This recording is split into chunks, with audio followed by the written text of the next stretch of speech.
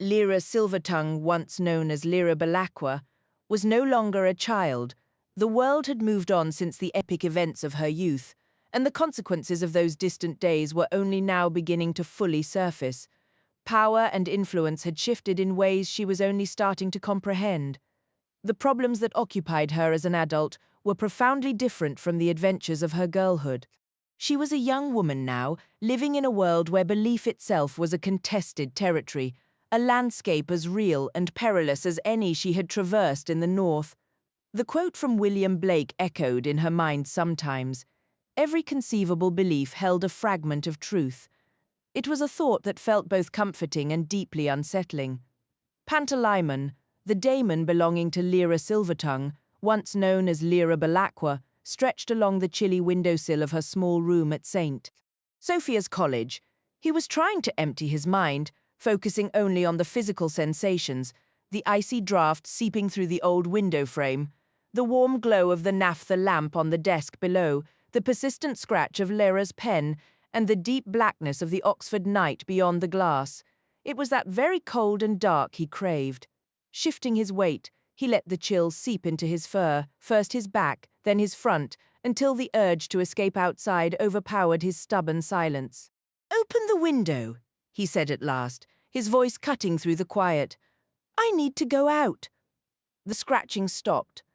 Lyra pushed back her chair and stood.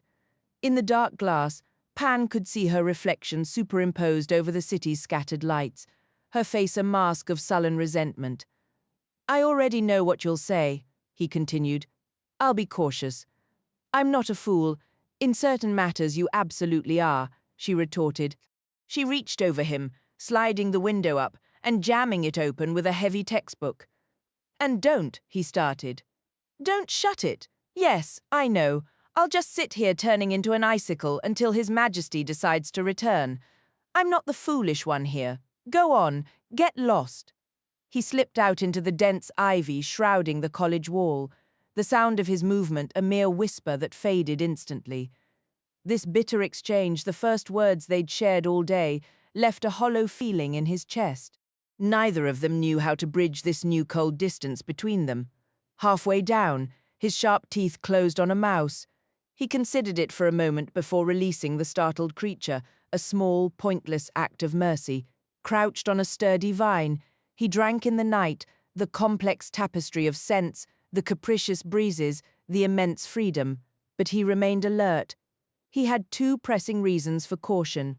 The first was practical, a conspicuous patch of cream-white fur on his throat that glowed against his otherwise red-brown pine marten coat. Keeping his head low and moving quickly solved that. The second reason was grave, a truth that hung over him like a shadow. To any casual observer, he appeared to be a pine marten in every detail, but he was not. He was a daemon. The distinction was subtle yet profound, as instinctive and immediate to the people of Lyra's world as recognizing the taste of salt or the feeling of rain. A human seen without their daemon, or a daemon glimpsed alone, was an unsettling aberration, a violation of the natural order. Such separation was the stuff of eerie tales and witch lore. This unique, hard-won ability he and Lyra possessed was a remnant of a profound sacrifice made 8 years prior, in the bleak and silent realm of the dead. Since returning to Oxford after their unusual journey, they had shared the secret with no one, guarding it with meticulous care. Lately, though, the weight of it had grown, and they each needed space. So Pan moved through the shadows now, his senses alive to the night as he slipped along the edge of the neatly trimmed university parks. The earlier rain had left the ground soft and damp under his paws. Finding a patch of dark mud, he lowered himself, pressing his chest and throat into the cool earth to mask the telltale cream white of his fur. He left the parklands behind, darting across the Banbury Road when the pavement was empty and only a single set of distant headlights broke the darkness. On the other side, he vanished into the garden of a grand house, then began his winding route through hedgerows, over stone walls, under wooden fences, across dewy lawns, heading steadily toward the Jericho district and the canal just a few streets away. Once he reached the muddy towpath, a sense of ease settled over him. Here were thick bushes and tall grasses for cover, and trees he could scale as swiftly as a spark racing along a fuse. This wilder fringe of the city was where he felt most at home. He knew every waterway that threaded through Oxford, not just this canal, but the broad Thames and the winding Cherwell, plus the countless smaller streams diverted to turn mill wheels or feed ornamental ponds, some running out of sight beneath the streets only to reappear near a college wall or behind a quiet cemetery or an old brewery. Where one such stream ran parallel to the canal, separated only by the towpath, Pan crossed a small iron bridge and followed the water down to the vast open patchwork of the allotment gardens. To the north lay the Oxpen's cattle market. To the west, near the railway station, stood the Royal Mail Depot. The moon was full and a handful of stars blinked between fast-moving scraps of cloud. The silver light made concealment harder, but Pan adored the crisp, cold clarity it cast over everything as he prowled. He moved soundlessly between rows of Brussels sprouts and cauliflower, past onion tops and spinach leaves, quiet as a passing shadow. Reaching a small tool shed, he sprang up to lie flat on its tar-paper roof, gazing out across the open meadow toward the mail depot, the one part of the city that never seemed to sleep. He and Lyra had come here together before, watching as trains arrived from the north and south, hissing steam at the platform while workers unloaded sacks of letters and parcels onto large wheeled carts, rolling them into the vast metal-sided building. Inside, mail for London and the continent was sorted, ready for the morning Zeppelin.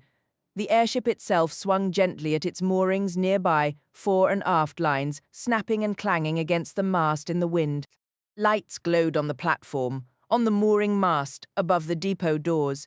Railway trucks rattled in a siding, and somewhere a metal door slammed shut.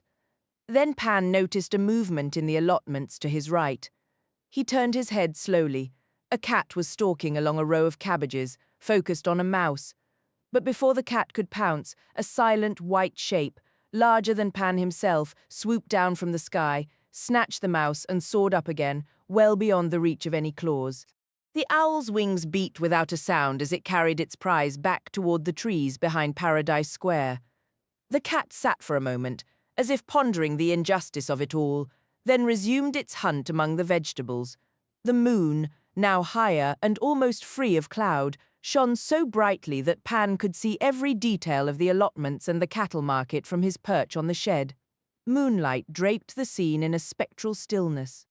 Greenhouses, scarecrows, and rusting cattle pens stood silent, a ghostly stage set. Pan's whisper broke the quiet. "Lyra, what's become of us?" Only the night answered. The mail train, now emptied, gave a short whistle before maneuvering into a siding with a clatter of wagons, its steam shredded by the wind across the river. The slow local from Reading hissed to a stop at the station platform. Then movement caught Pan's eye. A man was hurrying furtively along the reedy bank from the iron bridge.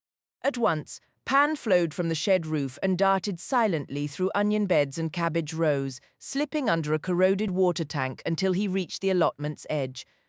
Peering through a broken fence panel, he watched the figure advance toward the mail depot, then pause beside a willow, nearly vanishing into the shadows. Pan had to stare intently to keep him in sight.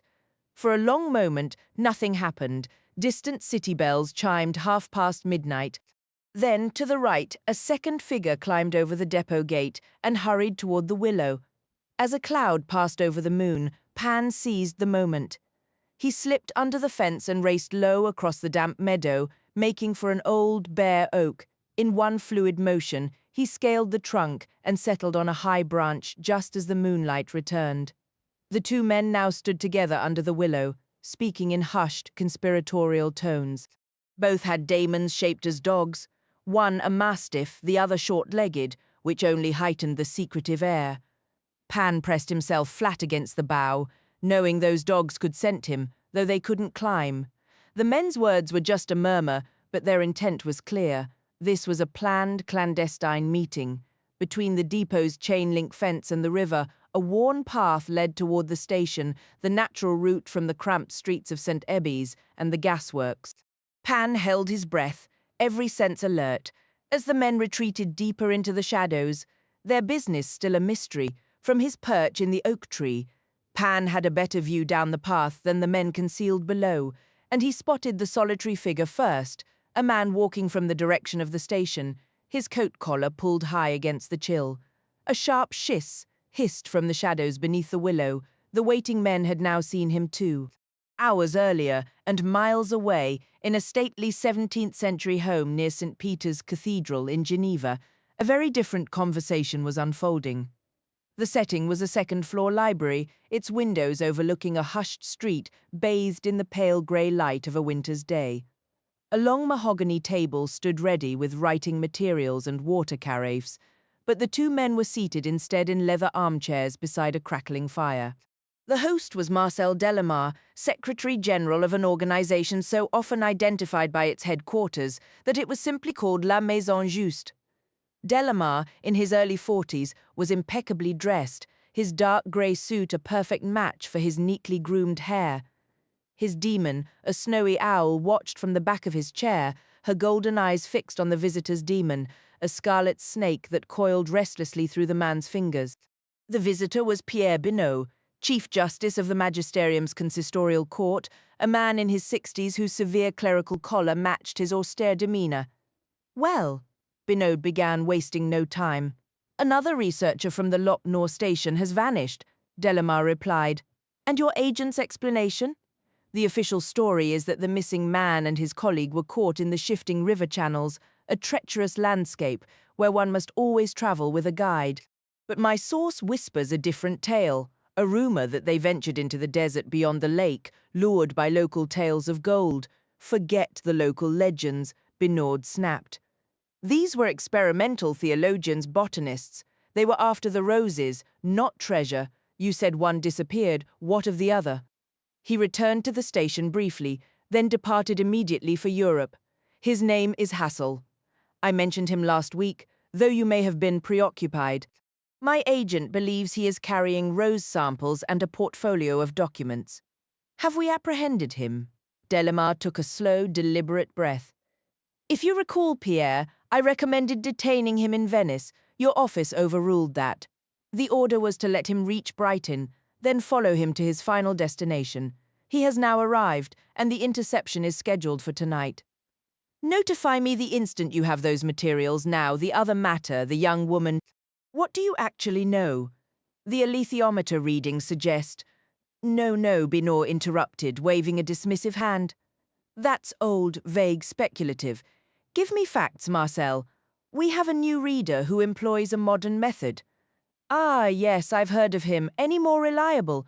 "Times change, and our understanding must evolve with them," Delamare said carefully. "What does that mean in plain language?" "It means we've uncovered certain protections around the girl, both legal and otherwise. My approach is to quietly dismantle that defensive network, invisibly if possible. Once she is exposed and vulnerable, that will be the moment to act. Until then, cautious," Binot said, rising to his feet. "Excessively cautious, Marcel. It's a significant flaw. You need decisiveness. Find her, secure her, and bring her here. But have it your way, I won't countermand you this time." With a curt nod, Delamare stood to shake his visitor's hand and show him out, the owl's unblinking gaze following the scarlet snake until the door closed softly behind them. Once they were alone, his daemon settled on his shoulder, and together they watched from the window as the Chief Justice hurried off. One attendant carried his briefcase, while another held an umbrella against the newly falling snow. "I truly despise being interrupted," Delamare remarked. His demon replied softly. "I doubt he even realized." Delamare's tone turned cool. "He'll become aware of it eventually." From the railway station, a man was approaching swiftly. In moments he was nearly at the oak, and that was when the others attacked. One stepped from the shadows and swung a heavy stick hard against his knees. The man dropped with a pained grunt, and the second assailant was on him instantly, bringing a short club down on his head, shoulders, and arms. Not a word was spoken. The victim's demon, a small hawk, fluttered wildly into the air, crying out only to fall back each time as her human grew weaker under the assault. Then Pan caught a glint of moonlight on a blade. The man from the mail depot cried out and collapsed, but the attacker kept striking until the victim lay still. Pan heard every brutal impact. The man was dead. The second attacker stood and looked at his companion. "What he do?" he muttered quietly. "Sliced my damn hamstring, the bastard. Look at this. I'm bleeding like a stuck pig." Beside the injured man, his mastiff-crossed Damon whined and twisted on the ground. "Can you get up?" The killer's voice was thick, as if congested, carrying a distinct Liverpool accent. "What do you think?" They spoke in hushed tones. "Can you move at all?" The first man tried to push himself up, groaning in pain. The second offered a hand, and the injured man managed to stand, though it was clear he could only bear weight on one leg. "What are we going to do?" he whispered. The moonlight washed over them all, the killer, the hobbling man, and the corpse. Pan's heart hammered so loudly he feared they might hear it. "You stupid fool, couldn't you see he had a knife?" The killer snapped. "He was too fast. You're supposed to be the expert here. Get out of the way." The first man shuffled back a few paces. The killer bent, grabbed the dead man's ankles, and dragged the body backward into the tall rushes. Reappearing, he impatiently waved the other man forward. "Lean on me," he said. "I've half a mind to leave you here, nothing but a liability. Now I have to come back and handle this myself, and that blasted moon's only getting brighter. Where's his bag? Wasn't he carrying anything?" He didn't have a bag. He had nothing. He must have. Damn it. Barry could come back with you and help? Too noisy, too jumpy. Give me your arm. Come on, hurry up. Oh God, be careful, Arg. That hurts. Now shut up and move as fast as you can. I don't care if it hurts. Just keep your mouth shut. The injured man slung an arm over the killer's shoulders and limped alongside him as they moved slowly beneath the oak and back along the riverbank. Peering down, Pan saw a patch of blood on the grass, glowing red in the moonlight. He waited until the men were out of sight, ready to jump down, but then something stirred in the rushes where the body lay. Something pale and bird-sized fluttered up, falling and rising weakly, until with a final surge it flew straight toward Pan. Frozen in fear, he watched if the man was dead, yet this Damon herself seemed nearly gone. What could he do? Pan braced to fight, to flee, to collapse. But then she was right beside him on the branch, struggling to hold on, almost slipping, and he had to reach out to catch her. She felt icy and barely alive. The man wasn't quite gone. "Help!" she whispered, her voice ragged. "Help us!" "Yes," Pan said. "Yes." Quickly, she fell from the branch and managed a faltering flutter down into the rushes. Pan slid swiftly down the oak's rough bark and darted into the rushes where the figure had disappeared. He found the man sprawled there, his breath a shallow, ragged whisper, his Damon, a pale, spectral hawk, pressed desperately against his cheek. "Damon separate," the faint voice insisted. The man stirred with a groan that carried the sickening sound of grinding bone. "Separate?" he managed to echo. "Yes, we learned how. My chance," the man breathed, his words labored, inside pocket, here. With a monumental effort, he lifted a trembling hand to tap the right side of his jacket. "Take it, please," swallowing his deep-seated revulsion at touching another human. Pan carefully nudged the fabric aside with his nose, discovering a worn leather wallet tucked within. "That's it. Get it away. Don't let them find it. It's all on you now, and you're—" Pan tugged gently, but the jacket was pinned beneath the man's weight. After a tense struggle, he worked it free, dragging the wallet onto the damp ground. "Go, quickly, before they return." The hawk Damon was now little more than a wisp of fading light, clinging to the warmth of her human skin. Pan's heart ached at the sight. He despised witnessing death for this very reason. The slow, cruel extinguishing of a soul's companion. There was no comfort to offer this fading spirit, who only sought a final sensation of the lifelong warmth she was losing. The man drew one last shuddering breath, and the beautiful hawk simply dissolved into nothing. Now Pan was left with a task: carry this foreign object all the way back to St. Sophia's College and to Lyra's side.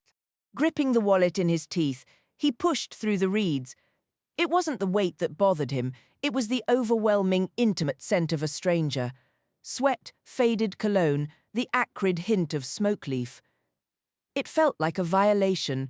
He made it as far as the wooden fence bordering the community gardens before pausing, jaw-sore. He'd have to be patient. The night was long.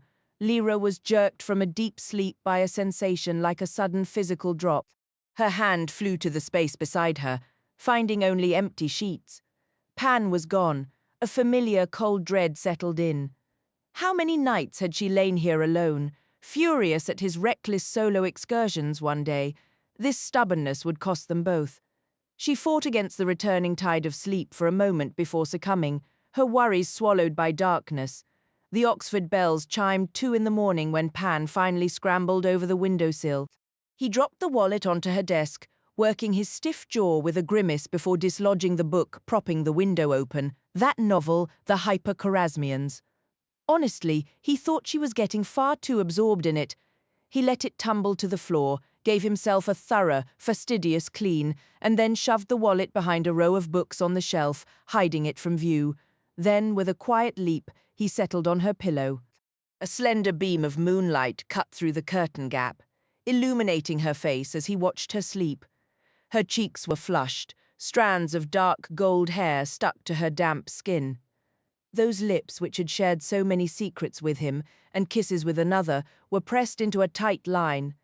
A faint, restless frown danced across her brow like clouds scudding before a storm, all signs of a growing distance between them, a chasm he felt powerless to bridge.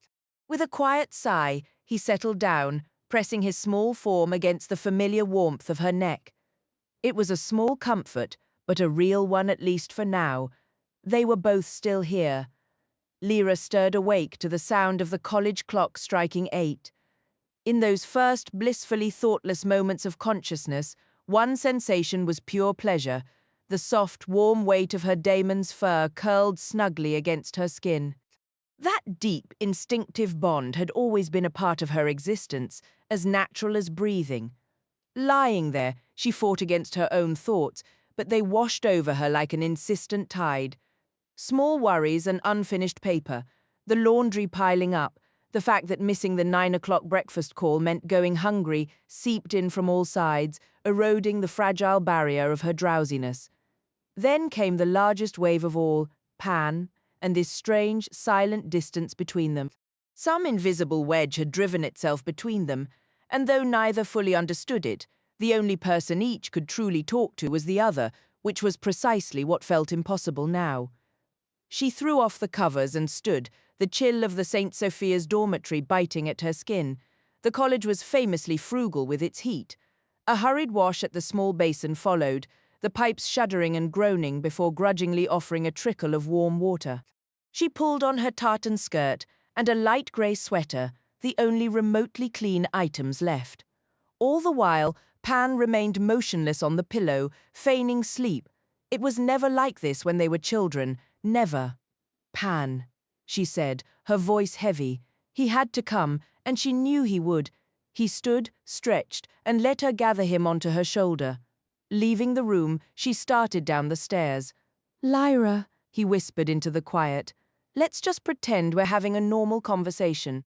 I'm not sure pretending is a healthy way to go through life, she murmured back. It's better than this silence. I need to tell you what I saw last night, it's important. Why wait until now? Why not when you came in? You were asleep. I was no more asleep than you were just now in bed, he retorted. Then you should have sensed I had something to say. Why make me argue about it? I did sense it. I felt a shift. But I also knew I'd have to pry it out of you. And honestly? He trailed off, leaving the sentence hanging. Lyra emerged from the stairwell into the damp, cold morning air. A handful of other girls were heading toward the dining hall. More were already leaving, stepping briskly toward their day's work, the library, a lecture, a tutorial. Oh, forget it, Lyra finished wearily. I'm just tired of all this. Tell me after breakfast. She climbed the steps into the hall, served herself a bowl of porridge, and found an empty spot at one of the long tables. All around her, girls her own age were finishing their meals, scrambled eggs, toast, porridge, some chatting brightly, others looking weary or distracted, a few reading letters or simply eating in quiet focus. She knew many by name, others by sight. Some were dear friends valued for their kindness or sharp humor. Others were mere acquaintances. A small few weren't enemies, exactly, but young women she knew she'd never warm to, their attitudes too snobbish or cold. In this academic community, among these brilliant, diligent, or gossipy peers, she felt as settled as she did anywhere. By all accounts, she should have been content. As she stirred milk into her porridge, Lyra noticed the girl sitting opposite. It was Miriam Jacobs, a pretty dark-haired student who was clever enough to coast academically with minimal effort. She was a bit vain but good-natured about it when teased. Her squirrel daemon, Syriax, was clinging to her hair, looking deeply distressed, while Miriam read a letter, one hand pressed to her mouth, her face pale. No one else seemed to notice. As Miriam set the letter down, Lyra leaned forward. "Miriam, is everything all right?" Miriam blinked, sighing as if waking from a dream, and quickly slid the letter into her lap. "It's from home," she said. "Just something silly." Her daemon scurried down to join the letter while Miriam launched into a transparent performance of nonchalance, entirely lost on her neighbors, who hadn't been paying attention. "Is there nothing I can do to help?" Lyra asked softly. Under the table, Pan had already moved to sit beside Syriax. Both girls were aware their daemons were conversing, and Lyra knew she'd soon learn whatever Syriax was telling Pan. Miriam's eyes met Lyra's, wide and pleading, on the verge of tears. Lyra rose decisively. "Let's go!" Miriam, adrift in her distress, latched onto Lyra's certainty like a lifeline. She followed without question, clutching her daemon close, trailing Lyra out of the hall like a lost lamb. "I am absolutely done with porridge, cold toast, and those sad, dry scrambled eggs," Lyra declared. "There's only one real solution for a morning like this." "What is it?" Miriam asked faintly. "George's. But I have a lecture." "The lecturer has a lecture. We do not, and I am in desperate need of fried eggs and bacon. Come on, pick up the pace." "Were you ever a Girl Scout?" "No, me neither. Not sure why I asked. I have an essay due. Does anyone you know not have an essay due? It's practically bad manners to be caught up. George's won't wait. The Cadena isn't even open yet, or we'd go there. It's freezing. Do you need a coat?" "Yes, just quickly." They dashed to fetch them. Lyra's coat was a worn green garment that had grown too tight. Miriam's was a flawless navy cashmere that fit her perfectly. "If anyone asks why you skipped the lecture," Lyra said as they passed through the lodge, "just say you were upset and kindly Lyra took you for some air. Works every time." "I've never actually been to George's," Miriam admitted. "You're joking. You must have." "I know where it is, but I suppose I always thought it wasn't really for people like us." George's was a cafe in the covered market, a favorite haunt of the local traders and workers. "I've been going there since I was tiny," Lyra said. "I used to loiter outside until they'd give me a pastry just to shoo me off." "Really? A pastry or a scolding?" "I even worked there for a while when I was about 9, washing dishes, making tea. They paid me in bacon sandwiches." "Did your parents allow?" "Oh, I'm sorry, I didn't mean." The only thing Lyra's friends generally knew was that she came from a prominent family on both sides, and that her parents had died when she was very young. It was a subject understood to be painful and off-limits, which of course made everyone wildly curious. Miriam looked stricken. "No, I was already under Jordan's care by then," Lyra said, surprisingly breezy. If the Jordan authorities had found out, they might have been briefly shocked, but they'd have forgotten soon enough. "I usually did what I wanted." "Didn't anyone know what you were up to?" "The housekeeper, Mrs. Lonsdale. She was terrifying. I got scolded constantly, but she knew it was pointless. I could be perfectly polite when it suited me." A sly grin touched Lyra's face. "Once I even convinced her I was attending a poetry recital when I was actually down at the docks, betting on crab races." "How long were you? I mean, how old were you when—" "Sorry, I'm prying. My earliest memory is being brought to Jordan. I was just a baby. It was the middle of the night, a proper storm, lightning, thunder, sheets of rain. A huge man was carrying me, wrapped in his cloak, and he was on horseback. He hammered on this great door with the butt of a pistol." When it opened, all this warmth and light spilled out. He handed me over to someone. I think he kissed my forehead, and then he got back on his horse and vanished into the storm. Probably my father. Miriam was enthralled. In truth, Lyra wasn't entirely sure about the horse. It might have been a very large dog, but the dramatic version was better. That's incredibly romantic. Miriam breathed. And that's truly your first memory? The very first. After that, it was just life at Jordan. Been here ever since. What's yours? The smell of roses. Miriam answered immediately. From a garden? No. My father's factory. They make soaps and perfumes. I was sitting on his shoulders in the bottling room, and the air was thick with the scent of rose oil. It was so strong it made my eyes water, but he was laughing, and I felt completely safe. The air was thick with a cloying, floral sweetness, a scent Lyra remembered clinging to the workmen's clothes, something their wives would scrub and scrub to remove. She knew Miriam's family fortune was built on soaps and perfumes. Miriam's own collection of scents, ointments, and shampoos was legendary among their friends, a favorite pastime being the sampling of each new arrival. It was then Lyra noticed the quiet tears. She halted, taking Miriam's arm. Miriam, what's wrong? Was it that letter you got? Daddy's lost everything, Miriam whispered, her voice trembling. It's finished. That's what it says, now you know. Oh, Miriam, I'm so sorry, and they can't. They're selling the house and I'll have to leave school. They don't have the money anymore. Her words dissolved into sobs. Lyra embraced her, feeling Miriam lean in, the fragrance of her shampoo mingling with the distress. For a fleeting, absurd moment, Lyra wondered if even that shampoo contained roses. Shh, she murmured. You know there are scholarships, emergency funds. You won't have to leave, you'll see. But everything is ruined. They're selling it all, moving to, I don't even know where, and Danny will have to leave Cambridge, and it's going to be a nightmare. I bet it seems far worse right now than it actually will be, Lyra said gently. From the corner of her eye, she saw her daemon Pan, whispering urgently to Miriam's Syriacs, undoubtedly offering the same brand of stubborn optimism. Of course it was a shock, getting that news with your toast, but people get through this honestly. Sometimes these twists lead somewhere better. I really don't think you'll have to leave school, but everyone will find out.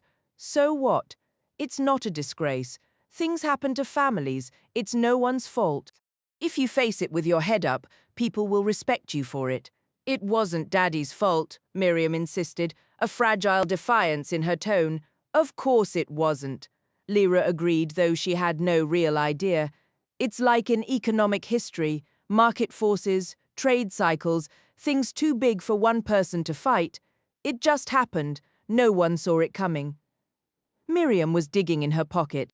She pulled out the crumpled letter and read haltingly. The suppliers have become completely impossible, and even though Daddy has traveled to Latakia repeatedly, he can't secure a reliable source anywhere. Apparently, the major pharmaceutical firms are buying up the entire crop before anyone else can get to it. There's simply nothing to be done. It's too dreadful. What suppliers? Lyra asked. For roses. Yes.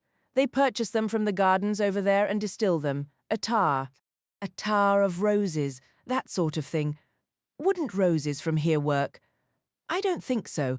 It has to be that specific region. Or lavender. There's plenty of lavender. I just don't know. Miriam cried, the frustration boiling over.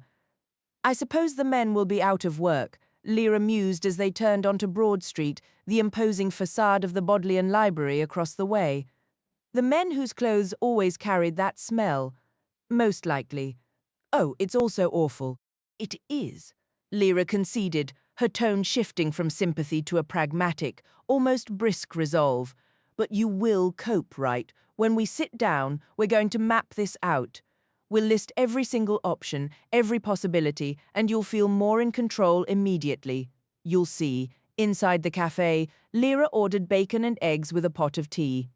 Miriam wanted only coffee, but Lyra instructed George to bring a currant bun regardless. If she doesn't touch it, I will, she declared. Don't they feed you in that fancy college of yours? said George, a man whose hands were a blur of efficient motion, slicing, buttering, pouring, seasoning, cracking eggs. When Lyra was younger, she'd been in awe of his ability to crack 3 eggs simultaneously into a sizzling pan with one hand, never spilling a drop, never breaking a yolk, never letting a speck of shell slip in. One afternoon, she'd wasted 24 eggs trying to mimic him, an experiment that earned her a deserved, if memorable, scolding.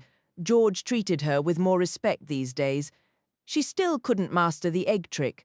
Borrowing a pencil and a scrap of paper from him, Lyra drew 3 neat columns. She headed them, actions to take, information to gather, and worries to discard. Lyra and Miriam, along with their daemons, filled the page with suggestions and ideas as they ate.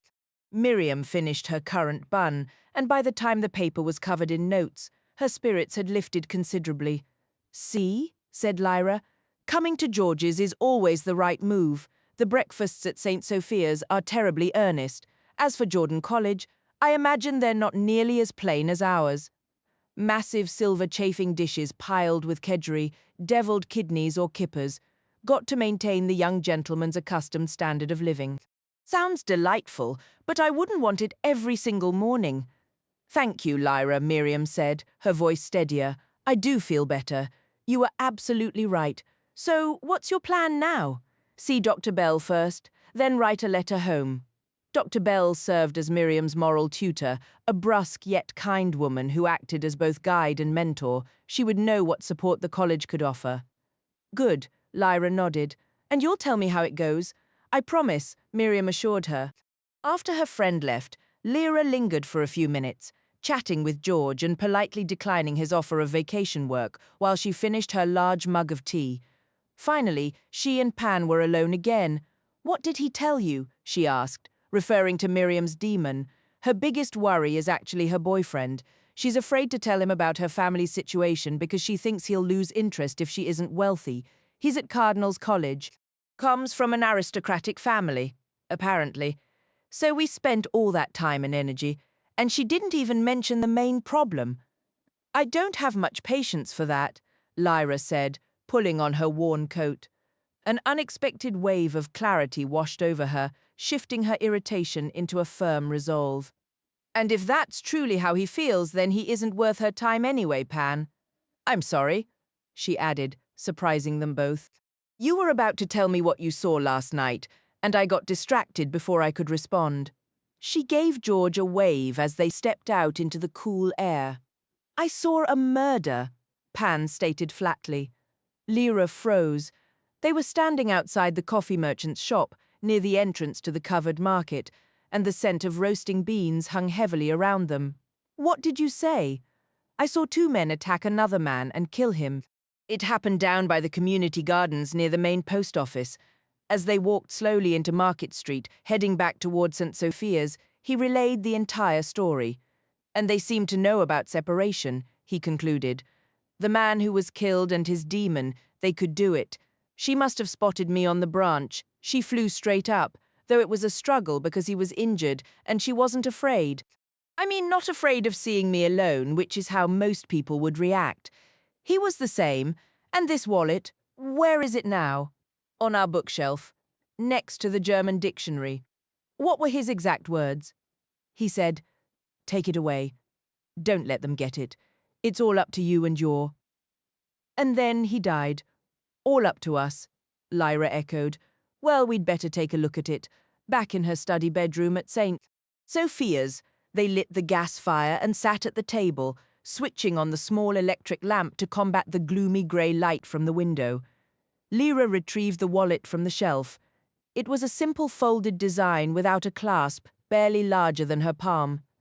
The leather had once had a raised grain, similar to Morocco, but was now worn to a greasy smoothness in most places. It might have been brown originally, but age had turned it nearly black, marked here and there by the impressions of Pan's teeth. She caught its scent, a faint, slightly pungent, slightly spicy aroma, like a man's cologne mixed with sweat. Pan waved a paw in front of his nose. Lyra examined the exterior carefully for any mark or monogram, but found none opening it. She found it perfectly ordinary. There were 4 banknotes totaling $6 and 100 francs, not a large sum. In the next pocket was a train ticket for a return journey from Paris to Marseille. Was he French? Pan wondered. Too soon to tell, said Lyra carefully pulled a worn and creased identification card from the next compartment of the wallet. The small photogram showed a man around 40, with dark, curly hair and a narrow mustache. That's him, Pan whispered, his voice heavy with sympathy. The card, issued by His Majesty's Foreign Office, identified the man as Anthony John Roderick Hassel, a 38-year-old British citizen. His daemon was pictured as a sharp-eyed, hawk-like bird. Pan studied the images with a deep, sorrowful curiosity. Next, her fingers closed around a familiar rectangle of cardstock, a Bodleian library pass, identical to the one she carried herself. Pan gave a soft gasp of recognition. He was part of the university, he murmured. But what's this? It was another university card, this one from the Department of Botany, certifying Dr. Roderick Hassel as a staff member of the Plant Sciences Department. A cold frustration settled over Lyra. Why would anyone target him? She wondered aloud, not really expecting a solution. He didn't seem wealthy. Was he holding something valuable? What were they after? Pan's thoughts drifted back to the chaotic scene. The attacker.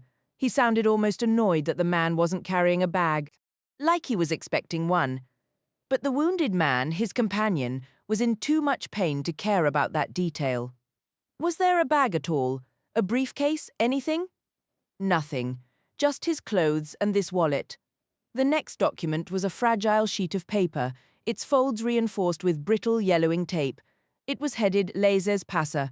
A special travel permit, I think, Pan said, squinting at the text.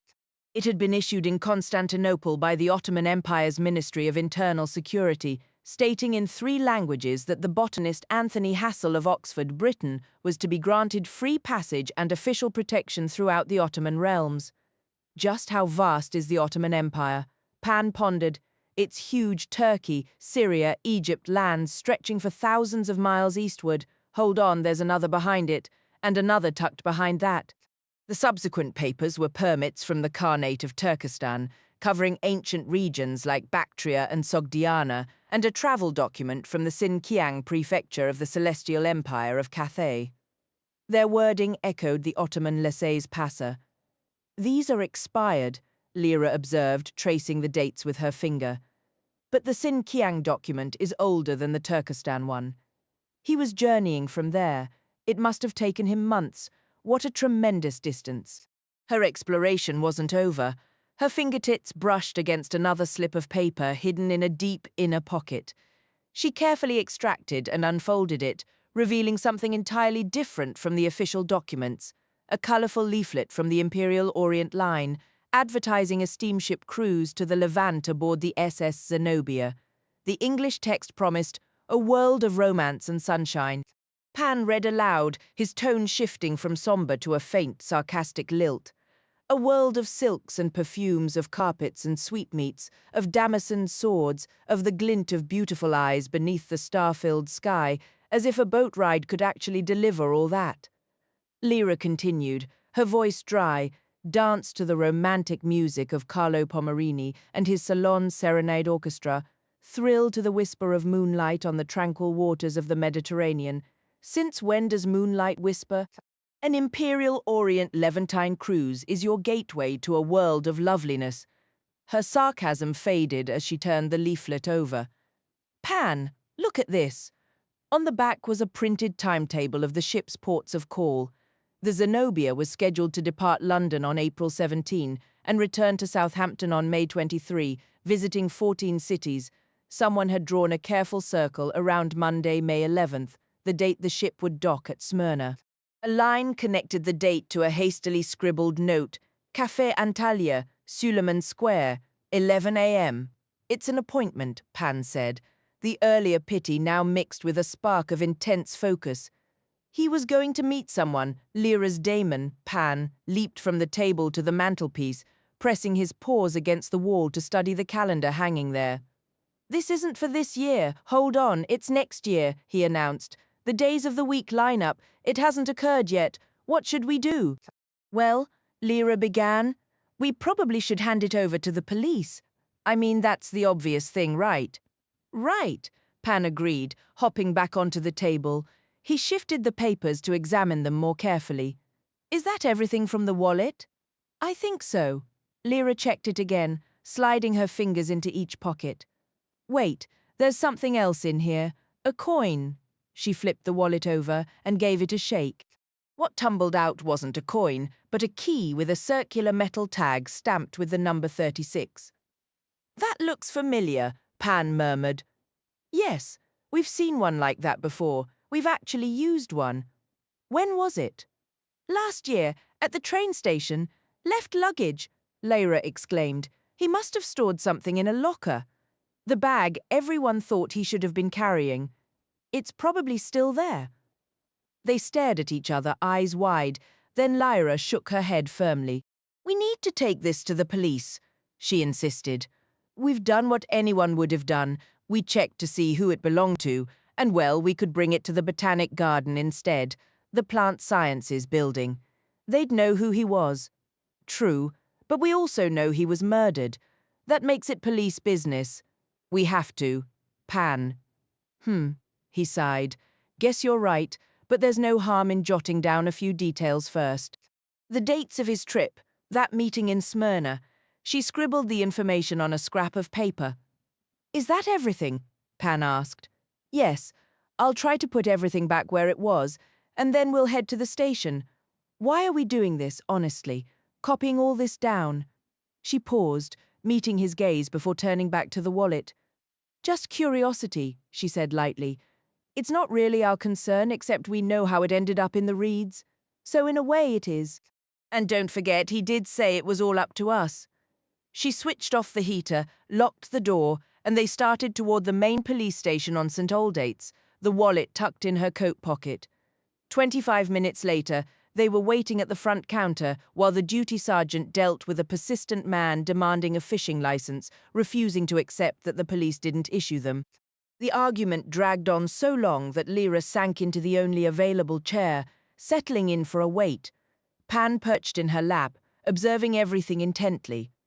When two more officers emerged from a back office and paused to chat by the counter, he turned to watch them, and a moment later Lyra felt his claws press urgently into her hand. She didn't flinch. He'd explain in a second, and he did, flowing up to her shoulder to whisper, "That's the man from last night, the one who killed him." "I'm sure of it." He meant the taller, bulkier of the two policemen. Lyra caught the man saying to his companion, "No, it's overtime, totally above board, everything by the book. No question." His voice was grating and coarse, with a distinct Liverpool accent. Just then, the man arguing about the fishing license turned away from the sergeant, muttering, "Fine, if you're certain. I've got no alternative, but I'll need it in writing. Come back this afternoon, and the officer on duty then will give you the proper paperwork," the sergeant said, sharing a glance with the other two. "All right, I will. I'm not letting this go." "No, don't do that, sir." "Yes, miss. What can I do for you?" He was looking straight at Lyra, and the two other policemen were watching too. She stood and said, "I'm not sure if this is the right place, but my bicycle was stolen." "Yes, this is where you report it, miss. Fill out this form, and we'll see what we can do."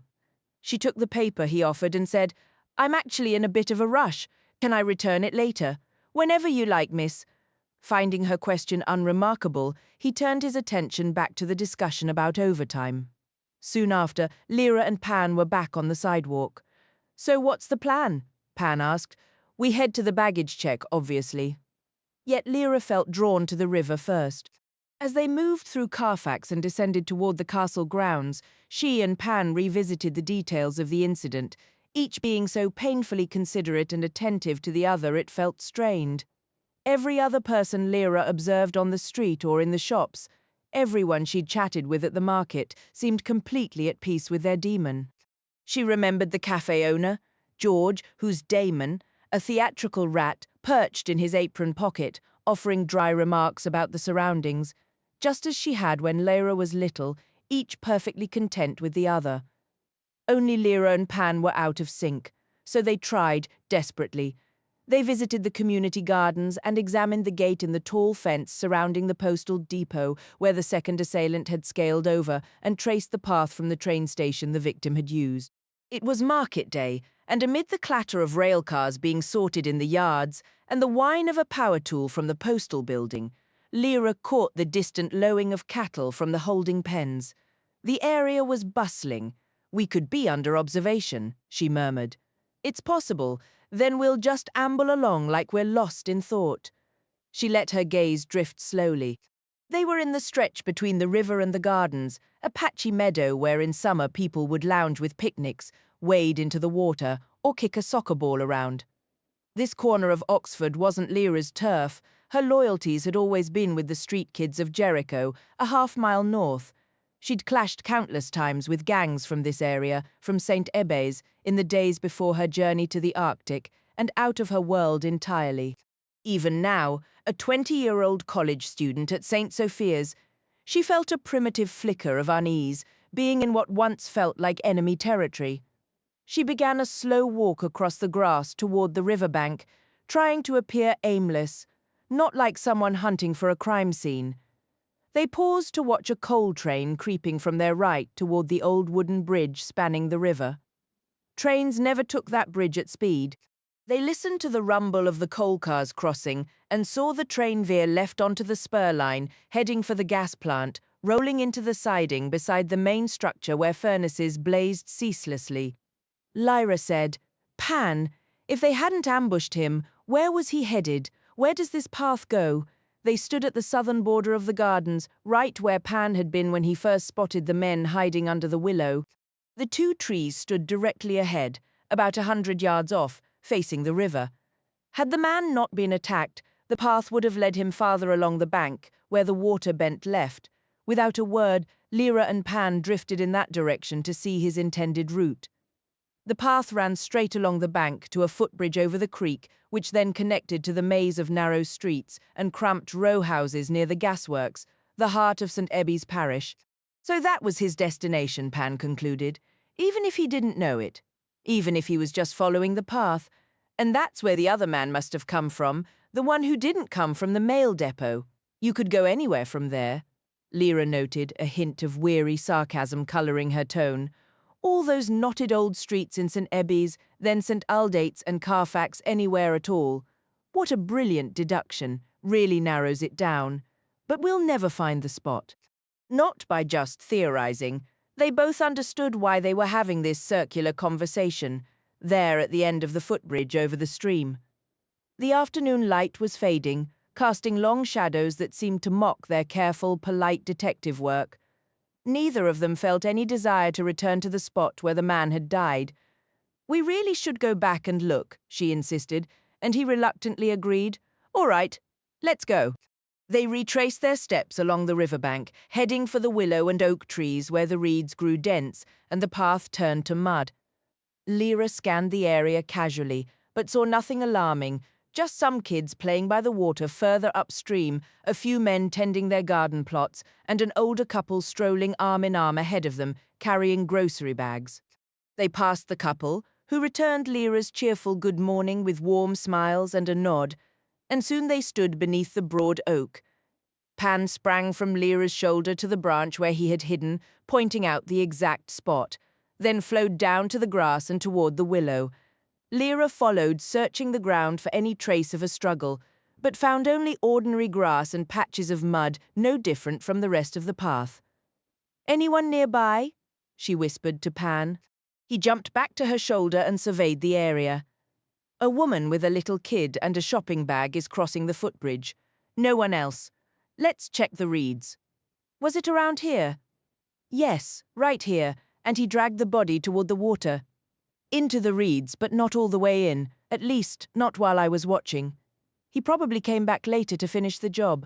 Lyra stepped off the path and down the steep, reedy slope.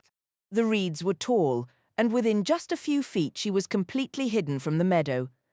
It was tricky to keep her footing, her shoes were getting ruined, but she steadied herself, crouched low, and examined the area carefully.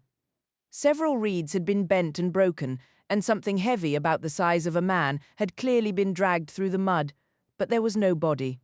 We can't stay here too long, she said, scrambling back up. We'll look really suspicious. The station then. Walking along the path beside the mail depot, they heard the great bell of Cardinal's College tolling 11.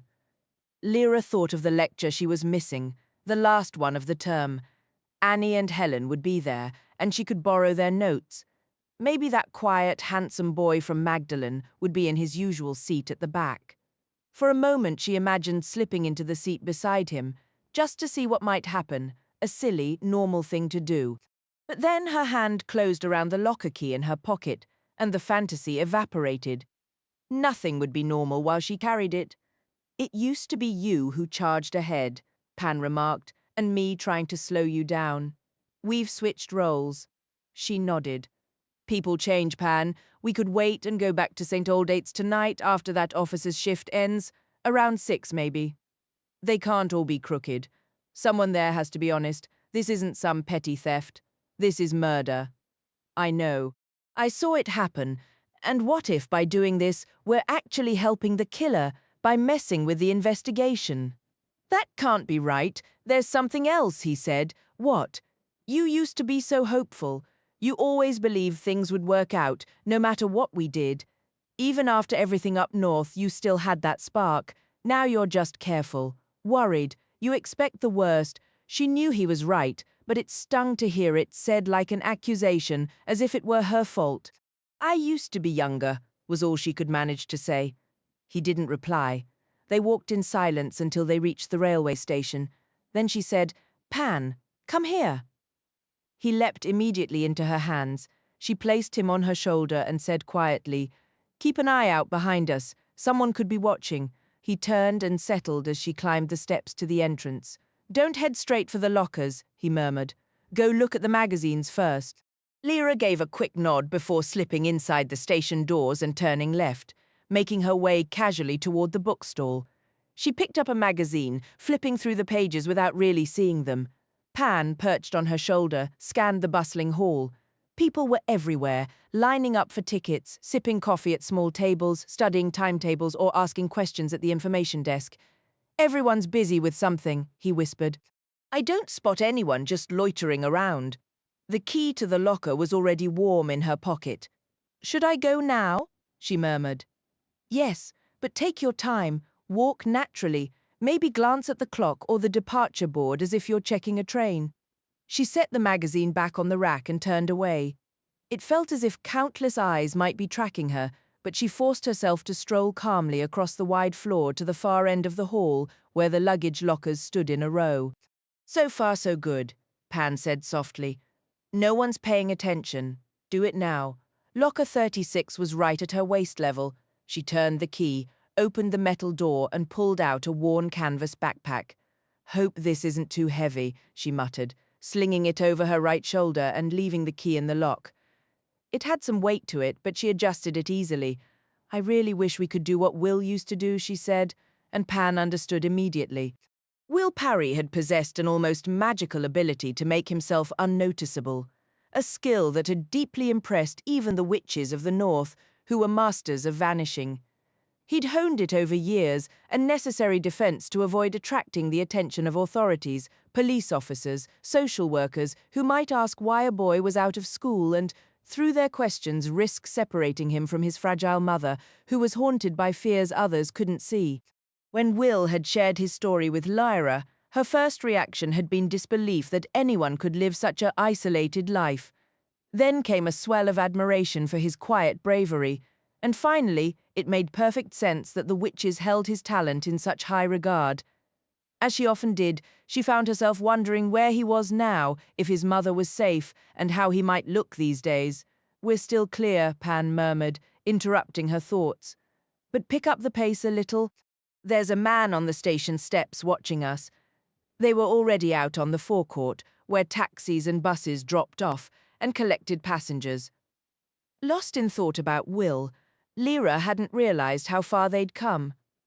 What does he look like? She asked quietly. Big guy, wearing a black knit hat. His demon looks like a mastiff. She quickened her step, heading for Hythe Bridge Street and the city centre. What's he doing now? Still watching, the most direct route back to Jordan College would have been a straight line. But that was also the riskiest, leaving her exposed all along Hythe Bridge and then George Street. Can he still see us? No, the hotel is blocking the view now. Then hold on tight. What are you? In a sudden burst, she darted across the road and ducked under the railings surrounding the old coal wharves where canal barges once unloaded. A couple of workers paused to stare, but she ignored them, weaving around a rusted steam crane, slipping behind the canal board office, and then sprinting across a narrow lane into George Street Mews. "I can't see him anymore," said Pan, twisting to look back.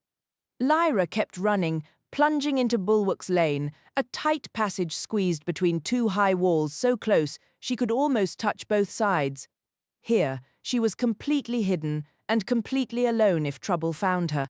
But she reached the end of the lane, turned sharply left along another mews running behind St. Peter's Oratory, and finally emerged onto the busy sidewalk of New Inn Hall Street, blending into the crowd of shoppers. "So far, so good," Pan said. They crossed the street and ducked into the damp, narrow alleyway beside the Clarendon Hotel. A man was slowly filling a large trash can, his heavy-set sow daemon lounging beside him and chewing on a turnip. Lyra vaulted right over the creature, startling the man so badly he dropped his cigarette. "Hey!" he shouted, but she was already gone, bursting into the Corn Market. The main shopping street was packed with people and delivery trucks. "Keep watching!" Lyra gasped, her breath coming short. She dashed across the road and slipped down a narrow alley beside the Golden Cross Inn, which led straight to the covered market. "I have to slow down," she panted. "This thing is ridiculously heavy." Moving at a normal walk through the market, she scanned the crowd ahead while Pan kept watch behind, both of them working to steady their breathing. They were so close now, out into Market Street, a quick left onto Turl Street, and Jordan College was just 50 yards away, less than a minute. Holding every muscle in check, she strolled calmly up to the lodge. Just as they stepped inside, a figure emerged from the porter's room. "Lyra, hello, did you have a good term?" It was the stout, friendly, red-haired historian, Dr. Polstead. He was the last person she wanted to chat with. He'd left Jordan years ago for Durham College across Broad Street, but he obviously still had reasons to visit. "Yes, thanks," she said flatly. A cluster of undergraduates passed by at that moment, likely heading to a lecture. Lyra paid them no mind, though she was perfectly aware they were all staring. They even grew quiet as they walked past, as if suddenly bashful. By the time they'd moved through, Dr. Polstead had given up waiting for more from Lyra and turned back to the porter, so she made her escape. 2 minutes later, safely in her small sitting room at the top of staircase 1, she finally exhaled in relief, dropped the heavy backpack to the floor, and locked the door. "Well, there's no turning back now," said Pan. "What went wrong?" Marcel Delamar demanded. The Secretary-General stood in his office at La Maison Juste, addressing a casually dressed, dark-haired young man who was slouched on a sofa. The visitor looked tense and sullen, his legs stretched out and hands in his pockets, while his hawk daemon fixed a piercing glare on Delamar. "If you hire amateurs," the young man began. "Just answer the question," Delamar cut in. With a shrug, the young man replied, "They botched it. Totally incompetent. Is he dead? Seems that way. But they found nothing." "Was he carrying a bag? A case? Anything? Can't make out that level of detail." "I don't think so." "Then look again. Look more carefully." The young man waved a hand dismissively, as if brushing the thought aside. He was frowning, his eyes half closed, a faint sweat glistening on his pale forehead. "Are you feeling ill?" Delamar asked. "You know what the new technique does to me? It's brutal on the nerves. You are compensated extremely well to endure such things. Regardless, I've advised against using this new method. I don't trust it. I'll look fine. I'll look, but not now. I need to recover first. But I can tell you one thing. There was a witness. Watching the operation. Who? No idea. Couldn't tell. But there was definitely someone else there who saw everything." "Did the operatives notice?" "No. Is that all you have for me?" "That's all I know. All that's possible to know. Except, He fell silent. Delamare was accustomed to this dramatic pause and waited patiently. Finally, the young man continued, "Except I have a feeling it might have been her. That girl, I didn't see her, understand, but it could have been." He watched Delamare closely as he said it. His employer sat down at the desk, wrote a line or two on a piece of letterhead, then folded the paper and recapped his fountain pen. "Here, Olivier, take this to the bank, then get some proper rest. Have a decent meal. Keep your strength up." The young man unfolded the note, his eyes scanning the words before he tucked it away and turned to leave in silence. Yet he hadn't missed a familiar detail. At the mention of the girl, a faint tremor had passed through Marcel Delamare's lips. Lyra dropped the rucksack onto the floor and collapsed into the worn armchair. "Why did you duck out of sight when Dr. Polstead walked in?" she asked. "I didn't," Pantalaimon replied. "You absolutely did. The second you heard his voice, you dove under my coat." "I merely wished to stay unobtrusive," he said. "Let's open this and see what's inside." He was nosing at the bag, sniffing intently and nudging the buckles. "It's definitely his, same scent, not the kind of fragrance Miriam's father produces in his workshop." "We can't deal with it now," Lyra said. "We have 20 minutes to get back to St. Sophia's for my meeting with Dr. Lieberson." It was the term-end review every undergraduate had with their tutor, part evaluation, part admonition to work harder, sometimes with praise for good work, always with a list of suggested vacation reading. Lyra had never missed one, but if she didn't hurry, she stood, but Pan didn't budge. "We should conceal this," he insisted. "What? No one ever comes in here. It's completely safe. I'm serious. Remember the man last night? Someone wanted this badly enough to kill for it." Lyra saw his point. She tugged back the threadbare carpet. Beneath the floorboards was a hollow where they'd stashed things in the past. It was a tight fit, but they managed to wedge the rucksack in and smooth the carpet back over. As Lyra dashed downstairs, she heard the Jordan College clock begin to chime 11:45. They arrived with barely a minute to spare, forced to sit through Dr. Lieberson's appraisal flushed and still breathless.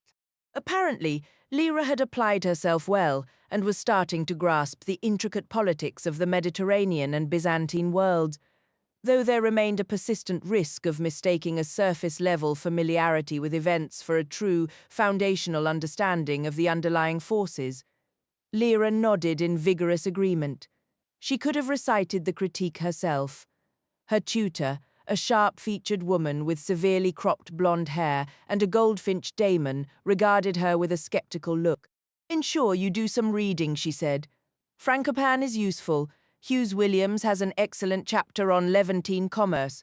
Don't neglect, trade, yes.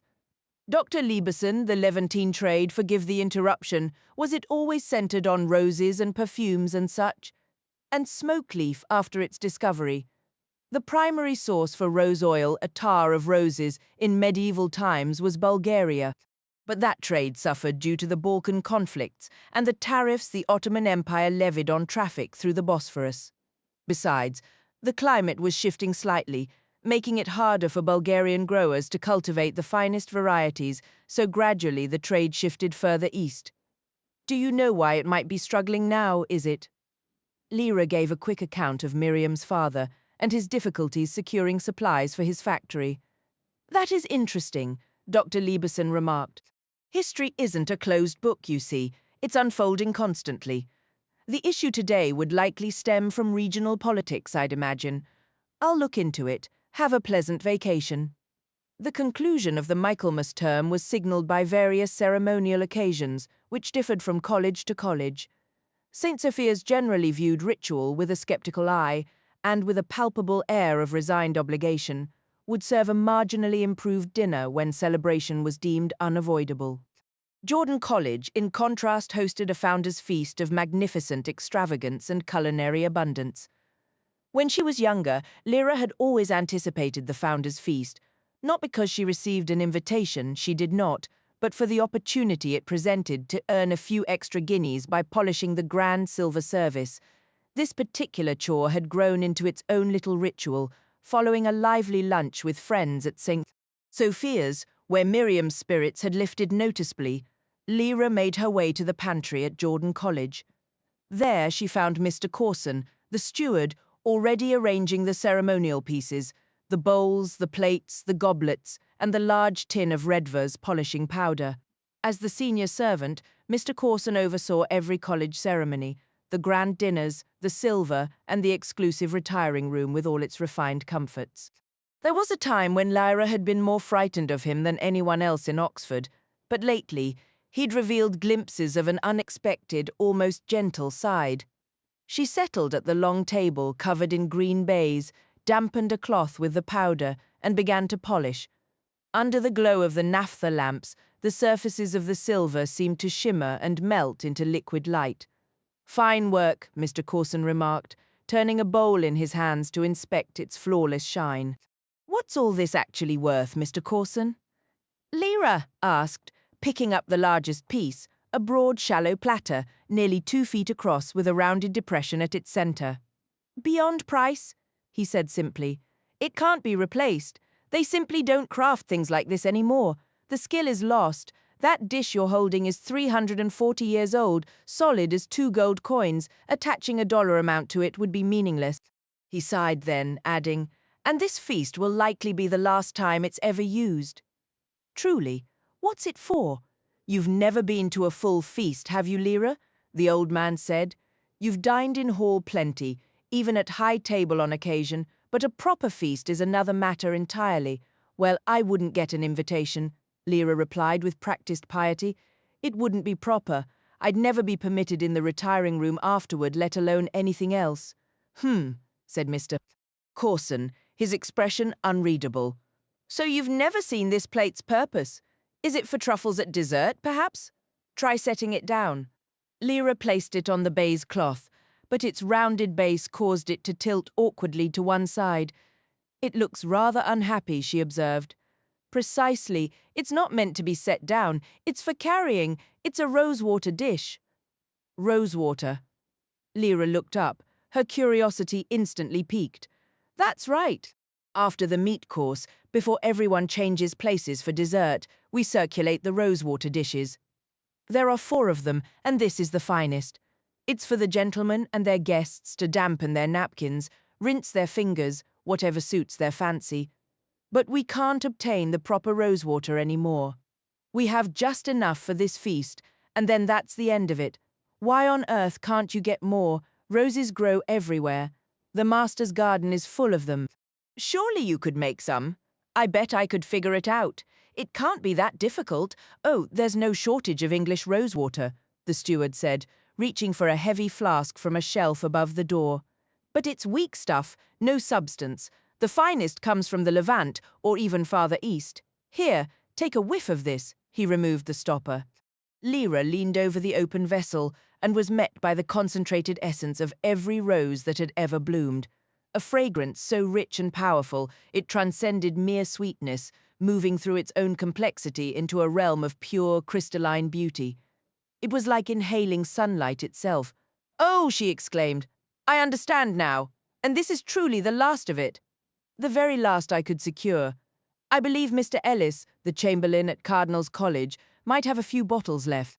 But he guards his stores closely, that Mr. Ellis, I shall have to attempt to charm my way into his good graces." Mr. Corson's tone was so dry, Lyra could never tell how serious he was. But the mystery of the rosewater was too compelling to drop. "Where did you say the good kind comes from again?" she pressed. "The Levant. I understand that Syria and Turkey are particularly distinct, or so I'm told.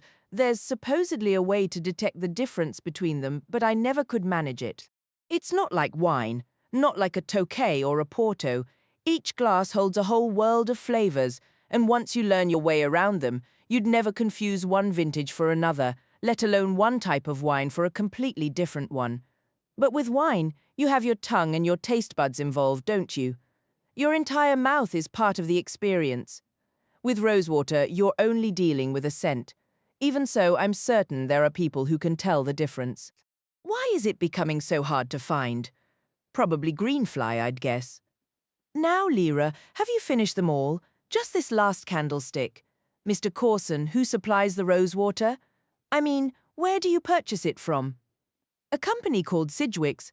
Why this sudden curiosity about Rosewater? I'm curious about everything. So you are. I'd forgotten. Well, you might as well have this. He opened a drawer and took out a tiny glass bottle no larger than Lyra's little finger, handing it to her. Pull the cork out, he instructed, and hold it steady. She did, and Mr. Corson, with the greatest care and the steadiest hand, filled the small bottle from the flask of rosewater. There you go, he said. We can spare that much, and since you aren't invited to the feast and you're not permitted in the retiring room, you may as well take it. Thank you, she said. Now off you go, hurry along. Oh, if you want to learn about the Levant and the East and all that, you'd better ask Dr. Polstead over at Durham College. Oh, right. I could do that. Thank you, Mr. Corson. She left the steward's pantry and drifted out into the winter afternoon. Without much enthusiasm, she gazed across Broad Street at the buildings of Durham College. No doubt Dr. Polstead was in his rooms. No doubt she could cross the road and knock on his door, and no doubt he'd greet her warmly, full of cheerful friendliness, sit her down, and explain all about Levantine history at exhausting length. Within 5 minutes she'd regret ever asking. Well, she said to Pan. No. We can visit him any time, but we couldn't mention the rucksack to him. He'd just tell us to take it to the police, and we'd have to say we couldn't, and then Pan, what's wrong? What do you mean?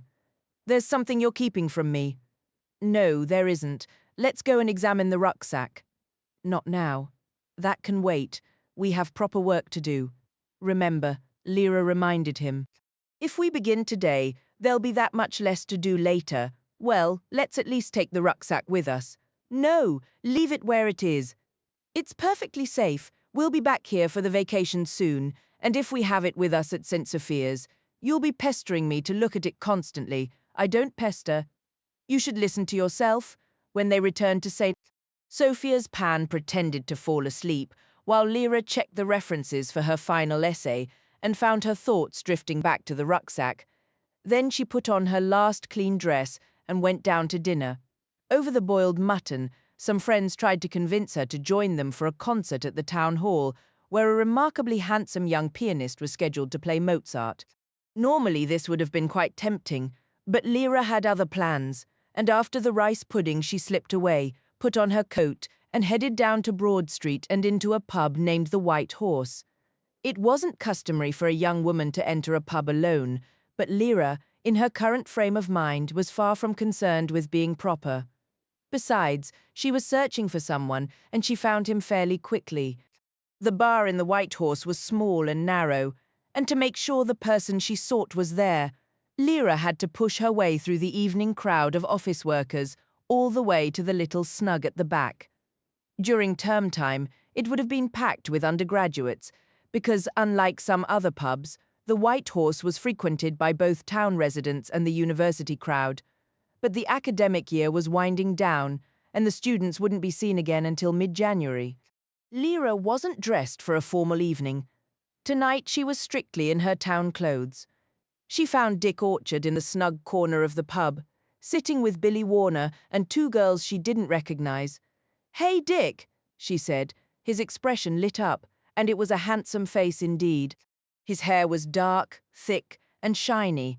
His eyes were large, with deep, rich irises and bright whites. Every feature was sharp and clear. His skin had a healthy, sun-kissed tone, the kind of face that would photograph perfectly, without a single blur. More than that, there was always a hint of laughter, or at least quiet amusement, behind whatever look he wore. He had a blue and white spotted scarf tied loosely around his neck in the Egyptian fashion. His demon was a neat little fox who stood up happily to greet Pan. The two had always gotten along. When Lyra was about 9, Dick had been the ringleader of a bunch of boys who loitered around the marketplace, and she'd admired him enormously for being able to spit farther than anyone else. More recently, they'd shared a short but intense romance, and surprisingly had ended things as friends. She was honestly glad to see him, but with other girls watching, she'd never let it show. "Where have you been hiding?" Dick asked. "Haven't laid eyes on you in weeks." "Busy," she said. "People to meet, books to get through." "Hi, Lyra," said Billy, a friendly guy who'd been trailing after Dick since they were kids. How's it going? Hey, Billy, is there space for me over there? Who's this? One of the girls cut in. They all acted like they hadn't heard. Billy shifted down the bench, and Lyra took a seat. Hey, the other girl said, what gives you the right to just push in? Lyra paid her no mind either. You're not still hauling produce at the market, are you, Dick? She asked. Nah, forget that. Lugging potatoes, stacking cabbages. I'm at the mail sorting depot now. What are you drinking, Lyra? Badger ale, she said, privately pleased. She'd guessed right about his job. Dick stood and edged past one of the girls, who objected. Where you going, Dick? Who is she? She's my girl. He glanced at Lyra with a slow, knowing smile in his eyes, and she met his gaze steady and cool and in on the joke. Then he was gone, and the girl snatched up her purse and followed him out, grumbling. Lyra hadn't so much as glanced her way. The other girl said, What he call you, Laura? Lyra, Billy said. This is Ellen. She works over at the telephone exchange. Right, said Lyra. What about you these days, Billy? I'm with Acott's on High Street, selling pianos. I didn't know you played. I don't, I just move them. Like tonight there's a concert at the town hall, and their piano is terrible, so they rented a decent one from us. Took 3 of us to get it there, but you get what you pay for. What about you? Finished your exams yet? Not yet. What exams? You in school? Ellen asked. Lyra gave a slight nod. Dick came back with a half pint of Badger. The other girl had disappeared. Oh, a half pint. Thanks for the half, Dick, Lyra said. If I'd known you were strapped for cash, I'd have just asked for water. Where's Rachel? Ellen said. Dick sat back down. I only got you a half because I read this piece in the paper, he explained.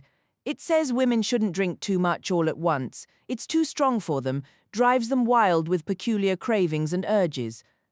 Too much for you to handle, I suppose. Lyra shot back. Well, I could manage, but I was thinking of the poor unsuspecting public. Did Rachel leave? Ellen said, straining to see through the crowd. You're looking very Giptian tonight, Lyra remarked to Dick. Got to highlight your best assets, right? He said. Is that what you're calling them now? You recall my granddad's Giptian, Giorgio Brabant. He's easy on the eyes, too. He'll be in Oxford later this week. I'll introduce you. I've had enough of this, Ellen told Billy. Ah, come on, Ellen. I'm going to find Rachel. You can come or stay, whatever you want, she said, and her starling demon fluttered its wings on her shoulder as she stood to leave. Billy glanced at Dick, who merely shrugged in response, so Billy stood up as well. Take care, Dick. Thanks for the drink, Lyra, he said, trailing the young woman out through the bustling pub. Well, would you look at that? Dick remarked. Now it's just the 2 of us. Tell me about the mail depot. What exactly do you do there? It's the central sorting hub for the southern part of the country. Sealed bags come in on the mail trains, we open them up and sort the letters by region. Then we pack everything into coloured crates, each colour for a different area, and load them onto outgoing trains or the London-bound Zeppelin. And that runs non-stop. 24 hours a day, every day. Why do you want to know? I have my reasons. Maybe I'll share them, maybe I won't. What shift are you working? Nights this week. I start at 10 tonight. Is there a man who works there? A large, strong-looking fellow who was on duty Monday night, last night, and ended up hurting his leg. That's an odd thing to ask. There are hundreds of people working there, especially around this season. I guess that's true, but now that you mention it, I think I know who you mean. There's a big, rough character named Benny Morris. I heard from someone earlier today that he'd hurt his leg falling off a ladder. Shame it wasn't worse. Strange thing is, he was working the first part of the shift last night, then he just disappeared around midnight. No one saw him after that. Then this afternoon I hear he's broken his leg or something like it. Is it simple to slip out of the depot without being noticed? Well, you couldn't just walk out the main gate without someone spotting you, but it wouldn't be hard to hop the fence or find a way through. What's this all about, Lyra? Dick's demon, Bindi, had leaped lightly onto the bench beside him and was watching Lyra with sharp, dark eyes. Pan rested on the table near Lyra's elbow. Both were listening intently. Lyra leaned in and lowered her voice. Last night, after midnight, someone climbed over the depot gate near the garden plots, walked along the river, and met another man hiding in the trees. Then a third man came along the path from the station, and they set on him. They killed him and hid his body down in the rushes. It was gone by morning. We went back to check. How do you know all this? Because we saw it happen. Why haven't you told the police? Lyra took a slow drink of her beer, her eyes fixed on his face. Then she set the glass down. We can't, she said. There's a good reason. What were you even doing down there after midnight? Digging up parsnips? Why doesn't matter. We were there, and we saw it. Bindi looked at Pan, and Pan looked back, appearing as calm and guileless as Lyra herself. And these two men, they didn't spot you. If they had, they'd have come after us and tried to kill us too. But here's the thing, they weren't expecting him to fight back, but he had a knife and he cut one of them on the leg. Dick blinked in surprise and leaned back slightly.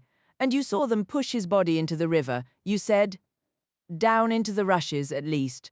Then they headed off toward the footbridge over to the gasworks, one helping the other who'd been hurt. If the body was just in the rushes, they'd have had to come back later to get rid of it properly. Anyone could stumble on it there. Kids play along the bank. People walk that path all the time, during daylight anyway. We didn't stick around to find out, Lyra said. No. She finished her beer. Want another? He offered. I'll get you a pint this time. No. Thanks, but I'll be leaving soon. That other man, not the one who was attacked, the one who was waiting. Did you get a good look at him?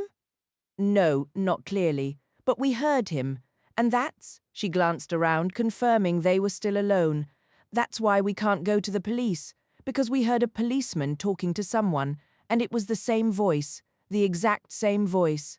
The policeman was the murderer. Dick formed his lips to whistle but made no sound. He took a long swallow from his glass. All right, he said. That is a tricky situation. I don't know how to handle it, Dick. Then maybe don't handle it at all. Try to put it out of your mind. I can't seem to.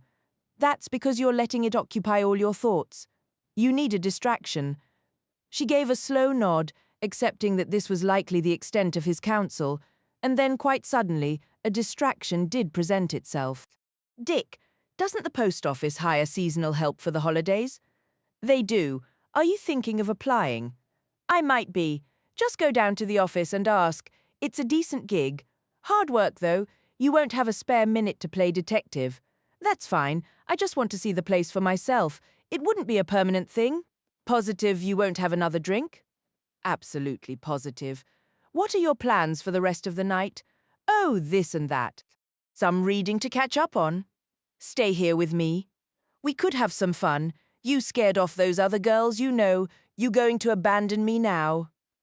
I did not scare them off. You terrified them.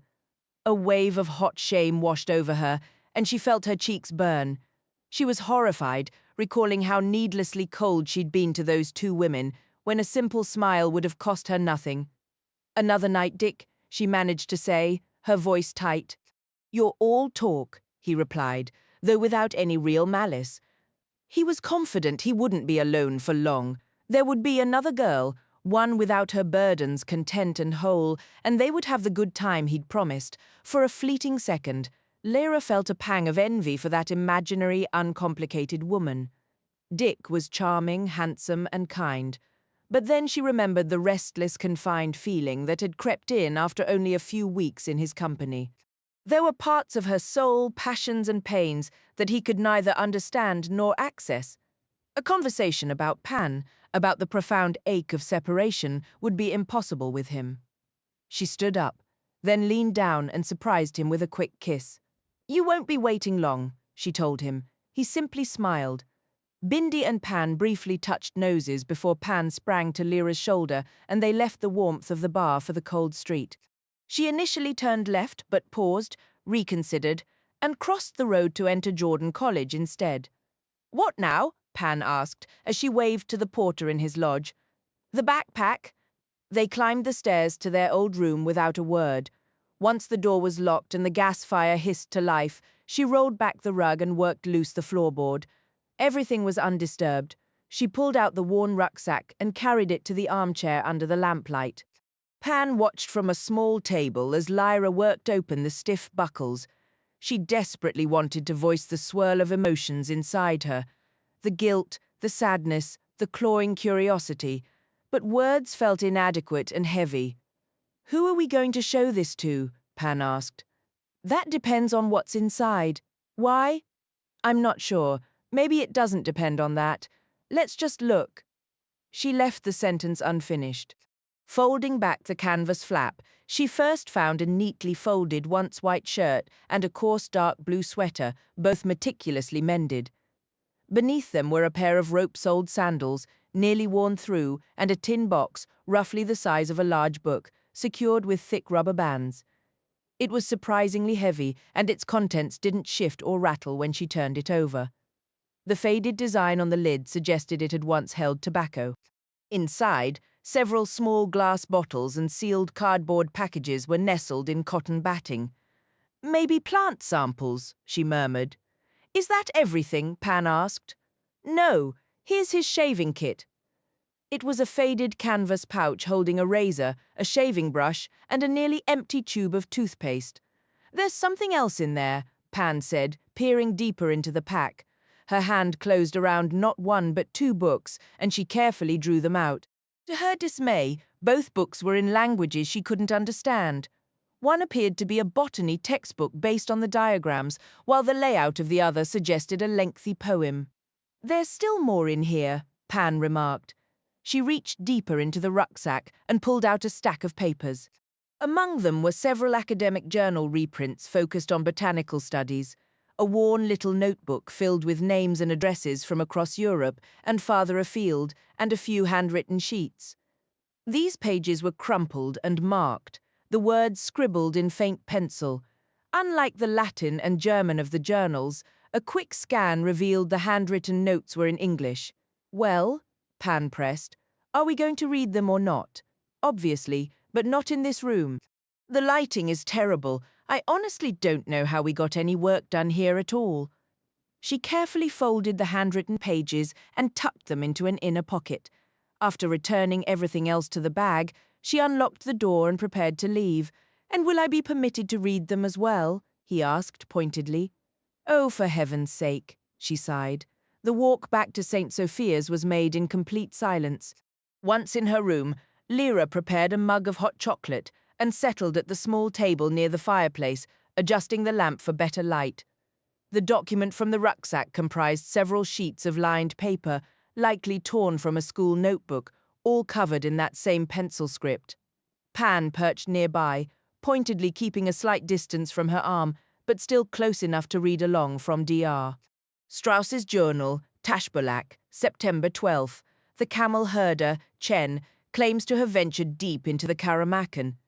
He says he reached the desert's very center. When I asked what he found there, he described guards. Priests was the word he used, though he seemed to be groping for a more precise term. Like soldiers, he added, but priests. And what were they guarding? A structure. He was not allowed inside. What kind of building? How large? What was its appearance? He said it was massive, like the world's largest sand dune, built from ancient red stone. Not something made by people, he insisted. Like a hill or a mountain, then? No, he said. It was regular, like a building, and red, but not a house or a dwelling. A temple, perhaps. He merely shrugged. What language did these guards speak? Every language, he told me. I suspect he means every language he himself knows, which are considerable. Like many of his fellow camel men, he is fluent in a dozen tongues from Mandarin to Persian. Tashbulak, September 15, spoke with Chen again. I asked why he had attempted to enter the Karamakhan in the first place. He said he had always heard tales of boundless wealth hidden there. Many have tried, but most turn back after only a short distance, defeated by the journey's agony, aktarake, as they say. I inquired how he endured the pain. By thinking of gold, he answered. And did you find any? I asked. Look at me, he said. Just look. He is a gaunt, ragged figure, cheeks hollowed, eyes deep-set within a web of wrinkles. His hands are permanently stained with grime, and his clothes are more tattered than any scarecrow's. His daemon, a desert rat, is almost hairless, her bare skin marred by open sores. The other camel men steer clear of him, seemingly afraid. His solitary existence clearly suits him. Now, because of my association with him, they have begun to avoid me as well. They are aware of his ability to separate from his demon and fear him for it. Wasn't he afraid for his demon? What if she had become lost? He said he would have searched for her in Al-Khan al-Azraq. My Arabic is imperfect, but Hassel translated that as the Blue Hotel. I questioned the term, yet Chen was adamant. Al-Khan al-Azraq, the Blue Hotel. And where was this Blue Hotel? He didn't know its location, just a place where daemons go, he stated. Anyway, he added, she probably wouldn't have gone there, because she desired gold just as much as he did. That sounded like a joke, judging by the laugh that followed. Lyra glanced at Pan and found him staring at the page with a burning focus. She continued reading. Tashbulak, September 17th. The deeper our study goes, the clearer it becomes that Rosa Lopnaria is the progenitor, with variants like R. Tajikie being its descendants.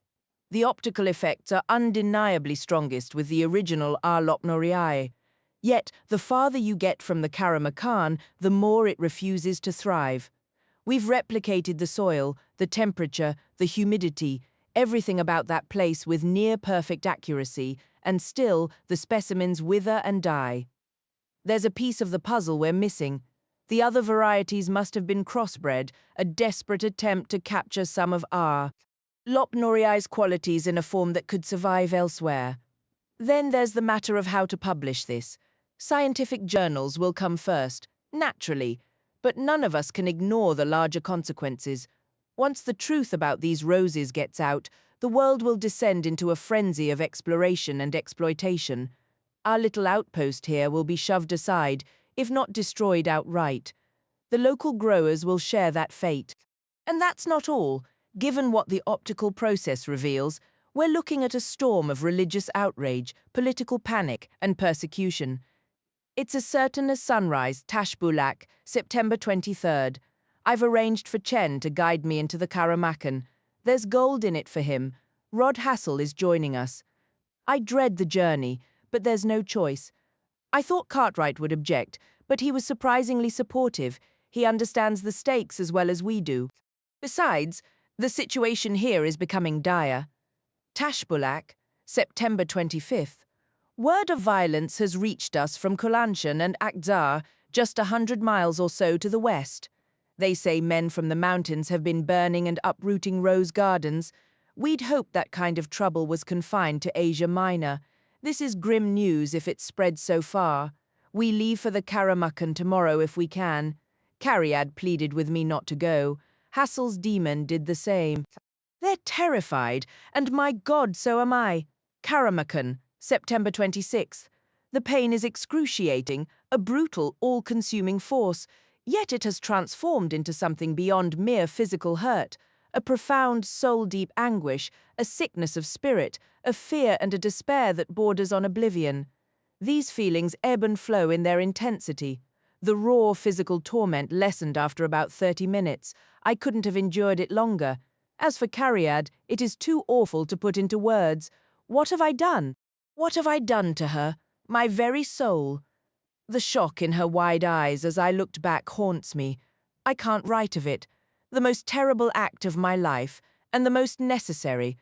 I can only pray for a future where we might be reunited, and that she might find a way to forgive me. The entry ended there. As Lyra finished it, she felt a shift beside her and realized Pan was pulling away. He settled at the far edge of the table, turning his back to her. A lump formed in her throat, rendering her speechless, even if she had known what to say. She shut her eyes briefly, then forced herself to read on.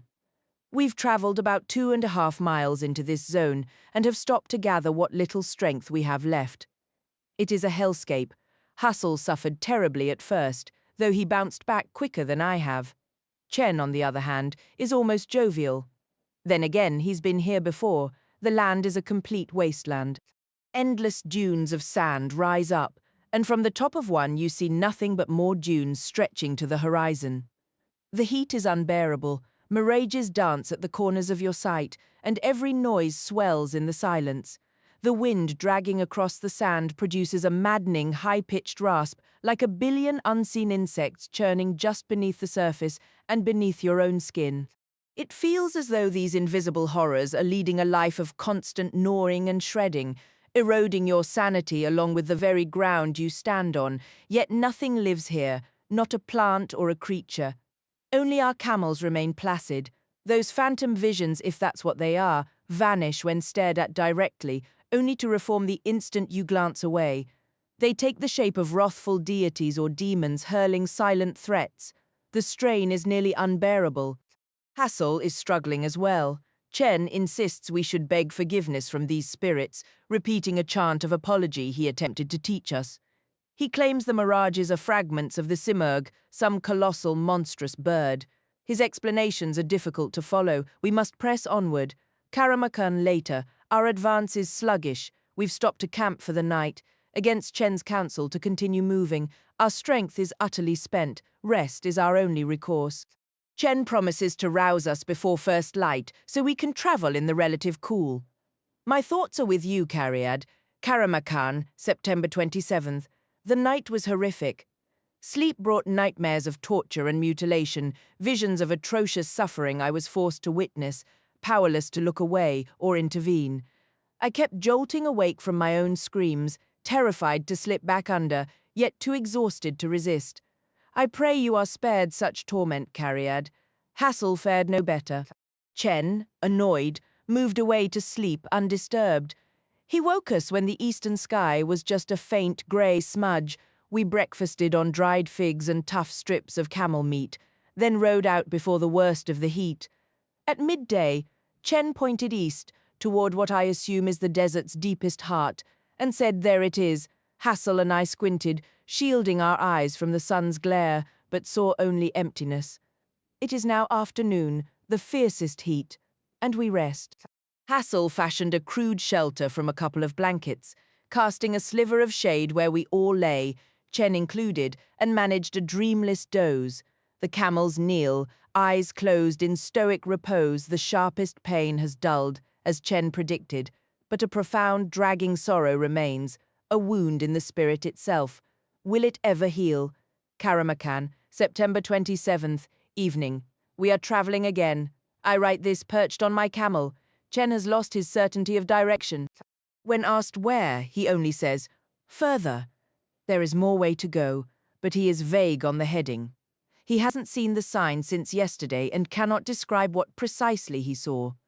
I assume he means the red structure, but Hassel and I have glimpsed no trace of it, nor of any color besides the endless, crushing monotony of sand. Gauging our distance traveled is impossible. We haven't covered many miles. Surely one more day will bring us to the center of this wasteland. Karamakan, September 28. A better night, thank heaven. The dreams were tangled and strange, but free of gore. I slept deeply until Chen woke us before dawn, and now we can see it. At first it shimmered like a mirage, wavering and floating above the horizon. Then it seemed to settle, gaining a foundation rooted to the earth. Now it stands solid and undeniable, a building like a fortress or a hangar for some enormous craft. No details are visible from here, no doors, windows, or battlements. Just a vast, rectangular block of dark red. I write this just past noon, before we retreat under Hassel's shelter, to endure the hellish afternoon heat when we wake the final push. Karamakan, September 28th, evening. We have reached the building and encountered its guardians. They seem a blend of priest, soldier, and sentry. They carry no visible weapons, but their powerful builds and severe expressions are threat enough. To the eye, they appeared neither Western European nor Chinese, neither Tartar nor Muscovite. Their pale skin, black hair, and round eyes suggested a Persian ancestry more than anything else. They did not speak English, ignoring Hassel and me when we attempted to address them, but Chen communicated at once in what I believe was Tajik. They wore simple smocks and loose trousers of dark red cotton, the same shade as the building, along with leather sandals. They seemed to have no daemons, but by now Hassel and I were past being alarmed by such things. Through Chen, we asked if we might enter the structure. The refusal was immediate and absolute. We inquired what transpired within. After a brief consultation, they declined to answer. Following several more unproductive questions, we caught a clue when the most talkative of them spoke rapidly to Chen for a full minute. In that torrent of speech, both Hassel and I distinctly heard the word gul repeated several times, a term meaning rose in many Central Asian languages. Chen glanced at us repeatedly during the man's speech, but when it ended, he would only say, "Not good, do not stay, not good." When we pressed him about the roses, Chen merely shook his head. Did he mention roses? No, not good, must leave now. The guards watched us intently, their eyes shifting between us and Chen. Then I recalled that parts of Central Asia had once been traversed by the Romans, and I wondered if any trace of their language lingered. I spoke in Latin. "We mean no harm to you or your people. May we learn what you guard in this place." There was instant recognition. The talkative one replied in the same tongue. "What have you brought as payment?" I answered, "We did not know payment was required. We are worried because our companions have vanished. We believe they may have come here. Have you seen any travelers like us?" "We have seen many travelers," he said. "If they come Aktarake and they bring payment, they may enter. One way only, you understand. But if they enter, they may not leave." So I asked, "Can you tell us if our friends are inside that red building?" His response felt like a rehearsed formula, words repeated so often their meaning had eroded. "If they are here, they are not there, and if they are there, they are not here." That at least indicated others had asked similar questions. I tried another. "You spoke of payment. Did you mean in exchange for roses? What else?" "Knowledge, perhaps. Our knowledge is not for you. What payment would satisfy you?" The answer was unsettling. "A life. One of us must die. We will all die." That was hardly helpful. I posed a final question. "Why can we not cultivate your roses outside this desert?"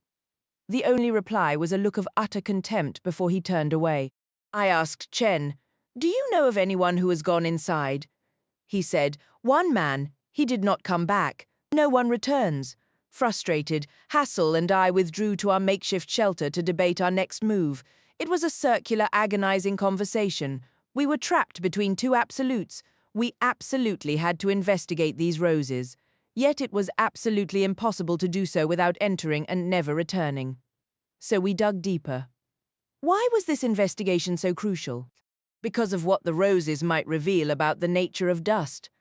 And if the magisterium learned what lay hidden in the Karamakan, they would spare no effort to suppress that knowledge, sending their ample armies and weaponry to demolish the Red Building and all it contained. The recent disturbances in Kulanshan and Akdzar were undoubtedly their doing. They were drawing nearer. Thus, we had to investigate, and the inescapable outcome was that one of us must enter while the other returned with the knowledge we had gathered so far. There was no other path, none, and yet we could not bring ourselves to act. Our daemons remained absent, and our dwindling supplies of food and water only heightened our desperation. We can't remain here much longer. A final note, written in a different hand, added, "Strauss's Cariad arrived late that night, weary, frightened, and hurt." The following day, she and Strauss entered the Red Building, while I went back with Chen. Danger is approaching. Ted Cartwright and I decided I should leave immediately with the little information we possess. May God grant that I find Strella and that she will forgive me. R.H. Lyra placed the pages on the table, feeling strangely light-headed. It was as if she had brushed against a memory long forgotten, something of profound significance buried beneath years of ordinary days. What was it that stirred her so deeply? The Red Building, the surrounding desert, the guards speaking Latin. It was something submerged so far down she couldn't tell if it was real. A dream, a memory of a dream, or even a beloved story from her earliest childhood, one she had demanded night after night at bedtime, only to tuck away and forget completely. She knew something about that Red Building in the desert, and she had absolutely no idea what it was. Pan was curled on the table, either asleep or pretending to be. She understood why. Dr. Strauss's account of being parted from his demon, Cariad, had instantly dragged back that vile betrayal of her own on the shores of the world of the dead, when she had left Pan behind to search for the ghost of her friend Roger. The guilt and shame would feel just as raw in her heart on the day she died, whenever that might be. Perhaps that unhealed wound was part of why they were so distant now. There was no one else alive she could speak to about it, except perhaps Serafina Pekkala, the Witch Queen. But witches were different, and besides, she hadn't seen Serafina since that long-ago journey to the Arctic. "Oh, but Pan," she whispered. He gave no indication he'd heard. He appeared to be deeply asleep, though she knew he wasn't. "Pan," she continued, her voice still low, "what you mentioned about the man who was killed, the man in this diary, Hassel, he and his demon could separate. Isn't that what you said?" Silence. "He must have found her again after he left that desert, the Karamikan. That must be a place like the one young witches go, where their demons can't follow. So maybe there are others. He didn't move. He didn't speak." She looked away, exhausted. But her gaze was caught by something on the floor near the bookcase. It was the book she'd used to prop the window open, the one Pan had tossed down in disgust. Hadn't she put it back on the shelf? He must have thrown it down again. She got up to return it, and Pan, seeing her, said, "Why don't you just get rid of that trash? Because it's not trash. I wish you wouldn't toss it around like a petulant child just because you dislike it. It's poison, and it's eating away at you. Oh, for heaven's sake, grow up." She set the book on the desk, and he leaped down to the floor, his fur standing on end. His tail swished back and forth across the carpet as he sat and glared at her. He radiated pure contempt, and she flinched slightly, but kept her hands on the book. Not another word passed between them as she went to bed. He slept in the armchair. She couldn't sleep, her mind churning over the journal and the meaning of the word actorake. It had something to do with the journey to the Red Building and possibly with separation, but she was so weary it all dissolved into nonsense. The murdered man could separate, and from Dr. Strauss's writing, it seemed no one could make the journey unless they were incomplete. Was actorake a local word for separation? The best way to puzzle it out would have been to talk it through with Pan, but he was a world away. Reading about the separation of the two men from Tashbulak had disturbed him, angered him, scared him, perhaps all of those things, just as it did her. But then there had been that ridiculous distraction of the novel he despised so much. They found themselves at odds over countless things, and that particular book was among the most corrosive. The Hyperchorasmians, penned by the German philosopher Gottfried Brand, had become a sensation among intellectually ambitious youth across Europe and America. It was a publishing marvel, a dense 900-page tome with a title most stumbled over until Lyra mastered its harsh K-sound, written in an unyieldingly severe style and devoid of any conventional romance, yet it had sold millions and reshaped the worldview of a generation. The narrative followed a young man on a quest to find and destroy God, a quest he ultimately accomplished. What made it uniquely unsettling for Lyra, setting it apart from every other story she knew, was the stark reality it presented. In Brand's imagined world, people had no daemons.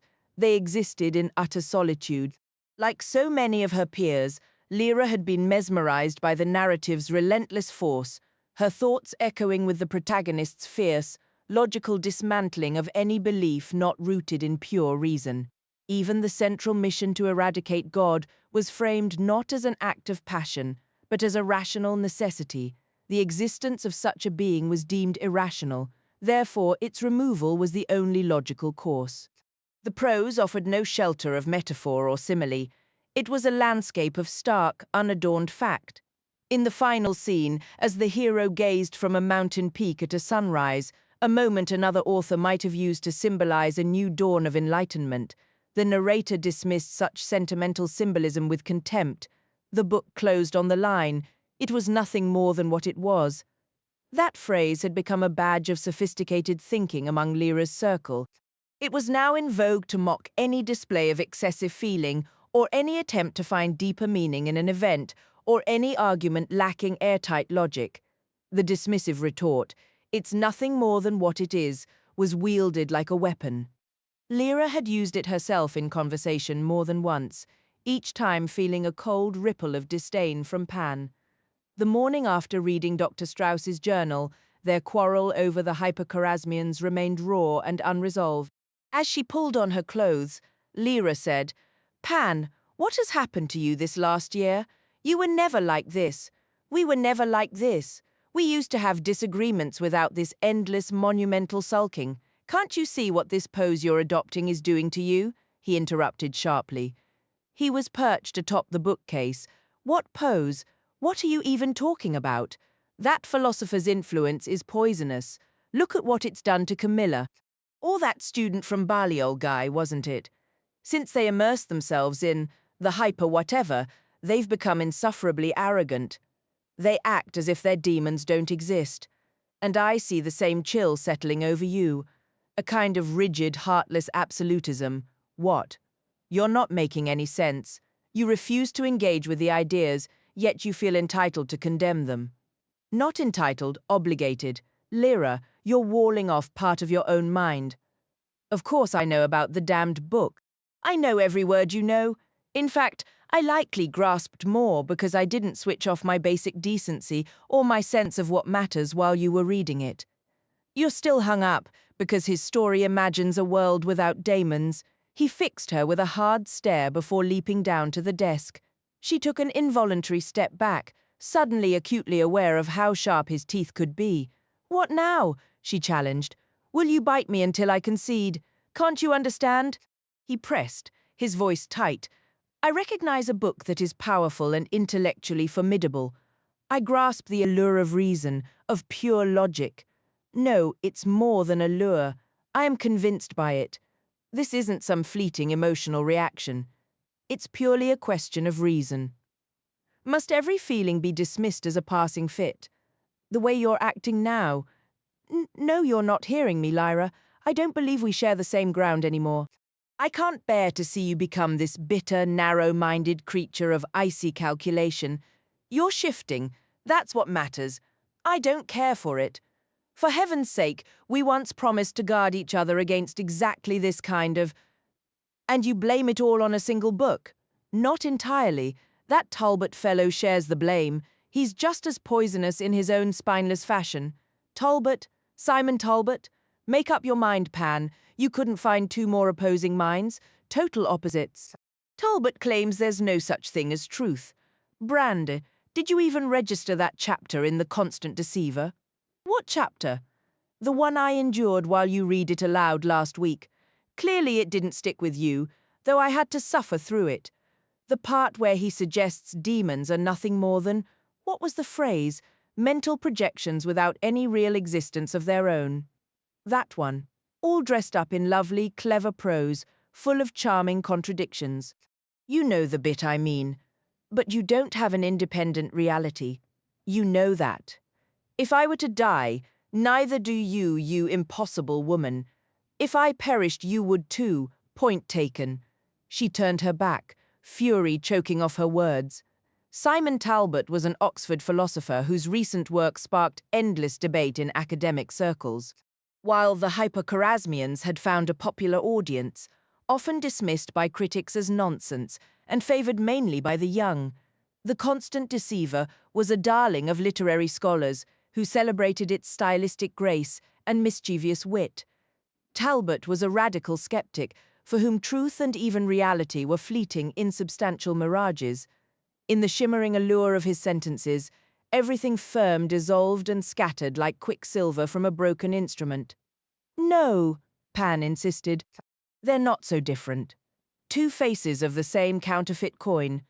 Just because of what they claim about daemons or fail to acknowledge, they don't give you the respect you... Lyra, I wish you could listen to yourself. Something has taken hold of you. You're enchanted, or something like it. These men are perilous. Superstition, she retorted, and in that moment she felt a genuine scorn for Pan and loathed herself for it and couldn't halt the feeling. You can't examine anything with a cool, clear eye.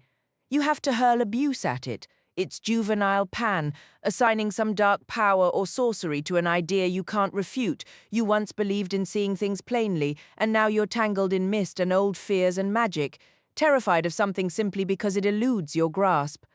I grasp it perfectly. The problem is that you don't. You imagine those two frauds are deep thinkers. You're mesmerized by them. You read the utter nonsense they publish, both of them, and you treat it like the pinnacle of intellectual discovery. They're deceiving you, Lyra, both of them.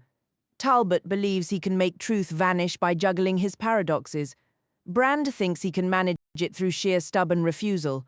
Do you know what I think lies at the heart of this obsession of yours? There you go again, inventing something that isn't there. But go on, say what you must. It's not merely an intellectual stance you're adopting. You partly trust those men. That German thinker and the other one, that's what this is. You're clever on the surface, but underneath you're so hopelessly gullible that you almost accept their falsehoods as truth. She shook her head, held out her hands in confusion. I don't know what to tell you, she said. But what I believe, or partly believe, or disbelieve, isn't really anyone else's concern. Trying to peer into someone's soul. But I'm not anyone else. I am you. He whirled around and leaped back onto the bookshelf, looking down at her with eyes that burned. You're forcing yourself to forget, he said, his voice thick with bitter rage. Well, I truly don't understand what you mean, she replied, utterly adrift. You're letting go of everything that ever mattered. No, she replied, struggling to steady her voice. You're misunderstanding me, Pan. I'm just exploring different perspectives. That's part of learning to step into someone else's worldview, to genuinely feel what it's like to hold their beliefs. That's disgraceful. What is studying philosophy? If philosophy claims I don't exist, then yes, it's disgraceful. I do exist. All of us demons and other beings, what your philosophers might call entities, we are real. Entertaining absurd ideas will destroy us. You're missing the point entirely. If you dismiss it as absurd from the start, you're refusing to think critically. You've already surrendered the argument. You might as well just shout instead of reason. Pan turned away, and they finished the walk to breakfast in silence. It was shaping up to be another quiet, strained day. There was something he had considered sharing about that small notebook from her bag, the one filled with names and addresses, but now he decided to keep it to himself. After breakfast, Lyra looked at the heap of laundry waiting for her and let out a long sigh before getting to work. St. Sophia's provided a laundry room where students could wash their own clothes, an activity deemed good for their character, unlike the young men at Jordan College who had servants for such tasks. She was alone there. Most of her friends had already left for the Christmas holiday, taking their dirty clothes home with them. Over the years, Lyra's status as an orphan whose only real home was a men's college had stirred sympathy among her peers. She'd spent several Christmases at different friends' houses, curious to experience family life firsthand. She was always warmly welcomed, exchanging gifts, and joining in on family games and outings. Sometimes there was an older brother to charm. Other times, the forced cheer and tight-knit family dynamic left her feeling like an outsider. There were always questions about her unusual upbringing, polite but probing, and every time she returned to Jordan College with relief, to its peaceful halls where only a handful of scholars and staff remained during the break. That was home. The scholars were kind but distant, absorbed in their work. The staff focused on practical matters, meals, decorum, small tasks she could do to earn a little spending money, like polishing silver. One of the Jordan College servants, Mrs. Lonsdale, had seen her role evolve through the years. Officially, the housekeeper, a title unique to Jordan, she had once been tasked with ensuring the young Lyra was clean, properly dressed, and polite. Now that Lyra could manage on her own, Mrs. Lonsdale had softened considerably. A widow since her youth, with no children of her own, she had become so woven into the college that it was hard to picture the place without her. No one had ever fully defined her duties, and any attempt to do so now would be futile. Even the vigorous new bursar, after a couple of tries, had stepped back respectfully, acknowledging her quiet authority. But Mrs. Lonsdale never sought power for its own sake. Everyone, the bursar, the staff, the scholars, the master, understood that her influence was always directed towards strengthening the college and watching over Lyra. By the time she was nearly 20, Lyra had begun to recognize this herself. So she had started making a habit of stopping by Mrs. Lonsdale's rooms. Lyra still visited Mrs. Lonsdale in her sitting room now and then, sharing a bit of gossip, seeking her opinion, or bringing her a small gift. The housekeeper's sharp tongue hadn't softened since Lyra was a girl, and naturally there were matters Lyra could never confide in her. Yet within those limits, a genuine friendship had grown between them. Lyra had begun to notice something about Mrs. Lonsdale, as she had with other adults who once seemed imposing and eternal. The housekeeper wasn't actually very old. She could easily have children of her own still living at home. That, of course, was a topic they would never discuss.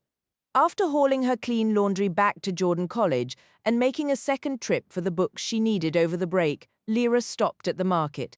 She used a bit of her silver polishing earnings to buy a box of chocolates, then called on Mrs. Lonsdale just when she knew the housekeeper would be having tea in her parlour. "Hello, Mrs. Lonsdale," Lyra said, leaning in to kiss her cheek. "What's wrong with you, then?" Mrs. Lonsdale asked, not one for pleasantries. "Nothing. Don't try to fool me. Something's on your mind. Is that Dick Orchard giving you trouble?" "No, Dick and I are finished," Lyra replied, taking a seat. "Pity. He was a good-looking boy." "I can't argue with that," Lyra admitted. "We just ran out of things to talk about. Happens to the best of us. Put the kettle on, dear." Lyra shifted the heavy black kettle from the hearth to the iron stand over the fire, while Mrs. Lonsdale opened the box of chocolates. "Oh, lovely," she said. "Maidment's truffles. I'm surprised they had any left after supplying the founder's feast. Now, what have you been up to? Tell me all about your fashionable friends." "Some aren't so fashionable anymore," Lyra said, and she recounted Miriam's father's difficulties and how she'd heard another perspective on the same issue from Mr. Corson just the day before. "Rosewater," Mrs. Lonsdale mused. "My grandmother used to make that. She had a big copper pan. She'd fill it with rose petals and spring water, boil it all down and collect the steam. Distill it, I suppose, is the word. She'd run it through a maze of glass coils till it turned back to liquid. Made lavender water, too. Always seemed like an awful lot of work when you could buy eau de cologne at Boswell's for a reasonable price." Mr. Corson gave me a small bottle of his special rosewater. It was incredibly rich, almost overpowering, a tar of roses, that's what they call it. Or maybe that's something slightly different. Mr. Corson didn't know why it's so scarce now. He thought Dr. Polstead would know. "Well, why don't you ask him?" Lyra made a face. Well, what? I don't believe Dr. Polstead finds me very agreeable." "Why ever not?" "Because when he tried to tutor me a few years back, I was probably rather rude." "What do you mean, probably?" "I mean, we simply didn't connect. You have to like your teachers, I think, or if not like them, at least feel you have something in common. I have nothing in common with him. I feel awkward around him, and I'm fairly sure he feels the same." Mrs. Lonsdale poured the tea. They chatted a while longer about a simmering rivalry in the college kitchen between the head chef and the pastry chef. About Mrs. Lonsdale's new winter coat and Lyra's own need for one, about Lyra's friends at St. Sophia's and their collective admiration for a handsome pianist who had recently performed in the city. Once or twice, Lyra considered mentioning the murder, the wallet, the rucksack, but she held back. No one could help her with that except Pan, and it felt as though they wouldn't be speaking much at all for the foreseeable future. Every so often, Mrs. Lonsdale glanced at Pantalaimon, who was curled on the floor pretending to be asleep. Lyra knew exactly what she was thinking. What's this chill between you? Why aren't you two talking? Discussing such matters openly was impossible with Pan present, a frustrating fact for Lyra, who felt the housekeeper's practical wisdom would have been invaluable. They had been talking comfortably for nearly an hour when Lyra prepared to take her leave. A knock at the parlour door interrupted them, and before anyone could answer, it swung open. Lyra was startled, and her surprise deepened when she saw Dr. Polstead standing there. The room seemed to shift. Pan jolted upright as if struck by a current and scrambled into Lyra's arms, where she held him tightly. Dr. Polstead, noticing the visitor, flushed slightly. "Oh, Lyra, I do apologize," he said, his tone implying a familiar, expected solitude with the housekeeper. He then addressed Mrs. Lonsdale directly. "Alice, I'm sorry, I'll return later." "Don't be ridiculous, Mal. Sit down," Mrs. Lonsdale replied. Their daemons, a steady dog and a sleek cat, greeted each other with an easy, intimate touch of noses. Pan watched them, a low growl rumbling in his throat, and Lyra felt a strange, almost electric tension humming through his fur. "No," Dr. Polstead insisted, his discomfort palpable. "It can wait. I'll see you later." He was clearly embarrassed by Lyra's presence, and his cat daemon fixed Pan with an unnerving, penetrating stare. Pan trembled violently on Lyra's lap. With a muttered farewell, Dr. Polstead turned, his broad shoulders nearly filling the doorway, and left his demon trailing behind. The moment the door clicked shut, the charged energy seeped from Pan's coat, leaving him limp. "Pan, what in the world is happening?" Lyra demanded, her voice sharp. "What's wrong with you?" "I'll explain later," he mumbled into her sleeve. Turning to Mrs. Lonsdale, Lyra pressed on. "And Alice, Mal, what's all that about? That's none of your concern." Lyra was taken aback. She had never seen the unflappable housekeeper discomposed. A faint blush coloured Mrs. Lonsdale's cheeks as she busied herself with the fireplace. "I never even knew your name was Alice," Lyra continued, a new curiosity sparking. "You never mentioned it, and Mal, I never pictured him as a Mal. I knew his initial was M, but I'd imagined something more formal. Like Matthias." Mrs. Lonsdale collected herself, sitting back and folding her hands neatly. "Malcolm Polstead," she stated with quiet conviction, "is the bravest and finest man you will ever know, my girl. If not for him, you simply wouldn't be here." "What do you mean by that?" Lyra asked, utterly confused. "I've told him often enough we should explain it to you. The timing never seemed right." "Explain what? What are you both talking about?" "Something from when you were very small." "Well, what was it?" "Let me speak with him first." Lyra's expression darkened. "If it concerns me, I have a right to know," she argued. "I know. I agree with you." "Then why?" "Leave it with me, and I will talk to him. And how long will that take? Another 2 decades?" Lyra shot back, her temper flaring. The Mrs. Lonsdale of old would have scolded her sharply. This Alice merely shook her head with a soft sigh. "No," she said, "I could tell you the entire tale right now, but I won't until he consents. It's clearly something that makes him uncomfortable, though not half as uncomfortable as it makes me. It's wrong to keep secrets about a person from that person. There's no disgrace in it for anyone. Get down from your high horse, Lyra." The warmth of their earlier chat had evaporated. After a strained moment, Lyra kissed the housekeeper goodbye and stepped out into the evening. Crossing the shadowy quadrangle of Jordan College, the idea of marching over to Durham College to confront Dr. Polstead directly flickered in her mind. But the thought had barely formed when she felt Pan shudder on her shoulder. "All right," she said, her voice firm. "You are going to tell me exactly what is going on, and you don't have a choice in the matter." "Let's get inside first," Pan whispered. "Why? You never know who might be listening." The college bell tolled 6 times as she closed the door of her old sitting room behind them. She set Pan down on the worn carpet and sank into the sagging armchair, clicking on the table lamp. The room sprang to life in a warm golden glow, enclosing them in a private pool of light. "Well," she pressed, "the other night, when I was gone, did you sense anything? Did you wake up?" Lyra searched her memory. "Yes, I did, just for a moment. I assumed it was when you witnessed the attack." "No, I'm certain it wasn't then, because I would have felt you stir. It was later, when I was returning to St. Sophia's with that man's wallet. It was I was seen." A sudden weight settled in Lyra's chest. She had dreaded this. He flinched at the expression on her face. "But listen, it wasn't a person," he said quickly. "What on earth do you mean? Who was it then?" "It was a daemon." "Another daemon alone, like us?" Lyra shook her head, utterly bewildered. "There's no one like us except the witches," she argued. "And that poor man who died, was it a witch's daemon? No. Where did this happen? In the university parks? She was?" She? She was Dr. Polstead's demon, the cat. I can't recall her name, that's why. Earlier, Lyra felt the air leave her lungs. For a moment she was speechless. I don't believe it, she managed at last. I simply can't. They can separate. Well, she was by herself, and she saw me. I wasn't completely sure it was her until he walked into the room back there. You noticed how she looked at me?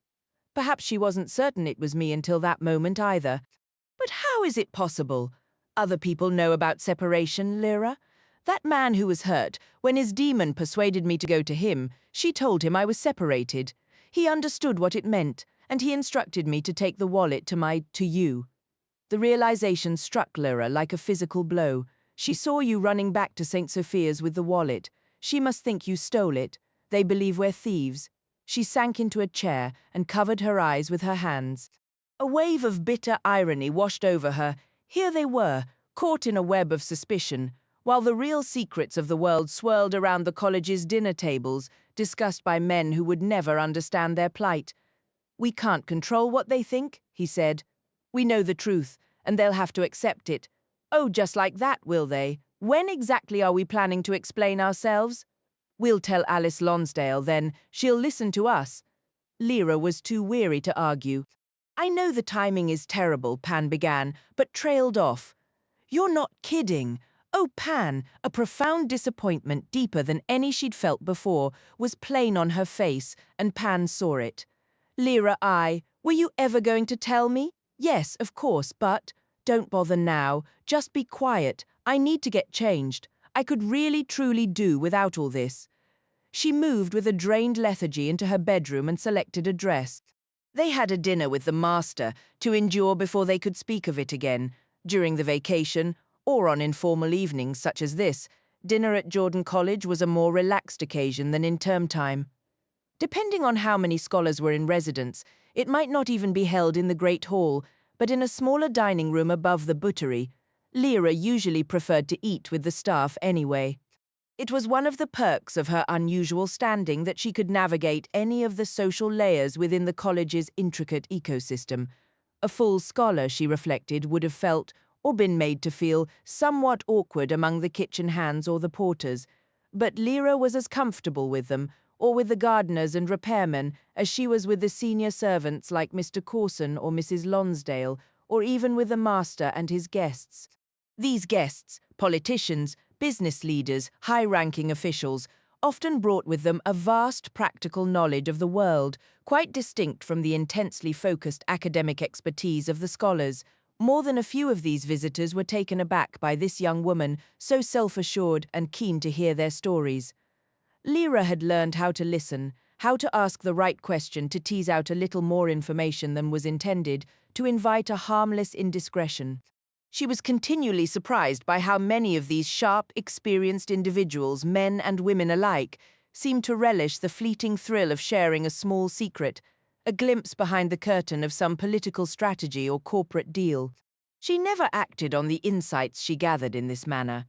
Yet she understood that occasionally a scholar from the college, perhaps an economist, a philosopher, or a historian listening nearby, felt a spark of gratitude toward her for revealing a small truth or two they might never have uncovered alone.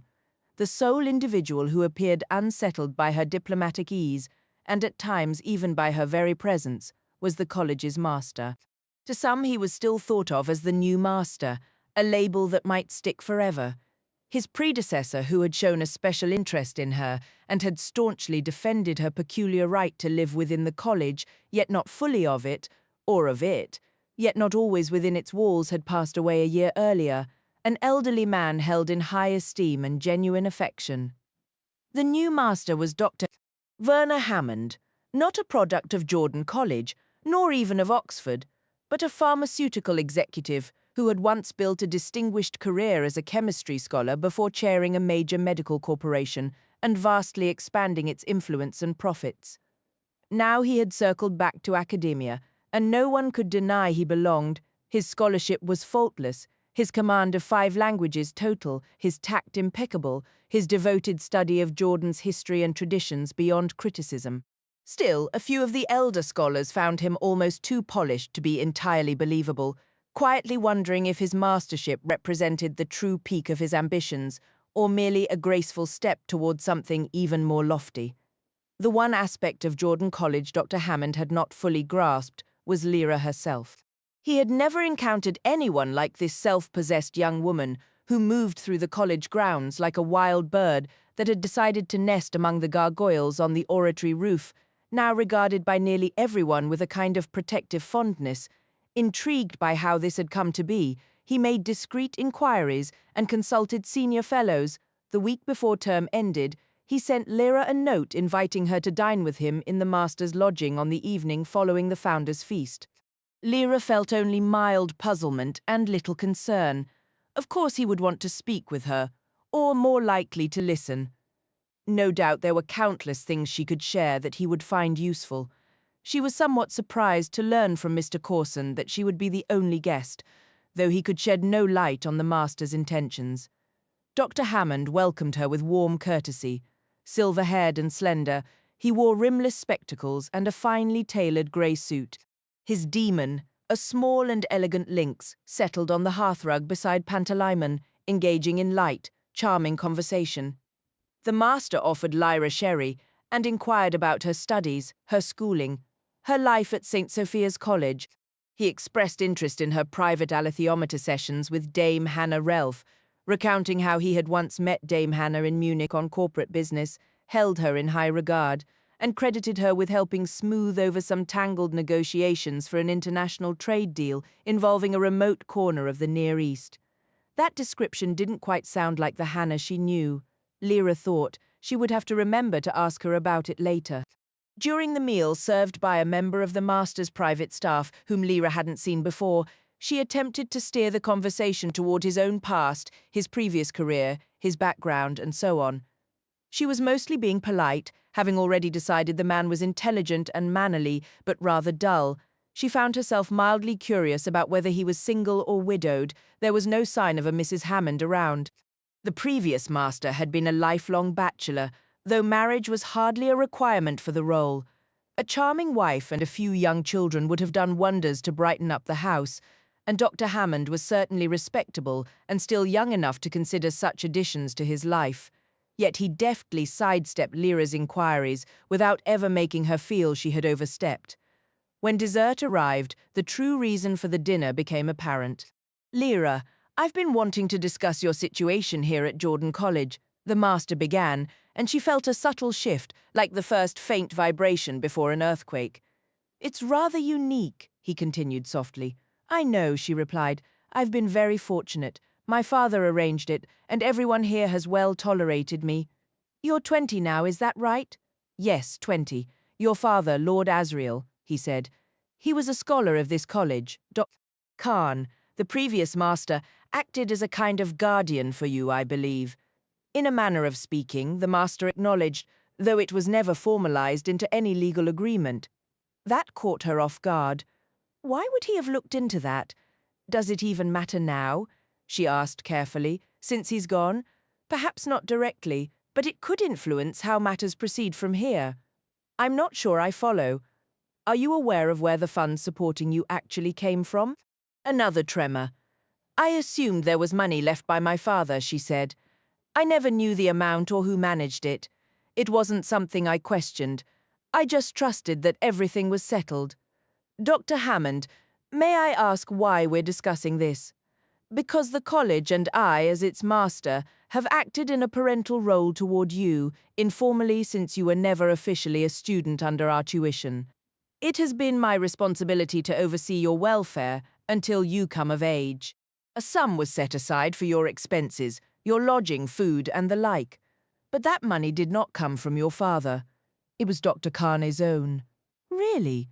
Lyra felt a dull shock, as if she had overlooked something obvious her whole life. "He never mentioned it?" The master pressed. "Not a word. He told me I'd be provided for, that I shouldn't worry, so I didn't. In my mind, the entire college was watching over me. I felt I belonged. I was just a child." "You don't question things, then? So it was his money all along? Not my father's?"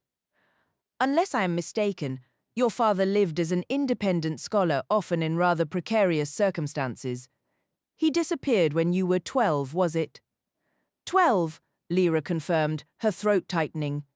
12. That was when Dr. Carney decided to allocate a sum for your care. He wasn't a wealthy man, but it was sufficient.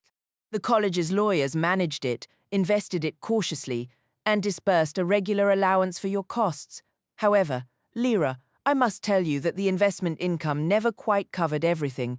It seems Dr. Khan supplemented it from his own earnings, and the original capital he designated for you is now depleted. She set her spoon down. The creme caramel before her suddenly seemed impossible to eat. I'm sorry, this is a lot to take in, she managed. Of course, I understand. Pan had settled in her lap.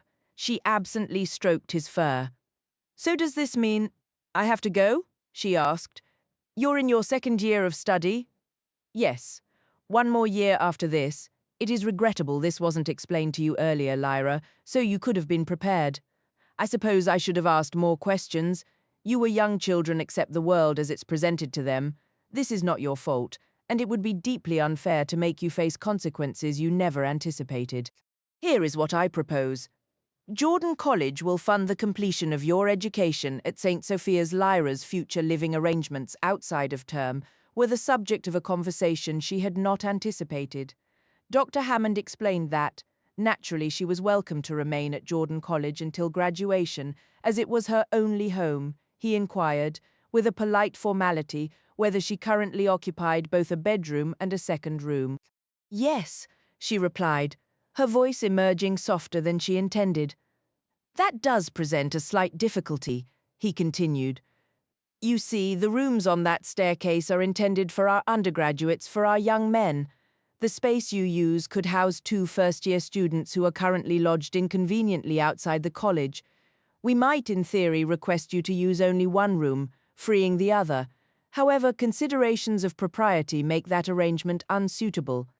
But there have always been undergraduates on that same staircase, Lyra pointed out, a note of confusion in her voice. It was never an issue before. Not on the very same landing, my dear. It simply wouldn't do. His tone was gentle but firm. And I'm only here during the vacations, she said, a desperate edge creeping in. During term, I'm at St. Sophia's. Naturally. Yet the presence of your personal effects would prevent a young man from truly making the room his own. Here is what the college can offer. There is a small room above the kitchen, currently used for storage. The bursar will see it furnished for you, for the duration of your studies. Your rent and vacation meals will be covered. You may live here as you always have, until you graduate, but you must understand, this is how things will be. I see, Lyra said quietly. The room above the kitchen. She had passed its door 1,000 times, never giving it a thought. It was a space for brooms and forgotten things, not for a person. May I ask, Dr. Hammond ventured, if you have any other family? None. Your mother, she disappeared when my father did. No relations on her side. I don't believe so.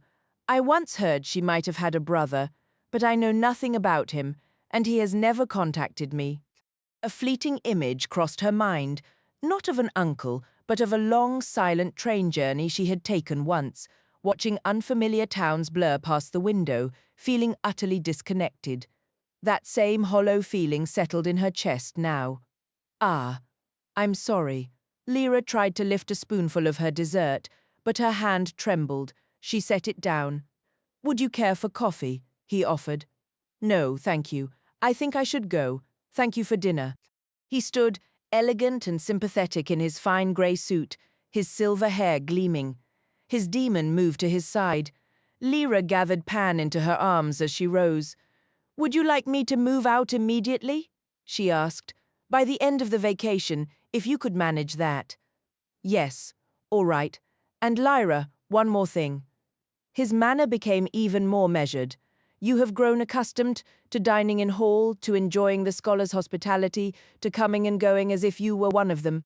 Several voices have suggested, and I must concur, that such behaviour is no longer fitting. You will be living among the staff, and living, in a manner of speaking, as one of them, It would not be appropriate for you to maintain a position of social equality with the academic body. Of course not, she said, the words automatic. Surely this was some absurd dream. Her bland tone and wide-eyed look, perfected over years of navigating adult conversations, surfaced effortlessly. She was perversely pleased to see it still worked. He seemed at a loss for how to respond to her apparent docility. I'm glad you understand. You will have much to consider. If you wish to talk, to ask anything, please do not hesitate. No, I won't. Thank you, Dr. Hammond. I am now in no doubt about where I belong and how soon I must leave. I only regret having been a burden to the college for so long. If Dr. Khan had been able to explain matters as clearly as you have, I might have realized it sooner and spared you this awkward conversation. Good night. He gave a stiff, small bow. She left without another word. Walking slowly back across the main quadrangle, she stopped and looked up at the small window of her bedroom, nestled against the solid square of the lodge tower. A cold breeze, smelling of damp stone and distant chimney smoke, tugged at her coat. Well, she said aloud to Pan, her voice now stripped of all pretense, carrying only a hard, clear resolve. The cozy fantasy of Jordan as her eternal refuge was gone, shattered in a single dinner. What remained was the stark outline of a storeroom and a new, unyielding understanding of her place in their world. That was harsh. I'm not sure. If the funds are gone, I just don't know.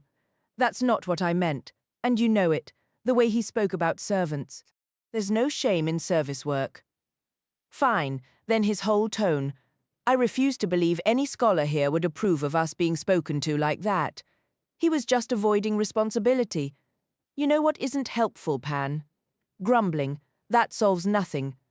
I wasn't grumbling. I was only, whatever it was, stop. We have real things to mourn, like our rooms. We know that tiny space above the kitchen. It doesn't even have a window. But we should have realized this sooner, Pan.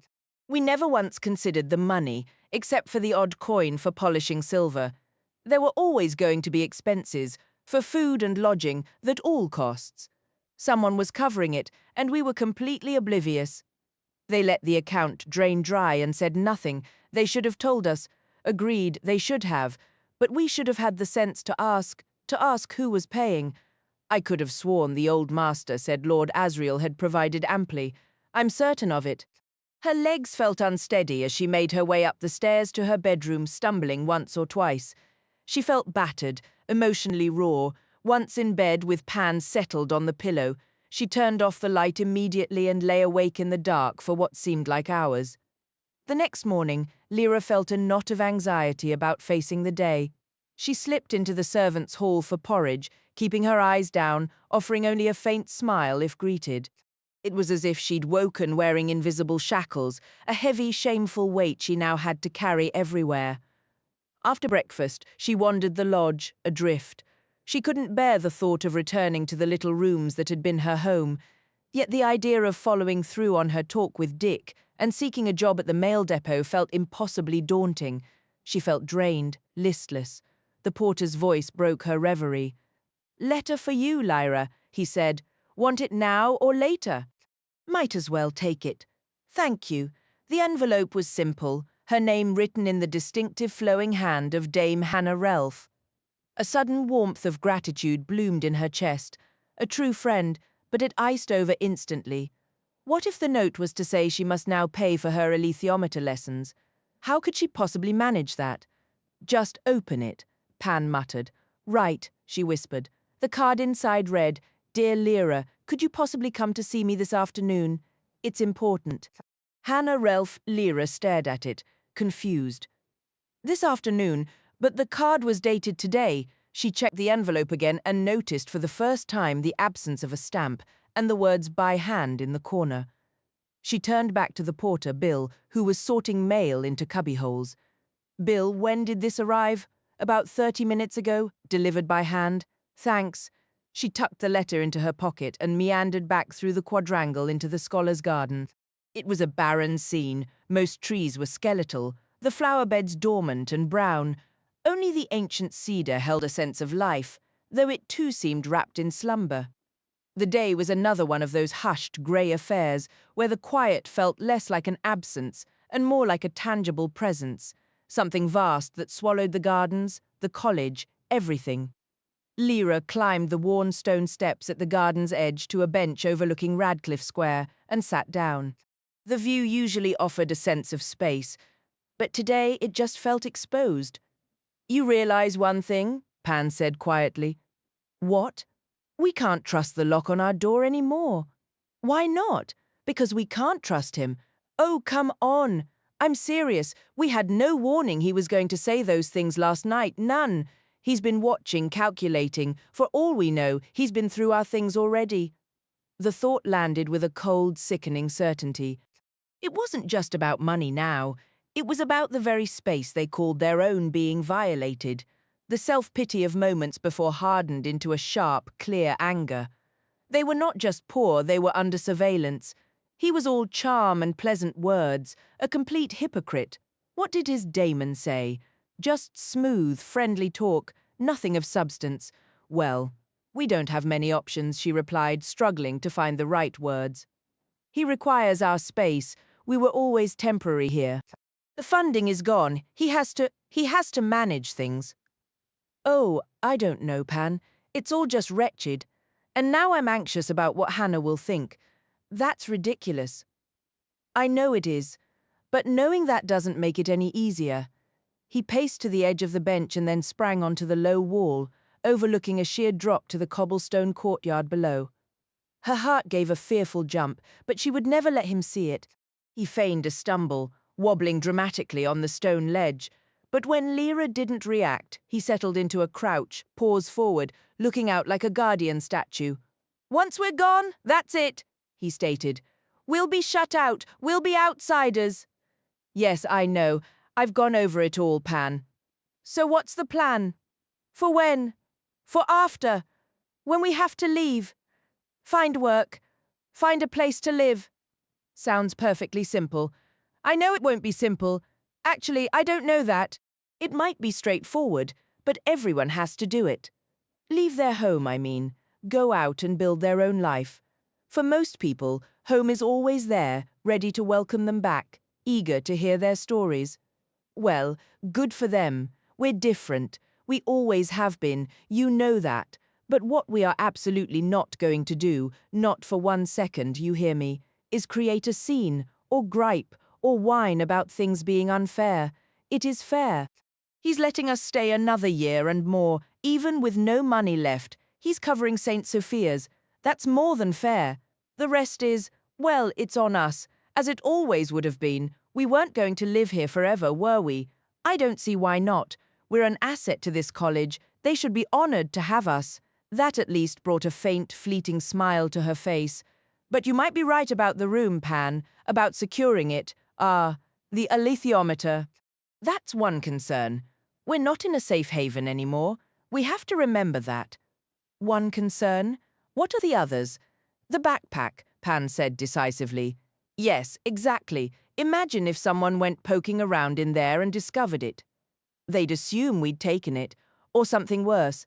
If they knew about the killing, we need a better spot, a real safe. Hannah has one. A safe, I mean, yes. But are we going to involve her? He was silent for a long moment. Then he said, "Mrs. Lonsdale, Alice, that's another strange shift. All these changes. It's like the ground is cracking beneath you. We must have known her name was Alice." Yes, but to hear him call her Alice, maybe they're involved. That was too absurd to even acknowledge. They sat quietly for a few more minutes before Lyra stood. "Let's go and make things a bit more secure then," she said, and they started back toward their quarters. Lyra visited Hannah Relf weekly during term and often in the breaks, usually bringing the alethiometer as it was the focus of their sessions, reflecting on the reckless way she'd once carried it to the Arctic and into other worlds, on how she'd casually let it be taken and how she and Will had daringly retrieved it. She was stunned by her own past boldness and sheer fortune. Her reserves of those traits felt dangerously low now. So, after making a few adjustments to the backpack's hiding spot and shifting the table over the rug as a minor deterrent, She carefully placed the alethiometer in her bag alongside Hassel's wallet before setting out on foot for Dame Hannah's cottage in Jericho.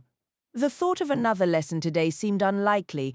The afternoon was still young, but Dr. Relf had already lit the lamps in her cozy sitting room, casting a warm, cheerful glow against the deepening grey beyond the windows. Lyra had lost count of the hours she'd spent in this very chair, with Pan and Hannah's daemon, Jesper, murmuring together by the hearth while she and the scholar bent over a small mountain of ancient texts, consulted the alethiometer, or simply talked. A wave of affection washed over her. She truly loved this gentle, brilliant woman and the quiet rhythm of her life. "Sit down, my dear, and stop worrying," Hannah said soothingly. "There's nothing to fret about, but we do have matters to discuss." "It's been on my mind," Lyra admitted. "I can see that now. Tell me about your dinner last night with the master, Werner Hammond. What did he say to you?" Lyra shouldn't have been startled. Hannah's perceptions were famously sharp, almost unnervingly so, though Lyra knew it stemmed from her skill with the alethiometer. Still, the question caught her off guard. She recounted the evening as thoroughly as she could, with Hannah listening intently, not interrupting. "But there was one thing I'd forgotten until now," Lyra finished. "He mentioned he knew you, said he'd met you in some diplomatic setting, and spoke of how clever you were. Do you know him?" "Oh, yes, we've crossed paths. I saw enough then to be very cautious around him now. Why? Is he dishonest? Dangerous? I'm completely lost," Lyra confessed, a hollow feeling in her stomach. "It's like the floor just vanished. I couldn't even argue with him. I was too stunned. What do you know about him?" "I'm about to share some things I should probably keep secret," Hannah said, her voice low. "But I know you well. I trust you to be discreet, and because you might be in some danger yourself. Ah, here's our other guest." She rose as the doorbell chimed. Lyra leaned back, feeling strangely light-headed.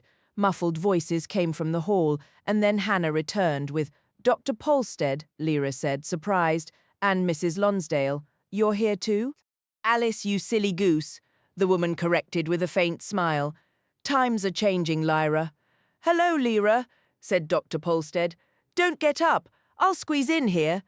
Pan retreated behind Lyra's legs as Dr. Polstead settled on the sofa beside Alice, his large frame seeming to fill the small room.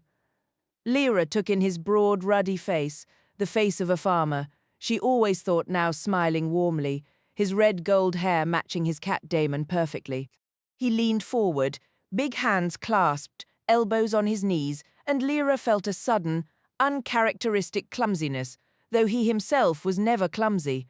Her mind flashed back to a few years prior, to that painfully awkward period when he'd been assigned to tutor her in geography and economic history. It had been a spectacular failure, both of them bristling with resentment but too polite to admit it. He was the adult. He should have ended it sooner. Yet she knew she'd been difficult, even insolent, and bore much of the blame. They had simply rubbed each other the wrong way, and the only solution was to abandon the whole endeavour. Since then, they'd maintained a scrupulously polite and superficially friendly distance, both visibly relieved whenever their interactions concluded. But after what Alice had said about him yesterday, and now to see them both here, on such familiar terms with Hannah, people who had never seemed to know each other existed, well, the last few days had revealed a whole web of strange connections. "I had no idea you all knew one another," Lyra said. "We've been friends for, nearly 20 years, Malcolm replied.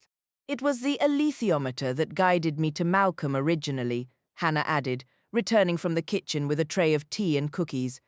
"He couldn't have been more than 11 years old then." "To find him?" Lyra asked, bewildered. "Were you trying to find him?" Lyra asked.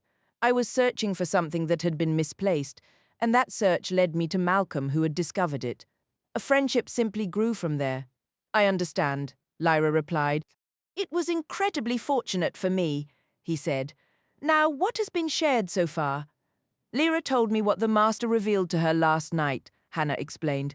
"He told her that her expenses had been covered not by her father's funds, as she believed, but by Dr. Carney's. Lyra, that is the truth. The former master wished to keep it from you, but he paid for everything. Your father left nothing behind, and you were aware of this?" Lyra pressed, turning to Hannah. You've always known. Yes, I have, Hannah admitted. I kept it from you because he asked me to, also. You know, I really despise this. Lyra interrupted, her voice rising. My entire life, people have concealed things from me. No one told me Lord Asriel was my father, or that Mrs. Coulter was my mother. Can you imagine discovering that, and feeling like the entire world knew while I was the only one kept in the dark? Hannah, whatever promise you made to Dr. Carney, it was wrong to keep this from me. It truly was. I had a right to know. It would have shaken me awake. I would have started questioning the finances and realized how little was left much sooner. Then I wouldn't have been so completely blindsided last night. She had never addressed her old friend with such intensity before, but she felt certain in her conviction, and Hannah seemed to agree, lowering her head in a nod. Dr. Polstead interjected, To be fair to Hannah, Lyra, we had no way of anticipating the new master's actions. He still shouldn't have done it, Alice stated firmly. I never trusted him, not from the day he arrived. No, he should not have, Hannah conceded, and in fact, Lyra, Alice was eager to tell you all of this while the old master was still alive. She isn't at fault here. After your 21st birthday, Dr. Polstead added, when you would legally manage your own affairs, the truth would have emerged regardless. I know Hannah intended to speak with you well before that. The new master simply acted first. Us? Lyra questioned, her confusion mounting. And all of this? What is all of this? I'm sorry, Dr. Polstead, but I don't follow. Are you involved in this somehow? And the other day, what Mrs. Lonsdale, Alice, said about you that shocked me as well. For the same reason, you seem to know things about me that I don't, and that isn't fair.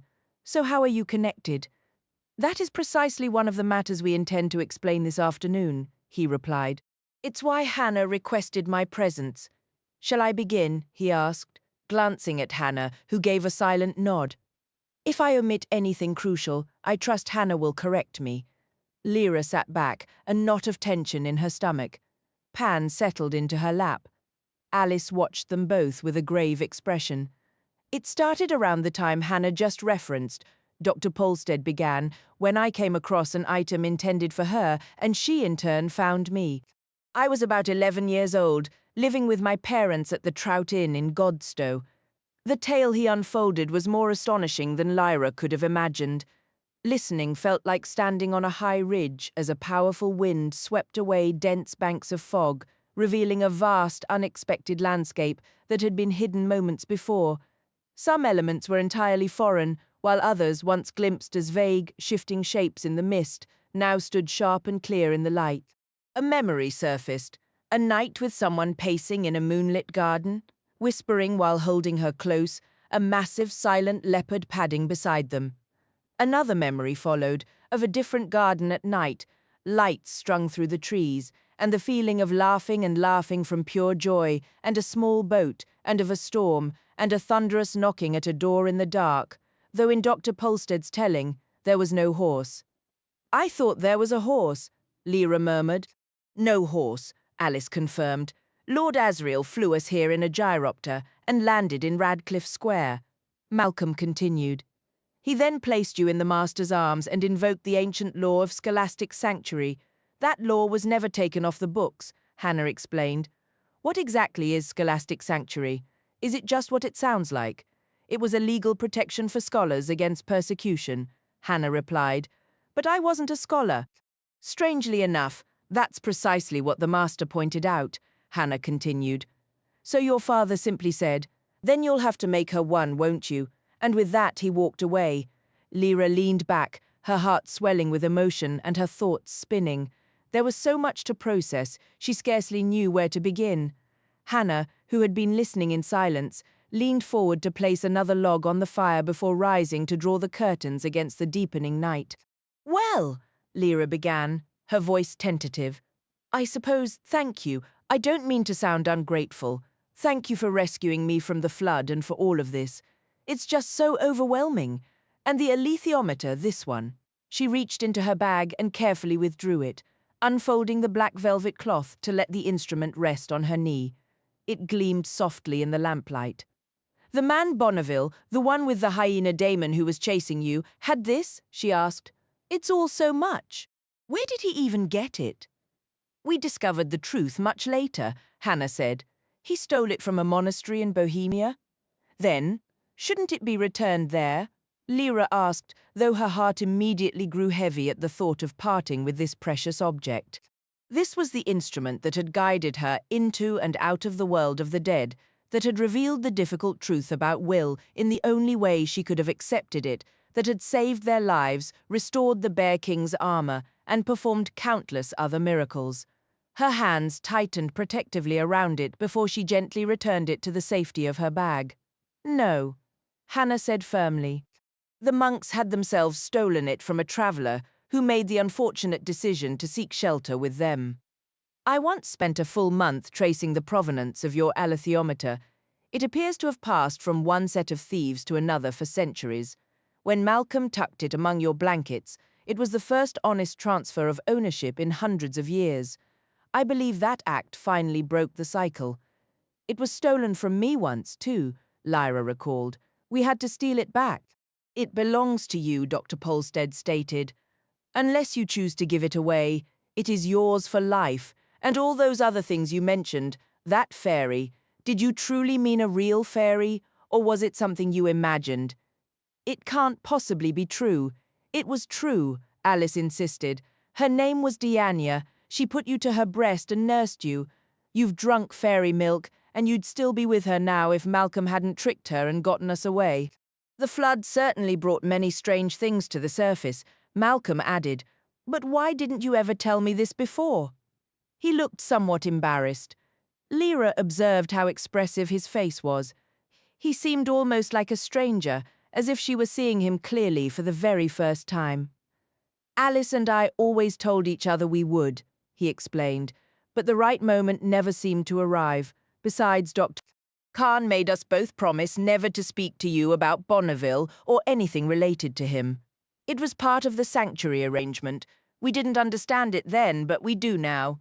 It was to keep you safe, but circumstances are shifting quickly now. I'll let Hannah take it from here.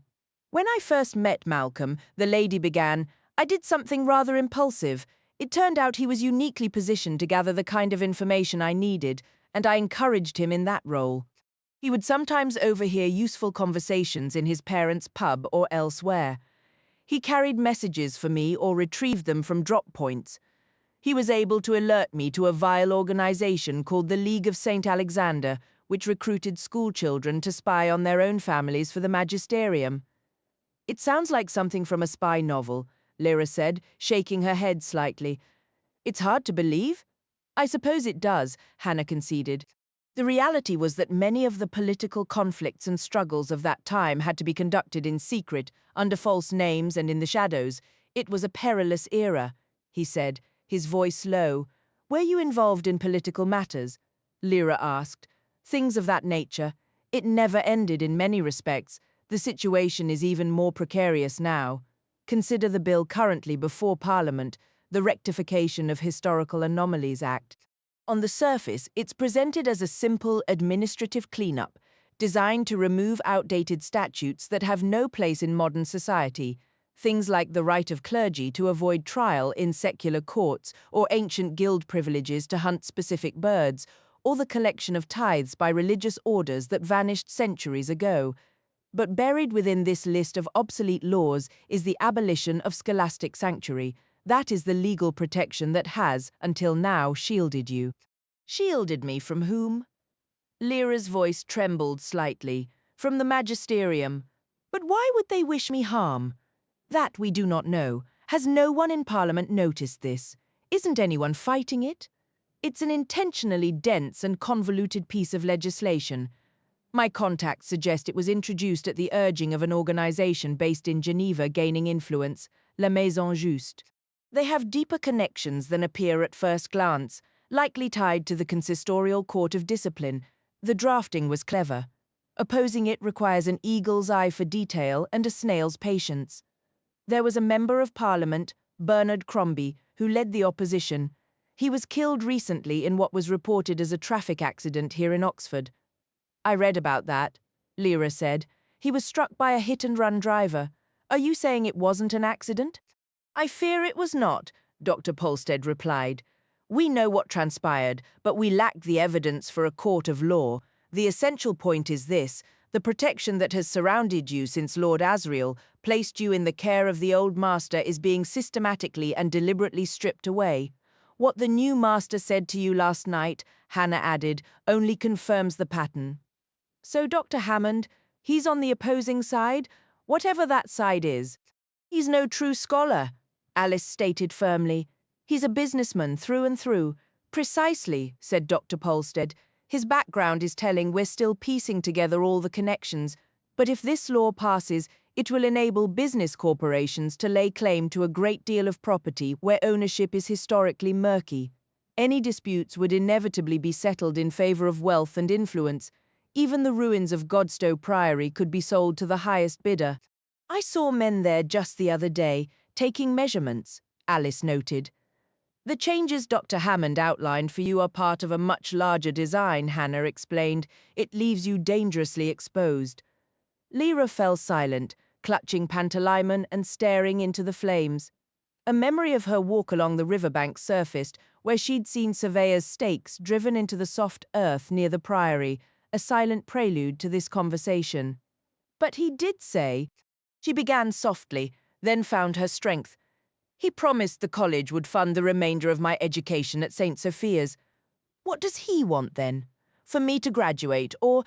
I don't understand any of this. It's too much to process. I'm afraid there is more, Hannah said gently. Regarding the money left to you by Dr. Carney, the funds Hammond claimed were exhausted. Malcolm can explain. In his later years, Dr. Khan became rather easily confused. Dr. Polstead continued, financial matters were never his forte. It appears he did set aside a substantial sum for you. There should have been plenty remaining, but he was persuaded to invest it in a fund that subsequently collapsed. It was either catastrophically mismanaged or deliberately sabotaged. Contrary to what Dr. Hammond told you, the money was not under the management of the college solicitor. In fact, the solicitor argued vehemently against the investment, but he was obligated to follow his client's wishes. You might recall the solicitor, an exceptionally tall man, quite elderly now. His daemon was a kestrel. Oh, of course, Lyra recalled the man now. She'd never fully understood his role, but he had always been gentle and polite to her, showing a sincere curiosity about her studies. They planned it perfectly, Alice added. It wasn't long after that the old master started to fade, poor soul, getting confused. I remember, Lyra said softly. It was heartbreaking. I adored him. Many people did, Hannah replied. But once he was no longer able to handle his own affairs, the lawyer had to assume control. If Dr. Khan had tried to move the money into that failing fund at that point, it could have been stopped. Wait a moment, Lyra interrupted.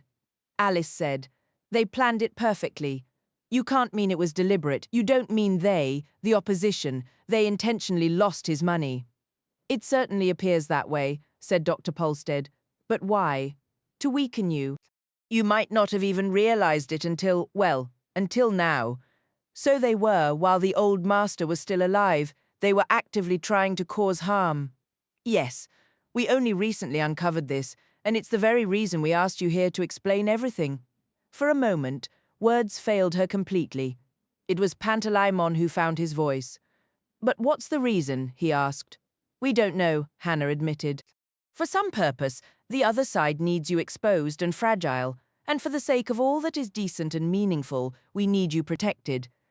But you're not alone. There are other scholars under the shelter of academic sanctuary. It has always been a safeguard for free thought, and now it seems to be crumbling. Lyra tangled her fingers in her hair, her mind circling back to the man she'd never known existed until today, the man with the three-legged hyena demon who had been so desperate to claim her when she was just an infant. That Bonneville, she said. Was he connected to the other side as well? Is that why he wanted me? A fleeting look of pure revulsion crossed Alice's face. He was a tangled man in a tangled situation, Hannah explained. He appears to have been operating as a spy, but a freelance one, much like an independent researcher. Originally an experimental theologian, a physicist, he managed on his own to infiltrate the very core of the magisterium's headquarters in Geneva and uncovered a staggering amount of information. All of it was in the pack that Malcolm recovered. Stole. Malcolm corrected quietly. Fine, stole. And Malcolm brought it all back to Oxford. But Bonneville had turned into a kind of outlaw. He was unstable, or fixated, or something. He was fixated on you as a baby, for reasons we still don't understand. I believe he intended to use you as leverage, Dr. Polstead offered. But then, well, by the end he just seemed insane, unhinged. Lyra was taken aback by the raw anguish on his face. He was staring straight at Alice, who met his gaze with a mirrored sorrow. Dr. Polstead seemed to struggle for a moment, his eyes dropping to the floor. Alice's voice grew rough. This is another part of why it's been so difficult to tell you, my dear. You see, Bonneville assaulted me. He might have done worse. But Malcolm came to help me and, well, he did the only thing possible. We were at our absolute limit. We thought we were finished. Everything was so terrible and... She couldn't continue. Her daemon, Ben, rested his head on her lap and she stroked his ears with a shaking hand. Lyra longed to embrace her but felt frozen. Pan was motionless beside her feet. The only thing possible, Lyra whispered. Malcolm's daemon, Asta said quietly. Malcolm ended his life. Lyra was speechless. Dr. Polstead kept his eyes lowered, rubbing his palm across his forehead. Alice went on.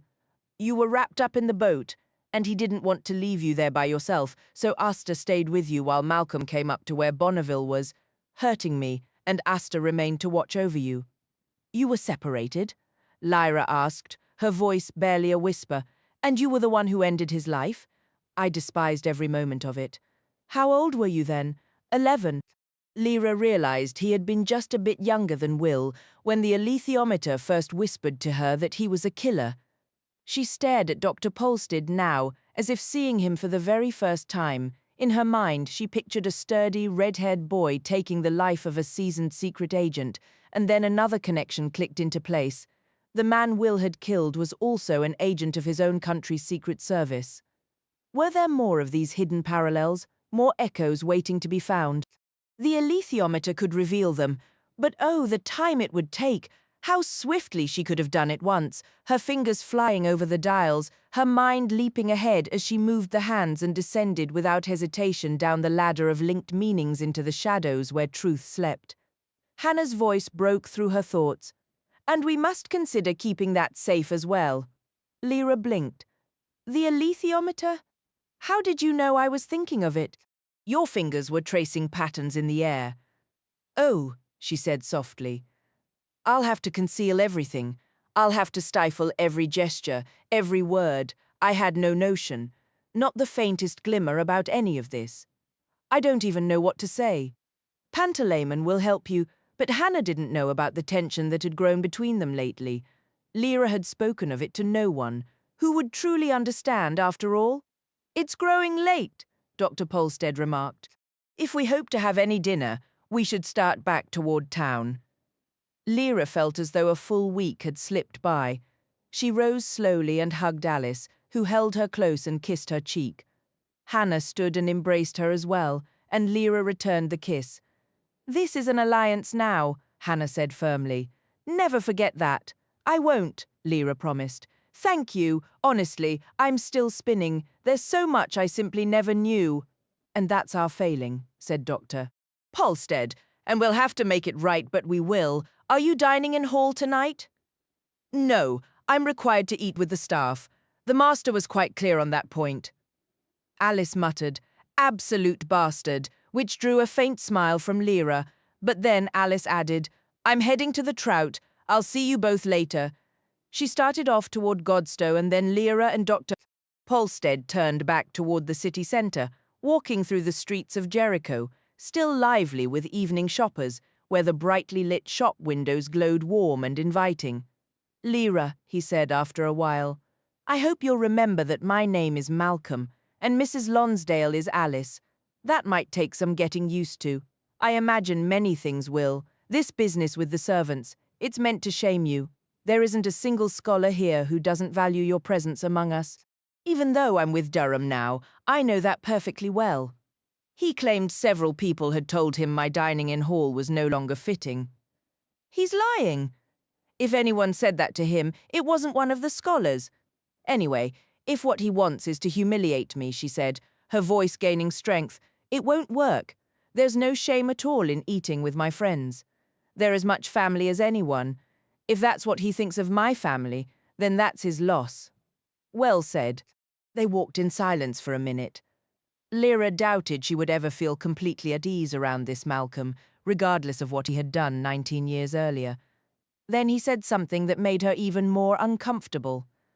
Ah, Lyra, I believe you and I have another matter to discuss, don't we?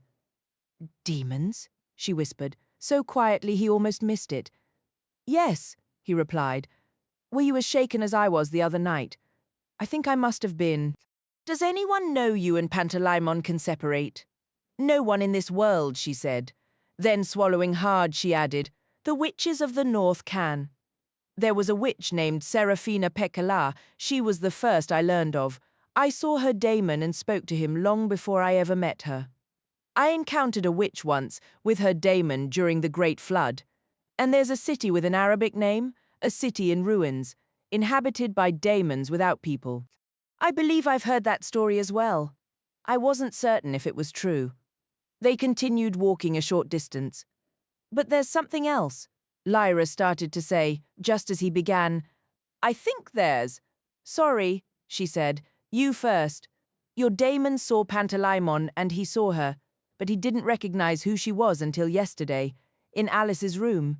Exactly. Only, oh, this is so complicated. Look behind you, he told her.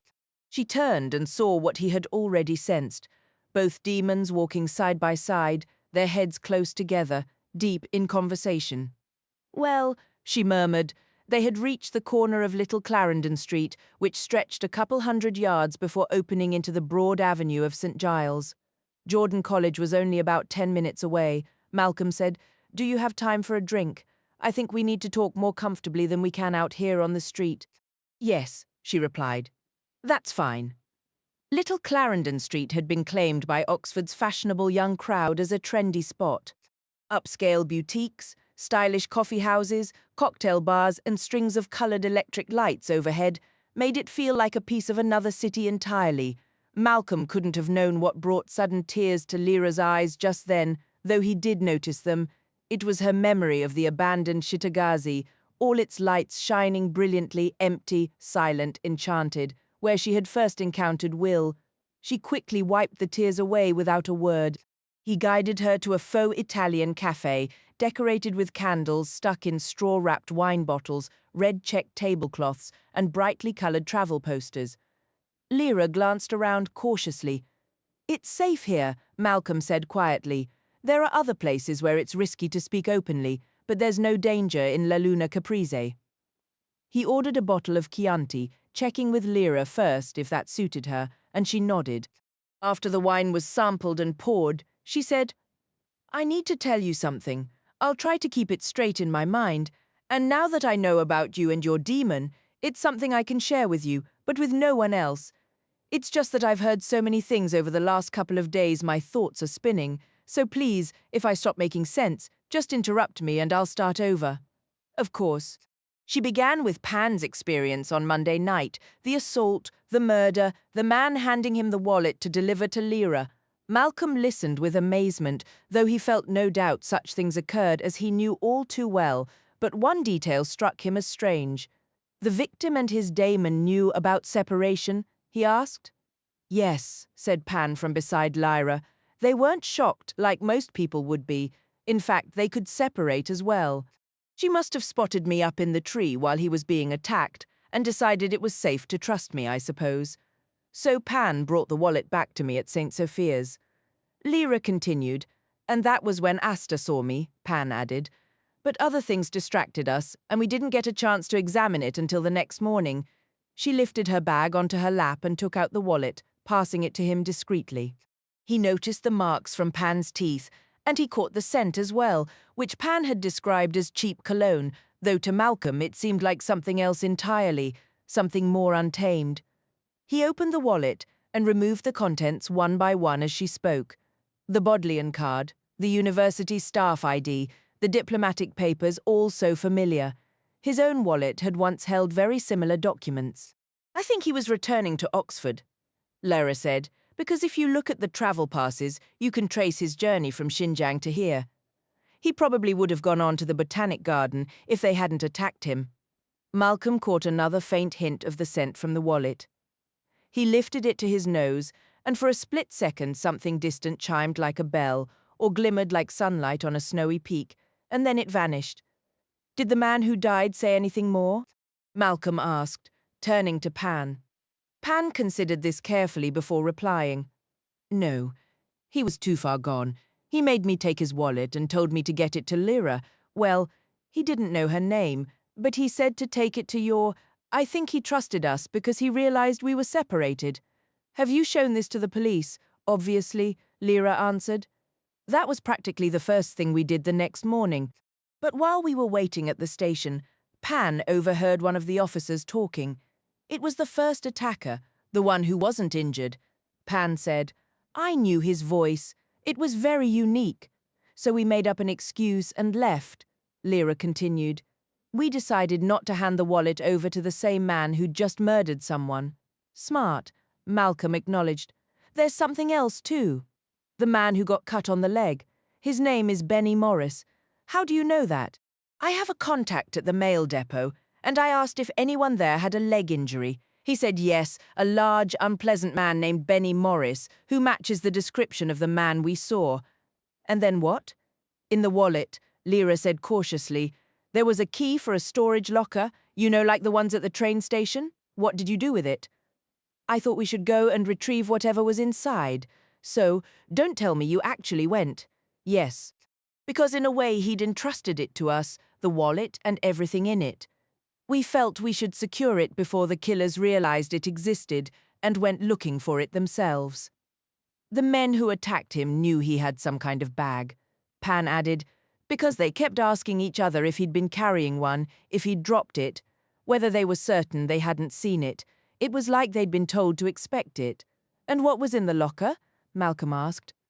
"A backpack," Lyra said, "which is hidden under the floorboards in my room at Jordan." "It's still there now?" She nodded. He picked up his glass and finished the drink in one swallow, then stood. "Let's go get it. As long as it's there, you're in serious danger, Lyra, and I'm not exaggerating. Come on." A short while later, Lyra and Malcolm turned from the Broad into Turl Street, the narrow lane where the main gate of Jordan College stood beneath the lodge tower. They were halfway to the entrance when two men in plain work clothes stepped out through the gate and headed toward the high street. One of them had a backpack over his shoulder. "That's it," Lyra said softly. Malcolm started to run after them, but Lyra immediately caught his arm, her grip firm. "Wait," she said. "Stay quiet. Don't make them turn around. Let's just go inside. I could catch them. No need." The men were walking away briskly. Malcolm bit back several remarks. Lyra was completely calm and even seemed quietly pleased about something. He glanced once more at the retreating figures, then followed her into the lodge, where she was already speaking to the porter. "Yes, they said they were here to move your furniture, Lyra, but I just saw them leave. One of them was carrying something." "Thanks, Bill," she said. "Did they say which company they were with?" "They gave me a card. Here it is." She showed Malcolm the card. It read J. Cross Removals, with an address in Kidlington, a few miles north of Oxford. "Do you know anything about J. Cross?" Malcolm asked the porter. "Never heard of them, sir." They climbed the 2 flights of stairs to her room. Malcolm hadn't been on this staircase since his undergraduate days, but it seemed largely unchanged. 2 rooms occupied the top floor on either side of a small landing. Lyra unlocked the door on the right and turned on the light. "Good Lord," Malcolm said. "We should have been here 5 minutes ago." The room was in complete disarray. Chairs were overturned, books had been pulled from the shelves and thrown across the floor, and papers were scattered in a chaotic heap over the desk. The rug had been yanked aside and tossed into a corner, revealing a floorboard that was clearly out of place. So they found it. Lyra observed, staring at the gap. "That's where you kept it, my best spot. Don't give me that look." They were always going to check for loose boards. I'd love to have seen their expressions when they unzipped that pack, honestly. And then she smiled, for the first time in what felt like ages. The shadows lifted from her eyes. "What exactly will they discover?" Malcolm asked. "Two history department library books, all my old notes from last year's economic history class, a sweater that never fit right, and a couple of shampoo bottles." Malcolm couldn't help but laugh. She sifted through the books scattered on the floor before passing two up to him. "These were in the bag. I couldn't make sense of them. This one appears to be in an Anatolian dialect," Malcolm noted, flipping pages, "some sort of plant catalogue. And this is in Tajik. Interesting." "What else did you find?" From the chaos of papers covering the desk and spilling onto the floorboards, Lyra selected a cardboard folder that looked just like several others. Malcolm sat to open it. "I'll just check the bedroom," Lyra said, stepping across the landing. The folder was labelled in her own handwriting. Malcolm guessed she'd swapped her own documents for the dead man's, and he was right. Inside were pages of a journal, scribbled in pencil. He'd barely begun to read when Lyra returned, carrying a dented old tobacco tin. It held about a dozen tiny cork-stoppered vials and a few small cardboard boxes. "This was in the rucksack too," she said. "I haven't a clue what's inside." "Samples of something." "Lyra, that was quick thinking. But this is serious trouble. They already know your identity somehow, and they know you're aware of the murder. They'll figure out you have the pack's contents soon enough. I'm not convinced you should remain here." "I don't have anywhere else," she stated flatly, not asking for pity, "except maybe St. Sophia's, and they probably know about that connection too." That familiar defiant stubbornness he remembered from tutoring her was simmering just beneath the surface. "Well, let's consider options," he said. "You could stay with Hannah. That would put her in danger, wouldn't it? They must know we're linked. Besides, I think her sister is visiting for the holidays. There wouldn't be space. Are there any friends you could ask?" "There are people I've spent Christmases with before, but only when they invited me.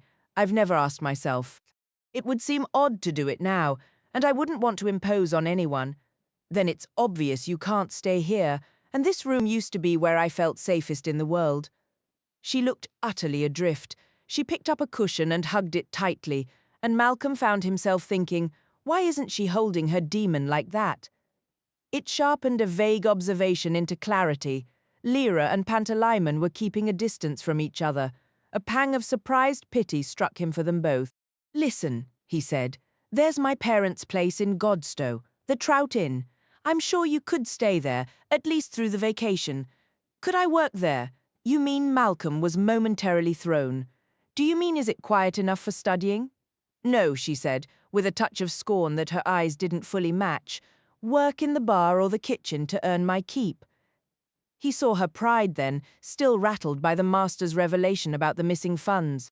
"If you want to do that, I'm certain they'd welcome the help," he told her. "Good," then she said. He knew better than most how stubborn she could be, but he wondered how many people had glimpsed the raw loneliness in her face when her guard was down. "And let's not delay," he added. "We'll go there tonight as soon as you're packed. I have to sort all this out first." She gestured vaguely at the disordered room. "I can't just walk away from this mess. Let's focus on getting the books back on the shelves and righting the furniture. Was the bedroom ransacked too?" "Completely. My clothes are scattered everywhere, and the bed's been flipped over." Her voice trembled slightly, and her eyes shone with unshed tears. This violation of her space was deeply unsettling. "Here's what we'll do," he offered. "I'll handle the books and organize the papers on your desk, and I can manage the furniture in here. You go pack a bag with some clothes. Don't worry about the bed. We'll tell Bill that the movers were just a pair of opportunistic thieves, and he should have known better than to let them inside." He grabbed a canvas tote from the hook behind the door. "Mind if I use this for the things from the rucksack?" "Please, go ahead. I'll gather some things to wear." He bent to retrieve a fallen book. "Are you in the middle of this one?" It was Simon Talbot's The Constant Deceiver. "I am," she replied, "though I'm not entirely convinced by it yet. Well, That opinion would probably delight him. He carefully placed the 3 folders, the 2 books, and the assortment of small vials and boxes into the bag. These items would find their way to Hannah's secure safe later that evening. He knew he'd need to reach out to Oakley Street, that shadowy branch of the intelligence service he and Hannah were both part of, and then make his way to the Botanic Garden. They were likely still waiting for the unfortunate Dr. Hassel to return with these mysterious specimens. Standing up, he began reshelving the books, and soon Lyra returned. "All set?" he asked. "I'm afraid I just put the books up anywhere. You'll have to organize them properly another time." "Thank you. I'm so glad you were here when we got back." Outsmarting them with the rucksack was clever, but I didn't anticipate how utterly revolting it would feel to have their hands rifling through all my personal things. Nearby, Pan and Asta were conversing in hushed tones. Lyra would undoubtedly get the full story from Pan later, and both Pan and Lyra were surely aware of that. Actually, Malcolm reconsidered. Let's not say anything to Bill at all. He'd insist on calling the police, and then we'd have to explain why he absolutely shouldn't. That would just make him remember it all and start asking questions. It's far simpler to say nothing. If he asks, we'll just say they were movers who showed up on the wrong day. And if the police did get involved, they'd start connecting dots. They'd realize I know about the murder, but how did they even track the rucksack here? No one was following us. The other side has an alethiometer. Then, they must have a remarkably skilled reader. This is a very precise location to find. That level of detail is difficult to achieve, I suppose. I'll have to assume I'm under constant observation now. How utterly vile it is, he agreed. But for now, let's focus on getting you settled up at Godstow. She picked up the constant deceiver, checked that her bookmark was still in place, and slipped it into her rucksack to take along. Mr. and Mrs. Polstead were not the least bit perturbed when their son arrived with Lyra. They immediately agreed to let her stay at the Trout Inn, provided her with a cozy room, and were happy for her to help out in the bar or the kitchen, wherever she could be most useful. They seemed, in every way, the most gracious and accommodating parents imaginable. "Well, he's the one who spirited you away in the first place," said Mrs. Polstead, setting a hearty dish of beef stew in front of Lyra at the kitchen table.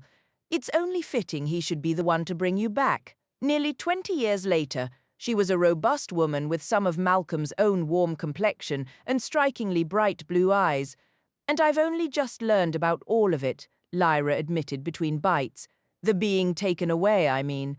I was much too young to remember anything. Where is the priory exactly? Is it nearby?" "Just on the other side of the river, but it's a ruin now. The flood damage was extensive, and the cost to restore it was simply prohibitive. Also, several of the sisters perished that night. There wouldn't have been enough of them left to rebuild the community. You wouldn't remember Sister Fenella or Sister Benedicta, would you? No, you were far too little." Lyra, her mouth full, shook her head. "Sister Benedicta was in charge," Mrs. Polstead continued. "Sister Fenella was the one who looked after you most of the time. She was just about the kindest, gentlest soul you could ever hope to meet." Malcolm adored her deeply. He was utterly heartbroken when he returned to find she had disappeared. Honestly, I believed I could never forgive him for causing such terrible worry, vanishing without a trace like that. Naturally, we assumed the worst, that he had drowned along with you and Alice. The single shred of comfort was that his canoe was missing. We held on to the hope that he'd managed to get into it, clinging to that thought until he finally stumbled back home, battered, shot, bruised, and completely spent. "Shot?" Lyra asked. The casserole was excellent, and she was famished, but her hunger for information was far greater. In the arm, he still bears the scar, and he was so exhausted, utterly drained. He slept for what felt like 3 days straight. He was quite ill afterward, actually, probably from all that contaminated floodwater. "How's the stew? Would you like another potato?" "Thank you. It's wonderful. What confuses me is why I was never told any of this. I mean, I wouldn't remember personally, but why did no one ever mention it?" "A fair question. I suppose initially the college was just scrambling to care for you, a musty old place full of scholars, completely unprepared for a child running about. None of them knew the full story, and Alice certainly wasn't going to explain. What did Malcolm tell you about when they brought you to Jordan College with Lord Asriel? I only learned of it this very afternoon. I'm still trying to make sense of it all, you see. I only ever knew Alice as Mrs. Lonsdale. She was always there when I was small, constantly keeping me neat and teaching me proper behavior. I suppose I just assumed she'd always been part of my life. Goodness, no. I'll tell you how I found out the former master of Jordan, Dr. Khan, asked my husband Reg and me to come see him. This was perhaps 6 months after the flood. We had no idea what it was about, but we dressed in our best and went one summer afternoon. He served us tea in the garden and explained everything. It seemed Malcolm and Alice had accomplished what they'd intended, delivering you to Lord Asriel, where they believed you'd be safe. I've never heard of anything so recklessly brave in all my days, and I certainly let Malcolm know how foolish I thought he'd been, though truthfully, I was incredibly proud of him, and I still am. Don't you dare tell him I said that. Anyway, it appears Lord Asriel invoked that protection privilege sanctuary, scholastic sanctuary, that's the one on your behalf. He informed the master that you'd have to be made a scholar to properly qualify for it. Then Dr. Khan looked at Malcolm and Alice, both half-drowned, filthy, exhausted and bleeding, and asked, "What about these two?" Lord Asriel simply said, "Treasure them." Then he departed, so Dr. Khan set to work. He arranged for Malcolm to attend Radcliffe School and covered the costs, later admitting him to Jordan as an undergraduate. Alice wasn't much for formal schooling, but she was sharp as a tack, very clever and quick. The master offered her a position on the staff, and she soon took charge of looking after you. She married young to Roger Lonsdale, a carpenter, a lovely, decent, steady boy. He died in a construction accident. She was a widow before she turned 20. I don't know everything that happened on that mad voyage to London in Malcolm's rickety canoe. He's never told me half of it, claims it would scare me too much, but one result was that he and Alice returned as the closest of friends. Inseparable, as much as they could be with him away at school. Weren't they friends before? Absolute enemies. She looked down on him, and he pretended she didn't exist. They despised each other. She could be a real bully. Remember, she's 4 years older, which is a huge gap at that age. She used to taunt him and pick on him relentlessly. I had to scold her once, but he never complained, though he'd press his lips tight like this whenever he brought the dirty dishes to her for washing. Then that winter, they gave her some work at the Priory, helping with you to give poor old Sister Fenella a bit of a rest. My, you certainly made quick work of that casserole. Would you care for a bit more? No, thank you. It was perfect. How about some baked plums? I added a splash of liqueur. That sounds wonderful. Yes, I'd love some. Mrs. Polstead served the plums and generously poured thick cream over them. Lyra glanced toward Pan, half expecting a teasing remark about her sweet tooth, the kind of gentle ribbing he used to offer before their recent distance. But he was deep in conversation on the floor with Mrs. Polstead's Damon, a grizzled old badger. Mrs. Polstead settled back into her chair. Malcolm mentioned a little about the new master of Jordan, she began. Sounds like he's treated you poorly. It's hard to say, really. Everything feels so muddled right now.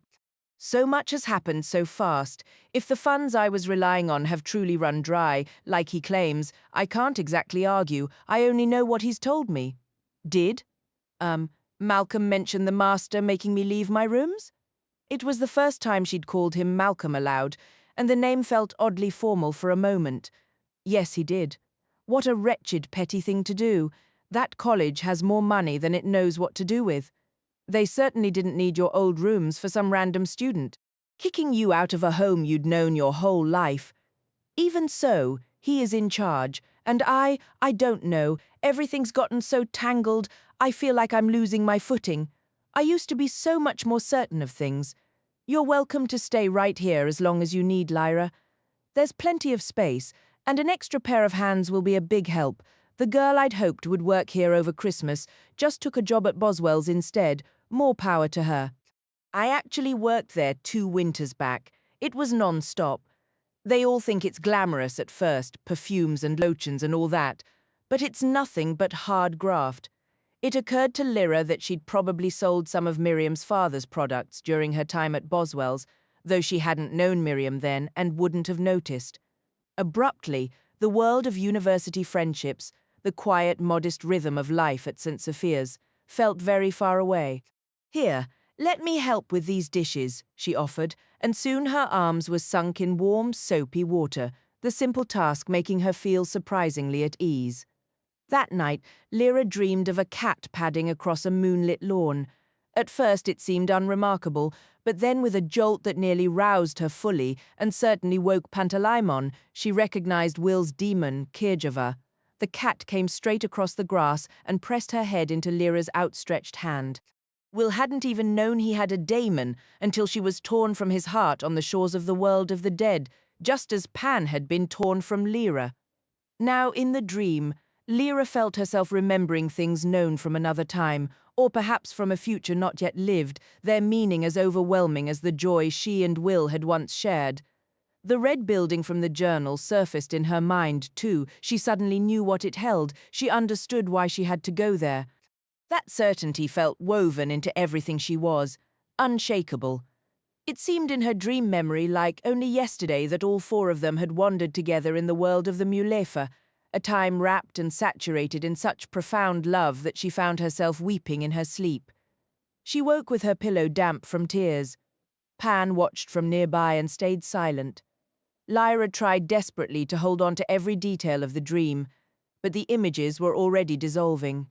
All that lingered was that fierce, intoxicating, all-encompassing love. Across town, Malcolm rang Hannah's doorbell. Within minutes they were seated by her fireplace, and he was recounting the murder, the wallet, the rucksack, and Lyra's arrival at the Trout. Hannah listened without interruption. He had a knack for telling a story, giving each event its proper weight, arranging the pieces for greatest effect. "And what's in the bag?" she asked. "Aha!" he replied, setting it between his feet. "These papers for starters. I haven't had a proper look yet, but I'll photogram them tonight. And these two books, one's an Anatolian botany text, and this one here." She took the other volume. It was cheaply bound, clumsily repaired, printed on coarse and brittle paper with amateurish typesetting. The book showed clear signs of frequent use.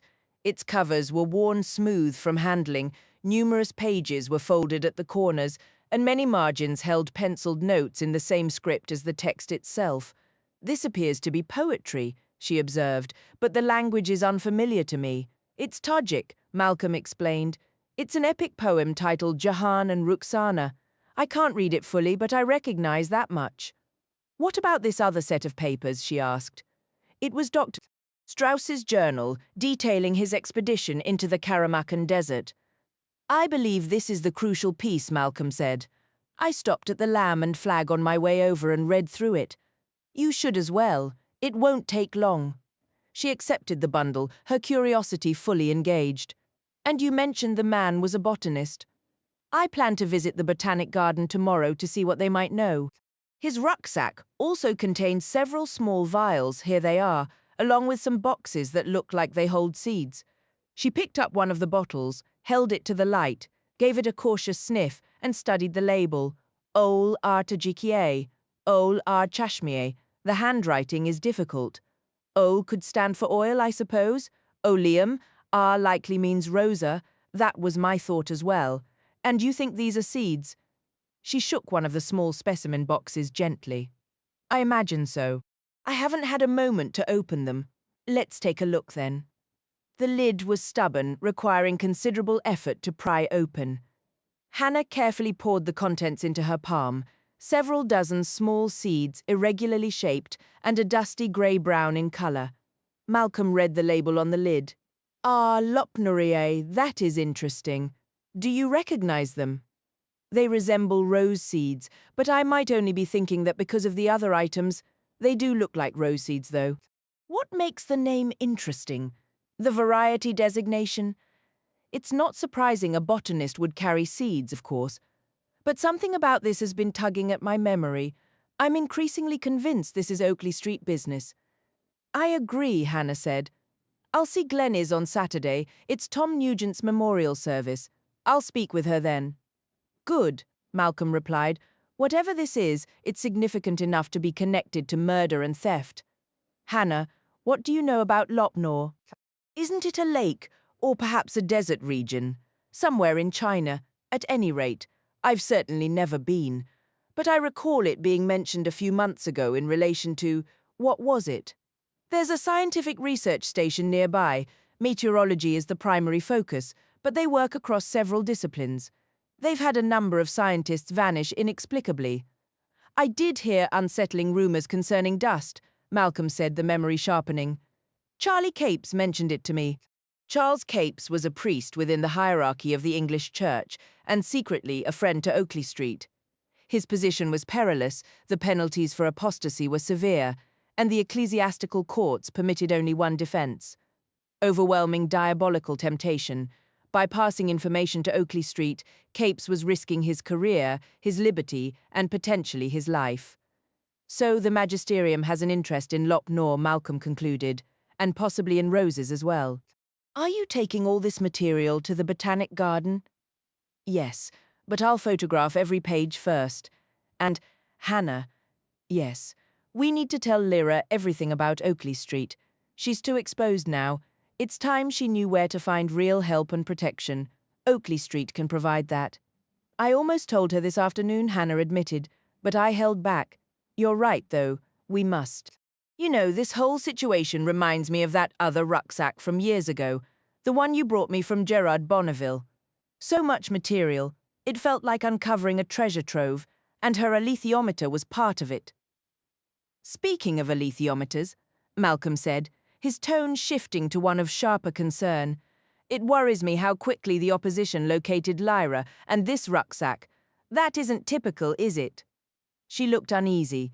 In a way, it confirms our suspicions, she said. There's been talk for months now about a new method of reading the alethiometer. It's quite unconventional, really. Partly experimental, this new approach requires letting go of the single viewpoint focus you rely on with the classical method.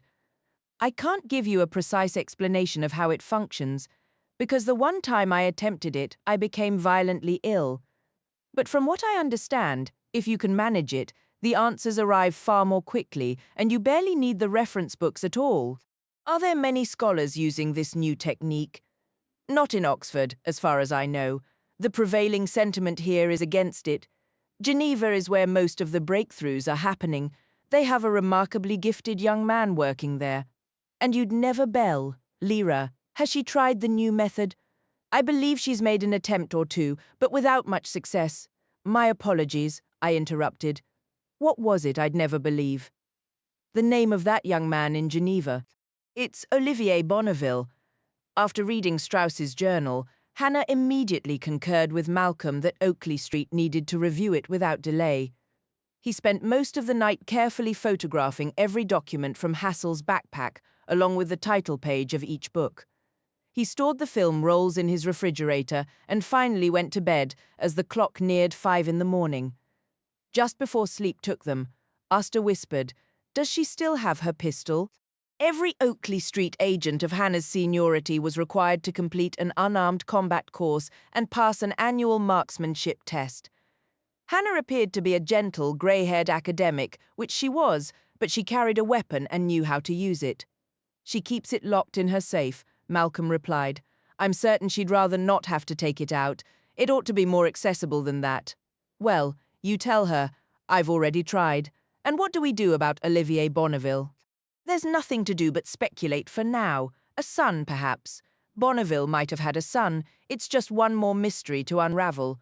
We'll see what Oakley Street has on file. After breakfast, Malcolm delivered the film to a reliable technician for developing and made his way along the high street toward the Botanic Garden. The day was dull and grey, the air heavy with the promise of rain. The lit windows of the administration building shone brightly against the dark silhouette of a massive yew tree behind it. A secretary initially informed him that the director was occupied and that he would need an appointment, but the moment he mentioned Dr. Roderick Hassel, her demeanour shifted entirely. In fact, she looked startled. "Do you know where he is?" she asked. Her daemon, a small Boston terrier, standing stiffly with raised hackles, emitting a faint, anxious whine. That's actually what I've come to discuss with the director. Of course. My apologies. One moment, please. She left her desk and stepped into an inner office, her demon scurrying at her heels. A short while later, she returned and said, "Professor Arnold will see you now." "Thank you," Malcolm said, and entered. The secretary closed the door behind him. The director was a woman in her 40s, blonde, slender, and intense. She remained standing. Her hummingbird demon fluttered briefly near her shoulder before perching there. "What can you tell me about Roderick Hassel?" she demanded immediately. "I was hoping you might tell me something," Malcolm replied. "All I know is what's in here." He placed the shopping bag on her impeccably organized desk. "I found it at a bus stop, as if someone had left it behind. There was no one around, and I waited a few minutes to see if anyone would return for it, but no one did. So I thought I should determine who it belonged to. There's a wallet inside." Professor Arnold located the wallet and examined it briefly. "And since he's listed as a member of your staff," Malcolm continued, "I thought it best to bring it here." "A bus stop, you said. Which one?" "On the Abingdon Road, the side heading into the city centre." "When was this?" "Yesterday morning." She set the wallet aside and pulled out one of the folders. After a quick scan of its contents, she did the same with the other two. Malcolm waited quietly for her to speak. Finally, she looked up at him. She appeared to be sizing him up.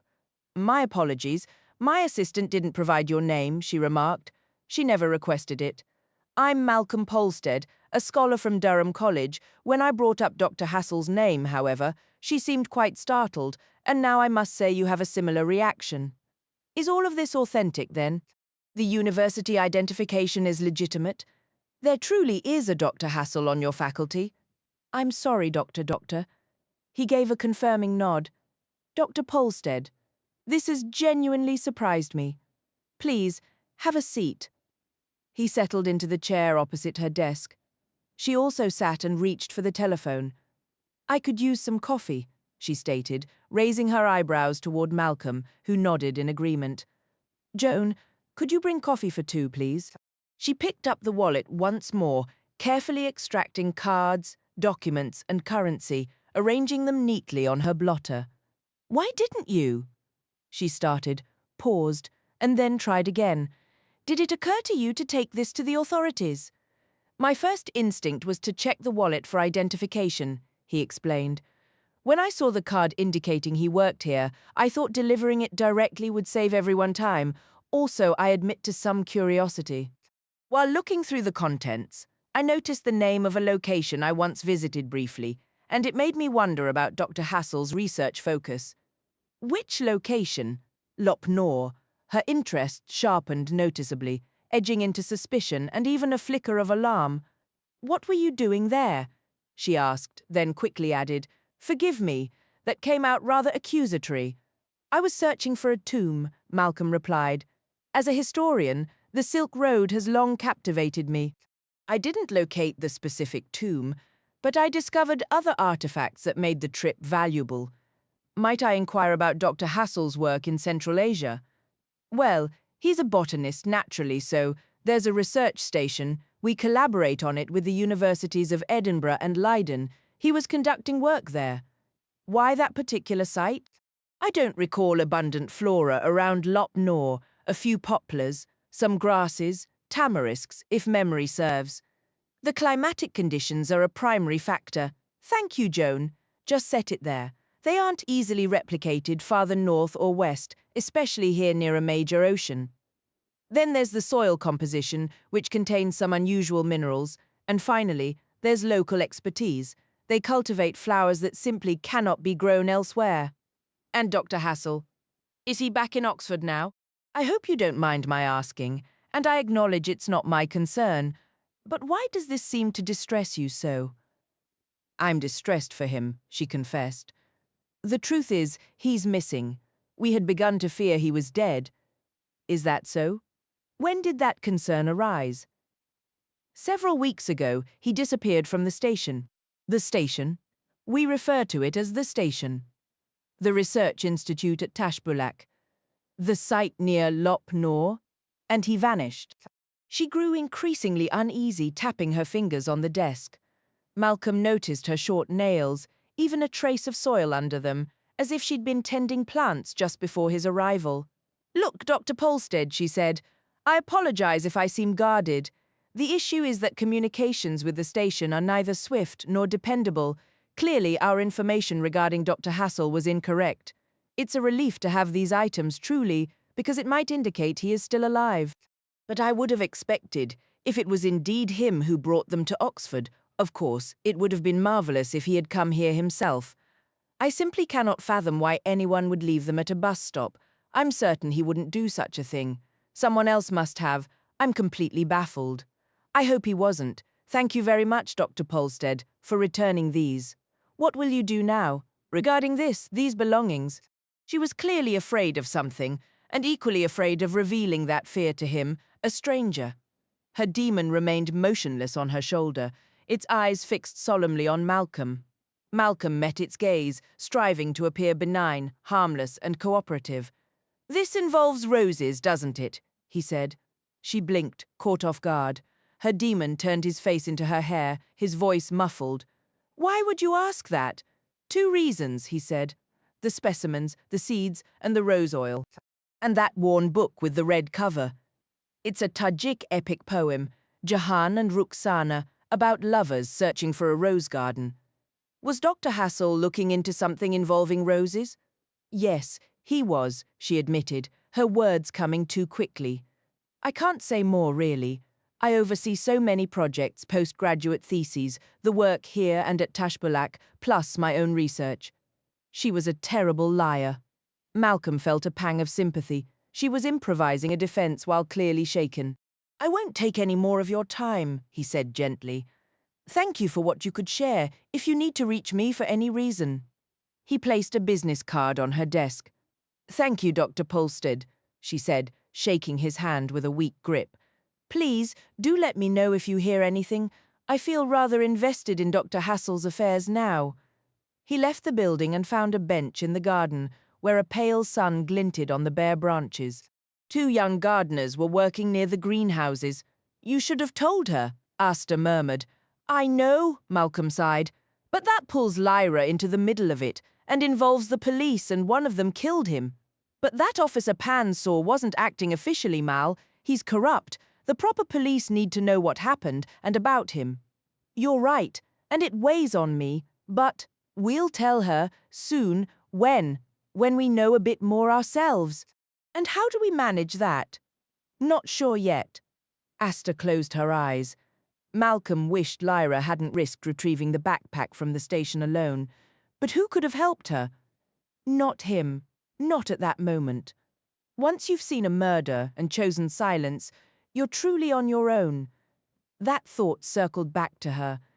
As Asta rested sphinx-like on the bench beside him, Malcolm's mind drifted to the Trout Inn, wondering how Lyra was faring there and whether she was safe. A swarm of questions orbited one he wasn't ready to examine. Had she truly changed from the sullen, scornful girl he'd struggled to teach years ago? Now she seemed hesitant, withdrawn, almost fragile. She carried a quiet unhappiness, a loneliness he couldn't ignore, and then there was that distant, frosty space between her and her daemon. Yet in the little cafe, she had nearly confided in him, her manner almost friendly. Her delight at having hidden the items from the backpack had been a bright, carefree ripple, utterly captivating. That central question refused to leave. He returned to it, feeling his own clumsy, ox-like nature acutely. The contrasts between them were stark, his settled maturity against her raw youth, his solid frame beside her slender one, his steadiness versus her quickness. He could watch her for hours. Her eyes, a strikingly vivid blue with long lashes, were more expressive than any he'd known. She was so young, yet he could already trace where laughter lines and lines of thought would one day gather, enriching her face with life. At the corners of her mouth, tiny creases hinted at a smile always waiting just beneath the surface. Her hair, the color of dark straw, was short and often untidy, but soft and always shining. He remembered once or twice while tutoring her, leaning over her shoulder to review her work and catching a faint scent, not of any product, but simply of warm, youthful life and pulling back immediately, unsettled.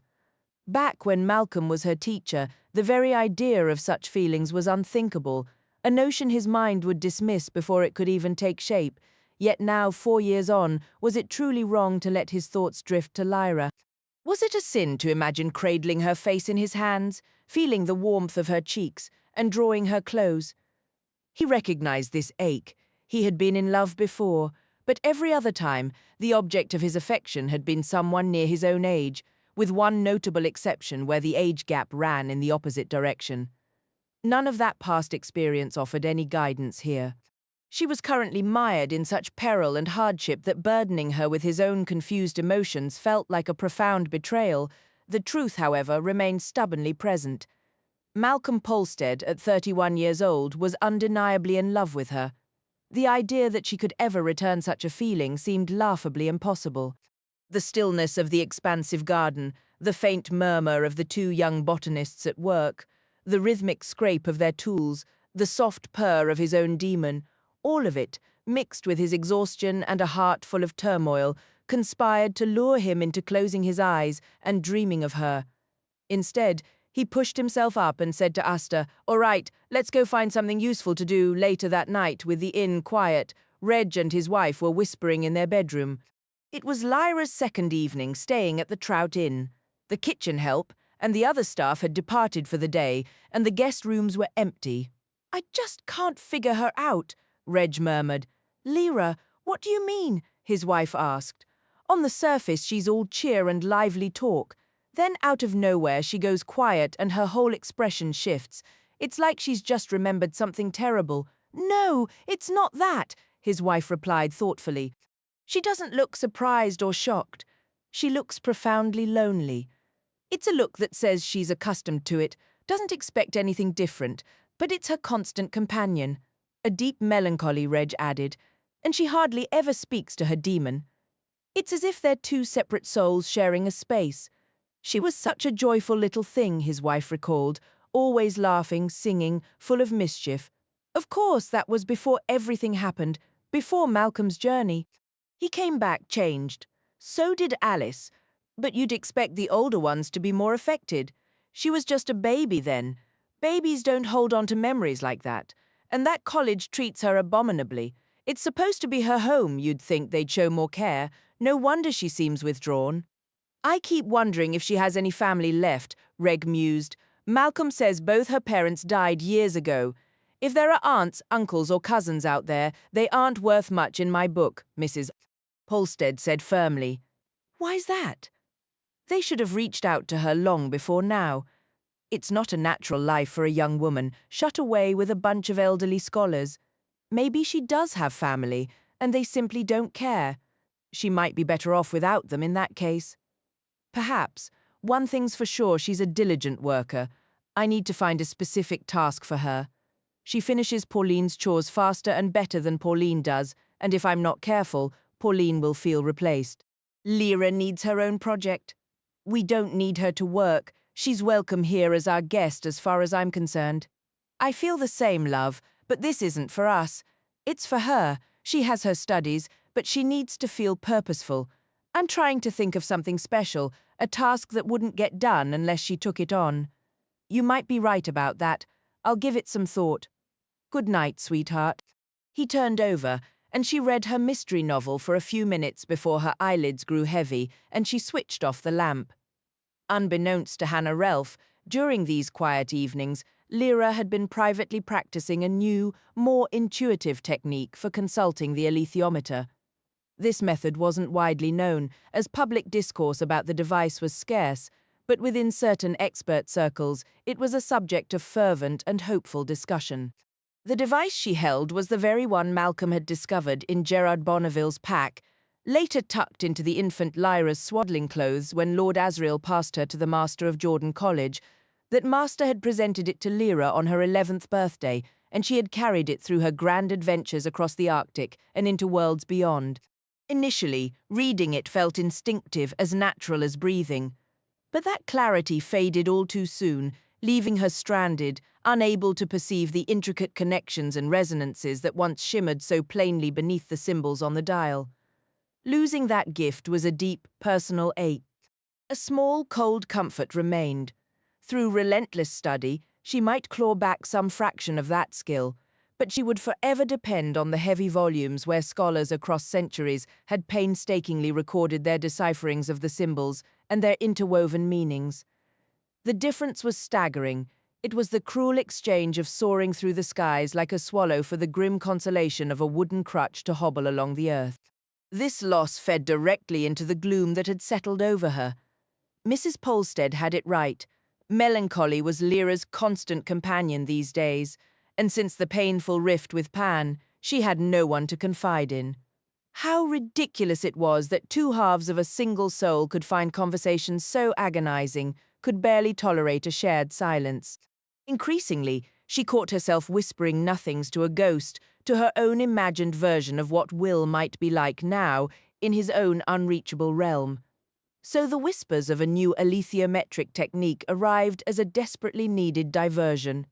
It spread through rumor, its origins murky and unknown, yet tales circulated of breathtaking leaps in understanding, of theoretical revolutions, of readings so profound they rendered the old reference books utterly obsolete. In private, Lyra began to test these whispers. On their second evening at the Trout Inn, she sat propped in bed, knees pulled to her chest, blankets wrapped tight against the chill, the alethiometer resting lightly in her palms. The bedroom's low, slanted ceiling, the faded floral wallpaper, the threadbare rug beside the bed, they already felt like a worn-in refuge, and the soft yellow glow from the naphtha lamp on the nightstand painted the room with a warmth no thermometer could ever measure. Pan was perched on the floor beneath the lamp's circle of light. In better times, he would have been a warm, familiar weight curled against her heart. "What are you doing?" His voice was edged with hostility. "I'm going to try the new method again." "Why bother? Last time it left you nauseous and pale. I'm experimenting, seeing what happens. I despise this new method, Lyra. But why? Because when you use it, you look utterly vacant. I can't find you in there. And I don't believe you know where you are either. What you lack is imagination." "What?"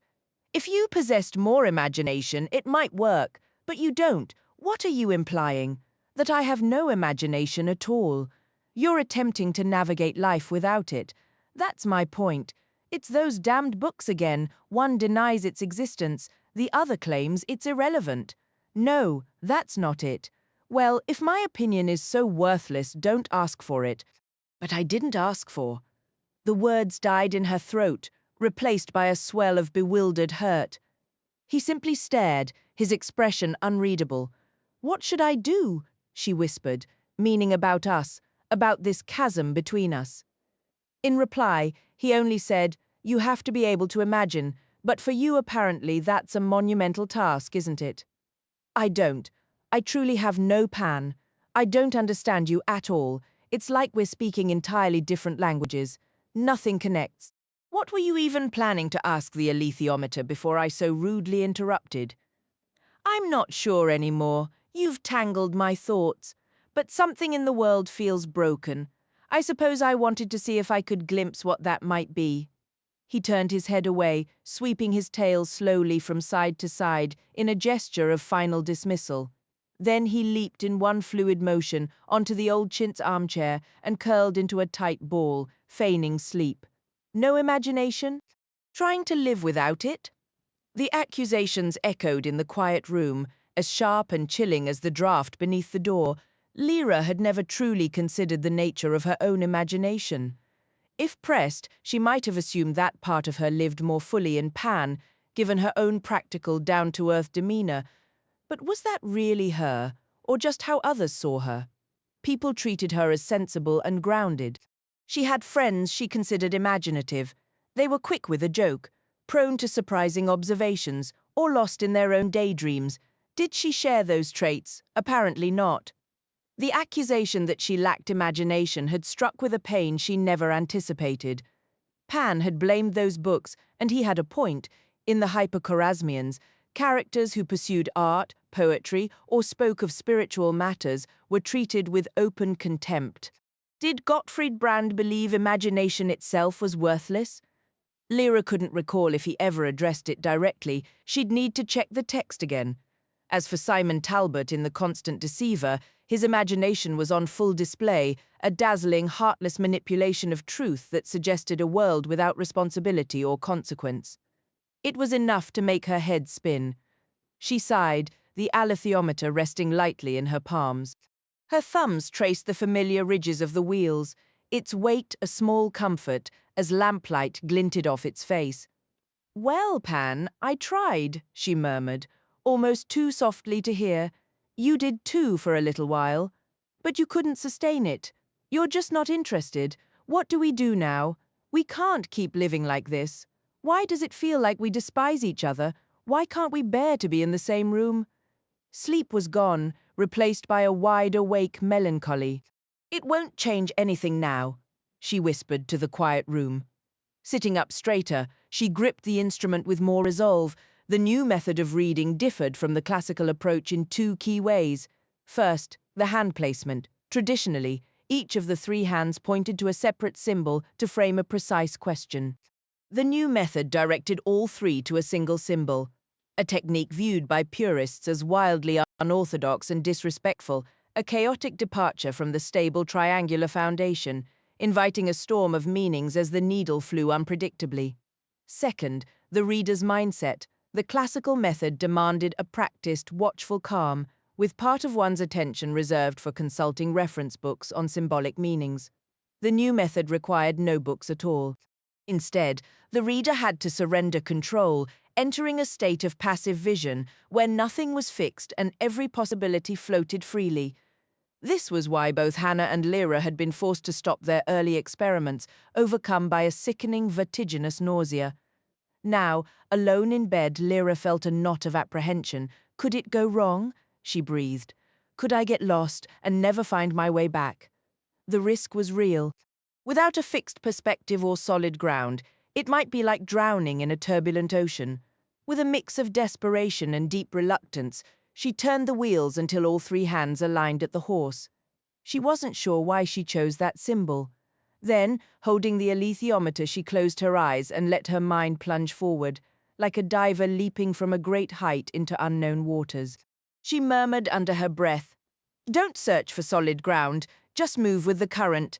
Let it carry you, feel it rush through you and then away. There is no solid ground, no fixed point of view." The symbols from the dial seemed to swing toward her, then past her, only to swing back again. One moment she was inverted, the next she was climbing, then suddenly she was falling into a terrifying abyss. Familiar images, ones she had lived with for most of her life, now loomed with a strange, hostile light or faded into obscuring fog. She surrendered to the drift, the float, the tumble, clinging to nothing. Darkness gave way to blinding radiance. She stood on an infinite plain, scattered with ancient petrified symbols beneath a colossal moon. She wandered through a forest alive with the cries of beasts, the shrieks of people, and the hushed whispers of frightened spirits. Vines of ivy climbed skyward, strangling the sun and dragging it down into a field where a furious black bull snorted and pawed the earth. Through all of this, she moved without purpose, emptied of any ordinary human emotion. Scene after scene unrolled before her, some mundane, some gentle, some utterly horrifying, and she observed them all with a curious, detached interest.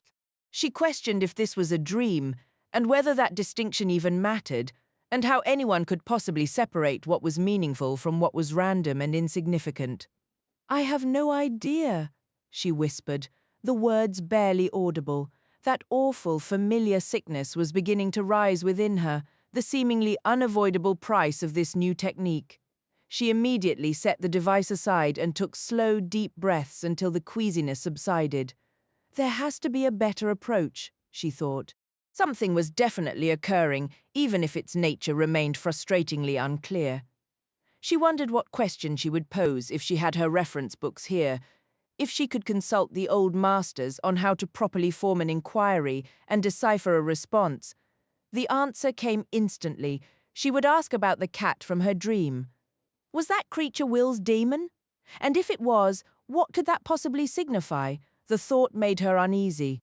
The thoroughgoing skepticism she'd absorbed from both Brand and Talbot in their distinct styles compelled her to sternly dismiss the entire realm of dreams and occult meanings. They were, for children, pure nonsense. But then, what exactly was the alethiometer if not a gateway into that very world? The conflict within her was acute, and yet she couldn't shake the memory of that shadow-grey cat on the moonlit grass. She picked up the instrument once more and carefully adjusted all 3 needles to align with the bird symbol, the one representing daemons in a general sense. Closing her eyes, she rested the alethiometer in her lap, holding it with a relaxed, open grip. She tried to recall the specific feeling of the dream, which wasn't difficult. It clung to her thoughts like a faint, persistent scent. She remembered how the demon had approached her, so assured and content, offering her head for Lyra to stroke, how the fur had felt almost electric with affection, how she had known this was Kirjava, and that she was permitted to touch her because she loved Will, and how Will must be close by. Abruptly, the vision shifted. Still deep in the trance, she found herself inside a stately building, walking down a corridor. Windows looked out onto a narrow courtyard below, where a long, sleek limousine shone in the cold winter sun. The corridor walls were painted a soft, chalky green washed in the weak afternoon light, and there was the cat Damon again, or perhaps just a cat sitting composedly this time, simply watching her. It wasn't Kirjava, as Lyra, a storm of hope and letdown churning inside her, moved toward the animal. It turned and paced deliberately away toward an open door. Lyra followed. Through the doorway, she saw a room lined with bookshelves. A young man was there holding an alethiometer. And it was Will, she cried out, unable to stop herself. His dark hair, his determined jaw, the familiar tension in his shoulders, and then he lifted his gaze to meet hers. And it wasn't Will at all. It was someone else, roughly her own age, lean and intense, with a haughty expression. And his demon wasn't a cat, it was a sparrowhawk, perched on the back of his chair, fixing her with piercing yellow eyes. Where had Kirjava gone? Lyra glanced around frantically. The cat had completely disappeared. A spark of wary understanding flashed between Lyra and the stranger, though their realizations were worlds apart. He saw the girl his boss, Marcel Delamar, was desperate to find, the one who possessed his father's truth-telling device. She, in that same heartbeat, recognized him as the creator of the dangerous new technique. Her hand shot out, slamming the door shut before he could react.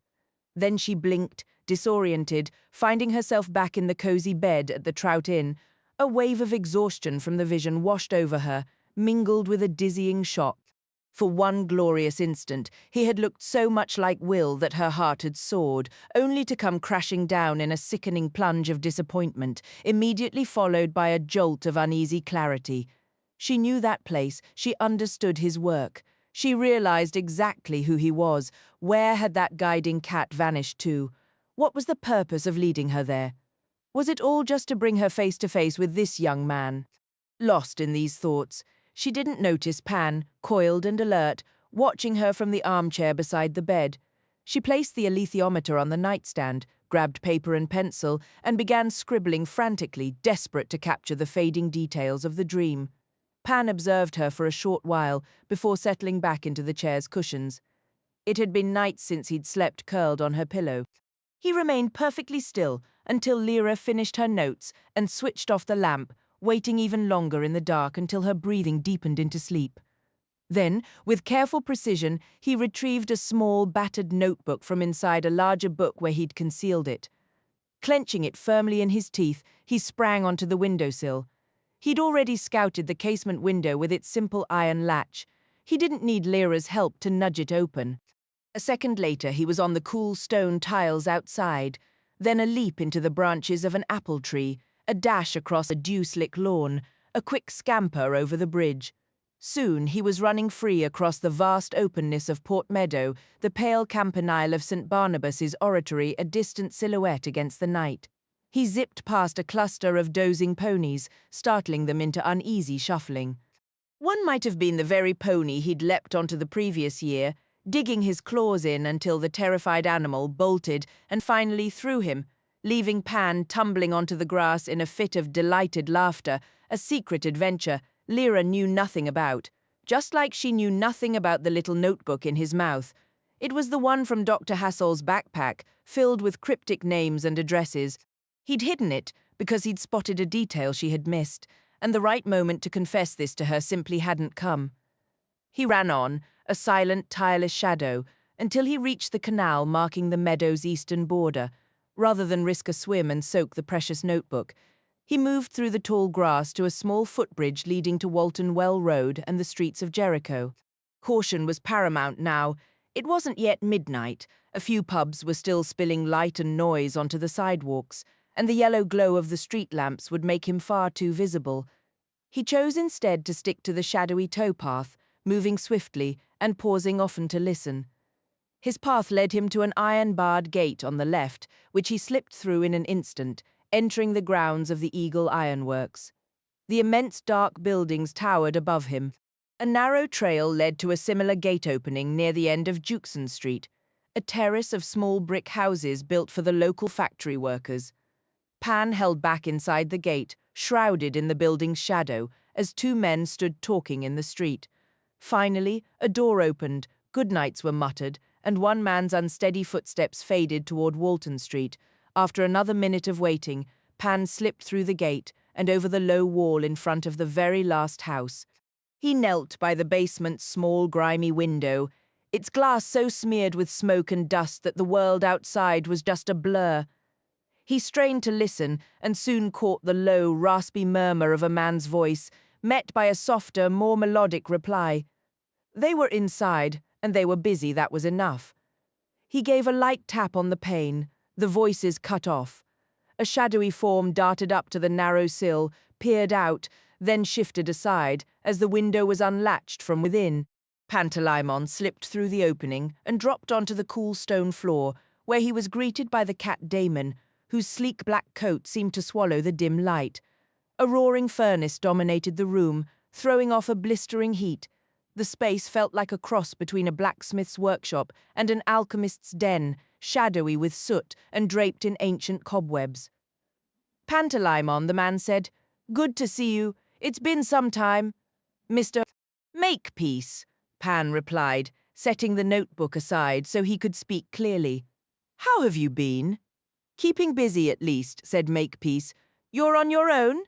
He was a man in his 70s, his face a map of deep wrinkles. His skin was blotched, whether from age or the constant haze of smoke that hung in the air. It was hard to tell. Pan and Lyra had first met Sebastian Makepeace several years earlier, during a peculiar incident involving a witch and her daemon. They'd returned to visit him many times since, growing accustomed to his dry wit, the incredible chaos of his laboratory, his knowledge of obscure matters, and the gentle patience of his demon, Mary. Both Makepeace and Mary were aware that Lyra and Pan could part ways. The witch whose trickery had once brought them all together had been his lover long ago, and he understood the witch's unique power. "Yes," Pan said. "Lyra is, well, she's resting. I needed to ask you about something. I hope I'm not interrupting." Makepeace pulled on a worn leather glove and nudged an iron pot closer to the furnace's edge. "That can simmer for a bit," he remarked. "Take a seat, my boy. I'll have a smoke while we talk." He retrieved a thin cheroot from a drawer and lit it. Pan usually liked the aroma of smoke leaf, but he wondered if he'd even notice it over the room's heavy, metallic scent. The alchemist settled onto a stool and looked at him intently. "All right, then. What's in that notebook?" Pan picked it up and held it out. Then he began to explain the murder and everything that had happened afterward. Makepeace listened with sharp focus, and Mary sat quietly at his feet, her eyes fixed on Pan as he spoke. "And the reason I hid it," Pan concluded, "and the reason I brought it here, is that your name is inside. It's like an address book. Lyra didn't spot that, but I did." "Let me see," said Makepeace. He perched a pair of spectacles on his nose.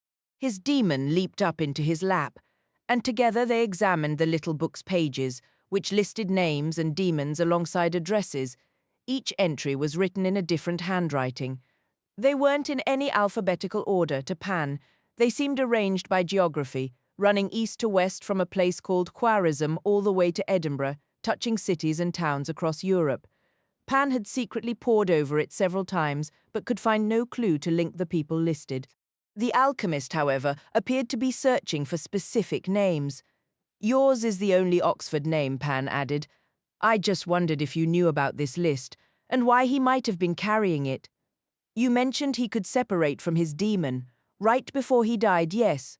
She flew up into the tree and asked me for help. And why haven't you told Lyra about this? It never felt like the right moment. That's a shame, said Makepeace. Well, you ought to give it to her. It's quite valuable. The little book had a name for this sort of list, a clavicular adumenti. He indicated a tiny embossed CA near the spine inside the back cover, nearly worn away from use. Flipping to the middle, he pulled a stubby pencil from his waistcoat, turned the notebook on its side and made a quick notation. What's that word mean? Pan asked. Clavicular. And who are all these people? Do you recognize everyone? I couldn't find any link between them. Of course you couldn't. What did you just write in there? A name that was absent. Why sideways? To make it fit, naturally.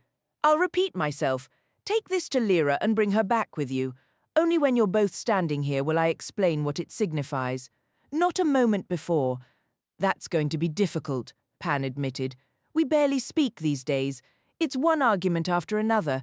It's awful, and we can't seem to break the cycle. What do you fight about?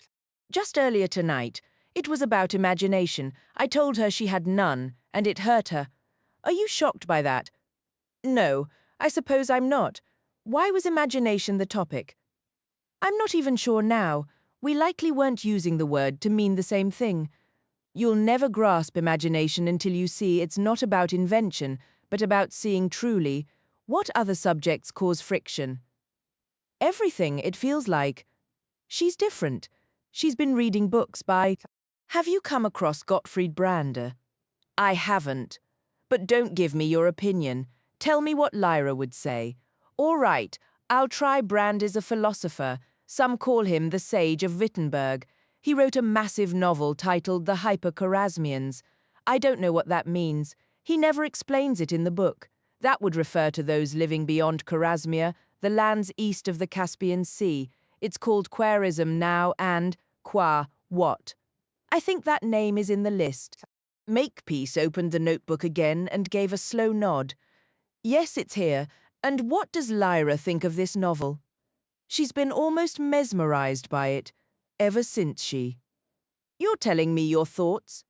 Tell me what she would say if I asked her. Fine, she'd call it a work of immense scope and power, a fully realized world, unlike anything else she's ever read, a radical new vision of human nature that shattered all her old beliefs and made her see her own life in a totally different light. Something along those lines, probably. You're being sarcastic. I can't help it. I despise it. The characters are grotesquely selfish, blind to any genuine feeling. They're either arrogantly domineering or sniveling and false, or else frivolously artistic and pointless. The only value in his universe is cold reason. The author is so rational he's unhinged. Nothing else matters to him. He treats imagination as meaningless, worthy of scorn. The whole world he paints is just a barren wasteland. If he's a philosopher, why choose a novel? Does he believe fiction is a suitable vessel for philosophy? He's written other books, but this is the only one that made him famous. We haven't. Lyra hasn't read the others. The alchemist tapped the ash from his cheroot into the furnace and stared into the flames. His demon, Mary, sat at his feet, eyes half closed, emitting a steady, soft purr. After a quiet minute, Pan spoke again. Have you ever known a person and their demon who actually hated each other? It's more common than you'd imagine. Even among those who can't be parted. It might be even harder for them, Pan thought. Yes, it certainly would be. Steam curled from the iron pot on the fire. Mr. Makepeace, he said, what are you working on now? I'm making some soup, said the alchemist. Oh, said Pan, and then caught the old man's faint smile. No, seriously, what is it? You understand what I mean by a field. Like a magnetic field? Precisely. But this one is incredibly difficult to spot. What is its function? I'm attempting to visualize it. But if you— oh, I understand. You mean you're trying to sense it directly? Precisely. Does that require specialized machinery? You could likely manage it with enormously costly equipment drawing vast amounts of energy and occupying several acres. My constraints are this laboratory: some gold leaf, a few mirrors, a strong lamp, and various contraptions I've had to devise myself. And it functions. Naturally, it functions. I recall when we first met, you told Lyra that if people believe you're attempting to turn lead into gold, they dismiss you as a time waster and never inquire further. I did say that. Were you searching for this field even then? Yes. Now that I've located it, I'm endeavoring to determine if it's uniform or if it fluctuates. Do you employ all these devices down here? Each one serves a purpose. And what are you preparing in that iron pot? Soup, as I mentioned. He rose to give it a stir. Pan felt a sudden wave of exhaustion. He had gleaned some information, though its usefulness was uncertain. Now he faced the long trek back across Port Meadow, the reconcealment of the notebook, and eventually explaining everything to Lyra. Clavicula, he murmured, straining to recall, and Makepeace supplied. Addumenti. Addumenti. I should be going. Thank you for the explanation. Enjoy your soup. Tell Lyra, tell her soon and bring her here with you. The black cat Damon stood to touch noses with him, and Pan departed. The following morning, a hand-delivered letter arrived for Malcolm at Durham College. He opened it in the porter's lodge, noting the letterhead, Director's Office, Botanic Garden, Oxford. It read, Dear Dr. Polstead, I feel I ought to have been more candid with you yesterday regarding Dr. Hassel and his work. The truth is, the situation is evolving quickly, and the issue is more pressing than it may appear. We have arranged a small gathering of the various interested parties, and I wondered if you might attend. Your familiarity with the location and the artifacts you discovered could prove valuable to our discussion.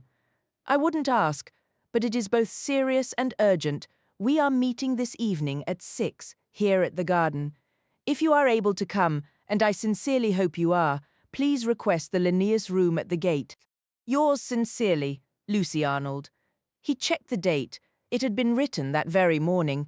Asta, reading it beside him from the porter's counter, said, We need to inform Hannah. Is there time? He had a college meeting mid-morning. Glancing into the lodge at the porter's clock, he saw it was 9:05. Yes, we can manage it, he said. I meant for her, Asta clarified. She's leaving for London this morning. So she is. Then we'd better hurry, Malcolm said, and Asta leapt down to pad along after him. Within 10 minutes he was ringing Hannah Relf's doorbell, and half a minute later she was admitting him, saying, So you've seen the Oxford Times? No. What about it? She handed him the newspaper. It was the previous evening's edition, open to page 5, where a headline stated, Body found at Iffley Lock. Not drowned, say police. He skimmed the article quickly. Iffley Lock was roughly a mile downriver from where Pan had witnessed the assault. The lockkeeper had discovered the body of a man around 40, severely beaten, who appeared to have died before entering the water. Police had launched a murder investigation. That must be him, said Malcolm. Poor man. Well, Lucy Arnold probably knows by now. Perhaps that's what she's alluding to. What are you referring to? I came to show you this, he replied, handing her the letter. Hannah read aloud. Circumstances are changing rapidly. Yes, that could very well be it. She's always very careful. She doesn't mention the police. If there were no identifying items on the body, they might never learn his identity, and she could remain unaware. Have you ever encountered her? Do you know anything about her personally? I know her a little. She's an intense, passionate woman, almost tragic, I've occasionally felt. That's more an impression than something I can justify. That's still useful. It adds to the portrait. I intend to attend her gathering. Do you expect to see Glenys in London? Yes, she'll definitely be there. I'll ensure she's informed. She retrieved her overcoat from the stand. As he helped her into it, she asked, How is Lyra managing? Subdued, I suppose. Understandably so, yes. Ask her to visit me when she has some time. Oh, and Malcolm, Dr. Strauss's Desert Travels. That red building. Do you have any notion what the term actorake might signify? None, I'm afraid. It doesn't appear to be a Tajik word, from what I can tell. A pity. Perhaps the alethiometer could shed some light. I'll see you later. Give my best to Glenys. Glenys Godwin now led Oakley Street. Thomas Nugent, the director when Hannah first joined, had passed away earlier that year, and Hannah was attending his memorial. Mrs. Godwin had been forced to retire from fieldwork years prior after contracting a tropical fever that left her demon paralyzed. Yet her judgment remained both shrewd and bold, and her demon's memory was remarkably detailed and vast. Malcolm held her in high regard. A widow who had lost her only child to the same illness that afflicted her, she was the first woman to head Oakley Street. Her political opponents had been waiting fruitlessly for her to falter. Following the service, Hannah secured 10 minutes with her in a quiet corner of the hotel lounge, where other Oakley Street associates were having drinks. She concisely outlined the murder, the rucksack, Strauss's journal, and Malcolm's summons to the hastily arranged meeting. Glenys Godwin was in her 50s, compact and sturdy, with neatly styled dark grey hair. Her face was animated and mobile, too revealing. Hannah had often thought for someone in her role where an impenetrable composure might have served better. Her left hand stroked her daemon, a small civet cat resting in her lap and listening intently. When Hannah finished, Glenys asked, the young woman Lyra Silvertongue, unusual name. Where is she now? Staying with Malcolm's parents. They run a riverside pub. Does she require protection? Yes, I believe she does. Are you familiar with her history? No. Brief me another time, not now. Clearly Malcolm must go to this meeting. It concerns Oakley Street directly. There's a link to experimental theology, we know that much. A researcher named Brewster Napier supplied the faint, strained voice of her demon. That's the one. He published a paper a couple of years ago that first caught our attention. What was the title? Some Effects of Rose Oil in Polarized Light Microscopy, recited Godwin's demon in the Proceedings of the Microscopical Institute of Leiden, Napier and Stevenson 2 years ago. His words were quiet but perfectly clear. Not for the first time, Hannah was astonished by his recall. Have you been in contact with this Napier? Hannah inquired. Not directly. We conducted a discreet and thorough background check. He's entirely reliable. As far as we know, the implications of his paper have escaped the magisterium's notice, and we don't wish to draw their attention by showing open interest. This situation Malcolm has stumbled upon is another sign that things are stirring. I'm glad you told me. You mentioned he copied all the documents from the rucksack. Everything. I expect he'll have them to you by Monday. I'll look forward to it. Around that same time, Lyra was deep in conversation with one of the kitchen staff at the Trout. Pauline, 17, and shy with a tendency to blush, was chopping onions while Lyra peeled potatoes nearby. Pan was conversing quietly with Pauline's mouse daemon under the kitchen table. He taught me a little once, Lyra explained when asked about Malcolm. I was awful to everyone back then. It never occurred to me he had a life outside the college. I honestly pictured him stored in a cupboard overnight. How long have you been at the pub? Since last year, just part-time at first. Then Brenda offered me more hours. I also work at Boswell's on Mondays and Thursdays. Really? I did a stint there too in kitchenware. It was exhausting. I'm in haberdashery, Pauline said, scraping the onions into a large casserole on the stove. What's for dinner? Starting a venison stew. Brenda will finish it later. She has her own special spices. I'm still learning what they all are. Does she make one big meal every day? She used to, mostly roasts on the spit. Then Malcolm suggested mixing things up. He had some clever ideas. A faint blush crept up her neck. She turned to stir the sizzling onions. Have you known him long? Lyra asked. I suppose so. When I was small, I thought he was... I don't know. He was always kind. I imagined he'd take over the pub one day, but now it's hard to picture. He feels more like a professor these days. I don't see him as much. Would you want to run a pub yourself? Oh, I couldn't possibly. It might be fun, though. Pauline's daemon scurried to her shoulder and whispered. The girl dipped her head, letting her dark curls fall forward to veil her flushed cheeks. After a final stir, she shifted the pot away from the heat. Lyra watched discreetly, intrigued by the girl's discomfort and faintly regretful for having provoked it, though she wasn't sure why. Later, sitting on the terrace overlooking the river, Pan clarified everything. "She's in love with him," he stated, "with Malcolm." Lyra was astonished. "If you weren't so wrapped up in yourself, you'd have noticed immediately." "I am not," she retorted, but the protest sounded hollow even to her. "But isn't he too old for her?" "She clearly doesn't think so, and I doubt he returns the feeling anyway." "Did her Damon tell you that?" "He didn't need to." Lyra felt an unexpected jolt. Why, she couldn't say. It wasn't actually shocking, it was just Dr. Polstead, except he wasn't quite the same man anymore. Even his clothes were different. Here at the Trout, he wore a plaid shirt with rolled sleeves that showed the sun-bleached hair on his forearms, a worn moleskin vest and corduroys. He looked more like a farmer than a scholar, utterly at home in this world of boatmen and farmhands, of poachers and travelling merchants, calm, sturdy and good-humoured, as if he'd belonged here forever. Which, of course, he had. No wonder he handled the bar with such ease, chatted effortlessly with regulars and newcomers alike, and resolved disputes so smoothly. Just the previous evening, two patrons had nearly brawled over a card game, and Malcolm had them out the door almost before Lyra realized what was happening. She wasn't certain she felt comfortable with this version of Malcolm any more than with the stern Dr. Polstead of old, but she could see he commanded respect. As for being someone to fall in love with, she decided to steer clear of the topic from now on. She liked Pauline and didn't want to cause her further embarrassment. When Malcolm reached the Botanic Garden just before 6, he noticed a single light burning in a window of the administration building. The rest of the grounds were dark. The porter's shutter was drawn, so he gave it a soft tap.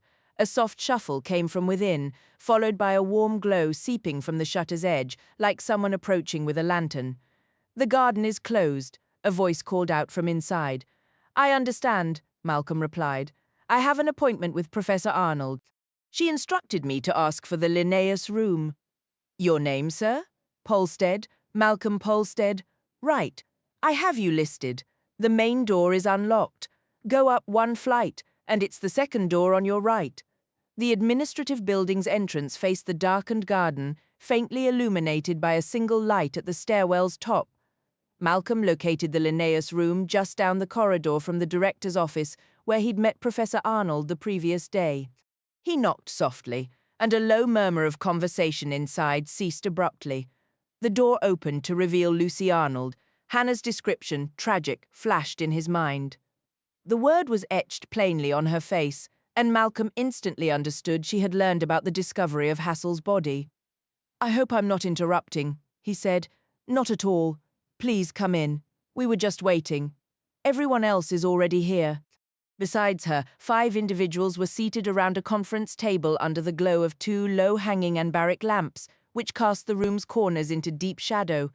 He recognized 2 of them vaguely. One was a specialist in Asian politics from St. Edmund Hall, and the other was a clergyman named Charles Capes. Malcolm knew him as a theologian, though Hannah had mentioned Capes was secretly connected to Oakley Street. Taking an empty seat, Malcolm watched as Lucy settled herself. "Now that we're all present," she began, her voice tight, "we can start. For those who haven't yet heard, the police recovered a body from the river yesterday. It has been identified as Roderick Hassel." She spoke with a strained composure, but Malcolm detected a faint quiver beneath her words. A ripple of murmured shock and sympathy travelled around the table. She continued, "I've gathered you all because I believe we must pool what we know about this situation and determine our next steps.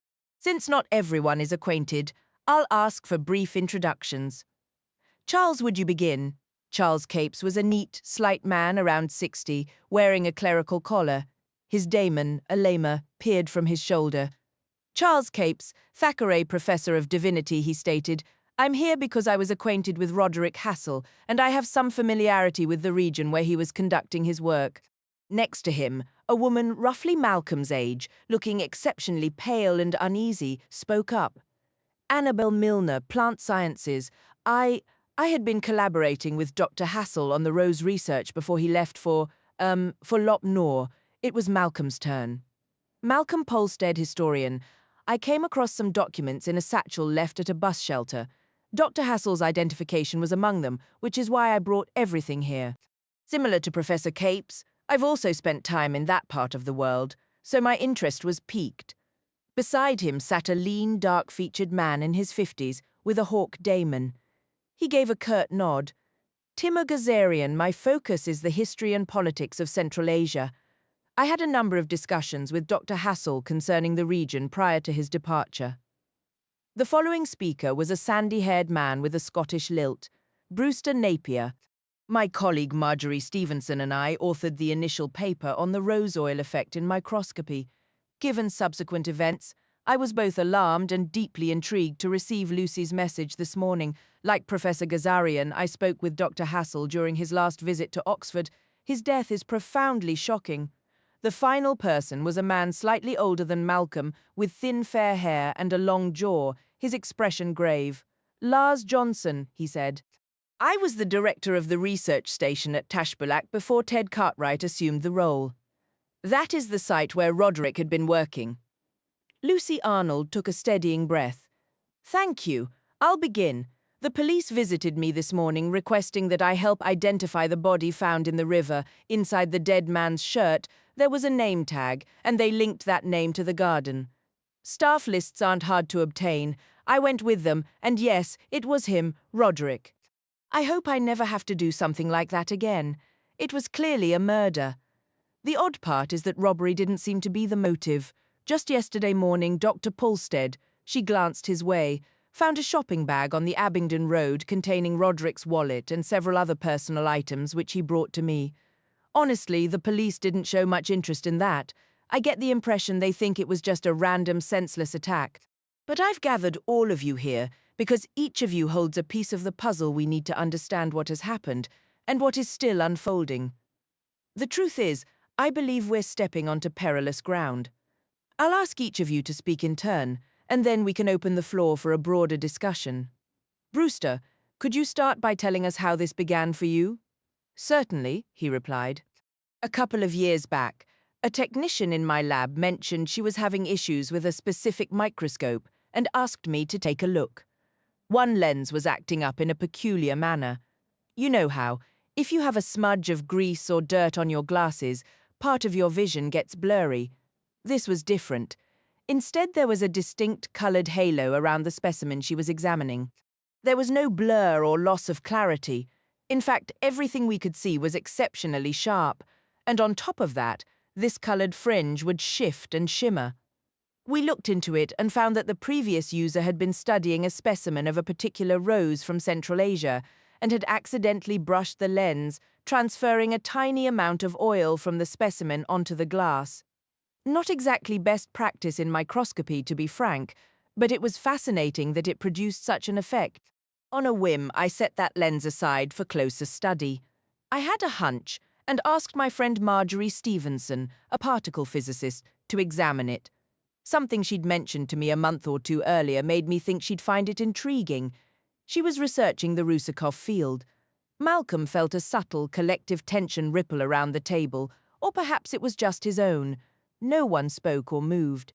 Napier continued, for those unfamiliar, the Rusakov field and its associated particles relate to the phenomenon known as dust, which, as you know, is not a topic for casual discussion without explicit authorization from the magisterium.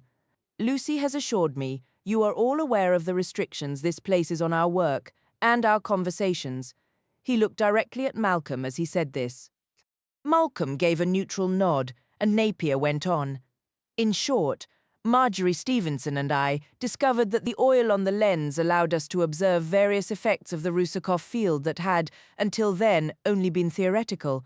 There have been whispers for about a decade that something similar had been spotted before, but any records were systematically destroyed by, well, we know by whom.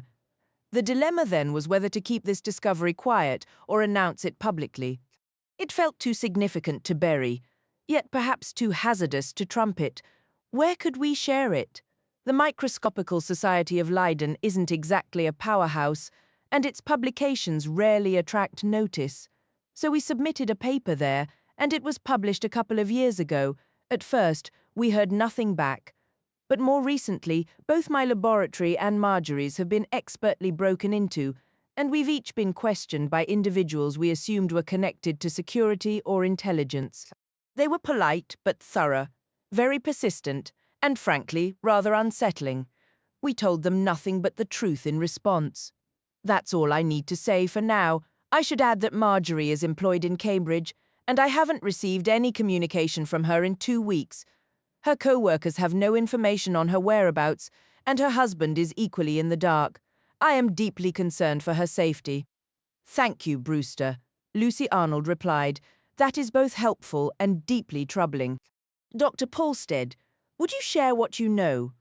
She turned a grave expression toward Malcolm. He gave a slight nod. As Professor Arnold has explained, he started, but was cut off by a sudden, urgent rapping at the door. All eyes turned. Lucy Arnold rose to her feet instinctively, her face pale. Yes, she called out. The door swung open to reveal the porter, who entered swiftly. Professor, there are some gentlemen here to see you. I believe they're from the CCD. I informed them you were in a meeting in the Humboldt room, but they'll be up here shortly. They don't have a warrant, claimed they didn't require one. Malcolm reacted immediately. Where is the Humboldt room located? In the opposite wing, Lucy Arnold whispered, her voice barely audible. She was visibly trembling. The others remained frozen. Malcolm addressed the porter. Well done. Now, I need you to escort everyone here except for myself, Charles, and the director, out through the garden and away via the side gate before these men grasp the situation. Can you manage that? Right away, sir? Then everyone else, please follow, be as quiet as possible, but move quickly. Charles Capes observed Malcolm closely. The other 4 individuals stood and exited with the porter. Lucy Arnold, clutching the doorframe, watched them hurry down the corridor. You should come back and sit down, Malcolm said, already rearranging the chairs to disguise their earlier arrangement around the table. Nicely handled, Capes remarked. Now, what should our topic of conversation be when they enter? But who are they? The director asked, his voice strained with worry. Do you think they're from the Consistorial Court of Discipline? What could they possibly want? Malcolm kept his voice steady. Remain calm. Nothing you have done, nor anything we are discussing, is unlawful or any business of the CCD. We'll say I'm here because, after delivering the bag to you, I was following up to see if you'd had any news regarding Hassel. I only connected him to the incident at the river after you mentioned it, which you just did. Charles is present because I had a prior appointment with him to discuss the Lop Nor region. I mentioned Hassel's bag in passing. He recalled knowing him, and we decided to come here together. What precisely did you ask me about Lop Nor? Capes inquired, his demeanor utterly composed. Funnily enough, I inquired about the very topic you were going to address in this meeting before we were interrupted. What were you planning to say? It pertains to local folklore, really. The regional shamans possess knowledge about those particular roses. Is that so? What do they know? The roses, according to the tales, originate from the very heart of the Karamakan Desert. They're said to be impossible to cultivate anywhere else. A single drop of the essential oil in one's eye is purported to induce visions, though it requires determination. The sensation is described as intensely painful, or so I've been told. You haven't experimented with it yourself. Absolutely not. The peculiarity of that desert is that one cannot enter it without becoming separated from their demon. It's one of those strange zones, I believe. There's another in Siberia, and likely one in the Atlas Mountains as well, where demons find the environment intolerable, even agonizing to endure. So you see, acquiring those roses carries a significant price. It's a profound personal cost beyond the mere financial one.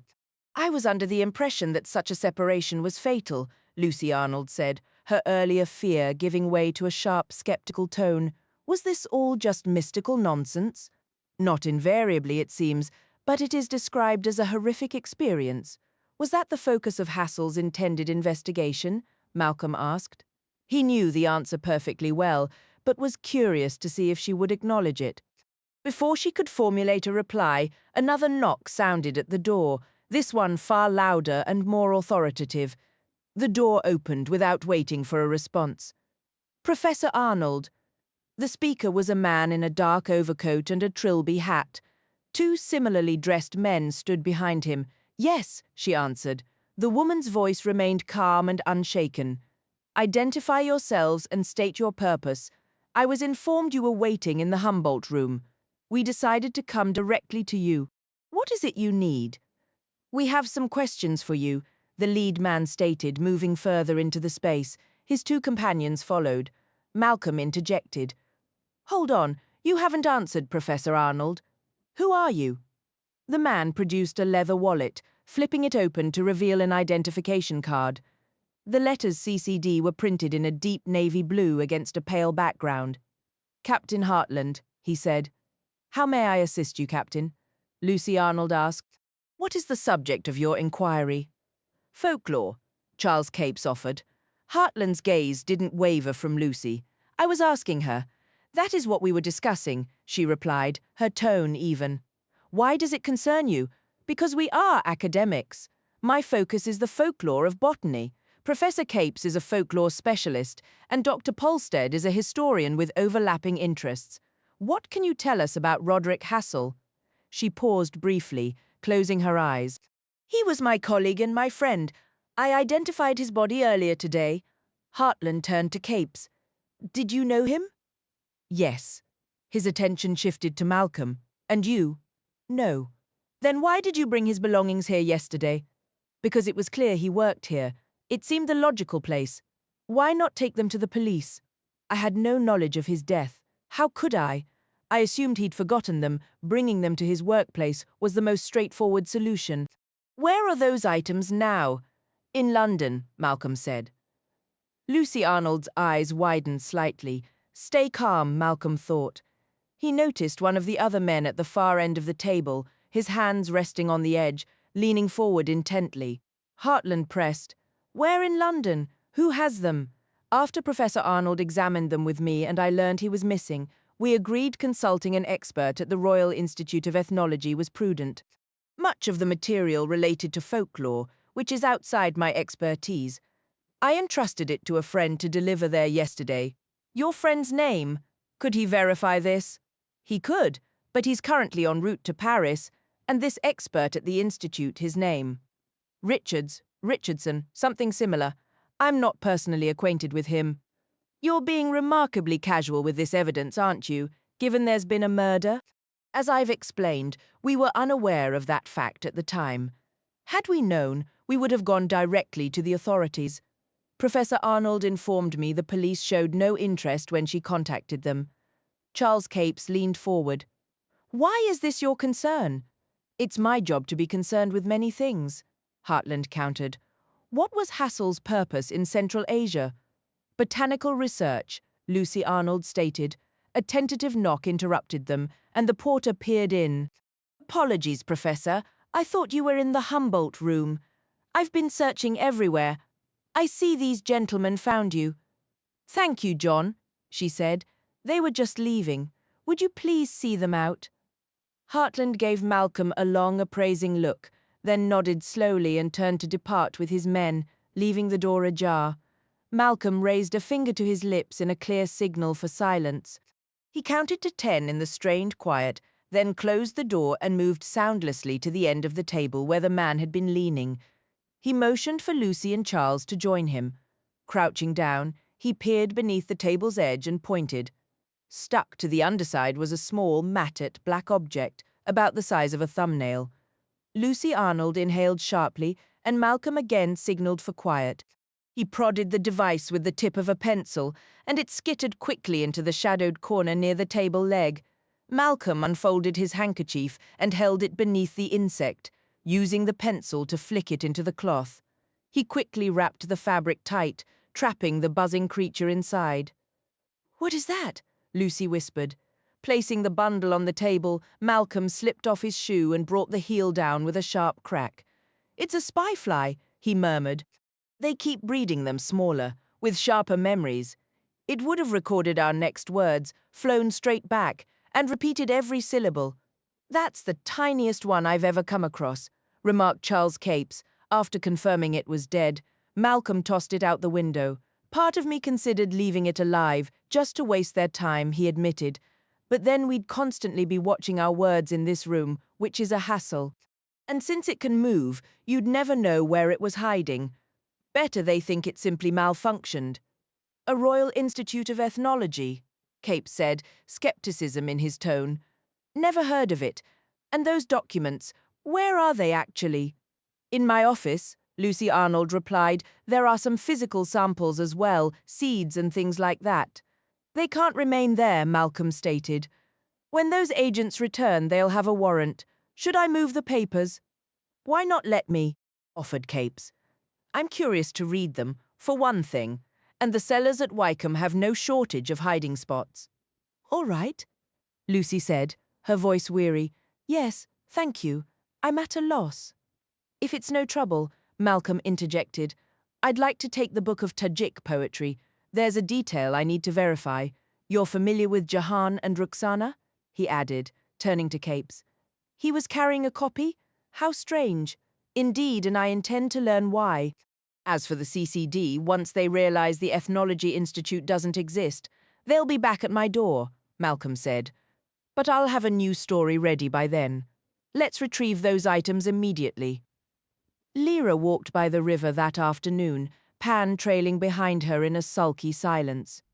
He made a few tentative attempts to speak, but she was wrapped in a cold, distant mood, so he eventually lagged several paces back, saying nothing. As the fading light turned to murk beneath the trees and a damp, drizzly mist began to gather, she found herself hoping Malcolm would be at the Trout when she returned. She wanted to ask him about— oh, it escaped her now. It would come back. She also wanted to observe Pauline with him, to see if Pan's absurd notion held any truth. But Malcolm didn't appear, and she didn't wish to ask after him, in case— well, she wasn't sure in case of what. She went to bed in a state of gloomy restlessness, without even a book she wanted to read.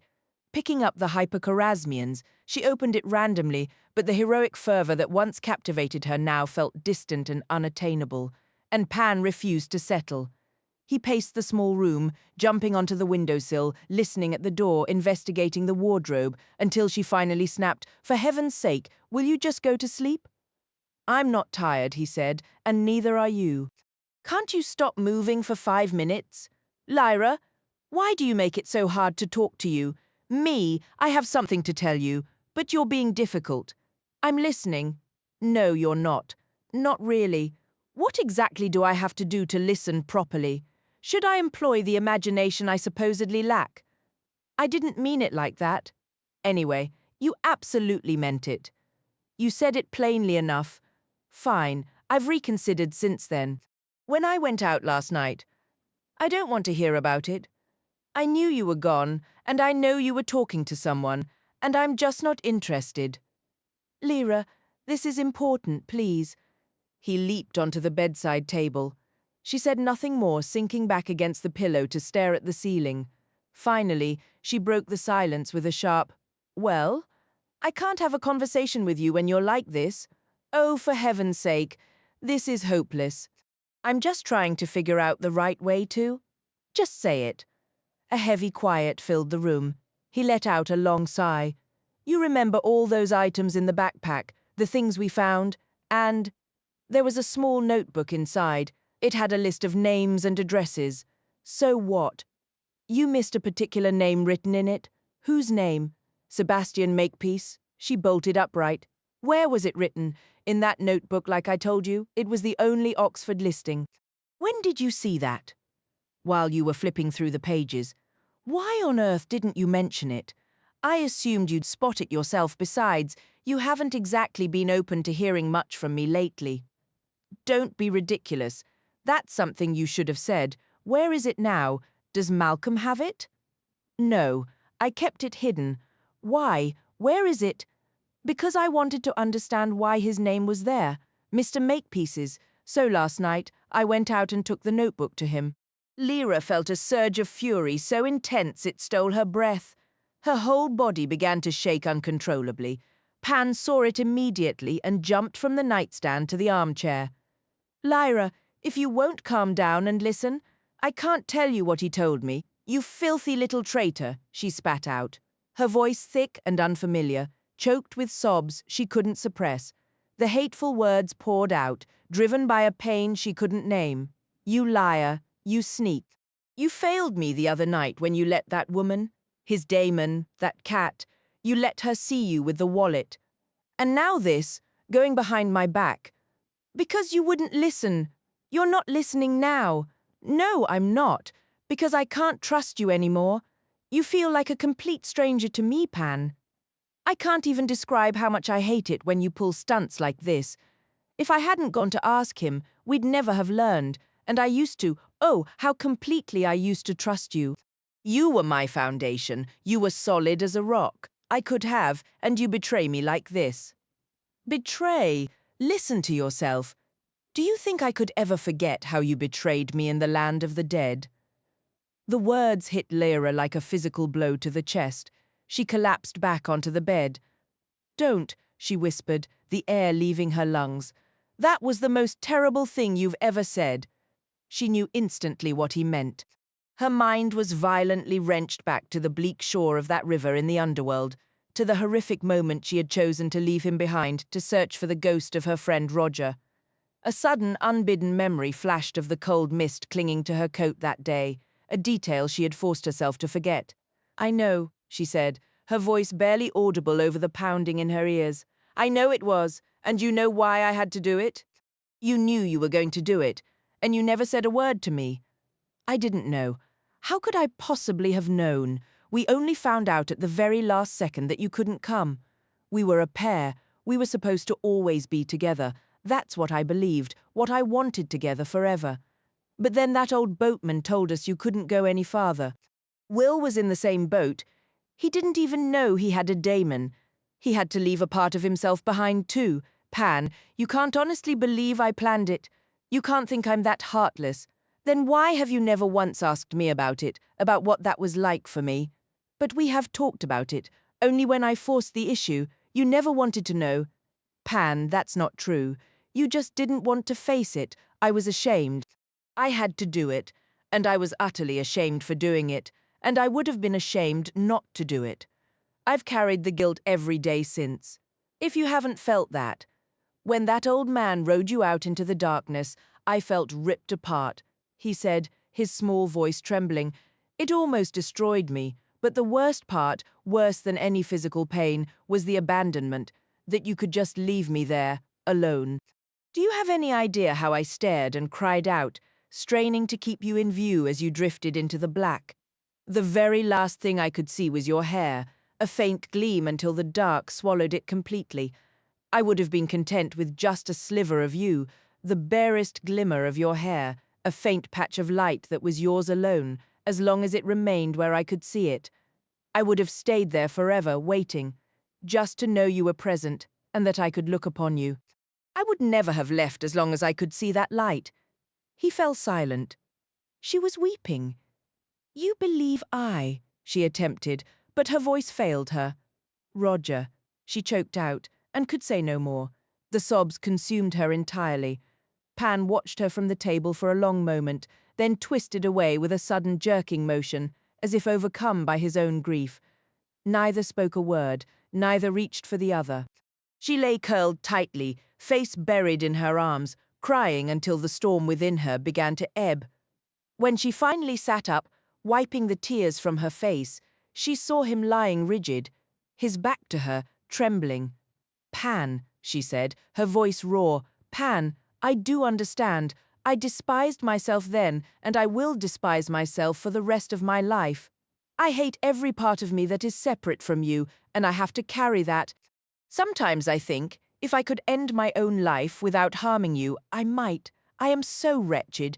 I don't deserve any happiness. I know that. I know about the world of the dead. I know what I did was monstrous, and abandoning Roger there would have been just as wrong, and it was the most terrible choice. You are absolutely right, and I'm sorry, truly, with everything I am." He didn't stir. In the quiet of the night, she could hear his own muffled weeping. Then he spoke. "It isn't only what you did back then. It's what you are doing now. I told you this before. You are destroying us both with this way of thinking.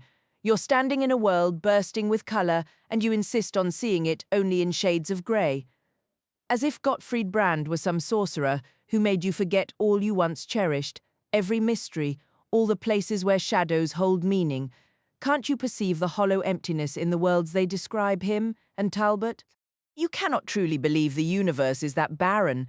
You can't. You are under a kind of enchantment, you must be. Pan, there is no such thing as enchantment," she whispered, so softly she prayed he might not hear. "And no world of the dead, I suppose," he retorted. "It was all a childish fantasy. The other worlds, the subtle knife, the witches. There's no place for them in the stark universe you've chosen to believe in. How do you imagine the alethiometer functions? I suppose the symbols have accumulated so many meanings you can read anything into them, so they signify nothing at all, truly. As for me, I'm merely a trick of your mind, the wind whistling through an empty skull. Lyra, I honestly think I have had enough. What do you mean by that? And stop breathing on me. You reek of garlic."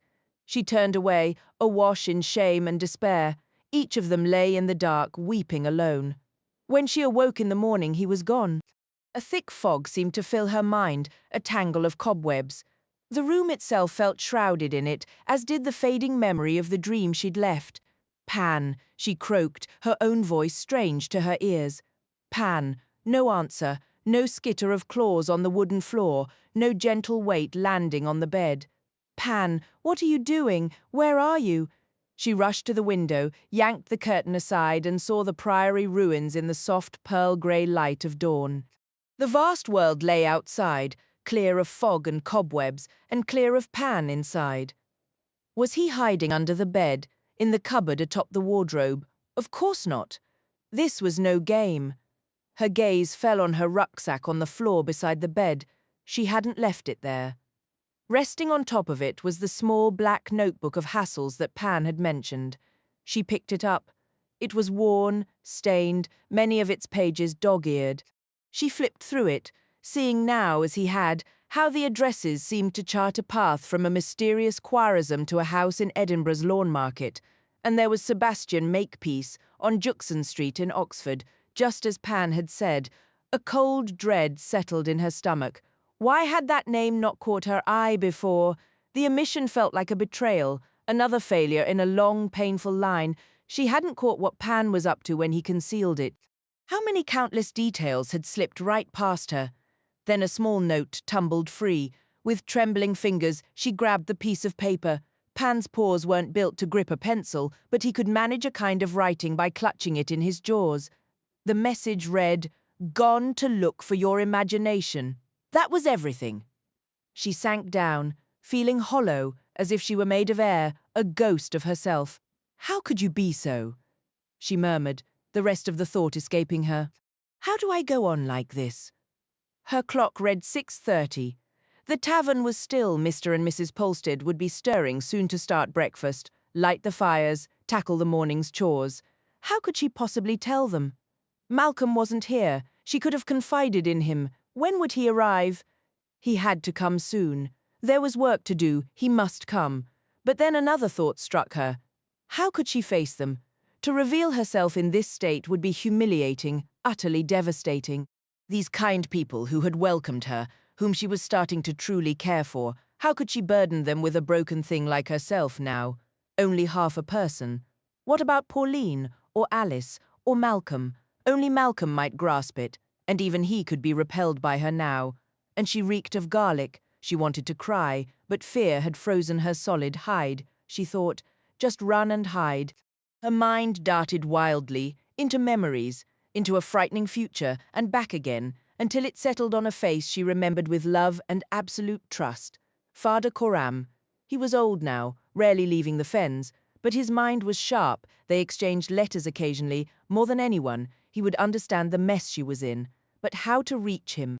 Her memory, flitting from one thought to the next, like a bird battering against a window, landed on a moment from the White Horse a night or two earlier.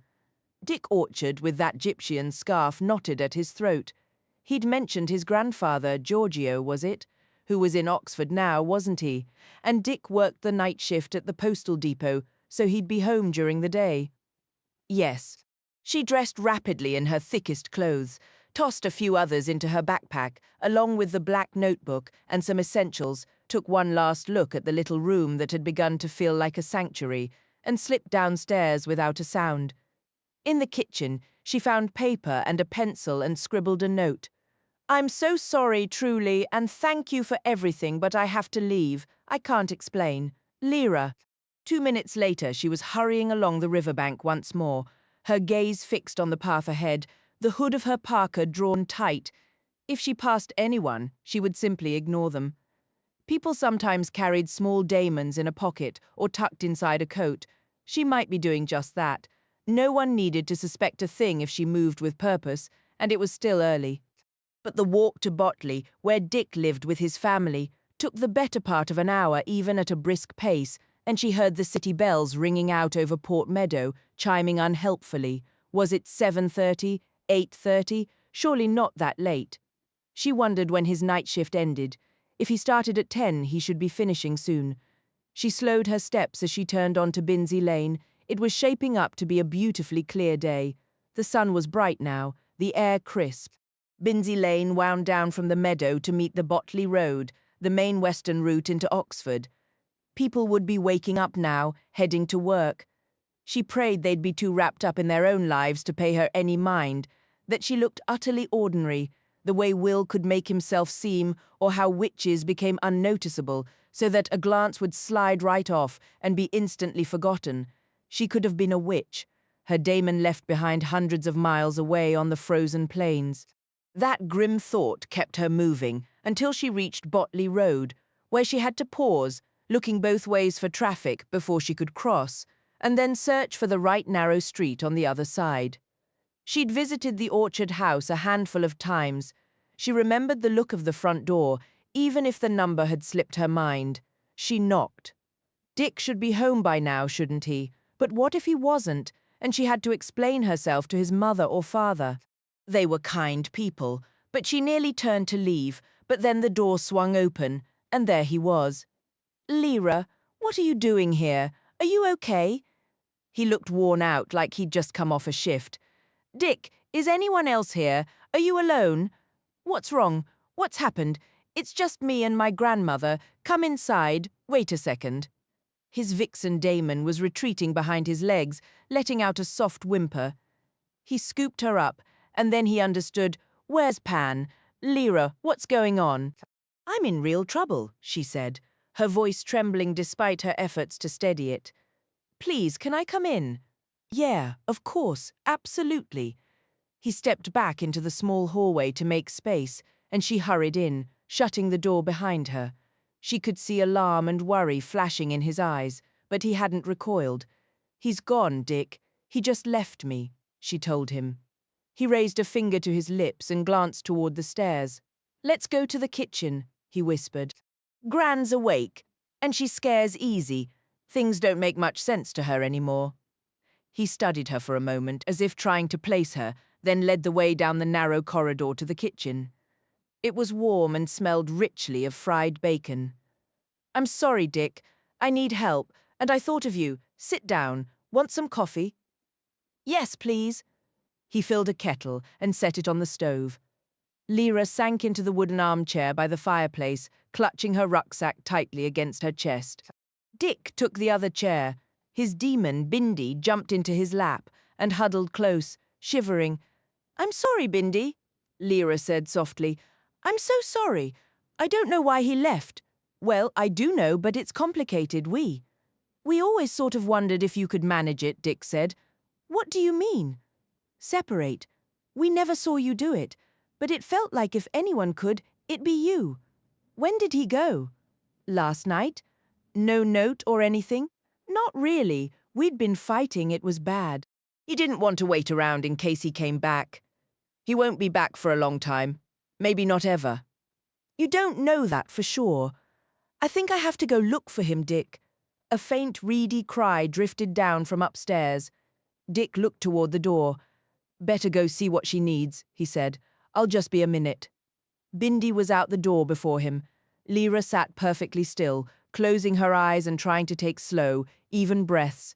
When he returned, the kettle was whistling. A spoonful of coffee concentrate in each mug, a splash of milk, a silent offer of sugar. He poured the hot water and handed one to Lyra. "Thanks. Is your grandmother all right?" she asked. "Just old and mixed up. She doesn't sleep well, so someone has to be here in case she gets up and hurts herself. The grandfather you talked about the other night at the White Horse, is she his wife?" "No, this is my dad's mother. The Gyptian side is on my mum's. And you said he's in Oxford right now?" "Yeah, he is. He had a delivery at the Castle Mill boatyard, but he'll be leaving soon." "Why? Could he? Do you think I could meet him?" "Sure, if you want. I'll go with you when my mum gets back."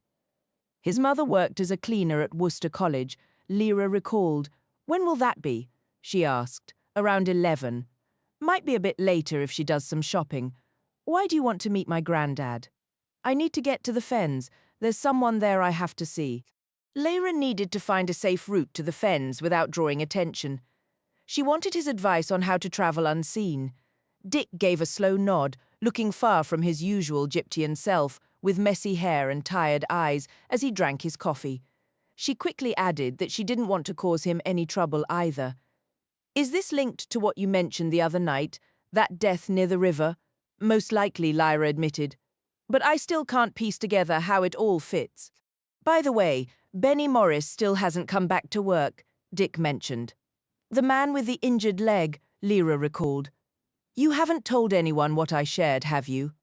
"Oh, sure. I pinned a massive notice up in the canteen for everyone to see," Dick replied with a sarcastic edge. "What do you think I am? I'd never betray you, girl." "I know you wouldn't. But this is serious business, isn't it?" "Yes, it really is. Does anyone else know? A man named Dr. Malcolm Polstead," Lyra said. "He's a scholar at Durham College and taught me years ago. He's aware of most of it because, well, it's complicated, Dick. I trust him completely. He understands things almost no one else does. But I can't bring myself to tell him about Pan leaving. We'd been fighting terribly, disagreeing on everything important. It felt like being torn right down the middle. Then this murder happened, and suddenly I wasn't safe anymore. I think someone knows I witnessed it. I stayed a couple nights at Dr. Polstead's family pub, but—" "Which pub is that?" "The Trout at Godstow. Do they know Pan is gone?" "No, I slipped out before anyone woke this morning. I truly need to reach the Fens, Dick. Can I speak with your grandfather, please?" A cry sounded from upstairs, followed by a heavy thump. Dick shook his head and rushed out. Lyra couldn't sit still. She stood and gazed out the kitchen window at the tidy cobblestone yard and the small herb bed. Her eyes drifted to a calendar on the wall featuring Buckingham Palace and the changing of the guard, then to a frying pan on the drainboard where bacon fat was already starting to thicken.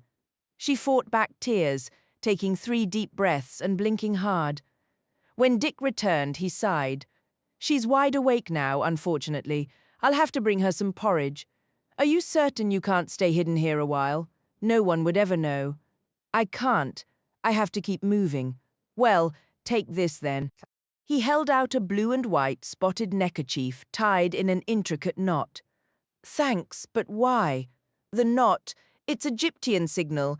It means you're asking for help. Show it to my granddad.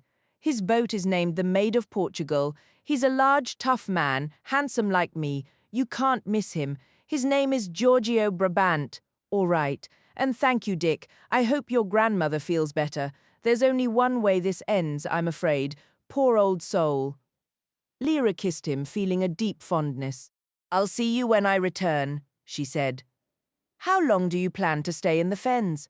"As long as it takes, I hope." "And what was that name again? Dr. something?" "Malcolm Polstead. Right. Got it." He walked her to the door. "If you head up Binsey Lane past the last house, there's a path through some trees on the right that leads to the river. Cross the old wooden bridge, keep going a short way, and you'll reach the canal. Turn left on the towpath, and that will take you to Castle Mill." "Good luck. Just keep bundled up. Maybe they'll think he's, you know." He gave her a quick kiss and a brief embrace before seeing her out. In that moment, Lyra noticed the compassion in Bindi's eyes and wished she could stroke the lovely little vixen just to feel the comfort of touching a demon again, but it was impossible. From upstairs, the old woman's wavering call echoed. Dick closed the door, and Lyra was outside once more. She made her way back up to Botley Road, still bustling with traffic, then crossed and set off toward the river. With her hood drawn low, Lyra followed the path through the trees until she reached the old wooden bridge Dick had described. The sluggish river stretched out on either side, winding upstream toward Port Meadow and downstream in the direction of the Oxpens and the place where the murder had occurred. Seeing no one around, she crossed over and continued along a muddy track between water meadows until the canal came into view. A line of narrowboats was tied up along the bank, a few with thin trails of smoke rising from their stovepipes. One boat had a dog that began barking wildly as she approached, but as she drew nearer, the animal seemed to sense something unsettling about her. It stopped, tucked its tail, and retreated to the far end of the deck with a soft whimper. A little farther on, a woman was hanging laundry on a line strung the length of her boat. Lyra called out, "Good morning, I'm looking for Giorgio Brabant, of the Maid of Portugal. Do you know where he's moored?" The woman turned, her expression caught between a natural wariness of strangers and a slight softening at Lyra's use of the respectful term for Egyptian. "He's farther up," she said, "by the boatyard, but he's planning to cast off today. You may have just missed him." "Thank you," Lyra replied, and hurried on before the woman could look too closely. The boatyard sprawled along an open section of the opposite bank, shadowed by the campanile of St. Barnabas the Less. It was a hive of activity, a chandlery where Malcolm had once searched for red paint years before, various workshops, a dry dock, a blacksmith's forge, and heavy machinery scattered about. Gipchans and landfolk worked side by side, repairing hulls, repainting cabin roofs, or fitting new tillers. The longest and most ornately decorated boat tied up there was unmistakably the Maid of Portugal. Lyra crossed a small iron footbridge and walked along the quay until she reached it. A large man with sleeves rolled above his tattooed forearms was kneeling in the cockpit, leaning deep into the engine with a wrench. He didn't glance up as Lyra stopped beside the boat, but his black and silver Keeshond daemon, manned like a small lion, rose and growled low in its throat. Lyra stepped closer, steady and quiet. "Good morning, Master Brabant." The man looked up, and Lyra saw a version of Dick's features, broader, older, rougher, but clearly related. He said nothing, only scowled and narrowed his eyes. Lyra drew the neckerchief from her pocket and held it carefully in both hands, opening her palms to reveal the distinctive knot. His expression shifted from suspicion to anger, a dull red flush spreading across his face. "Where did you get that?" he demanded. "Your grandson Dick gave it to me not half an hour ago. I went to see him because I'm in trouble and I need help. Put it away and come aboard. Don't look around. Just step over the gunwale and go below." He wiped his hands on an oily rag. Once she was inside the saloon, he followed and shut the door firmly behind them. "How do you know Dick?" he asked. "We're friends." "And did he put this trouble in your belly?" For a moment Lyra was confused, then she flushed. "No, it's nothing like that. I know how to look after myself. It's my daemon." She couldn't finish. A wave of vulnerability washed over her, as if her condition had suddenly become something grotesque and visible to all. She shrugged, opened her parka, and spread her hands slightly. Brabant looked her over from head to foot, and the colour drained from his face. He took a step back, gripping the doorframe. "You're not a witch?" "No, just human." "Dear God, then what's happened to you?" "My daemon's gone. I think he's left me." "And what do you think I can do about it?" "I don't know, Master Brabant. But what I need is to reach the fens without being caught, to see an old friend of mine. His name is Coram van Texel. Father Coram, and he's a friend of yours. I travelled to the Arctic with him and Lord Farr about 10 years ago. Father Coram was with me when we first met Eirik Bernison, the King of the Bears," Lyra explained. "And what's your name?" the man asked. "Lyra Silver Tongue. That's the name the bear gave me. I used to be called Lyra Belacqua. Well, why didn't you say so earlier? I just did. For a second, she thought he might strike her for her cheek, but then his face softened as the colour returned to it. Brabant was handsome, just as his grandson had described, but he was clearly unsettled now, even a little afraid. "This problem of yours," he said, "when did it start?" "Just this morning. He was with me last night. But we had a horrible fight, and when I woke up, he was gone. I was lost. Then I remembered the Gyptians and the Fens and Fada Coram. I thought he wouldn't judge me harshly. He'd understand, and he might even know how to help. We still talk about that voyage north," Brabant said. "Lord Far's passed on now, but it was a great campaign, no question. Fada Coram doesn't move far from his boat these days, but he's sharp and in good spirits." "I'm glad to hear it. Though I might be bringing him trouble. He won't mind that. But you weren't planning to travel like this, were you? How do you expect to get anywhere without a demon?" "I know. It'll be hard. I can't stay where I was because I'd put them in danger. There are too many people coming and going. I couldn't hide for long, and it wouldn't be right for them, especially since I think the CCD is after me too.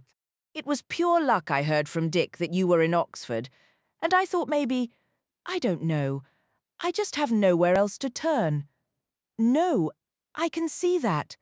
He looked out the window at the bustling waterfront, then down at his large quiche on Damon, who met his gaze steadily. "Well," Brabant said, "John Farr came back from that trip with some Gyptian children we'd have never seen again otherwise. We owe you for that. Our people made good friends with the witches too, which was something new. And I've got no work lined up for a couple weeks. Trade isn't good right now. You've been on a Gyptian boat before, haven't you?" "I sailed to the Fens with Macosta and her family." "Macosta, eh? She wouldn't tolerate any nonsense, that's for sure. Can you cook and keep a place clean?" "Yes." "Then welcome aboard, Lyra. I'm on my own at the moment, since my last girlfriend went ashore and never came back." "Don't worry. I'm not looking for a replacement. And besides, you're far too young for me. I prefer my women with a bit more experience. But if you cook, clean, do my washing, and stay out of sight of any outsiders, I'll help you with your trouble and take you to the Fens. What do you say?" He held out his greasy hand, and she shook it without a moment's pause. "It's a bargain," she said. At that very moment, hundreds of miles away, Marcel Delamar was in his office at La Maison Juste, nudging a small bottle with the tip of a pencil, sliding it sideways, turning it slowly. The day was clear, and sunlight streamed across his mahogany desk, glinting on the little bottle. It was no longer than his pinky, corked and sealed with a reddish wax that had dripped part-way down the side. He picked it up and held it to the light. His visitor waited patiently, a man of Tartar appearance dressed in worn European clothes, his face lean and weathered. "And this is it, the famous oil?" Delamere asked. "So I was told, sir. I can only pass on what the merchant said to me." "Did he approach you? How did he know you were looking?" "I had gone to Acchi to search for it. I asked among the merchants, the camel dealers, the traders. Finally, a man came to my table and—" "Your table? Business is done in the tea-houses. You take a table and let it be known you're ready to trade silk, opium, tea, whatever you have. I was posing as a medical man. Several merchants approached me, offering various herbs, extracts, oils and seeds. I purchased a few items to keep up appearances, and I have all the documentation." Delamar questioned how the visitor could be certain about the authenticity of the rose oil from Karamakan. The visitor assured him he was willing to wait for payment until the oil had been properly examined. When asked what convinced him, the visitor leaned back, a look of tired patience on his face. His demon, a sandy grey serpent with red diamond patterns, slithered restlessly over his hands. Delamar sensed a tightly controlled agitation. The visitor explained he had tested the oil himself, following the dealer's instructions, by placing a tiny drop on his little finger and touching it to his eye. The immediate, shocking pain forced them to leave the tea-house for his hotel. Though he wanted to rinse his eye, the dealer advised against it, saying washing would only spread the agony, a method used by local shamans. After 10 or 15 minutes, the intense pain began to fade, and the effects described in the poem of Jahan and Ruxana started to appear. Delamare, who had been taking notes, paused to ask about this poem. The visitor described it as a centuries-old Central Asian tale revered for its depiction of two lovers guided to a mystical rose garden, where they experience visions unfolding like rose petals to reveal profound truths. He mentioned a French translation existed but was considered unreliable. Delamare made a note and pressed for details of the vision itself. Under the oil's influence, the visitor saw a shimmering halo of sparkling granules, finer than flour, surrounding the dealer. A constant stream of this luminous dust flowed between the dealer and his sparrow demon. Witnessing this, the visitor felt he was seeing an undeniable, profound truth. As the vision gradually faded, he became convinced of the oil's authenticity, paid the dealer, and journeyed here with the bill of sale. Delamare instructed him to leave the document on the desk and asked if he had spoken to anyone else, which the visitor denied. Delamare then fetched a map and asked the traveller to locate the town of purchase. The visitor put on an old pair of wire-rimmed spectacles and pointed to a spot near the western edge. Delamare's eyes scanned toward the east. The traveller noted that the Karamakan Desert lay just beyond the map's southeastern reach. When asked about the distance from the town of Akchi, he estimated roughly 500 kilometers, remarking on how far west the rose oil was traded. He added that he had made his interest known and was prepared to wait. The dealer had sought him out specifically. With a hint of pride, he mentioned that the dealer, an honest man, could have sold it immediately to one of several Western medical companies offering high prices, but had chosen to bring it to him instead. Delamare inquired which company, but the visitor only reiterated he had secured the sample.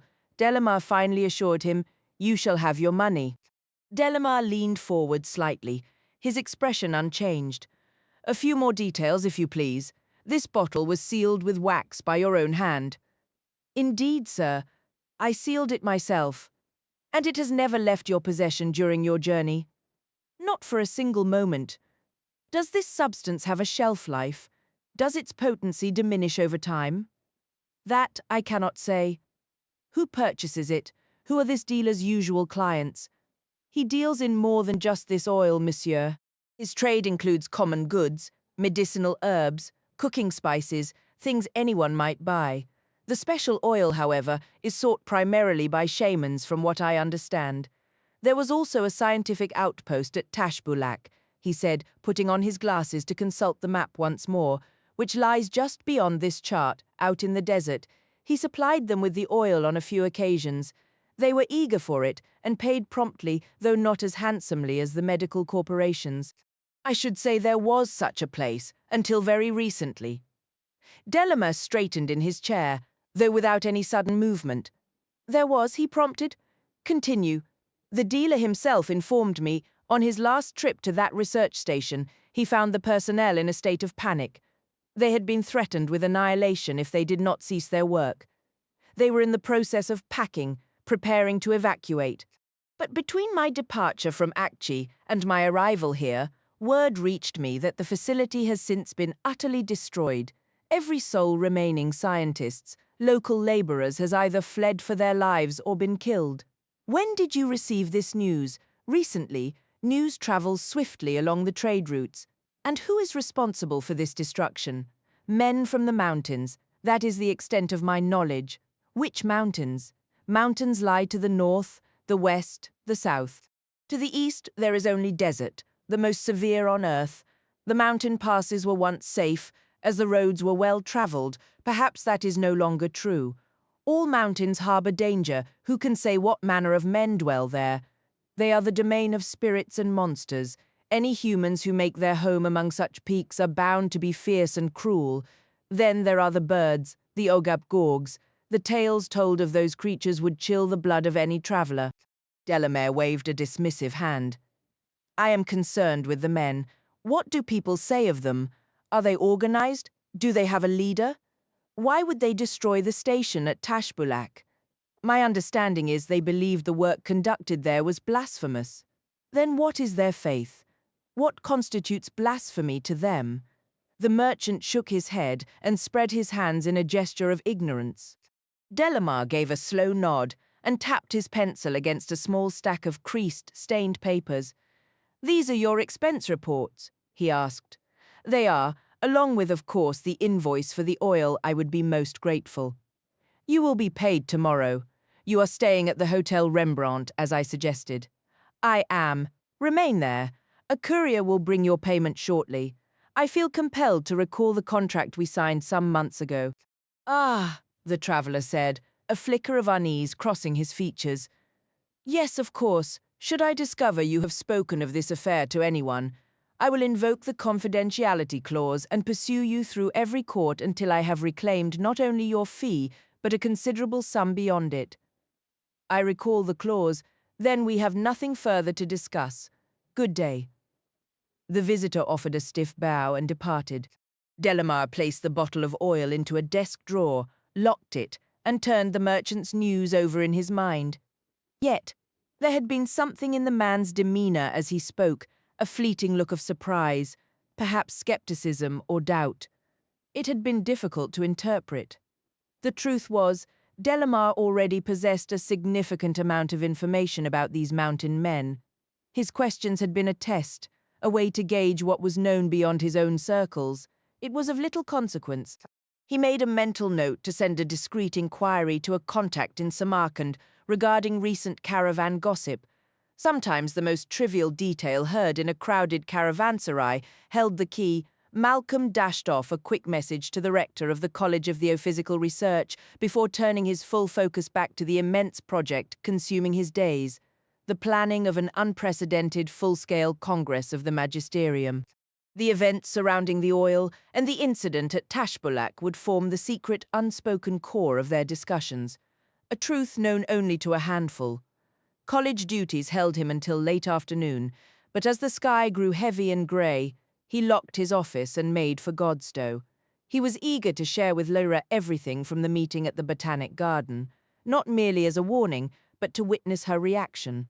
Her feelings played across her face with such vivid transparency. It was as if she resonated with the world on a deeper frequency than anyone he had ever met. It was a private thought, one he'd never voice, but watching her process the world was utterly captivating. A sharp chill had settled in, carrying the faint, metallic promise of snow. Pushing open the kitchen door of the Trout, he was met by a wave of comforting heat and the smell of baking. His mother looked up from the dough she was rolling, her face drawn with worry. "Have you seen her?" she asked immediately. "Seen Lyra?"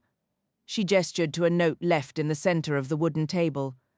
Malcolm grabbed it, his eyes scanning the lines once, then again more carefully, his stomach tightening.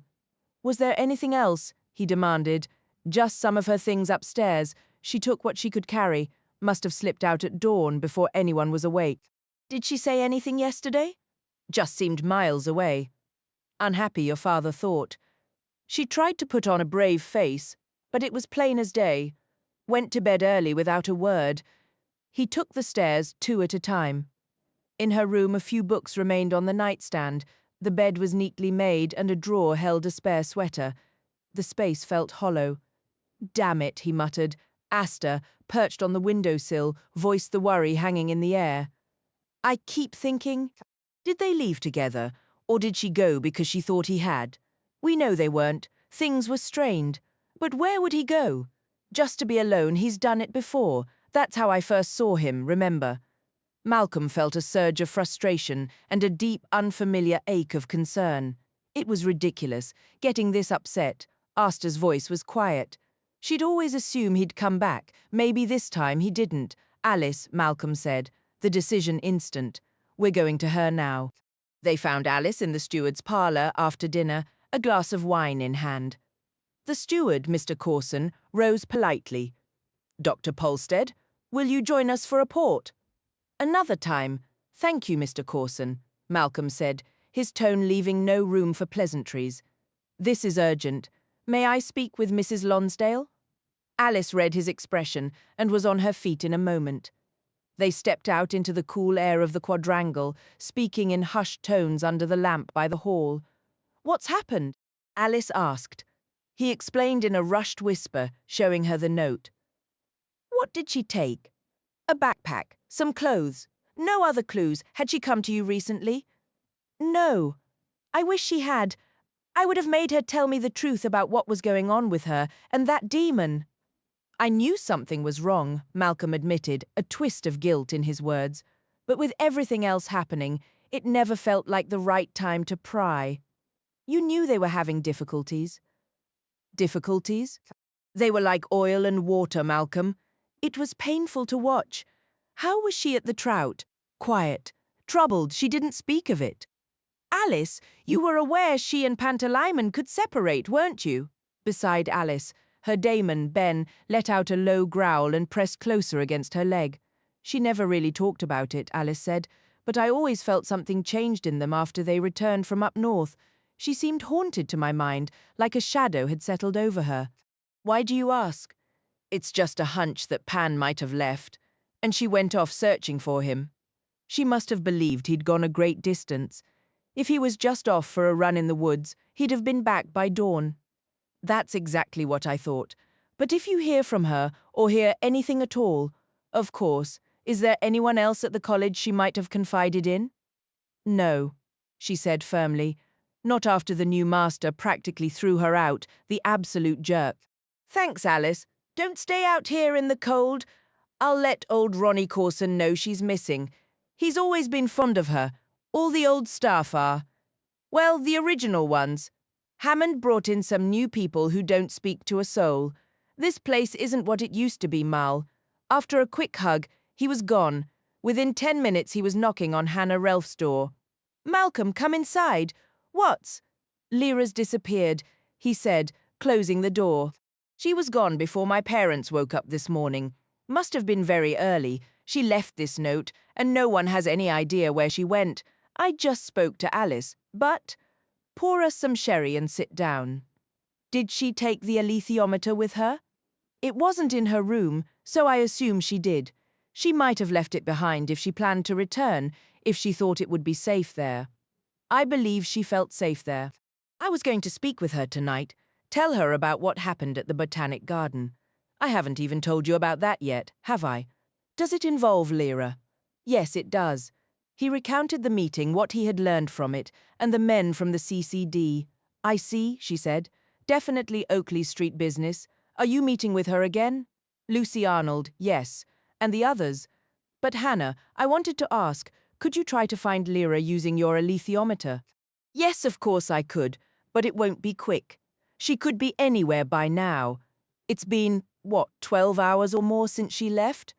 I'll start looking right away, but initially it will only give a general direction. It might be simpler to ask why she left, rather than pinpoint where she is. Please do that then. Anything that helps. What about the police? Should we report her missing? No, he said. The less attention they pay to her, the better. I suppose you're right. Malcolm, are you in love with her? The question caught him completely off guard. What in the world, where did that come from? He stammered. The way you speak about her. He felt his face grow hot. Is it really that obvious? He said. Only to me. There's nothing I can do about it. Nothing at all. It's completely forbidden by every moral standard and, once, perhaps, but not anymore, you're both adults. All I meant to say was, don't let it cloud your judgment. He could see she already regretted asking. He'd known Hannah most of his life and trusted her completely. But that last bit of advice struck him as the most unwise thing he'd ever heard her say. I'll try not to, he replied. Meanwhile, Lyra was settling into a comfortable routine with Giorgio Brabant. He wasn't overly fussy about cleanliness. She gathered his last girlfriend had been a fanatic for scrubbing and polishing, and he was relieved to live a bit more loosely.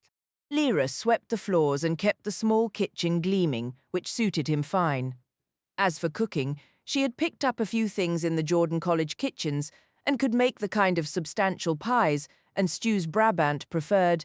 He had no patience for delicate sauces or fancy desserts. Here's what we'll say if anyone asks who you are, he told her. We'll say, you're my son Alberto's girl. He married a land dweller and they live down in Cornwall, hasn't been on the water for years.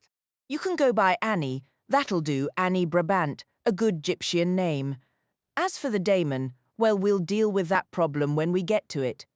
He gave Lyra the forward cabin, a chilly little space until he installed a small oil stove bundled in her bunk at night. With the warm glow of a lamp beside her, she studied the alethiometer. She avoided the new method, a vague unease holding her back. Instead, she simply looked at the dial, allowing her mind to drift not over a stormy sea, but across a placid one. She tried to free herself from any deliberate thought, asking no questions and wrestling with no puzzles. Her consciousness floated over symbols like the sun or the bull, observing each one, absorbing every detail with equal care, peering into the deep layers of meaning that stretched from the familiar upper levels down into the shadowy depths below. She lingered for a long time over the image of the walled garden, letting the ideas of nature, order, innocence, shelter, and growth, along with countless other meanings, drift past like beautiful translucent sea creatures, their delicate tendrils of gold and silver swaying in a clear, deep ocean. Occasionally she felt a slight tug on her awareness and knew it was the young man she'd confused for Will, searching for her. She made herself relax, not resisting or even acknowledging it, just continuing to float, and soon the sensation faded, like a tiny thorn that catches on a sleeve, for only a moment before the walker moves on. Her thoughts, however, kept circling back to Pantalaimon. Was he safe? Where was he headed? What could he possibly have meant by that short, scornful message? He couldn't have been serious. It was a cruel thing to do. He was being cruel, and she had been cruel too. It was all just a horrible, tangled mess. She scarcely thought of Oxford anymore. She considered writing a letter to Hannah, but that presented a difficulty. Brabant rarely stopped during daylight hours, and he preferred to moor at night in isolated stretches of river, far from any town with a post office. He was naturally curious about why the CCD was so interested in her. But when she repeatedly claimed she had no idea, he accepted he wouldn't get an answer and let the matter drop. He had plenty of stories to share about the Gyptians and the Fens, though, on their third night, with a hard frost crisping the grass on the banks and the old stove radiating heat in the galley, he sat down with Lyra as she prepared their supper. The CCD, they've got it in for the Gyptians, he told her, but they don't dare push us too far. Every time they've tried to move into the Fens, we've made sure they found themselves led into swamps and dead-end channels they'd never escape.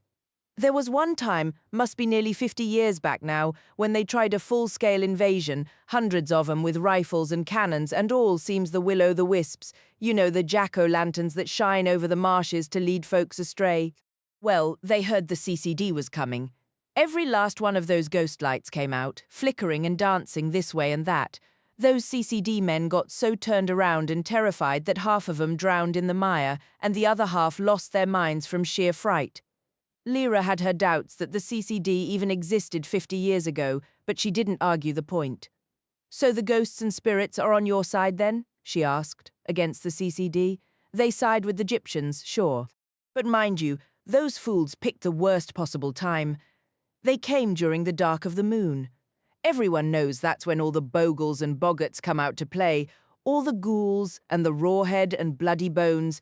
They cause mighty trouble for decent folk, Gyptian or landloper, doesn't matter. They caught her once, you know, caught her and killed her dead."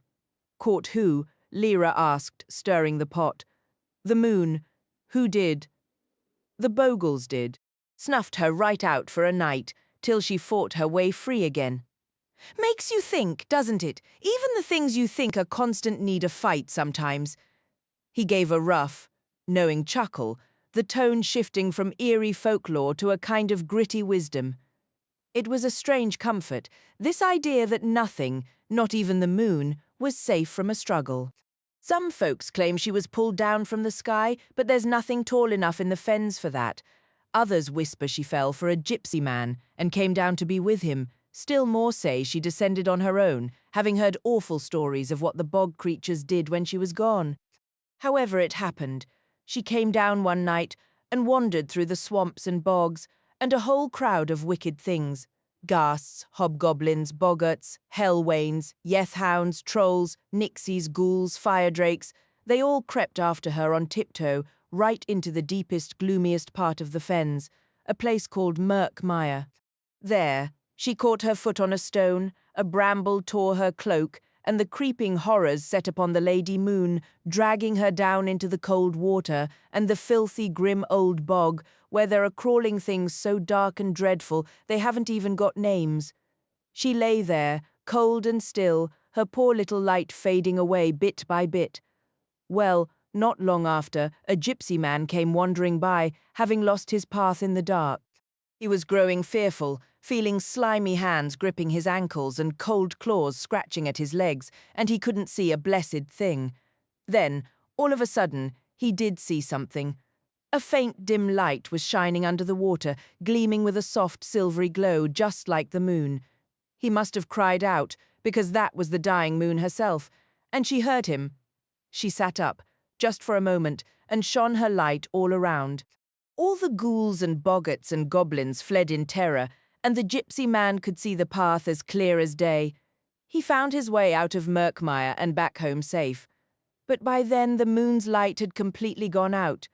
The creatures of the night rolled a great stone over where she lay, and things got worse and worse for the gypsies. The creeping horrors came out of the murk to snatch away babies and children. Jack-o'-lanterns and willow, the wisps cast their eerie glimmers over all the bogs and marshes and quicksands, and things too horrible to mention, dead men and ghouls and rawheads and bonelesses. They came creeping around houses at night and swarmed over boats, fingering at the windows, snarling the rudders with weed, pressing their dead eyes against the slightest sliver of light between the curtains. So the people went to a wise woman and asked what they should do. She told them, "Find the moon, and there'll be an end to the trouble." Then the man who'd been lost suddenly remembered what had happened to him, and he said, "I know where the moon is. She's buried in Merkmire. Off they set with lanterns and torches and burning brands, a whole crowd of men carrying spades and pickaxes and mattocks to dig up the moon. They asked the wise woman how to find her, if her light had all gone out, and she said to look for a big coffin made of stone with a candle on top of it.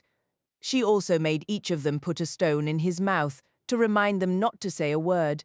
They trudged deep into Merkmire, feeling slimy hands trying to grasp their feet and hearing scary whispers and sighings in their ears.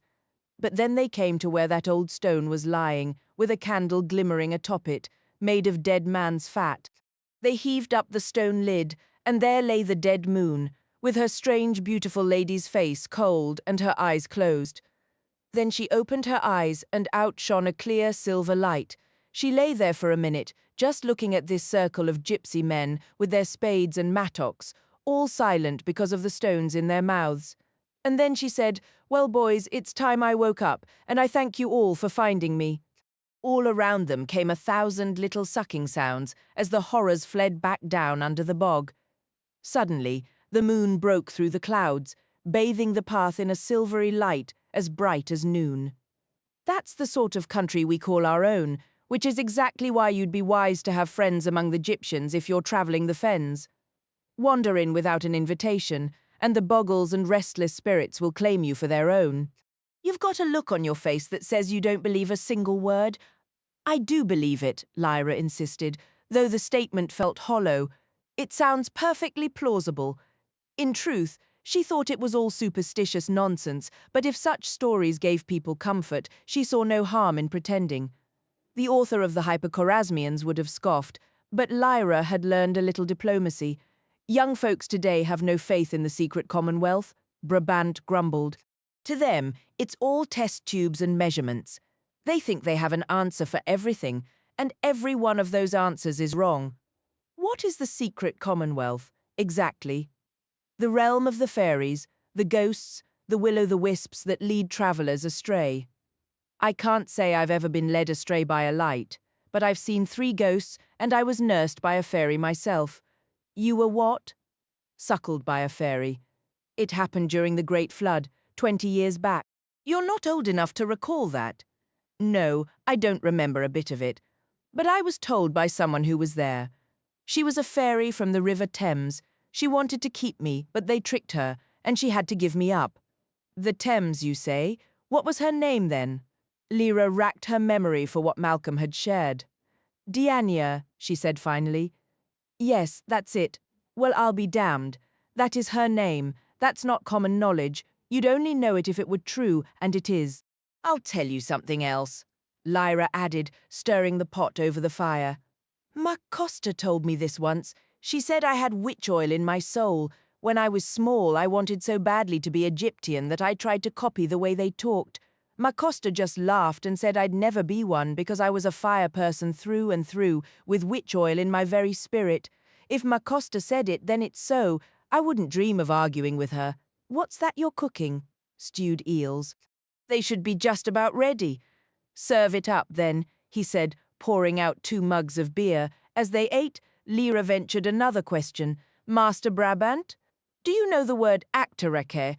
He shook his head. That's no Gyptian word. That's certain, he said. Might be French. It has a French sound to it. And have you ever heard of a place called the Blue Hotel? Something to do with daemons? Aye, I've heard that tale, he said, his tone growing more serious. That's somewhere in the Levant. It's not a hotel at all, not really. 1,000 years ago or more, it was a grand city full of temples, palaces, bustling markets, gardens and fountains, all manner of beautiful things. Then one day, the Huns came sweeping down from the steppes, those endless grasslands far to the north that seemed to go on forever, and they slaughtered every soul in that city, every last man, woman and child. The place stood empty for centuries because folk said it was haunted, and I don't blame them. No one would go near it for love or money. Then, one day, a traveller might have been a Gyptian man went there exploring. He came back with a strange story, saying the place was haunted. All right, but not by ghosts, by daemons. Maybe the daemons of all those dead people gather there. Who knows? I don't know why they call it the Blue Hotel. There must be a reason, though. Would that be part of the Secret Commonwealth? Bound to be. And so they talked as the Maid of Portugal carried them closer and closer to the fens. Meanwhile, in Geneva, Olivier Bonneville was growing increasingly impatient. The new method for reading the alethiometer was stubbornly refusing to reveal anything about Lyra's whereabouts. It had worked at first, he'd managed to spy on her more than once, but now it was as if a connection had been severed, like a wire pulled loose. He was, however, learning more about the method's limitations.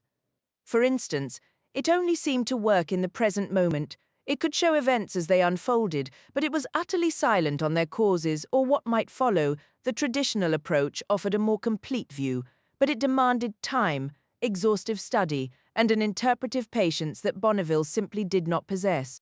Fortunately for him, his superior, Marcel Delamare, was entirely consumed by preparations for the upcoming assembly of all the magisterium's governing bodies.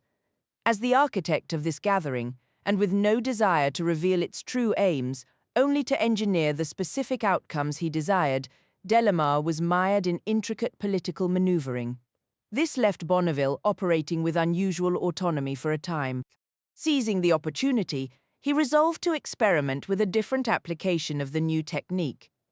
In his possession was a photograph of Lyra, provided by Delamare, depicting her amidst a cluster of other young women in academic robes during what appeared to be a university ceremony. They stood rigidly in the harsh sunlight, facing the camera. Bonneville had snipped out Lyra's face and form, discarding the rest. The other girls were far too English to be of any interest. He theorized that by gazing at Lyra's image while holding the alethiometer, he might sharpen his focus on her current whereabouts. After taking some motion sickness tablets as a precaution, he settled into his modest apartment as the city's evening lights began to glow. He aligned the instrument's 3 wheels to the owl symbol and concentrated on the small photo fragment. The result, however, was not what he anticipated. Instead of clarity, it triggered a storm of fleeting images, each one crystal clear for a heartbeat before dissolving into a blur, yet each bearing a haunting resemblance to Lyra in that brief moment of focus. Gritting his teeth against the rising dizziness, Bonneville strained to hold the vision steady. They possessed the quality of photographs, all in monochrome, some faded or wrinkled, some on glossy paper, others on newsprint. There were professional portraits and clumsy snapshots, one even catching Lyra squinting against the sun. Many seemed taken without her knowledge, lost in thought at a cafe table, laughing while hand in hand with a young man, glancing over her shoulder before crossing a street. They spanned from her childhood to more recent years, her demon always present. In the later images, the demon's form was distinctly that of a sizable rodent, though little else was clear. Then, with a sickening jolt, comprehension dawned. He wasn't just seeing random pictures, he was looking at a collection of actual photographs. They were pinned to a board, a protective cloth folded back from its top. Details of the surroundings seeped into his perception. The board leaned against a wall covered in faint, floral-patterned paper. A luxurious green silk curtain was drawn across a nearby window. The scene was illuminated by a single desk lamp. But whose perspective was this? He sensed another consciousness observing then, movement. A hand entered the frame, and Bonneville's stomach lurched violently as the viewpoint whipped around. A blur of white wings swept past, rustling the pictures on the board, a swift dash, a bird, a white owl, visible for only an instant before vanishing. Delamare. The owl was Delamare's demon.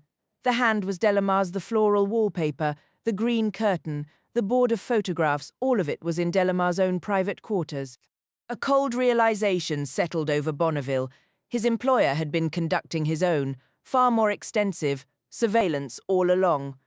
Though Bonneville couldn't see Lyra directly, for reasons he didn't understand, he could perceive images of her, because his focus wasn't on the girl herself, but on the idea of her captured in photographs.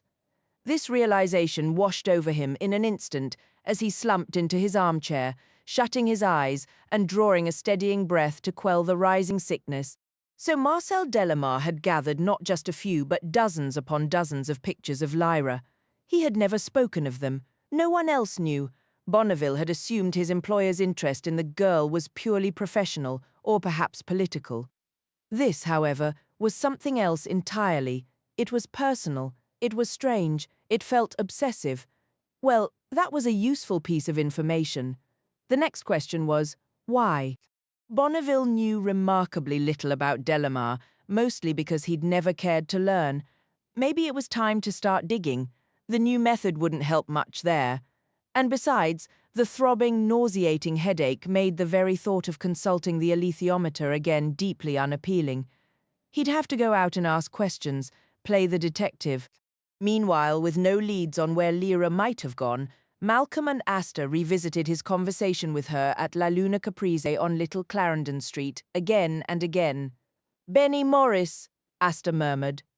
"That name came up. Right, it did. Something about someone who worked at the mail depot. That's it. The man who got hurt. We could try the compensation routine," she suggested. After some digging through Oxford city directories and voter rolls, they located an address on Pike Street in the St. Ebbe's district, nestled in the looming shadow of the gasworks. Posing as a personnel manager from the Royal Mail, Malcolm knocked on the door of a terraced house the following afternoon. He waited, no answer. He listened closely, hearing only the distant metallic clatter of railway trucks being shunted into a siding beyond the gasworks. He knocked once more. Still, silence from within. The trucks had begun dumping their coal, one by one, into a chute below the tracks. Malcolm waited until the entire train had passed, and the series of rumbling thuds gave way once more to the hollow, lonely sound of shunting. He knocked a third time, and finally heard a heavy, limping step inside before the door creaked open. The man who stood there was solidly built, with bleary eyes, and the strong scent of alcohol hung in the air around him. His demon, a mongrel with clear mastiff heritage, stood protectively behind his legs and let out two sharp barks. "Mr. Morris," Malcolm said, offering a smile. "Who's askin'? Your name is Morris. Benny Morris. What if it is? Well, I'm here from the Royal Mail Personnel Department. I can't work. Got a doctor's certificate. Just look at me." "We're not here to dispute your injury, Mr. Morris." "Not at all," Malcolm said smoothly. "This is about sorting out the compensation you're owed." A pause. Compensation. "That's right. All our employees are covered by injury insurance. A portion of your wages pays for it. We just need to fill out a form. May I come in?" Morris shuffled aside and Malcolm stepped into the narrow hallway, closing the door behind him. The smells of boiled cabbage, stale sweat, and pungent smoke leaf now mingled with the alcohol. "Could we sit down?" Malcolm asked. "I need to spread out some paperwork." Morris opened a door to a parlour that was both cold and thick with dust. He struck a match and lit the gas mantle on a wall bracket. A sickly yellowish light seeped from it, too weak to push back the gloom. He pulled a chair from under a rickety table and sat down, making a deliberate show of the pain and effort it cost him. Malcolm took the chair opposite, drew some papers from his briefcase, and uncapped his fountain pen. "Now, if we could just be precise about the nature of your injury," he said with practiced cheer.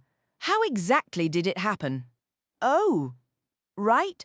I was working outside in the yard, clearing a gutter, and the ladder slipped." "You hadn't secured it properly?" "Course I did. Always do. It's common sense, isn't it? But it slipped anyway. Yeah, was a wet day. That's why I was clearing the gutter in the first place. All clogged with moss and muck. Water wasn't flowing right." The rain was pouring down outside the kitchen window. Malcolm made a note. "Did you have any assistance at the time?" "No. It was just me, I understand," Malcolm replied, his tone shifting to one of concern. "For a full compensation payout, we must verify that the client you took all reasonable precautions to prevent an accident. When using a ladder, standard procedure is to have someone steady it." "Oh, right. Well, Jimmy was there, my friend Jimmy Turner. He must have stepped inside for a moment." "I see," Malcolm said, writing again. "Could you provide Mr. Turner's address?" Sure. He lives on Norfolk Street. I can't recall the exact number." "Norfolk Street will suffice. We can locate him." "Was it Mr. Turner who went for help after your fall?" "Yeah. So, about this compensation, how much are we talking?" "That depends partly on the injury severity, which we'll discuss shortly, and on your expected time away from work." "Right, got it." Morris's demon had pressed herself close to his chair. Asta watched her intently, and already the dog was growing restless, her gaze shifting uneasily. A low, nascent growl rumbled in her throat, and Morris's hand moved instinctively to grip her ears. "How long did the doctor advise you to stay off work?" Malcolm asked. "About 2 weeks. Could be less, could be more. Depends how it heals."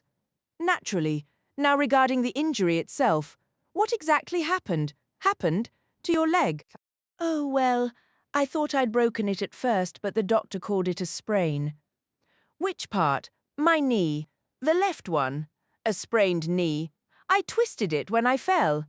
"I see. Did the doctor conduct a thorough examination?" "Yeah. Jimmy helped me inside, and then he went to get the doctor." "And the doctor confirmed it was a sprain?" "That's right. This is where I'm a bit confused," Malcolm said gently. "The information I received suggests you suffered a rather severe cut." Asta noticed the man's hand tighten on his demon's ears. "A cut," Morris repeated. "Yeah, that too. So it was both a cut and a sprain." "There was broken glass around. I'd fixed a window the previous week, so some pieces must have been left. Where'd you hear about a cut, anyway?" "From an acquaintance of yours. He mentioned you were cut quite badly behind the knee." "I'm trying to understand how that could have happened. Who said that? What's his name?" Malcolm had a contact in the Oxford police, a childhood friend, once a gentle boy, now a decent and honest man. Malcolm had inquired discreetly, asking if he knew an officer at the St. Aldate's station with a gruff voice and a Liverpool accent. His friend identified the man immediately, his expression conveying clear disapproval. He gave Malcolm the name. "George Paston," Malcolm said. Morris's daemon let out a sharp yelp and stood up. Asta was already on her feet, her tail sweeping slowly from side to side. Malcolm remained perfectly still, but he was acutely aware of his surroundings, the weight of the table which leg Morris had injured, and he balanced himself partly on the chair, partly on the balls of his feet, ready to move, for just a fleeting moment, as if from a great distance, both Malcolm and Asta heard the distinct sound of a pack of dogs barking. Morris's face, which had been flushed, drained of all colour. "No, hold on," he stammered. "George Pass, I don't know anyone by that name. Who is he?" Morris might have already lunged, but Malcolm's calm, concerned demeanour left him utterly disoriented. "He claims to know you well," Malcolm continued evenly. In fact, he says he was with you when you sustained that injury. He wasn't. I told you it was Jimmy Turner. George Paston. Never heard of him. I have no idea what you're referring to. Well, he came to see us, you understand, Malcolm said, his gaze attentive without appearing to be, and he was eager to inform us that your injury was legitimate so you wouldn't lose any income. He mentioned it was a fairly serious wound involving a knife, but strangely he said nothing about a ladder or a sprain. Who are you people? Morris snapped. Allow me to give you my card, Malcolm replied, producing from his jacket a card identifying him as Arthur Donaldson, insurance assessor for the Royal Mail. Morris squinted at it, his brow furrowed, and set it down on the table. What exactly did this George Paston say? He stated you'd sustained an injury, and your time away from work was justified. Your claim was valid, and since he's a police officer, we naturally took him at his word. A police officer? No, I don't know him. He must have me confused with someone else. His story was quite specific. He said he assisted you away from the scene of the incident and brought you home. But it happened right here. I fell off a damn ladder. What were you wearing when it occurred? What does that matter? My usual clothes. These trousers you have on now, for example? No, I had to get rid of them. Because they were stained with blood? No, you're twisting my words. It wasn't like that. It was just me and Jimmy Turner here. Nobody else. What about the third man? There wasn't anyone else. Yet Mr. Paston is very certain. There was no ladder in his version. He said you, and he had paused for a conversation when you were assaulted by a third man, who slashed your leg severely.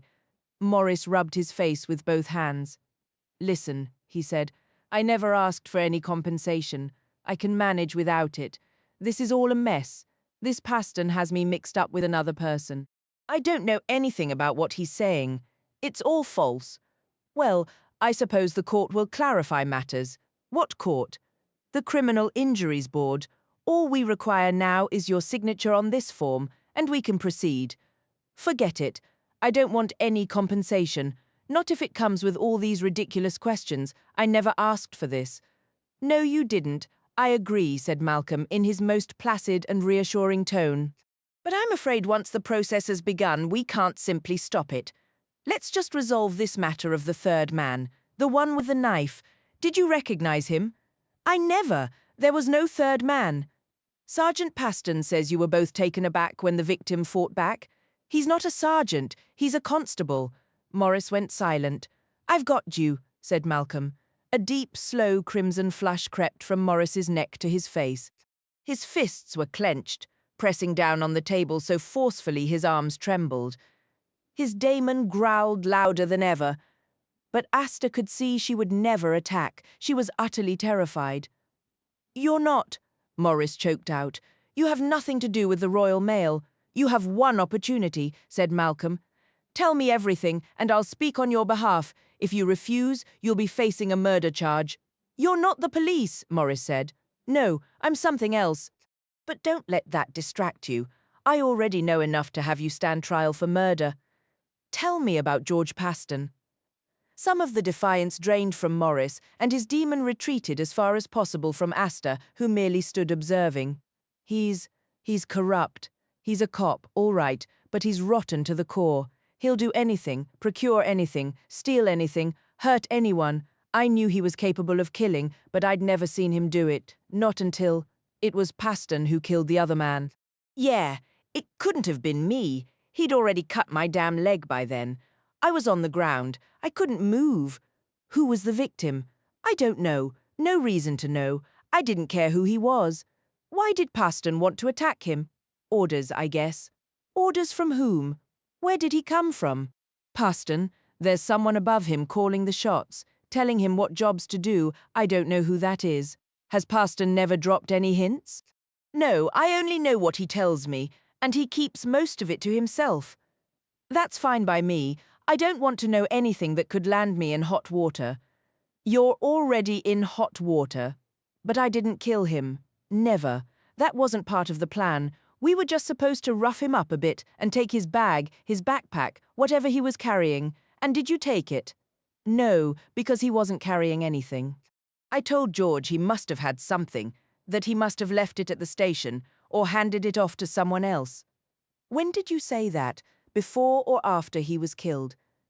I can't remember. It was an accident. We never meant to kill him. Malcolm wrote for several minutes. Morris sat slumped, motionless, as if all his energy had drained away, his demon whimpering quietly at his feet. Asta, remaining vigilant in case the demon made a sudden move, settled down carefully, but kept watching. Then Malcolm said, "This man who gives Paston his orders, what about him? Does Paston ever talk about him? Mention a name, for example. He's a scholar. That's all I know."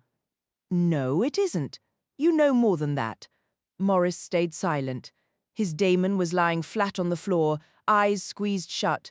But the moment Asta took a step closer, she sprang up in alarm and retreated behind the man's chair. "No," Morris said, flinching as well. "What's his name?" Malcolm pressed. "Talbot. Just Talbot. Simon Talbot." "Which college cardinals? How do you know?" "Paston told me. He says he's got something on him. Paston has leverage over him." "Yeah. Did he tell you what that was?" "No. He was probably just bragging. Tell me everything you know." "I can't. He'd kill me. Paston, you don't know what he's like. No one else knows this, only me, and if he finds out you know, he'll know it came from me, and I've already said too much. I was lying. I never told you anything. In that case, I'll have to ask Paston myself. I'll be sure to let him know how cooperative you've been." "No, no, no, please, don't do that. He's a monster. You can't imagine what he'd do. Killing means nothing to him. That man by the river, he killed him like swatting a fly. That's all it was to him." "You haven't told me enough about this Talbot fellow at Cardinal's. Have you ever met him?" "No. How would I? Well, how did Paston come to know him?" "He's the liaison officer for that group of colleges. If they need any police contact, for any reason, he's the one they speak to." That made sense to Malcolm. Similar arrangements existed for all the colleges. The proctors, the university police, handled most disciplinary matters, but it was considered good for town and gown relations to maintain regular informal contact with the police. He stood up. Morris was so frightened he shrank back in his chair. Malcolm noticed, and Morris saw that he noticed. "If you breathe a word of this to Paston, I'll know," Malcolm said, "and you'll be done for." Morris weakly grabbed at Malcolm's sleeve. "Please," he begged, "don't hand me over to him. He's let go." Morris's hand fell away.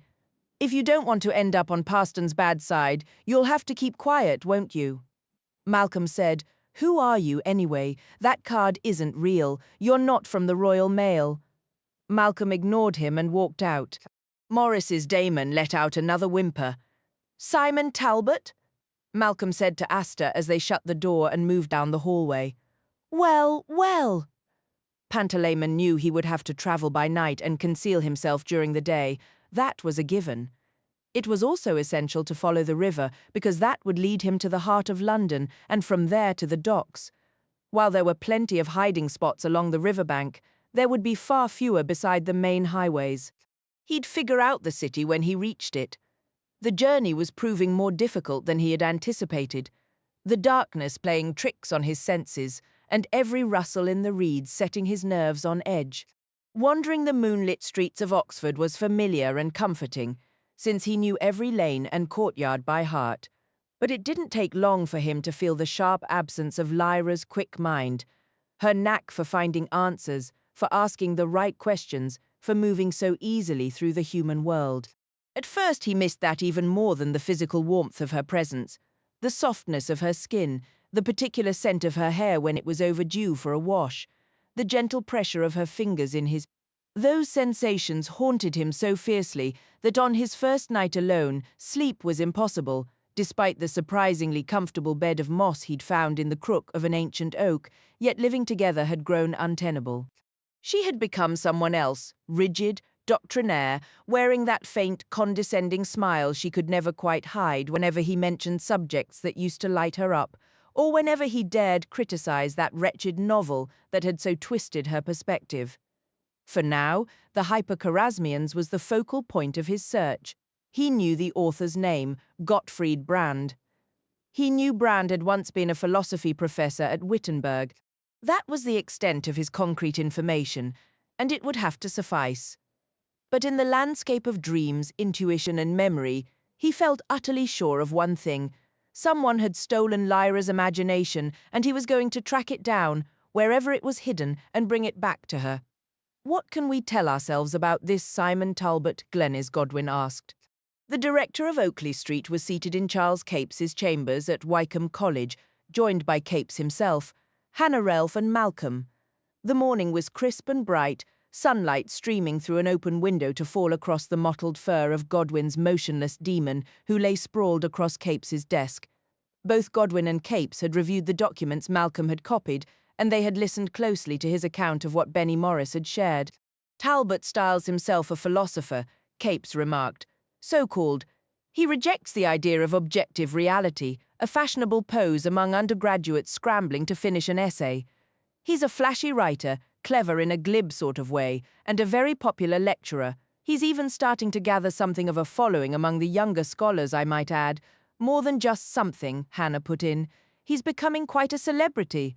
"Is there any known link between him and Geneva?" Malcolm asked. "No," came the soft whisper from Godwin's demon. "It's hard to imagine any common ground if he truly believes what he preaches." "I suspect his point is that nothing means much of anything at all," Capes said. "That might make it easy for him to pretend allegiance to the magisterium. Whether they'd actually trust him is another matter." "This police liaison arrangement," Glenys Godwin continued. "Talbot's college is Cardinals, correct?" "That's right," Hannah confirmed. "The colleges are grouped for that purpose. The others in his cluster are Fox, Broadgates, and Oriel, and I assume each college appoints a scholar, a junior dean or someone similar to serve as the contact for police matters." "Yes," said Capes.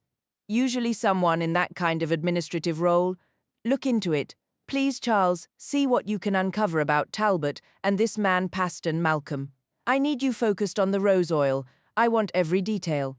The research station in Central Asia, what is its purpose? Who operates it? What, if anything, have they learned about the oil? Why can't these roses be cultivated elsewhere? And what is the truth behind that bizarre red structure in the desert, guarded by Latin-speaking soldiers, where the roses originate? Is it some kind of fever dream? I want you to go there personally as soon as you can. You're familiar with the region and you speak the language, don't you?" Malcolm simply said, "Yes." It was all he could manage. An assignment like this meant he'd have no opportunity to look for Lyra, even if he had the faintest idea where to start. "And this spreading unrest across the Levant and farther east," Godwin added. "Find out what's driving it. Is it emanating from the Lopnor area and moving westward? Is there any link to the Rose situation?" Malcolm considered the question. Strauss's notes mention something odd. He wrote about attacks on rose gardens near the research station, places being set on fire. He was surprised because he believed that kind of violence was limited to Asia Minor, places like Turkey and the Levant. It makes me wonder if the trouble didn't start in Central Asia after all, but somewhere further west. Closer to Europe, Glenys Godwin gave a slow nod, jotting down a note. "Dig into that," she instructed, then shifted focus. "What about the girl, Lyra Silvertongue? Any leads on where she might be?" "Not yet. The alethiometer doesn't work on demand. I believe she's safe, but beyond that, it's unclear. I'll continue searching. I need a summary of her background and why she matters. I can't tell if she's central to this or just caught on the edges. Can you prepare that soon?" "Absolutely. There's a file on her in the mausoleum," added Godwin's demon, referring to the archive where inactive records were kept. Malcolm and Asta knew the term, but it still sent a cold jolt through them, a reminder of that damp, decaying place where Malcolm had faced Gerard Bonneville to save Lyra's life. "Good," said Godwin. "I'll review it when we return. Now, there's movement in Geneva. Charles, are you aware of anything?" "A conference or a congress, as they're labeling it. Every branch of the magisterium is gathering for the first time in centuries. I don't know what sparked it, but it doesn't bode well. Their disunity has been our greatest asset. If they find common cause and a way to formalize it, they'll become more powerful than ever. Could you find a way to get there yourself? Possibly, but I'm already under suspicion, or so I've been warned. They'd ensure I learned little. I do know a few observers, journalists, scholars from various institutions who will be attending and reporting. They might share what they learn. All right, use whatever channels you can. Let's remember what this is really about. This rose oil is something the magisterium is desperate to control. The driving force appears to be an organization called La Maison Juste, led by Marcel Delamare. Charles, what do we know about them? Why that name, for instance? La Maison Juste is simply their headquarters building. The group's full name is the League for the Instauration of the Holy Purpose. Instauration? Glenys Godwin frowned. I'm not sure I recall what that means. It signifies restoration or renewal. And what is this holy purpose? Actually, never mind, I can imagine. They want to revive their sense of moral authority. They'd welcome a conflict. And for some reason, these roses would give them an edge. Our job is to find out what that edge is, neutralize it, and if we can, secure it for ourselves. Keep that objective clear. Oakley Street isn't exactly equipped to wage a war, Hannah pointed out. I'm not advocating for one, Godwin replied. But if we act wisely, we might stop one from starting. You understand why I'm asking you to go, Malcolm. I wouldn't trust this to anyone else. Malcolm did understand, and so did Hannah, but Capes looked at him, puzzled. It's because my daemon and I can separate, Malcolm explained. Capes's expression cleared with a quiet, "Ah," and he nodded. For a moment the room fell silent. A sliver of sunlight caught the blade of a silver letter opener on the desk, and Malcolm felt the familiar, almost imperceptible presence, a tiny, shimmering point no larger than an atom, beginning to brighten, slowly expanding into the sparkling loop of light he knew as the spangled ring. Asta met his gaze, sensing the unseen presence as well. For the next few minutes, focusing on anything specific would be pointless. The ring needed time to expand into visibility. So Malcolm let his vision soften and considered the four individuals sharing the room with him. They were liberal, tolerant, and deeply civilized, representing an organization that, from this broader view, felt almost laughable. Oakley Street was an entity forced to hide from the very nation it was meant to defend. Its agents were mostly middle-aged or older, their numbers dwindling, their resources so meager that the director would be riding third class on a slow train from London, and Malcolm himself would have to pay his own way to Karamakhan. What could this aging, underfunded, thinly stretched group possibly hope to achieve against the colossal might of the magisterium? The others were speaking in low tones. As the shimmering loop of light drifted toward him, it momentarily haloed each of them in turn. There was Charles Capes, slim and bald in his impeccable dark suit, a crimson handkerchief peeking from his pocket, his eyes holding a profound and subtle intellect. Glenys Godwin's warm, dark eyes were attentive, her grey hair neatly trimmed, one hand moving with tireless tenderness over her injured demon. And Hannah Relf, whom Malcolm loved almost as dearly as his own mother, appeared slight and grey-haired, seemingly frail, yet her mind contained reservoirs of crucial knowledge. In this altered perspective, bathed in the ring's spangled light, their value shone with startling clarity. He simply sat, listening, and let the vision pass by and fade away. As Charles had noted, this was the first gathering of the magisterium's upper echelons in centuries. A hierarchy existed, of course, with junior and senior bodies, more and less important figures, but it was nothing fixed or rigid. Had Pope John Calvin left the church unchanged, it might have been. Instead, he renounced the supremacy of his office and scattered its authority among multiple agencies. After his death, the papal office was left vacant forever, and the power that once flowed through it diverted into countless channels like a mountain river slowing on the plains, spreading out and carving many new courses across the landscape. Consequently, no single clear line of command existed. What grew was a teeming multitude of councils, colleges, committees, and courts. They flourished under ambitious, capable leadership or withered from a lack of bold vision and courage. In essence, the magisterium was a seething mass of rivalrous, jealous, and mutually suspicious factions, united only by their thirst for power and ambition to wield it. They all came, the director of the Consistorial Court of Discipline, the dean of the College of Bishops, the chairman of the Committee for the Propagation of the True Faith, the Secretary General of the Society for the Promotion of Celibate Virtue, the rector of the Red Chamber, the master of the School of Dogmatic Logic, the president of the Court of Common Order, the abbess of the Sisters of Holy Obedience, the archimandrite of the Priory of Grace, and countless others. They came because staying away was too risky. Absence could be read as rebellion. They journeyed from across Europe and beyond, some hungry for confrontation, others deeply uneasy. Some were drawn like hounds to the scent of heresy, while others reluctantly left their peaceful monasteries, dreading the discord and peril that surely awaited.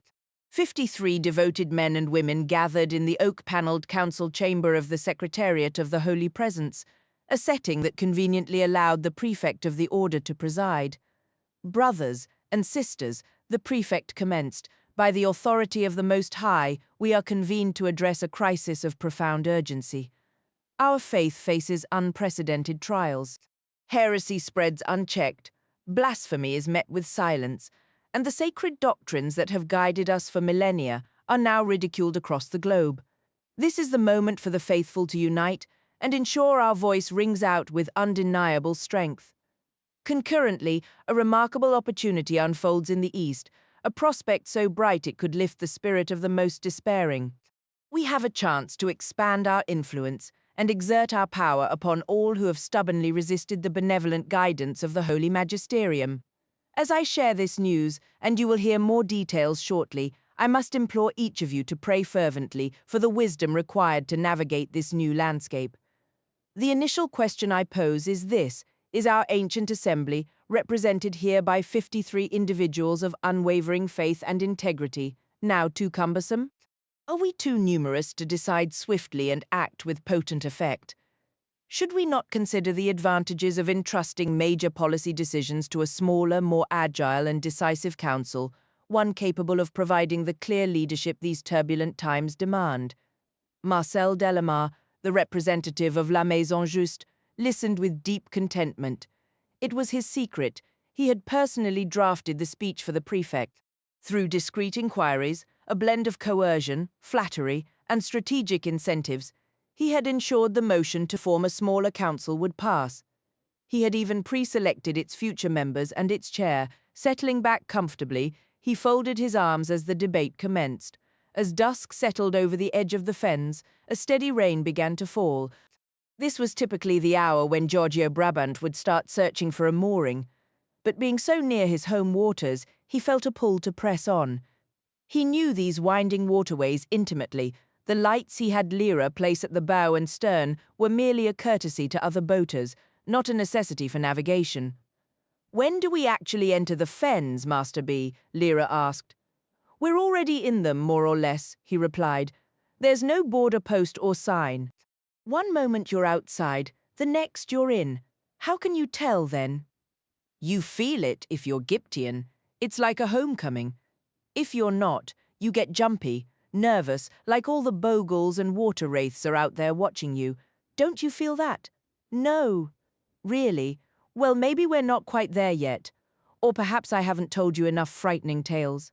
He stood at the tiller in his oilskins and sou'wester, while Lyra huddled in the doorway, wrapped in one of his old coats. The stern light cast a golden halo around his sturdy frame and illuminated the endless curtain of rain. From the galley behind her, Lyra caught the scent of potatoes boiling on the naphtha stove. She planned to go slice some bacon soon. "When do you think we'll reach the Zaal?" she asked, referring to the great Giptian meeting hall. "Ah, there's a way to know," he said. "How? When you're close enough to see it, you're practically there. Very helpful." "I must." He suddenly raised a hand to silence her, and his demon instantly turned her gaze toward the darkening sky. Brabant raised a hand to shield his eyes from the rain, gazing upward, and Lyra did the same. Though she saw nothing, a low, rolling growl echoed from the clouds above. "Lyra, get to the bow and put out that light," Brabant ordered, his voice tight as he pulled back on the throttle and reached for the stern lantern. The glow from the prow cast a faint sheen along the cabin roof, giving Lyra just enough light to dash forward and leap down into the bow. As she turned the wick down, snuffing the flame, the distant sound grew clearer. A moment later she spotted it, the ghostly, oval shape of a zeppelin, drifting silently below the clouds off the starboard side, its running lights dark. She felt a chill that had nothing to do with the rain. Carefully, she made her way back to the cockpit. Brabant had already nudged the maid toward the bank and cut the engine to a whisper. Lyra felt a soft bump as the boat brushed against the reeds. "You see it?" he whispered. "I see one. Could there be others?" "One's plenty. Is it tracking us?" "I don't think so. With this downpour, they couldn't have spotted our lights yet, and that Zeppelin's engine is so loud they'd never hear ours over the racket." A sudden, sharp memory flashed in Lyra's mind, a story her uncle once told of being caught in a storm on Lake Superior, how the fog had swallowed sound and sight alike, leaving only instinct to guide him. She pushed the thought aside, focusing on the present danger. "I'm going to move us along, then," Brabant said. He eased the throttle forward, and the engine answered with a subdued grumble. The boat began to glide forward again. "How can you even see where we're going?" Lyra asked. "Instinct, now hush. I need to listen." She remembered the potatoes then and hurried inside to pull them from the stove, draining the water. The cabin felt like a fragile sanctuary, the warm galley, the steam, the humble smell of cooked potatoes, a tiny pocket of normalcy against the threat in the sky. But it was an illusion.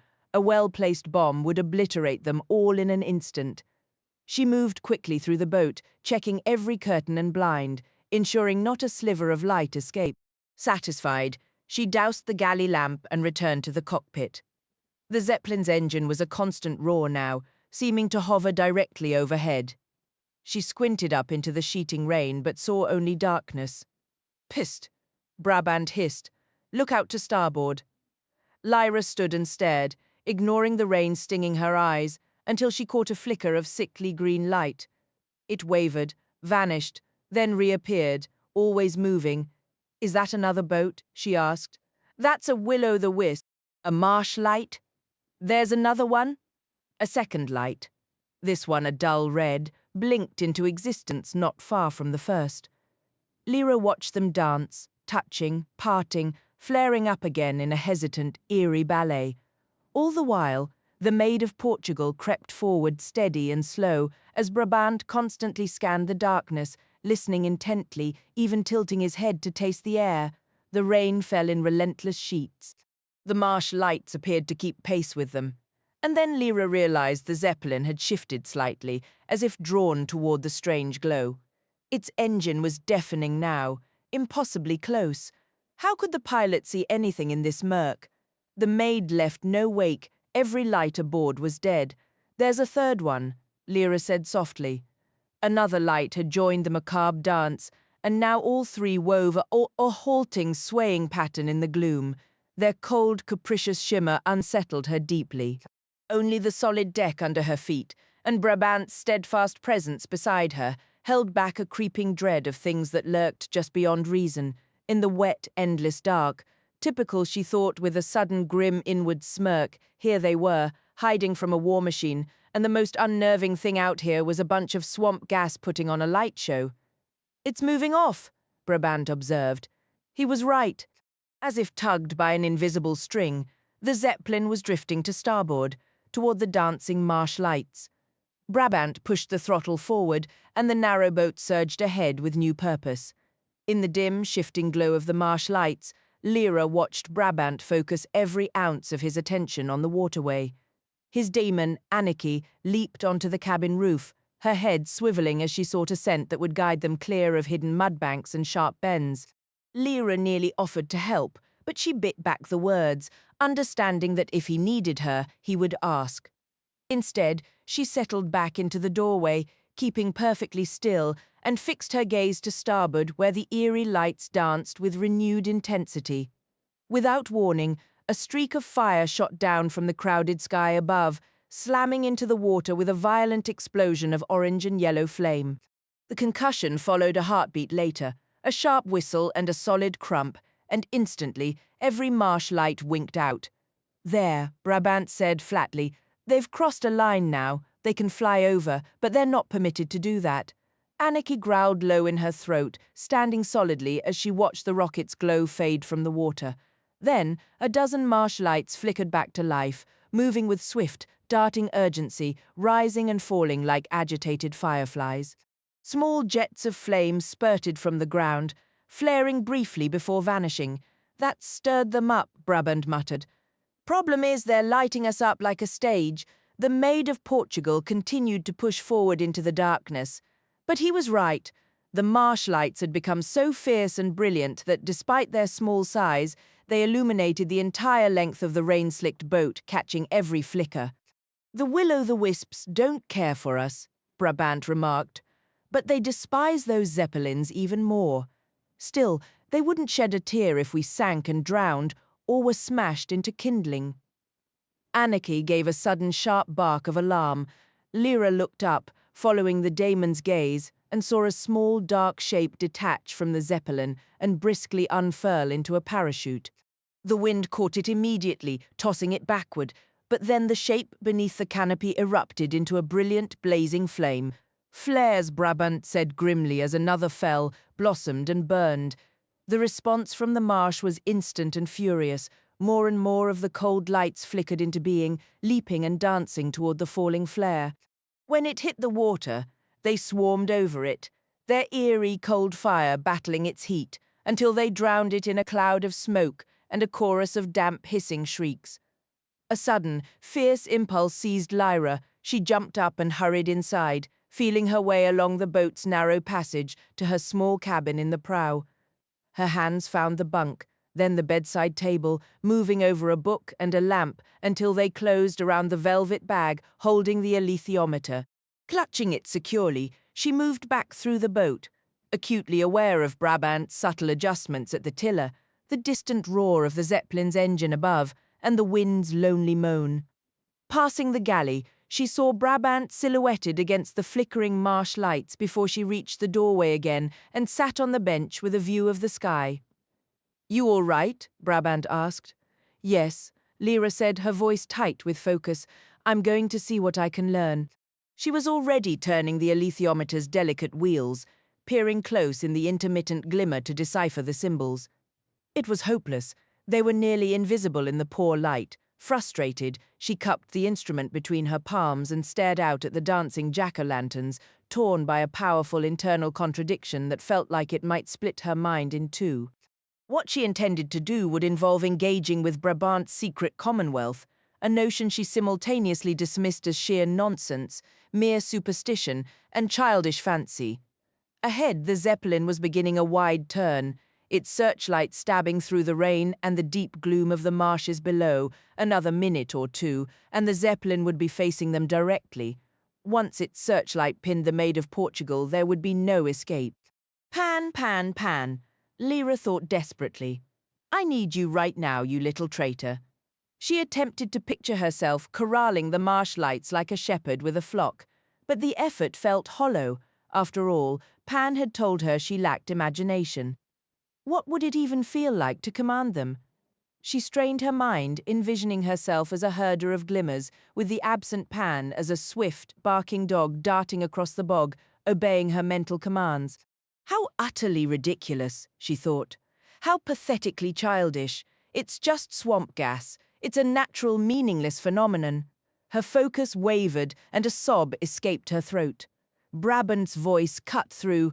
"What are you doing, girl?"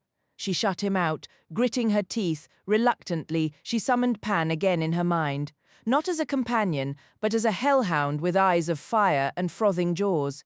She saw the terrified marsh lights scattering, then swirling together as the Zeppelin's icy beam swept nearer. Over the wind and engine roar, she could hear the drumming rain on the aircraft's nose. Something swelled inside her, a visceral tidal surge of anger and raw will ebbing and flowing with growing intensity. "What are they doing? Good Lord! Look at that!" Brabant muttered. The marsh lights were now streaking and climbing, repeatedly darting at a spot on the water just ahead of the searchlight. With a piercing shriek, something heavy and white, a great heron, terrified, burst from the reeds. The green glimmers harried it upward, snapping at its legs, swarming its hefty body like furious hornets, driving it directly into the blinding beam, and then higher, straight toward the aircraft. A strange, grim satisfaction twisted inside Lyra, a dark acknowledgement of her own unseen hand in this chaos. Brabant rasped, "Hold on tight, girl." The searchlight was almost upon them. Then, in a violent burst of flame, blood, and white feathers, the Heron smashed into the Zeppelin's port engine. The aircraft jerked violently, swinging left, dipping and sagging as the starboard engine screamed in protest. The great slug-like shape drifted sideways and down, its tail swinging wildly in the wind. It descended toward the swamp, drifting closer and closer to their boat, as if settling onto a terrible bed. Fragments of sound, screams, cries, whirled on the wind before being snatched away. By the glow of the capering marsh lights and the uncontrolled fire, now blazing from the Zeppelin, Lyra and Brabant watched in horrified silence as figures, 1, 2, 3, hurled themselves from the cabin into the darkness below. A moment later, the great broken shell of the airship collapsed onto the water a mere 50 yards away, engulfed in steam, smoke, flame, and the triumphant dance of 1,000 marsh lights. The heat scorched Lyra's face. Brabant tilted his hat against it. It was a horrible spectacle, but she couldn't tear her eyes away. The airship's skeleton showed black against the blaze, then crumpled inward with a cascade of sparks. "They won't survive that." "Not a one," said Brabant. "They're all gone now." "Horrible," Lyra whispered. "Aye." He pushed the throttle lever, and the boat moved out into the main channel, gathering speed slowly. "That Heron," Lyra said, her voice unsteady. The marsh lights were chasing it. They forced it to fly into the engine. They knew exactly what they were doing. And so did I, she thought, a cold certainty settling in her gut. "I made that happen. A heron, was it?" "Could have been," Brabant replied, his eyes fixed on the dark water ahead. "I figured it might be a flying boggart. Some of them do take to the air, you know, with a sort of whirring sound. But with all the other noise and chaos, we wouldn't have heard it." "That's likely what it was. Some flying elf or a spirit from the deep water. Something from the Secret Commonwealth I mentioned. Now look at those jack-o'-lanterns." Dozens of the marsh lights had clustered around the flaming wreckage, darting in and out, flickering and dancing in the rain. "What are they doing? Searching for anyone still alive. They'll drag them under the water and finish the job. Are those potatoes ready yet?" "Oh yes, they are." "Well, don't let them go cold." "Tell you what, there's a tin of corned beef in the locker. Chop it up with the potatoes and fry the whole lot." "I'm getting hungry." Lyra felt a wave of nausea. She couldn't stop picturing the men from the Zeppelin, burned or drowned or meeting some even darker fate, and that beautiful white bird driven relentlessly into the spinning engine blades. The thought of food was revolting, but as the hash began to sizzle in the pan, the smell was undeniably good, and it seemed a shame to waste it. She brought 2 plates up to the cockpit, where Brabant took his fork, scooped up a bite, and tossed it over the side. "For the will-o'-the-wisps," he said. Lyra did the same with her portion, and then they ate their supper, sheltering their plates from the steady rain. That same evening, Dick Orchard stepped into the public bar of the Trout Inn. He knew many of Oxford's pubs, but everyone had their favourites, and the Trout was usually too far out of his way for a casual visit. Still, the beer was reliably good. He ordered a pint and scanned the room cautiously. None of the other customers looked like university scholars. A group of old men playing cards near the fireplace, 2 men who appeared to be farm workers deeply engrossed in a meandering debate about livestock fencing, 2 younger couples settling in to order a meal, just a quiet night in a traditional riverside pub. Once the younger couples had placed their orders and taken their seats with their drinks, Dick approached the barman, a solidly built man around 60 with thinning red hair and a friendly face. "Excuse me, mate," Dick said. "I'm trying to find someone named Malcolm Polstead. Do you know him?" "He's my son," the barman replied. "He's in the kitchen at the moment having a bite of supper. Did you need to speak to him?" "Whenever he's finished. No rush. You've just caught him, actually. He's leaving soon for a trip abroad." "Oh, really? Lucky I came when I did, then." "Yes. He has a few things to sort out at the university, then he's catching a train. I don't think he has much time. He'll be off by tomorrow night at the latest, I'd say. Why don't you take your drink over to the corner table, and I'll let him know you're here. He can come say hello before he leaves. What's your name? Dick Orchard. He won't know it, though. It's about Lyra. The barman's eyes widened. He leaned in a little closer, his voice dropping. You know where she is? No, but she told me the name Malcolm Polstead, so I'll get him now. Dick took his pint and sat at the corner table. Something in the barman's reaction made him wish he'd come here much sooner. Less than a minute later, a tall man, not quite as broad as his father, but still someone Dick would think twice about crossing, sat down opposite him. He held a mug of tea in one hand and wore a brown corduroy jacket. His daemon, a large ginger cat, touched noses politely with Dick's vixen. Bindi. Dick offered his hand, and Polstead shook it with a firm grip. You know something about Lyra? Polstead asked. He spoke quietly, but his voice was remarkably clear and deep, the kind of voice a singer might have. Dick was struck by the man's presence. It wasn't just the intelligence in his face that marked him as a scholar, but also an unmistakable air of someone who knew how to handle himself in the rough and tumble of the real world. Yeah, Dick replied. She's a friend. She showed up at my place early one morning, saying she was in a real bind and needed help. She was trying to get to the Fens. My granddad's Gyptian, and he was actually in Oxford just then with his boat, so I told her how to find him and introduce herself. I figure she must have done that and left with him. She mentioned something that happened down near the Oxpens, by the river, and, what was it? She saw a murder.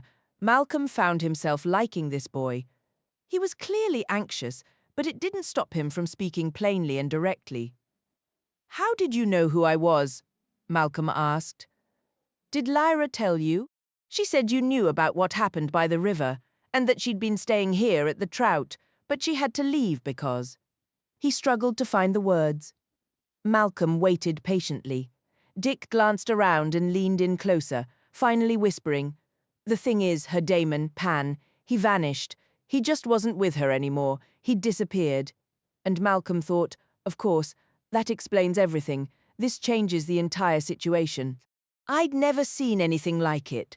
Dick continued, his voice still low. You know, someone separated like that. She was terrified, thought everyone would stare at her, or something worse. She knew someone in the Fens, an old Egyptian man she felt safe with, and she hoped my granddad could get her there. What's your granddad's name? Giorgio Brabant, and the man in the Fens. I don't know. She didn't say. What was she carrying? Just a backpack. What time was this? Pretty early. I'd just gotten home from my night shift at the Royal Mail. Was it you who told Lyra about Benny Morris? Yeah, that was me. Dick wanted to ask if Malcolm had learned anything more about that man, but he kept the question to himself. Malcolm was pulling out a notebook and pencil. He jotted something down and tore out the page. You can trust these two people, he said. They both know Lyra well. They'll be worried about where she's gone. If you could tell them what you've just told me, I'd appreciate it. And if you have time to come out this way, my parents would be glad to hear from you if you get any more news about her. But don't tell anyone else. He handed over the paper where he'd written Alice's and Hannah's names and addresses. You're going abroad, then? Dick said. Yes. I wish I weren't. Listen, there's a chance Pan, her daemon, might show up. He'll be just as exposed as she is. If he recognizes you, he might come asking for help, just like she did. I thought people died when they got cut off from their daemon like that. I couldn't believe my eyes when I saw her. Not always. Tell me, do you know anything about a man named Simon Talbot? Never heard of him. Is he mixed up in this? Quite possibly. What's your address, by the way? Dick told him, and Malcolm wrote it down. You going away for long? Dick asked. No way to know right now. Oh, one of the people on that paper. Dr. Relf would be very interested if you remember anything else about Benny Morris. He'll be back to work soon. You've seen him then? Yes. Did he do it? He says he didn't. Are you? You're not police, are you? No, just a scholar. Look, I've got to go, lots to do before I leave. Thanks for coming here, Dick. When I get back, I'll buy you a drink. He stood up, and they shook hands. Take care then, said Dick, watching as Malcolm walked out of the bar. He moves pretty easily for a big guy, he thought. Meanwhile, many miles away, Pantalaimon was huddled in the shadows of a crumbling warehouse near a wharf on the Thames estuary, silently observing 3 sailors as they attempted to steal a ship's propeller. The night offered little light, a handful of stars blinked between tattered clouds, and the moon was nowhere to be seen. The warehouse wall offered only a faint gleam from the anbaric bulkhead light, leaving the murky creek mostly to the swaying glow of a naphtha lantern in the bow of a rowboat. This small craft had pushed off from a weathered old schooner, the Elsa, tied farther down the wharf. Her captain had passed the entire day, drowning his frustrations in beer, slowly convincing his first mate to assist in a late-night theft. Their target was a heavy phosphor-bronze propeller, bolted to the deck of a derelict coaster that appeared utterly abandoned, a vessel seemingly made more of rust than steel. For hours, they had studied it through the captain's battered binoculars, calculating its value in a port where few questions were asked. Meanwhile, 2 listless deckhands pitched splintered timber and frayed rope over the rail debris from a cargo that had shattered in a channel storm and would now never earn a penny.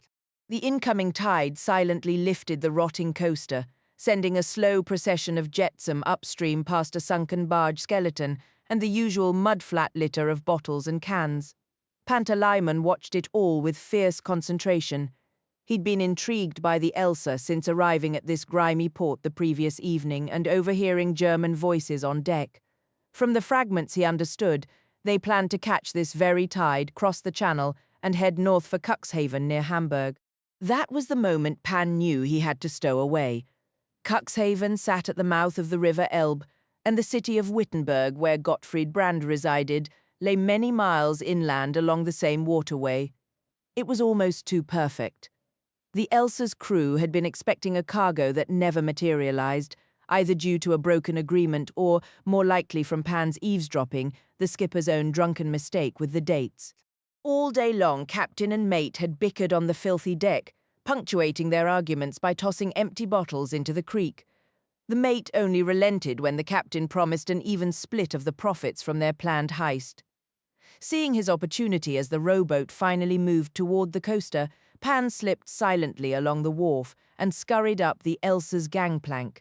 Aside from the skipper and mate, there were 4 crewmen, 1 at the oars, 2 asleep below, and a 4th leaning on the rail to observe the operation. The schooner herself was ancient, a patchwork of repairs with tired sails and a deck grimed with oil and rust. Plenty of places to hide, Pan thought, settling into the wheelhouse shadow to watch. The mate, a lean and agile man, clambered onto the coaster with ease after the captain's own 2 clumsy attempts failed. The skipper was a different specimen entirely, barrel-chested, unsteady on bowed legs, and deeply intoxicated. Yet his determination was formidable. He stood wobbling in the dinghy, one hand on the coaster's side, barking a constant stream of orders and insults at the mate, who was struggling to wrench a davit free from its crust of corrosion. The mate's herring-gull demon let out a mocking cry, a perfect echo of the exasperation in his human's face. Pan, who knew no more German than Lyra, still grasped the gist of the heated exchange. After considerable effort, the davit creaked into motion, and the mate turned to the propeller itself. The captain, meanwhile, took a long pull from a rum bottle. His parrot Damon slumped senselessly on the gunwale. The slick water whispered into the creek, carrying with it mats of filthy scum and the bloated, half-decayed carcass of some unlucky creature. Pan glanced at the crewman observing from the deck of the Elsa, his scruffy rat Damon grooming herself at his feet. His gaze drifted back across the creek, taking in the drowsy oarsman slumped over his oars, the mate on the coaster's deck working a wrench, and the skipper clinging to a rope from the davit while tipping a bottle to his lips. A memory surfaced in Pan's mind, the view from the Oxpen's allotments at night, the Royal Mail depot across the meadow, wisps of steam curling from the rail sidings, the bare trees along the river, the distant clank of a mooring line. Everything had been silvered, serene, breathtakingly beautiful, Motionless now, he felt a surge of fierce joy at the sheer loveliness of the world and how endlessly it offered such moments. He thought of Lyra, how deeply he loved her and ached for her warmth, her hands. She would have adored being here beside him, watching. They would have whispered, pointing out details, her breath soft against the fine fur of his ears. What was he really doing here? And what was she doing without him? That nagging doubt crept in, but he brushed it aside. He knew his purpose.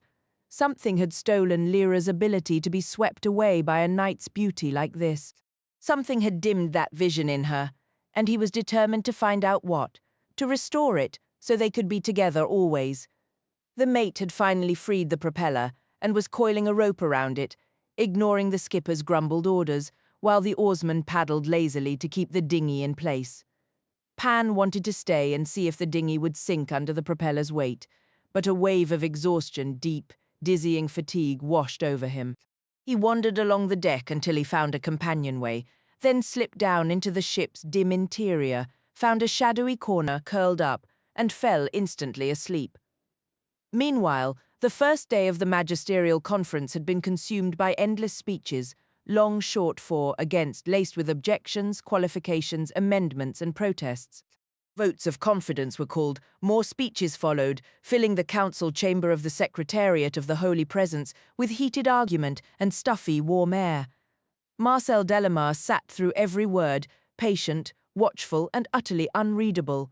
His owl daemon closed her eyes occasionally, but only in thought, never in sleep. They adjourned at 7 for vespers, then dinner. There was no assigned seating, allies clustered together, while those without connections or from lesser organizations found spots where they could. Delamare observed it all, noting, tallying, calculating, yet still managing to exchange a greeting here, a light joke there. A soft murmur from his daemon guided him when to place a friendly hand on a shoulder when a silent, knowing glance would work better. He paid discreet but particular attention to the representatives of the major corporations providing ethical, low-profile sponsorship for certain conference arrangements, like medical insurance. When he took his seat for dinner, it was between two of the Assembly's most timid figures, the aged patriarch of the Sublime Porte in Constantinople and the abbess of the Order of St. Julian, a small group of nuns who, through a historical quirk, managed a considerable portfolio of stocks and bonds. "What did you think of today's debates, Monsieur Delamare?" inquired the abbess. "All quite eloquently presented," he replied smoothly. The words were sincere, clear, and heartfelt. "And what is the official position of your organization on this issue?" inquired Patriarch Papadakis, known respectfully as Saint Simeon. "We stand with the majority," came the reply. "And how do you believe the majority will vote?" "I trust they will vote as I do," he answered with a light, amiable tone. The gentle humor in his expression signaled to those nearby that he was jesting, and they offered polite smiles in return. The scene was one of refined comfort, candlelight flickering across long oak tables, the rich scent of roasted venison in the air, the soft clink of silverware on fine china, and the deep glow of red and golden wines. Even the abbess, accustomed to a life of simplicity, found herself appreciating the meticulous arrangements.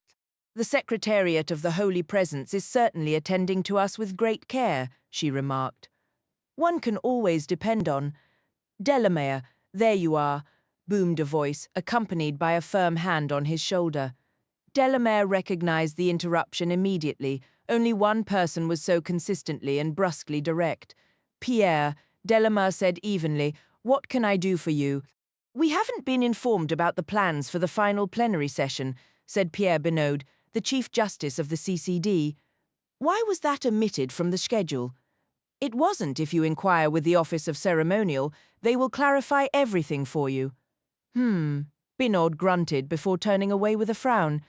"My apologies for that interruption," Delamare said to the abbess. "Yes, the Secretariat. We can always rely on Prefect Hodebert. He possesses an impeccable understanding of how to ensure events like this proceed with seamless tranquility." "But tell me," the Patriarch interjected, "what is your assessment of the recent difficulties we've been facing in the Levant?" "I believe you choose your term wisely," Delamare replied, refilling the older man's water glass. More than mere worries, yet not quite full-blown crises, wouldn't you say? Well, from the perspective of Geneva, perhaps it seems that way. I don't intend to minimize their significance, Your Serenity. They are deeply concerning, yet it is precisely this kind of challenge that underscores the need for us to speak unanimously and act with a single determined purpose.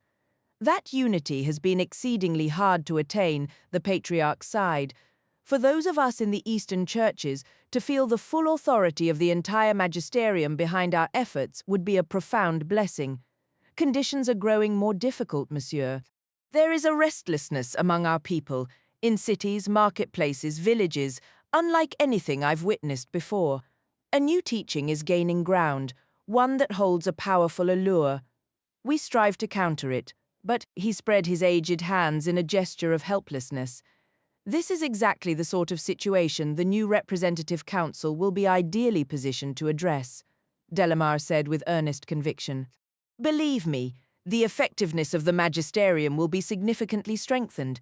Our truth remains eternal and unchanging, but our methods have been hindered for centuries by endless consultation, deliberation, and compromise. What your situation demands is decisive action, and the new council will provide precisely that. The Patriarch nodded, his expression grave. Delamar then turned back to the abbess. Mother, what is the sentiment among your sisters regarding your role within the hierarchy? He asked. Might I offer you more wine? How thoughtful. Thank you. Well, we do not hold views as such, Monsieur Delamar. It is not our place to form opinions. We exist to serve. And you fulfill that duty with remarkable faithfulness. But, ma'am, I did not say views, I said sentiment. One can debate a person out of an opinion, but feelings reside much deeper and often reveal a truer picture. Oh, that is certainly accurate, monsieur. Our place in the hierarchy. I suppose our prevailing sentiment would be one of modesty and gratitude, humility. We do not presume to feel dissatisfied with our station. Quite right. I had hoped you would express that. No, I knew you would. A truly virtuous woman would say nothing less. Now he lowered his voice, leaning in a little closer. Imagine if this Congress were to form a representative council. Do you think your sisters would be pleased to see their abbess offered a seat at that table? For a moment, the good lady was utterly at a loss for words. Her mouth opened and closed soundlessly. A faint blush crept into her cheeks as she blinked rapidly. She gave a small, uncertain shake of her head, then seemed to catch herself, her expression hovering between refusal and a tentative, almost imperceptible nod. You understand, Delamere continued smoothly. There is a certain quality of holiness, I feel, is often overlooked within the magisterium. It's the quiet, steadfast kind, the sort embodied by your sisters. A holiness that serves with genuine humility, not the performative sort. False modesty, after all, can be rather theatrical. It loudly renounces any honor or position while secretly maneuvering to obtain it, only to be persuaded into accepting while making a great show of protest. I'm certain you've witnessed that particular mindset, but true humility recognizes when one has a role to play, acknowledges that one's abilities are real, and understands that refusing a duty one is capable of performing is its own form of pride, wouldn't you agree? The abbess looked quite flushed. She took a hurried sip of her wine and coughed slightly as it went down too fast. Delamar politely averted his gaze until she recovered. Sir, you are very kind to say such things, she managed, her voice barely above a whisper. Not kindness, mother, he replied gently. Merely accuracy. Her daemon, a mouse with delicate silver fur, had been tucked out of sight on her shoulder, wary of Delamar's watchful owl. Sensing their unease, the owl had deliberately kept its distance. Now the little mouse peeked out, whiskers twitching, and the great bird slowly turned its head and offered a slight, respectful dip of its beak. The mouse held its ground, its bright eyes fixed, before scurrying around to the abbess's other shoulder and returning the gesture with a tiny bow of its own. All the while, Delamar was engaged again with the Patriarch, soothing, complimenting, clarifying, empathizing, all while doing a quiet mental tally, two more secured. As the inaugural day of the conference wound down, delegates began to disperse. Some retired to their chambers to read, write letters, pray, or simply rest. Others congregated in clusters, dissecting the day's proceedings with old allies or new contacts who shared their views or possessed useful political insights. One such group had settled into plush chairs near the grand fireplace in the Salon des Étrangers, glasses of smooth brandewine in hand. The room was expertly designed, with pockets of warm light creating intimate, isolated circles of conversation amidst the shadows, each group comfortably enclosed in its own bubble. This gathering by the hearth had formed almost by chance, but a sense of congenial agreement, a near conspiratorial warmth, had quickly settled over them. They were trading impressions of the day's most notable figures. The prefect of the Secretariat, as their host, was an obvious topic. "A man of serene authority, I thought," remarked the Dean of the Court of Faculties, "and immensely worldly. Do you have any idea of the property portfolio the Secretariat controls?" asked the preceptor of the Temple Hospitallers. "I couldn't say. Is it substantial?" "I've heard their managed funds run into the tens of billions, largely due to his acumen in financial circles." A murmur of impressed acknowledgement rippled through the group. Another who left a distinct mark, I felt, ventured the chaplain of the Synod of Deacons, though of a rather different nature, was the saintly patriarch of Constantinople, a man of profound devotion. "Indeed," the dean agreed. "Saint Simeon, we are fortunate to have his wisdom among us." "He has led his patriarchate for a full 50 years, no less," added a voice. The speaker was a dapper Englishman none of the others immediately recognized, impeccably dressed in a tweed suit and a bow tie, who had been listening with a polite, attentive smile. Wisdom had certainly grown with the years, though perhaps a touch of physical vigor had faded. His moral standing, however, remained entirely unquestioned. There were murmurs of agreement around the table. The dean leaned forward slightly. "A fair assessment. Forgive me, but I don't believe we've met. Which delegation are you with?" "I'm not a delegate," the Englishman replied. "I'm Simon Talbot, covering the Congress for the Journal of Moral Philosophy." "I believe I've read your work," the chaplain said, tapping his chin. "A rather clever article concerning relativism, if I recall." "You're too kind," Talbot said with a modest dip of his head. A man in a somber suit, an executive from the pharmaceutical sponsor Thuringia Potash, cleared his throat. "The future belongs to the younger generation. Take the Secretary-General of La Maison Juste, for instance." "Marcel Delamere," someone supplied. "Precisely. A man of exceptional capability." The preceptor nodded slowly. "Monsieur Delamere is indeed remarkable. He appears quite passionate about advancing this council proposal. And we are frankly in full support," the Thuringia Potash executive stated firmly. "It would be a sound move to include your Monsieur Delamere in its membership. A sharpness of intellect, a real force of insight." Talbot murmured almost to himself. All things considered, Marcel Delamere had every reason to be satisfied with how the day was unfolding. Across town, the Café Cosmopolitain sat squarely opposite the Geneva railway station. It was a dim, narrow room with a ceiling that felt too low, its walls stained a yellowish-brown from decades of smoke. The only decorations were a few chipped enamel signs and faded posters for various spirits. The zinc bar was manned by staff who seemed to consider basic courtesy a professional hindrance. It was the perfect spot to get quietly, efficiently drunk, but if you were after a refined dining experience, you were hopelessly lost. Its singular virtue was as a hub for information. Nestled within a few blocks of a major news agency, several government offices, the cathedral, and the train station, it was a magnet for journalists, spies, and detectives alike. With the magisterial congress in session, the place was packed. Olivier Bonneville took a seat at the bar and ordered a stout. His hawk Damon shifted on his shoulder, her voice a soft whisper near his ear. "Who is our target?" "Matthias Silberberg. Rumor has it he and Delamere were schoolmates. A man of his stature wouldn't set foot in a dive like this." "Probably not," Bonneville agreed, taking a slow sip. "But the people who work for him might." He scanned the room, his Damon's keen eyes focused on a new arrival. "Isn't that a colleague of Silberberg's?" The portly gentleman with the grey moustache, just hanging up his coat. The man was greeting two others at a table near a grimy mirror. Bonneville frowned, searching his memory. We saw him at the opening of the Ravelli exhibition at the Tenier Gallery. Ah, yes, so we did. Bonneville swiveled subtly on his stool, resting his elbows on the bar behind him to observe. The bald man sat down. He snapped his fingers imperiously at a passing waiter, who acknowledged the order with a grunt and stalked off. "And the other two?" Bonneville muttered. "I don't recognize them, unless the one facing away is Poczynski." "The art critic." "The very same. It could be. Yes, I think you're right." A glimpse in the mirror confirmed it as the man shifted his chair, and the heavy-set one is named Rattin. Excellent memory. It's a fragile thread at best. It's the only one we have right now. So what's the plan? Why, we introduce ourselves, naturally. Bonneville drained his glass, set it down with a soft click, and began weaving through the crowded room with purpose.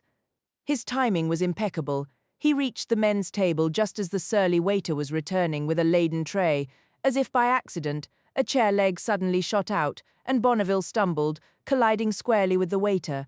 The tray tipped perilously, but Bonneville's hand shot out, steadying it with a deft, almost graceful catch. A chorus of impressed murmurs rose from the three gentlemen, a sharp hiss from the server, and a flurry of agitated gestures from the patron whose shifted chair had started the commotion. "I believe these are yours," stated Bonneville, setting the tray upon their table and paying no mind to the waiter whose lizard Damon chittered angrily from an apron pocket. "A spectacular save," remarked Rattin. "You've the hands of a goalkeeper. Perhaps you are one." "Not at all," Bonneville replied with a smile. He returned the empty tray to the scowling waiter, who stalked off as Rattin continued, "You must join us for a drink, as thanks for rescuing ours." "Absolutely," agreed the third man. "How very kind of you." Bonneville requested a stout porter and was reaching for a chair when he paused, his gaze settling on the man with the silvered moustache, as if in sudden recognition. "Forgive me, but is it, Monsieur Rattin?" "It is," Rattin confirmed, looking slightly puzzled. "We met briefly at the opening for the Rovelli exhibition at the Tenier Gallery. You likely don't recall, but I found your commentary on the artist's use of light utterly compelling." Bonneville had learned that men of a certain age, regardless of inclination, were often disarmed by the candid admiration of a younger man. The trick was to echo their own opinions back to them, wrapped in the sincere, almost scholarly appreciation of a potential acolyte. As if to underscore the point, Bonneville's sparrowhawk daemon fluttered to the back of Rattin's chair, engaging the man's own snake daemon, which lay coiled along the top rail. Bonneville then turned to the other man. "And you, sir, if I'm not mistaken, you must be Alexander Poczynski. I've been a devoted reader of your column in the Gazette for ages." "The very same," the critic acknowledged. "And are you in the arts yourself?" "Merely an enthusiastic amateur, one who relies on the insights of far better minds." It was then that the third man, silent until now, spoke up. "You work for Marcel Delamare. I believe I've seen you at La Maison Juste. Am I correct?" "Perfectly correct, sir, and I consider it a great privilege," Bonneville said, extending his hand. "Olivier Bonneville," the man shook it firmly.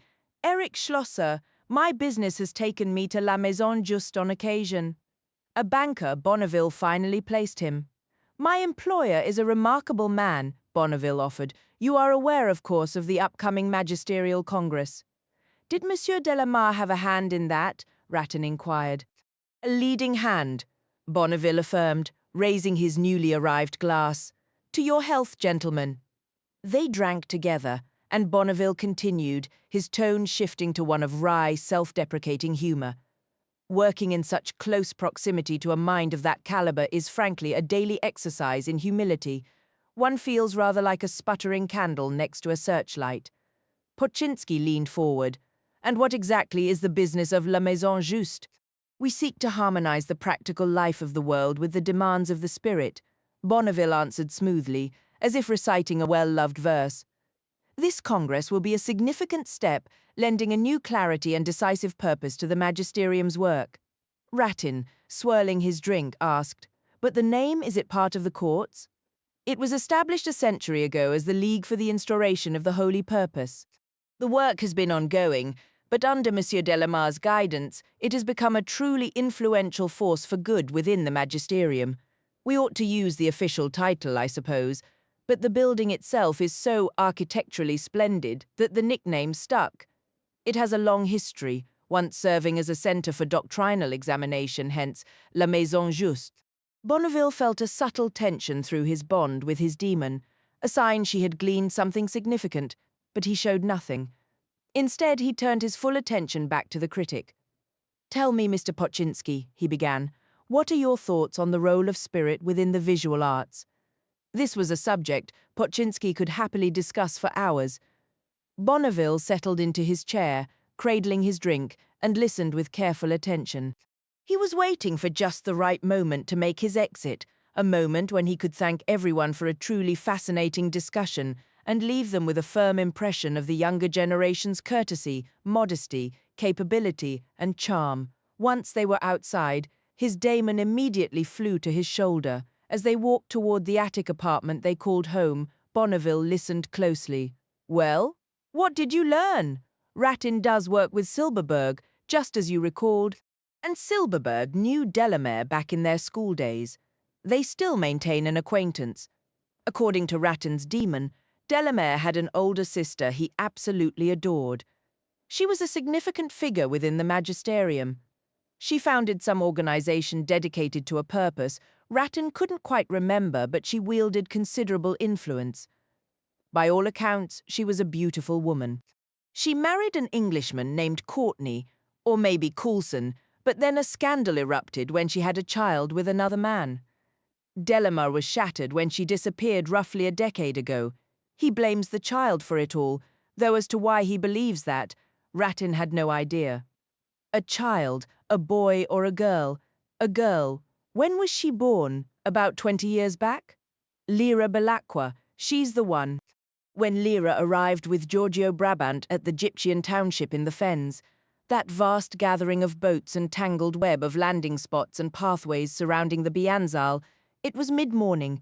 A nervous tension settled in her chest, aware that others might not be as accepting of her demonless condition as Brabant had been. No cause for worry, he'd told her earlier. We've had witches visiting now and then since that big clash up north. We're familiar with their ways. You'll just look like one of them. I suppose I can try to manage that, she had replied. Do you know where Father Corum's boat is moored? Along the Ringland branch down that way. But out of respect, you'd best pay a call on young Orlando Farr first. Young Orlando was at least in his 50s. He was the son of the legendary John Farr, who had led the Northern Expedition all those years before. Though not as physically large as his father, he carried a similar weight of presence. He greeted Lyra with solemn respect. "I've heard many stories about you, Lyra," the Gyptian leader said. "My old dad was full of them. That voyage and the battle where you rescued those children, every time I heard the tale, I wished I'd been there." "It was the Gyptians who made it all possible," Lyra responded. "Lord Farr was a tremendous leader and a fierce fighter." His eyes subtly searched the space around her as she sat at his council table. He couldn't hide what he was looking for. "You're in deep trouble, lady," he said, his voice gentle. She was touched by his courtesy in using that term, and for a moment her throat felt too tight to speak. She nodded, swallowing hard. "That's why I need to see Father Coram," she finally managed. "Old Coram's grown a bit frail these days," said Farr. "He doesn't go anywhere, but he hears everything, and he knows everything. I didn't know where else to turn." "Course not." "Well, you stay here with us until you're ready to move on, and you're most welcome. I know Macosta will be glad to lay eyes on you." And she was. Lyra went to her next, and the boat mother wrapped Lyra in a warm, immediate embrace, hugging her tightly in the sunlit galley and rocking them both gently. "What in the world have you done to yourself?" Macosta said when she finally released her. Pan, I don't understand. He was so unhappy, we both were, and then he just left." "I've never heard of such a thing. You poor child. I'll tell you everything, I promise. But I have to go and see Father Coram first." "Have you seen young Orlando Farr?" "He was my first visit. I only just arrived this morning with Giorgio Brabant. Old Giorgio? Well, he's a proper rascal, no doubt about it. I want to hear the whole story, mind you, don't forget. But what's been happening to you? I've never seen anyone look so adrift, my dear. Where will you stay? Lyra fell silent. It struck her, for the very first time, that she hadn't considered that question at all. Ma Costa noticed her hesitation and continued, Well, you're staying right here with me, silly. Did you imagine I'd let you sleep on the muddy bank? Won't I be a bother? You're not nearly big enough to be a bother. Off you go now. She paused, her expression softening. Ma Costa, I don't know if you recall, but a long time ago you told me I had witch oil in my soul. What did you mean by that? I haven't the foggiest idea, girl, but it seems I was right. She said this with a grave look before turning to a cupboard and pulling out a small tin. Here, she said, handing it over. When you see Father Coram, give him these. I baked them just yesterday. He's always had a fondness for ginger snaps. I will, thank you. After kissing Ma Costa goodbye, Lyra set off to find the Ringland branch. It was a narrower waterway than the others, lined with several boats permanently moored along its southern bank. The people she passed studied her with curiosity, though she sensed no malice in their gazes. She walked with a quiet humility, eyes lowered, attempting to channel Will's knack for blending into the background, striving to be unseen. It was clear Father Coram held a respected position among his community. The path leading to his mooring was meticulously maintained, its banks reinforced with stone and edged with marigolds and a row of poplar trees. Though bare now in summer, those trees would offer a generous shade over this quiet stretch of water, and there was Coram's boat, looking neat and vibrant, every detail appearing fresh and cared for. Lyra knocked on the cabin roof before stepping down into the cockpit and peering through the window in the cabin door. Her old friend was dozing in a rocking chair, a blanket over his knees, his feet warmed by his daemon, the magnificent autumn-coloured cat Sophanax. Lyra tapped on the glass. Coram blinked awake, shaded his eyes to look toward the door, and then, recognizing her, his weathered face broke into a wide smile as he beckoned her inside. Lyra, child, what am I saying? You're no child anymore, you're a young woman. Welcome, Lyra, but what's brought you here? Where is Pantalaimon? He left me. Just a few mornings ago. I woke up and he was simply gone. Her voice wavered and then her heart seemed to shatter. She wept with an intensity she had never known, collapsing to her knees beside his chair. He leaned forward to embrace her, stroking her hair and holding her gently as she clung to him, sobbing into his chest. It was a dam breaking, a flood finally unleashed. He murmured quiet comforts, and Sophanax leapt onto his lap to be nearer to her, purring a soft, sympathetic rhythm. Eventually the storm passed. Having no tears left, Lyra drew back as his arms relaxed. She wiped her eyes and stood up, feeling unsteady. Now, you sit yourself down here and tell me everything, he said. Lyra bent to kiss his cheek. He smelled faintly of honey and pipe tobacco. Ma Costa sent these ginger biscuits for you, she said, placing the tin beside him. A sudden pang of embarrassment hit her. Father Coram, I wish I'd planned better and brought you a proper gift. It feels wrong to visit empty-handed, though I did manage to find some smoke leaf. It was all they had at the last post office where Master Brabant and I stopped. I hope I remembered correctly, the old Ludgate blend you prefer. That's the one, that's my sort. Thank you kindly. So you came here on the Maid of Portugal, then? That's right. Oh, Father Coram, it's been so long, it feels like another lifetime. Feels like yesterday to me, feels like the blink of an eye. But before you begin, put the kettle on, girl, he said with a chuckle. I'd do it myself, but I know my limits these days. She prepared some coffee, and when it was ready, she placed his mug on the small table at his right hand and settled onto the bench opposite his rocking chair. She told him much of what had transpired since they last met. She spoke of the murder by the river, of Malcolm, of the painful truths she had learned about her own history, and of how she now felt utterly adrift and nearly powerless. Coram remained silent as Lyra recounted her tale, only speaking once she had reached the moment of her arrival among the Gipchins. Young Orlando Farr, he mused. He never did make the journey north with us, having to stay behind in case John never returned. He always felt the sting of that. Still, he's a good lad, a fine one. His father, John. Now there was a great man, straightforward, honest, and strong as an oak beam. A truly great man. I sometimes think they don't make them like that anymore, but Orlando is a good lad, no question. The world's different now, Lyra. Things that once felt secure aren't safe any longer. It certainly feels that way, Lyra agreed. Now, young Malcolm, Coram continued, did he tell you the story of lending his canoe to Lord Asriel? He mentioned something about it, but I was so overwhelmed by everything else happening that it didn't really sink in. Loyal, that's Malcolm. He was just the same as a boy, generous to a fault, didn't think twice about handing over his canoe to Lord Asriel, with no guarantee he'd ever see the boat again. So when Asriel tasked me with returning it, he gave me funds to have her fully refitted. Did Malcolm share that part? No. There's so much we haven't had the chance to discuss. She was a neat little craft. The Belle Savage. She had to be. I remember that flood vividly, and how it uncovered secrets buried for centuries, maybe even longer. Coram spoke as if his memories of Malcolm were more recent than the Great Flood, and Lyra felt a pang of curiosity about that. But she held her tongue, fearing it might reveal too much of her own confusion. Feeling adrift, she shifted the subject. Do you know the term, the Secret Commonwealth? Where did you hear that? From Master Brabant. He was telling me about Willow, the Wisps and such. Yes, the Secret Commonwealth. You don't hear it spoken of much nowadays. When I was a boy, there wasn't a single bush, flower or stone that didn't have its own proper spirit. You had to mind your manners around them, asking pardon or permission, giving thanks. It was about acknowledging they were there, those spirits, and that they had a right to recognition and courtesy.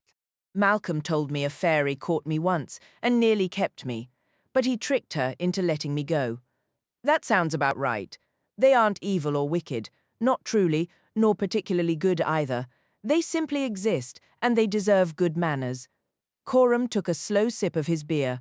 Father Coram, have you ever heard of a ruined empty city called the Blue Hotel, where only daemons live?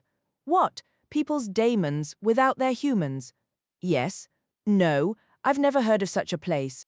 Is that where you think Pan has gone? I don't know what to think, but it's possible. Did you ever know anyone who could separate from their daemon? Besides witches, of course? The witches could manage it, certainly, like my Seraphina. But anyone else? Did you know any Gyptians who could do it?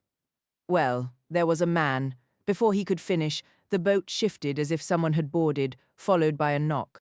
Lyra looked up to see a girl of about 14, balancing a tray on one arm while opening the door with the other. Lyra hurried to help her step down.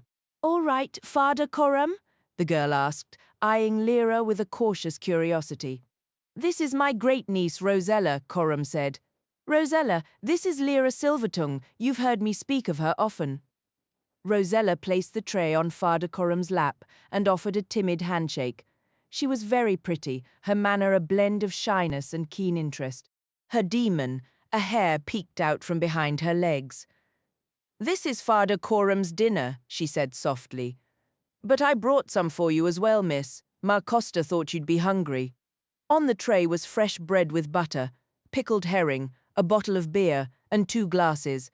Thank you, Lyra said, and Rosella smiled before slipping away. Once she was gone, Lyra prompted, You were about to tell me of a man who could separate, so I was. That was in Muscovy. He'd travelled to Siberia, to a place the witches frequent, and he did what they do. He said it nearly killed him. He had been a witch's lover, and he believed that if he could split himself from his demon as they did, he might live as long as they did. But it didn't work. His witch thought no more of him for trying, and he died not long after anyway. He was the only man I ever knew who could manage it, or who even wanted to. Why are you asking about this, Lyra? She explained about the diary found in the rucksack of the man killed by the river. Coram listened without moving, his fork hovering over a piece of pickled herring. Does Malcolm know? He asked when she finished. She nodded. Did he say anything to you about Oakley Street? Oakley Street? Where is that? It's not a place. It's a thing. He never mentioned it. Not him. Nor Hannah Relf? No. Maybe they would have if I hadn't left so quickly. I don't know. I know so little, Father Coram. What is Oakley Street? The old man set his fork down and took a slow drink of beer. 20 years back, he began, I took a chance and told young Malcolm to use the words Oakley Street with Hannah Relf to signal that any link to me was secure. I hoped she'd explain it to him, and she did. If he never spoke of it to you, that's because he's trustworthy. Oakley Street is what you might call a department within the Secret Service. That's not its real name, just a sort of code, because its headquarters aren't anywhere near the actual Oakley Street in Chelsea.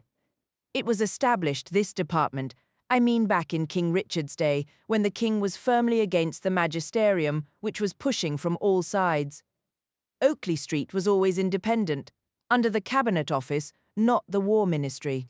It had the full support of the king and the Privy Council, funding from the gold reserves, and it answered to a proper parliamentary committee. But when King Edward came to the throne, the political winds began to shift. Ambassadors and high commissioners, legates, were exchanged between London and Geneva. That's when the CCD got its foothold here. Everything changed into what we have now. A government that doesn't trust its people, and a people afraid of the government, each side spying on the other. The CCD faction can't arrest everyone who opposes it, and the people lack the organization to move against the CCD. It's a sort of stalemate, but it's worse than that. Their side has an energy ours lacks. It comes from their absolute certainty they're right. If you have that certainty, you'll do anything to achieve your ends. It's the oldest human problem, Lyra, and it's the very difference between good and evil.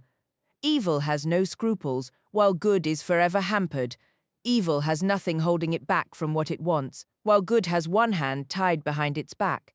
To do what it must to win, it would have to become evil itself. But Lyra wanted to argue but didn't know where to begin. What about when the Egyptians and the witches and Mr. Scoresby and Irek Bernison destroyed Bolvangar? Wasn't that good defeating evil? Yes, it was. A small victory. All right, a major one considering all those children we rescued and took home. That was a significant win, but not a final one. The CCD is stronger than ever, the magisterium is bursting with vigor, and little agencies like Oakley Street are starved for funds and run by old folks whose best days are long gone. He finished the last of his beer. But what is it you want to do, Lyra? He continued. What's on your mind? I didn't know until I had a dream. Not long ago, I dreamed I was playing with a demon. She wasn't mine, but we loved each other so deeply. She had to pause, swallowing hard and brushing a hand across her eyes. When I woke, I knew what I had to do. I had to go to the Karamakan Desert and enter a building there, because I might find that demon again, and I don't fully understand why. I need to find Pan first, because you can't enter without a demon, and Lyra trailed off, realizing she was losing the thread of her own explanation. She hadn't fully pieced it together in her own mind before trying to share it with Father Coram. Noticing his weariness, she decided to let him rest. I should go, she said softly. He nodded, his eyes heavy. You're right, child. I can't keep my eyes open all day like I used to. Come back tonight. I'll be sharper then, and I might have a thought or two to share with you. After kissing his weathered cheek, she gathered the tray and made her way back to Macosta's boat, the Persian Queen. These days, Macosta didn't travel much. The family had secured a permanent mooring near the Bianzol, a place she suspected would be her last. She found contentment tending a small vegetable patch and a few hardy flowers on the bank, and she'd told Lyra she was welcome to stay as long as needed. You can make yourself useful in the galley if you like, Macosta had said with a wink. Old Giorgio mentioned you're not a terrible cook, except for your stewed eels, that is. Lyra had felt a flash of indignation. He never said a word against my eels. Well, you watch me next time and learn. Takes a lifetime to get 'em right mind. What's the trick then? You slice 'em on the diagonal. Doesn't seem like it should matter, but it makes all the difference. Now, watching Macosta head toward the great thatched hall of the Bianzal with her market basket, Lyra climbed onto the cabin roof. The market stalls beside the hall were a riot of colour, their bright canopies the only vivid spots in the wide grey fenland landscape where the horizon blurred into the dull winter light. But even if I spent a lifetime here and mastered the art of the diagonal eel slice, Lyra thought with a sudden sharp clarity, this would never be home. I learned that lesson years ago. A profound weariness settled over her, born from not knowing how long she'd be stuck here, or how she'd ever know it was safe to leave, and from the certain lonely knowledge that she simply didn't belong. She was about to go below and try to sleep when a small punt, skillfully propelled by a boy who looked about 14, glided along the canal. His duck Damon paddled diligently alongside. Spotting Lyra, he expertly dragged his pole to slow the craft and swung it alongside the Persian queen. The duck flapped aboard. "You, Miss Silvertongue," he called up. "Yes," Lyra replied. He fumbled inside his water-stained jacket. "Got a letter for you." He handed it up. "Thanks." She took the envelope, turning it over. It was addressed to Miss L. Silvertongue, C.O. Coram Van Texel, but Coram's name was crossed out, and Madame Costa, Persian Queen, was written in its place. The paper was thick and expensive, the address typed. She became aware the boy was still there, waiting expectantly, realizing what for. She fished a small coin from her pocket and handed it down. "Toss you for double or quits," he suggested with a grin. "Too late for that now," Lyra said, tapping the letter. "It's already in my hands." "Worth a shot," he said, pocketing the coin before pushing off with impressive speed, creating a small bow wave as he vanished down the waterway. The envelope was too fine to rip open carelessly. Lyra went below to the galley and carefully slit it with a knife. Sitting at the small table, she unfolded the letter. The heading read Durham College, Oxford, though the printed address was struck through. Beneath it, the message was signed simply, Malcolm P. She was curiously pleased to see his handwriting was graceful, strong, and clear, written in blue-black ink from a fountain pen. "Dear Lyra," it began. "I heard from Dick Orchard about your predicament and where you've gone. You couldn't have chosen a better refuge than the Fens, and Coram Van Texel is the finest person to advise you on your next steps. Do ask him about Oakley Street. Hannah and I had intended to tell you of it ourselves, but circumstances, as they so often do, have overtaken us. Bill the porter at Jordan mentioned the college rumor that you were arrested by the CCD and have disappeared into the prison system. The staff are angry, blaming the master, and there's even talk of a strike, something unheard of at Jordan. While I doubt a walkout will happen, since it wouldn't bring you back, the master's relationship with the servants is definitely strained. For now, the most valuable thing you can do is learn everything possible from old Coram Van Texel about Oakley Street affairs. We've only started to discuss the deeper matters, but I believe you already sense, through the alethiometer and your own experiences, that there are countless ways to see the world and interpret its meanings. The significance of the Central Asian link following poor Roderick Hassel's death revolves entirely around this idea. Send my regards to Coram and share with him what you feel is necessary about Hassel and Karamakan. That's where I'm headed next. Forgive the slightly formal tone of this letter. I'm aware I can come across that way, and I wish it weren't so. Hannah is writing to you as well and would dearly love to hear how you are. A letter carried by Egyptian hands will find its way safely and swiftly to you, though I've no idea how they manage it. With warm friendship, Malcolm P. She read it once quickly, then again more slowly. His comment about sounding pompous made her blush, because she had thought exactly that. Back in the old days before the murder by the river, the Malcolm she was coming to know now wasn't pompous at all. With Ma Costa out at the market, Lyra had the Persian Queen to herself. She tore a sheet from her notebook and began to write. "Dear Malcolm, thank you for your letter. I'm safe here for now, but—" She stopped, unsure what to say next or how to speak to him at all. Getting up, she stepped out to the stern, gazed around, ran her fingers along the tiller, drew the cold air deep into her lungs, and went back inside. She continued, "I know I'll need to move on soon. I have to find Pan. I intend to follow every clue, no matter how strange or improbable. Like Dr. Strauss's diary entry about a place called the Blue Hotel, a kind of sanctuary, I imagine. I've decided to make for it and see what unfolds. I must find him, because unless—" She crossed that out, rested her head on her clenched fist. This felt like speaking into an empty room. After a moment, she picked up the pen again. If I find him there, we'll continue to Karamacon and attempt to cross the desert to locate that red building. The truth is, when I first read Dr. Strauss's account, I couldn't stop thinking about it. It affected me like one of those vivid dreams that lingers for hours after waking. It felt familiar, yet I couldn't say why. I believe I know something about it, but it's just out of reach, lost to me. Perhaps I need to dream of it again. Maybe I'll see you there. If I don't return, I just want to thank you for looking after me during the flood when I was an infant. I wish memories stretched further back in our lives, because all I can recall are little trees with lights in them and feeling perfectly happy, though even that might have been a dream.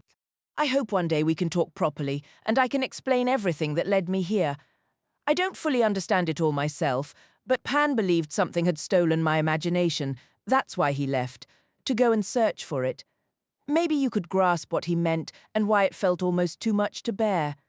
Malcolm, please give my love to Hannah and to Alice, and remember me to Dick Orchard. Oh, and to your parents. I've known them only a short while, but I grew so fond of them. She scratched out those 3 words and tried again. I wish that didn't feel right either. With a decisive stroke, she crossed it out. At last, she settled on the simple truth. I'm very glad we made friends. Yours, Lyra? She didn't allow herself a moment of doubt. Snatching an envelope from a drawer in the galley, she sealed the note inside, addressed it to Dr. Malcolm Polstead at Durham College, Oxford, and left it leaning against the salt cellar before hurrying out. A restless energy buzzed through her. She was exhausted, yet completely unable to sit still, with no real task to anchor her. She walked along the canal, acutely conscious of the stares from people on the barges, especially the pointed looks from groups of young men. The waterways and the Bayanplatz square were as bustling as always, but the weight of so many eyes soon became oppressive. If Pan were here, she thought bitterly, she could meet their gazes with her own defiant glare, or better yet, act as if they were invisible. She knew their confidence was mostly a show, knew exactly how to unsettle them, but knowing and doing were 2 different things in her current state. Everything made her jumpy, a feeling she despised. She just wanted to disappear. Giving up, she retreated to the Persian Queen and collapsed onto her bunk, falling into a fitful sleep almost immediately. Pantalaimon was also sleeping, but his rest was broken. He'd jolt awake, remember the cold, dark hold, and listen to the engine's relentless thump, the old schooner's wooden bones groaning, and the splash of waves against the hull just beside him before drifting off again. He awoke from a vague dream to a new sound, a dry, scratchy whispering right next to him. He knew instantly they were ghosts. He squeezed his eyes shut and tried to shrink deeper into the shadows, but the whispers persisted, not one voice but several murmuring something urgent and indistinct they needed from him. "This is just a dream," he whispered to himself. "Go away, please go away." The spectral forms pressed in closer, their hissing voices threading under the sound of the restless sea. "Don't come so near," he pleaded. "Get back." Then he understood. They weren't threatening him. They were drawn to the faint animal warmth radiating from his small body, desperate for it. A vast, sorrowful pity washed over him for these cold, lost things. He tried to peer through his closed eyelids to see them clearly, but their features were blurred and worn smooth, like stones tumbled by the ocean. He still couldn't tell if he was dreaming. The sharp sound of a bolt being drawn broke the moment every pale, indistinct face turned upward at once. A beam of anbaric light stabbed down into the gloom, and in an instant they were gone, as if they had never been there.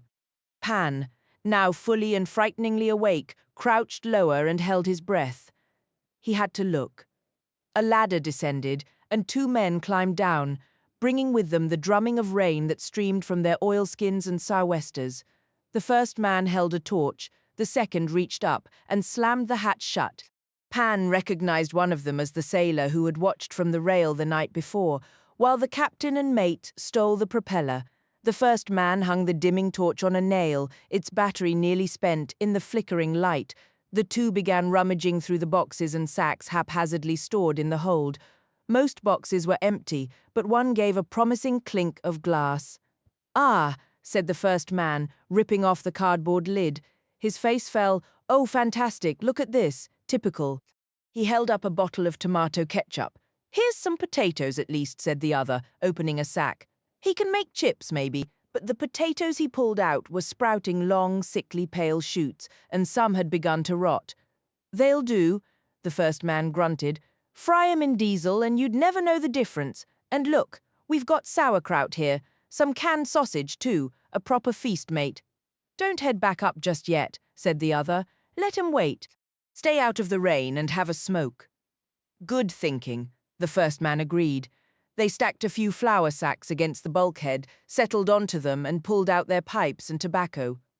Their demons, a rat and a sparrow, slipped from the necks of their oilskins and began nosing around their boots, searching for any edible scraps. Once his pipe was lit, one of the men spoke up. "What's the old man planning to do with that damned propeller?" "The harbour master spots it. He'll have the police down here in a heartbeat." "Who's the harbour master in Cuxhaven these days?" "Old Hessenmüller." "Nosy pig. Flint will probably try to dump it over at Borkum first. That breaker's yard across from the lighthouse." "What sort of cargo does he think we'll even find in Cuxhaven?" "Not cargo. Passengers. Get out of here. Who'd paid to sail on this filthy old tub?" I overheard him talking with Herman. "These are a special kind of passenger." "What's so special about them?" "They've got no passports, no papers, nothing like that." "Money, then? They have any money?" "No, they don't have that either." "Then what's in it for the old man?" "He's got an arrangement with some big farmer over in Essex. More and more folks are coming up the rivers from the south, Turkey or somewhere like that. No work for them here, but this farmer likes the idea of a crew of workers he doesn't have to pay.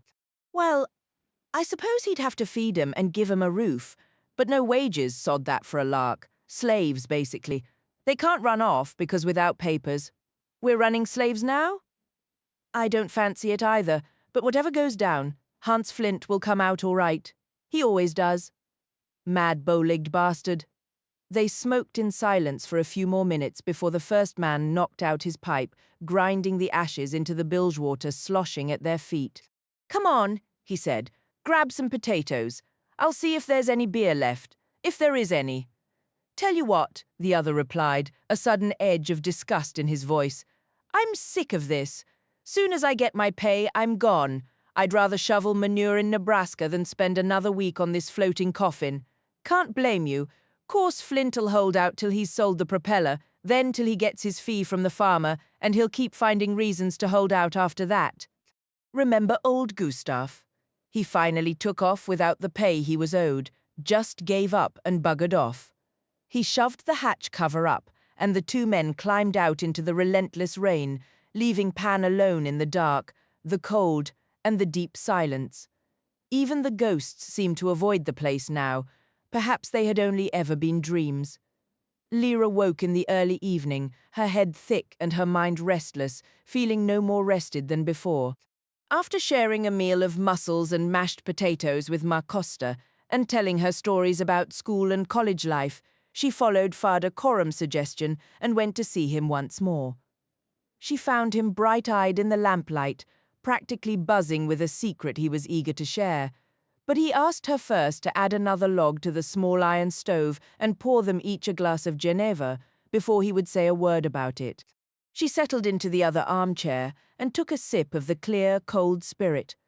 "Now then," he began, "it was something you said, or maybe something I said, or perhaps neither, but it got me thinking about this journey of yours, and about witches." "Yes," she exclaimed. "I wonder if we're thinking the same thing. If people believe I'm a witch, then they won't exactly. If a witch came this far south, like my Seraphina did, and she lost her cloud pine, or it was stolen, or something happened to it. That's it. She'd be stuck on the ground until she could make her way back north. We are thinking the same thing, girl. But it's not going to be easy. People might come to believe you're a witch, which could explain Pan's absence, but remember they fear witches and often despise them. I'll just have to be cautious. I know how to be careful. You'll need luck as well. Still, Lyra, this idea might just work. The trouble is, it might fool ordinary folks. What happens if you come across an actual witch? Why would a real witch be anywhere near Central Asia? In those parts you're heading to, witches aren't unknown. They journey great distances for trade, for knowledge, for political dealings. You'll have to plan every word, especially what you'll say if you meet one. I'll be very young, just separated from my demon at that place in Siberia. Tungusk. Right, and I'm still learning many witch customs. But I don't look like one. That's an issue. I'm not so sure how many witches did we see up north. Hundreds. True, but they were all from Seraphina's clan or related ones. Naturally, they look similar, but they don't all look identical. There are fair-haired witches with Scandinavian eyes and others with dark hair and different features. I think you could easily pass for one, just on appearance. And Marcosta did say once I had witch oil in my soul. There you go, then. He was growing excited about the plan, wild as it seemed. But then there's language, she pointed out. I don't speak any of their tongues. We'll face that later. Hand me that atlas from the shelf. The atlas was ancient and well-worn, its pages barely held together by the last threads of its binding. Father Coram opened it on his lap and went straight to the maps of the far north. Here, he said, his finger resting on a chart of the Arctic Ocean. What's that? She asked, moving to look over his shoulder. Novi Kievsk. This is where you can say you're from. It's a small island home to a witch clan known for being fierce and proud, precisely because they're so few. You invent a tale about being sent far south on some urgent mission. When you were a little girl, you could spin a yarn like that for hours, holding everyone captive, half believing every word. Yes, I could, she said, and for a moment the old thrill of storytelling lit up her heart. The old man saw the spark in her eyes as she remembered. But I've lost that, she continued. I can't do it anymore. That was just make-believe. I was spinning those tales from thin air, nothing more. There was no substance to them. Maybe Pan was right. Maybe I don't have a real imagination. I was just bullshitting. You were what? That's a word Mr. Scoresby taught me. He said there are truth-tellers who need to know the truth to tell it, and there are liars who need to know the truth so they can twist it or dodge it. And then there are bullshitters who don't care about the truth at all. They aren't interested. What they say isn't truth and isn't quite lies. It's bullshit. All they care about is their own performance. I remember him telling me that, but I didn't realize it described me until much later, after the world of the dead. The story I told for the ghosts of the children wasn't bullshit.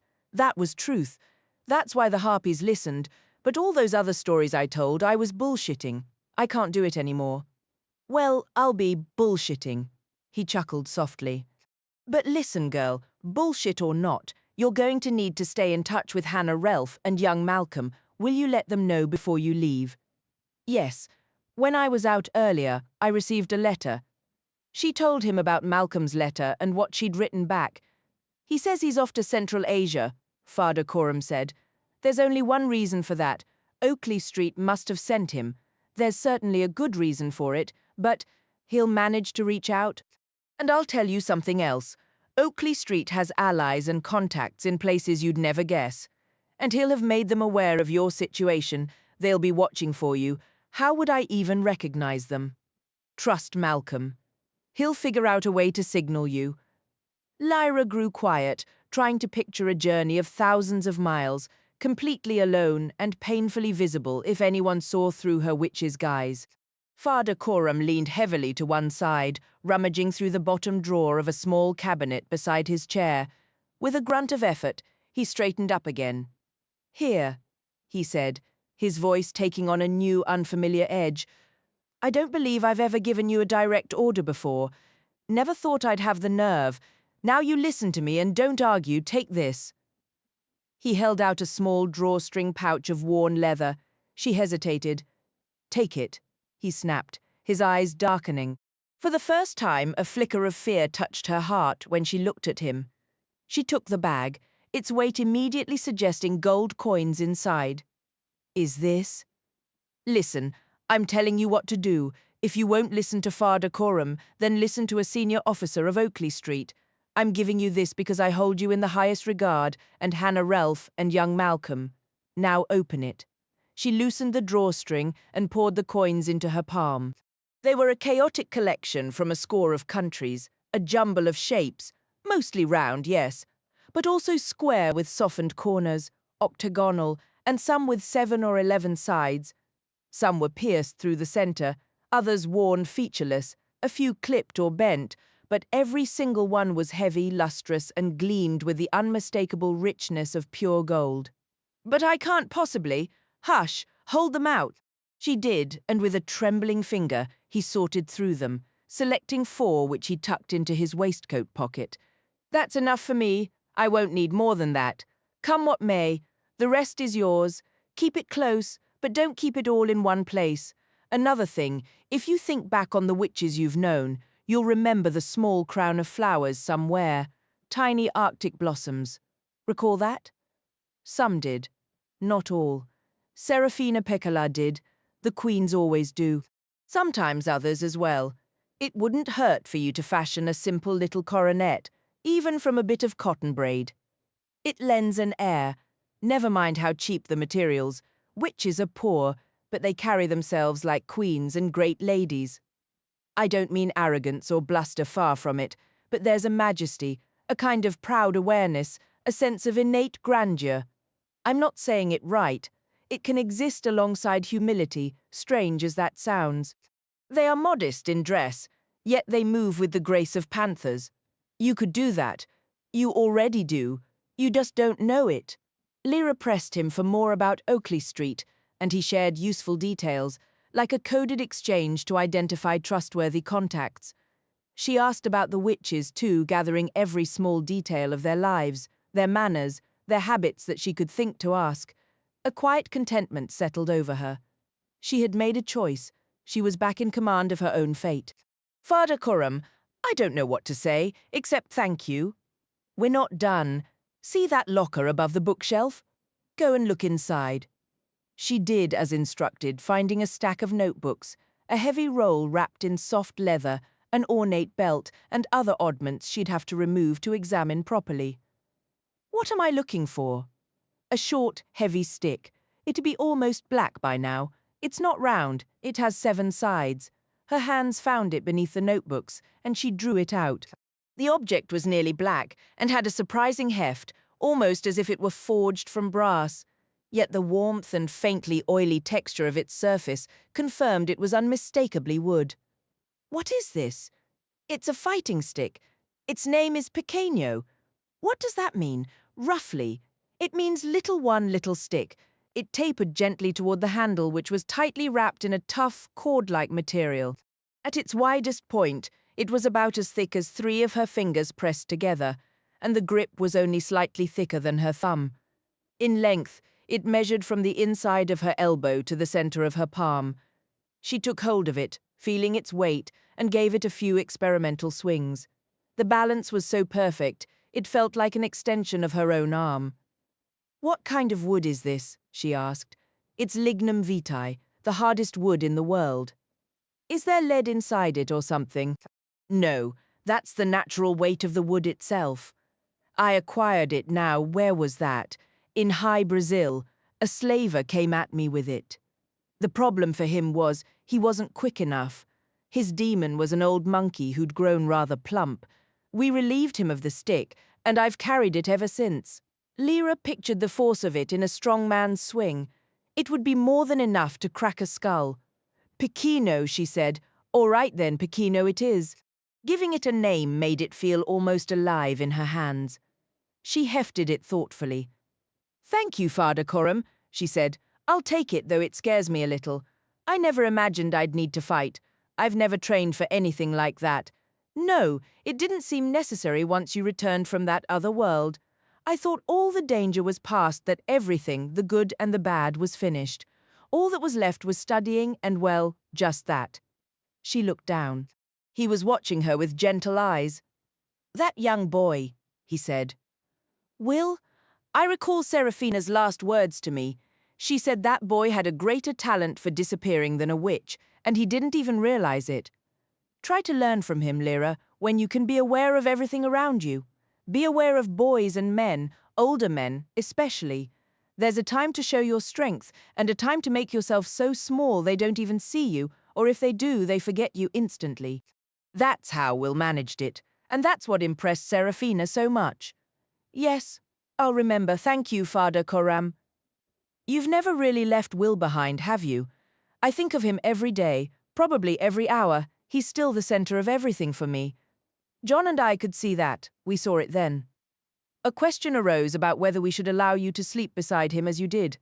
You both being, what, only 12 or 13, we discussed it, and it worried us. But you didn't try to keep us apart. No. And it never felt like all we ever did was kiss over and over, as if we'd never have to stop. And that was enough. If we'd been older, I suppose it wouldn't have been. But for us then, it was. I believe we understood that, so we said nothing. That was the kindest thing you could have done. But you have to let him go someday, Lyra. Do you really think so? Yes, I do. Serafina taught me that. They sat quietly for a time. Lyra thought, if I've lost Pan, and if I must give up Will too. But she knew it wasn't really Will anymore. It was a memory. Still, it was the most precious thing she possessed. Could she ever truly release it? She felt the boat shift slightly and recognized Rosella's step on the deck. A moment later the door opened, and the girl entered. "It's time for your hot drink, Father Coram," she announced. The old man was beginning to look weary. Lyra stood and kissed him good-night. "Rosella," she said, "do you know how to stew eels?" "Yes," the girl replied. "It was the very first thing my mum taught me when I was small." "What's the secret to good stewed eels?" "The secret, well, I'm not sure I should tell you." "Go on, child," said Father Coram. "You tell her," Lyra prompted. "Well, what my mother does, and my grandmother too, is, you know the flour you use to thicken the gravy?" "Yes," Lyra replied. "You toast it a little first, in a dry pan, just to give it a bit of color. Not too much. My mother says it makes all the difference. The best stewed eels you'll ever taste," the old man declared. "Thanks," said Lyra. "That must be it. I'll be off now, Father Coram. Thank you for everything. I'll come again tomorrow." Night had settled in, and all around her the windows of the Gyptian boats glowed with light, wood smoke curling from their chimneys. As Lyra passed a group of Gyptian boys about her own age, loitering outside a liquor shop, they fell into a hushed silence, their eyes following her. After she had moved beyond them, one muttered something that drew snickers from the others. She paid it no mind, though she was acutely aware of the stick in her possession, picturing its weight and balance in her hand if she ever had cause to use it in fury. It was too early to retire, and a restless energy still hummed within her, so she decided to make one final visit to Giorgio Brabant before his departure. A light drizzle was falling as she picked her way along the muddy path to the mooring of the Maid of Portugal. She found Giorgio working by lantern light, clearing the weed trap, hauling up dripping strands, and cutting them free from the propeller. From inside the boat came sounds of activity. The galley lamp was lit, and she could hear the clink of dishes. He glanced up as she approached. "How do, gal?" he said, fancy clearing some weeds. "It looks a bit too tricky for me," she answered. "I'd rather watch you work and take mental notes." "Well, that's not an option. Get into the galley, say hello to Betty, and bring me a cup of tea." "Who's Betty?" She started to ask, but his head was already bent over the trap, his right arm moving busily beneath the water. Lyra stepped down into the cockpit and opened the door. The steam, warmth, and rich aroma told her that Betty Lyra had already surmised. She was Giorgio's latest romantic interest, who also happened to cook, was boiling potatoes to accompany the casserole sitting beside the stove. "Hello," Lyra said. "I'm Lyra, and you must be Betty." Betty was pleasantly plump, somewhere in her 40s, her face flushed and her blonde hair slightly tousled. She smiled at once and offered a warm hand, which Lyra shook gladly. "Giorgio told me all about you," Betty said. "Then I'll bet he mentioned I couldn't stew eels to save my life. What's the secret?" "Oh, there isn't really a secret. But did you put an apple in? I never considered that. A cooking apple, it cuts the fat a little. It cooks down so you'd never know it was there, but it makes the gravy silky and gives it just a hint of tartness." "Well, I'll remember that, thank you." "Where's my tea?" Giorgio called from outside. "Oh, goodness," said Betty. "I'll take it out to him," Lyra offered. Betty stirred 3 heaping teaspoons of sugar into a large mug of tea, and Lyra carried it out to the cockpit. Giorgio was securing the cover back on the trap. "So what have you been up to?" he asked. "Learning things. Betty just taught me how to stew eels properly. High time you knew. Ma Costa claims only a true Gyptian can stew eels, but I suspect there's more to it than that. Course there is. They have to be moon-caught eels, did she tell you that? Moon-caught? Caught under a full moon. What else could it mean? They're the best. Nothing compares to moon-caught eels." "Well, you never mentioned that before. That's another thing I've learned. And the Secret Commonwealth, you taught me about that too." His expression turned grave, and he glanced up and down the path. Lowering his voice, he said, "Judgment, gal. There are things you can discuss and things you'd better keep to yourself. Eels are one sort of topic, and the Secret Commonwealth is another entirely. I think I gathered that. Well, take it to heart out there on land. You'll encounter all sorts of different minds. Some folks will hear talk of the Secret Commonwealth and take it literally, and assume you do too, and think you're a fool. Some folks just shake their heads with a knowing smirk, as if they're certain it's all nonsense. Both attitudes are foolish. Steer clear of those who take everything at face value and pay no mind to the cynics. So what's the proper way to consider the Secret Commonwealth, Master Brabant? You have to approach it the same way you'd try to catch a glimpse of it. You can't stare straight on. You glance sideways, out the corner of your eye. So you've got to think about it out the corner of your mind. It exists and it doesn't, both at once. If you went onto the marsh with a blazing searchlight hoping to spot jack-o'-lanterns, you'd see nothing. All those will-o'-the-wisps and little flickering sparks would stay hidden deep down. And if you want to understand them, making lists and picking them apart won't help. You'll just end up with a pile of dead facts that mean nothing. The only way to think about the Secret Commonwealth is through stories. Nothing else works." He blew softly across his tea. "That's the long and short of it," he said. "But why are you digging into all this anyway? Did I mention the Karamakan to you? Can't say I've heard that name. What is it?" "It's a desert in Central Asia. The strange thing is demons can't enter it." "Why would anyone want to go somewhere their demon can't follow?" "To discover what's hidden there. They say roses grow in that desert." "Roses? In a desert? There must be a secret place where they flourish. A special kind of rose. Ah, well, they would be special, wouldn't they?" He took a loud sip of tea and drew out a well-worn pipe. "Master B, is this Secret Commonwealth only in Britain, or is it everywhere?" "Oh, it's everywhere, of course. But I expect it goes by other names in other lands. In Holland, for instance, they don't call them jack-o'-lanterns, they say dwarlichts, and in France they're known as faux follets." Lyra considered this. "When I was a girl," she said, "travelling north with the Gyptian families, I recall Tony Costa telling tales of phantoms in the northern woods, the breathless ones and the windsuckers. I suppose they must belong to the Secret Commonwealth of the North." "Makes sense." "And later, in another place, I saw spectres. They were different altogether, and that was in a whole other world. So perhaps there's a Secret Commonwealth in every world. Wouldn't surprise me in the least," he replied. They sat in comfortable silence for a moment, the Gyptian tamping smoke leaf into his pipe, Lyra taking a careful sip from his cup. "Where are you off to next, Master B?" she asked. "Heading north?" "Nice, quiet work, hauling stone and cement for that new railroad bridge that's bound to put boatmen like me out of a job." "What will you do then?" "Come back here and catch eels, time I settled down. I'm past my first youth, you see." "Oh, I hadn't realized." "No, I know it doesn't show." She couldn't help but laugh. "What's so funny?" he asked, a twinkle in his eye. "You remind me of your grandson." "Maybe so. I learned a lot from young Dick. Or perhaps he learned from me, hard to recall now." "Did he treat you well?" "He treated me very well." "That's good then. Cheerio, Lyra. Best of luck to you." They shook hands warmly. Lyra peeked in to wish Betty good night before she left.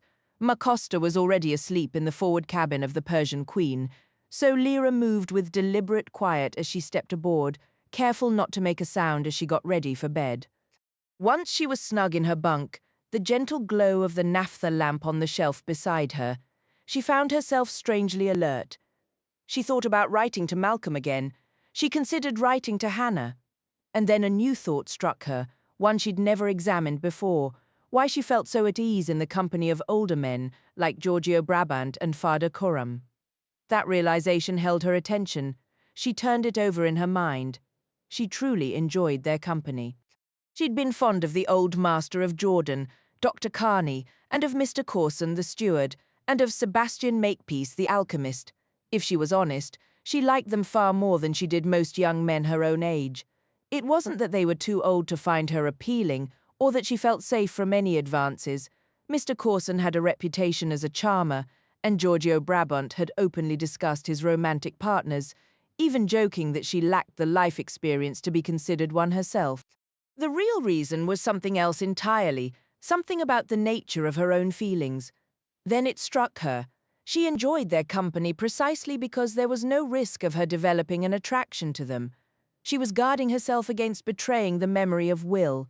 But what of Dick Orchard? Why didn't their brief summer romance feel like a betrayal? Likely because the word love was never spoken between them. He was honest about his intentions and skilled enough to ensure her pleasure matched his own. He made his fondness for her clear, and she appreciated the sensation of his lips against her skin. What they shared lacked the overwhelming, all-consuming fire of that first passionate love she had known with Will.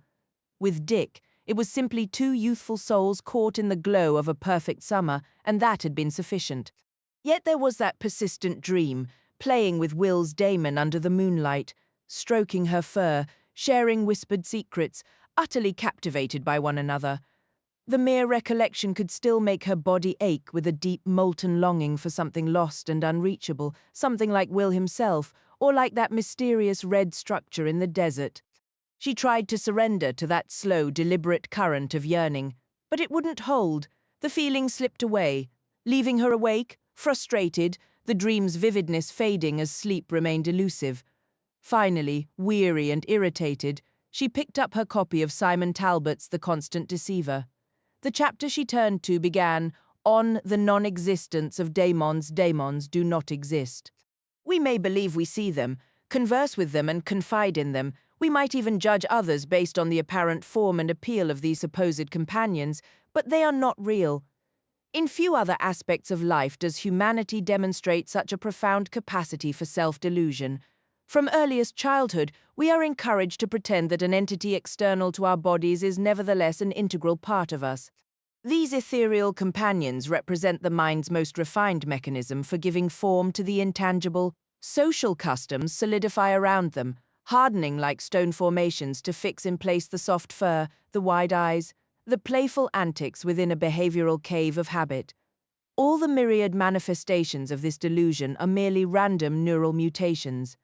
Lyra kept reading, despite wanting to argue with every sentence. Talbot had an answer for everything. The apparent shape-shifting of children's demons, for instance, was just a reflection of the greater flexibility of the young mind.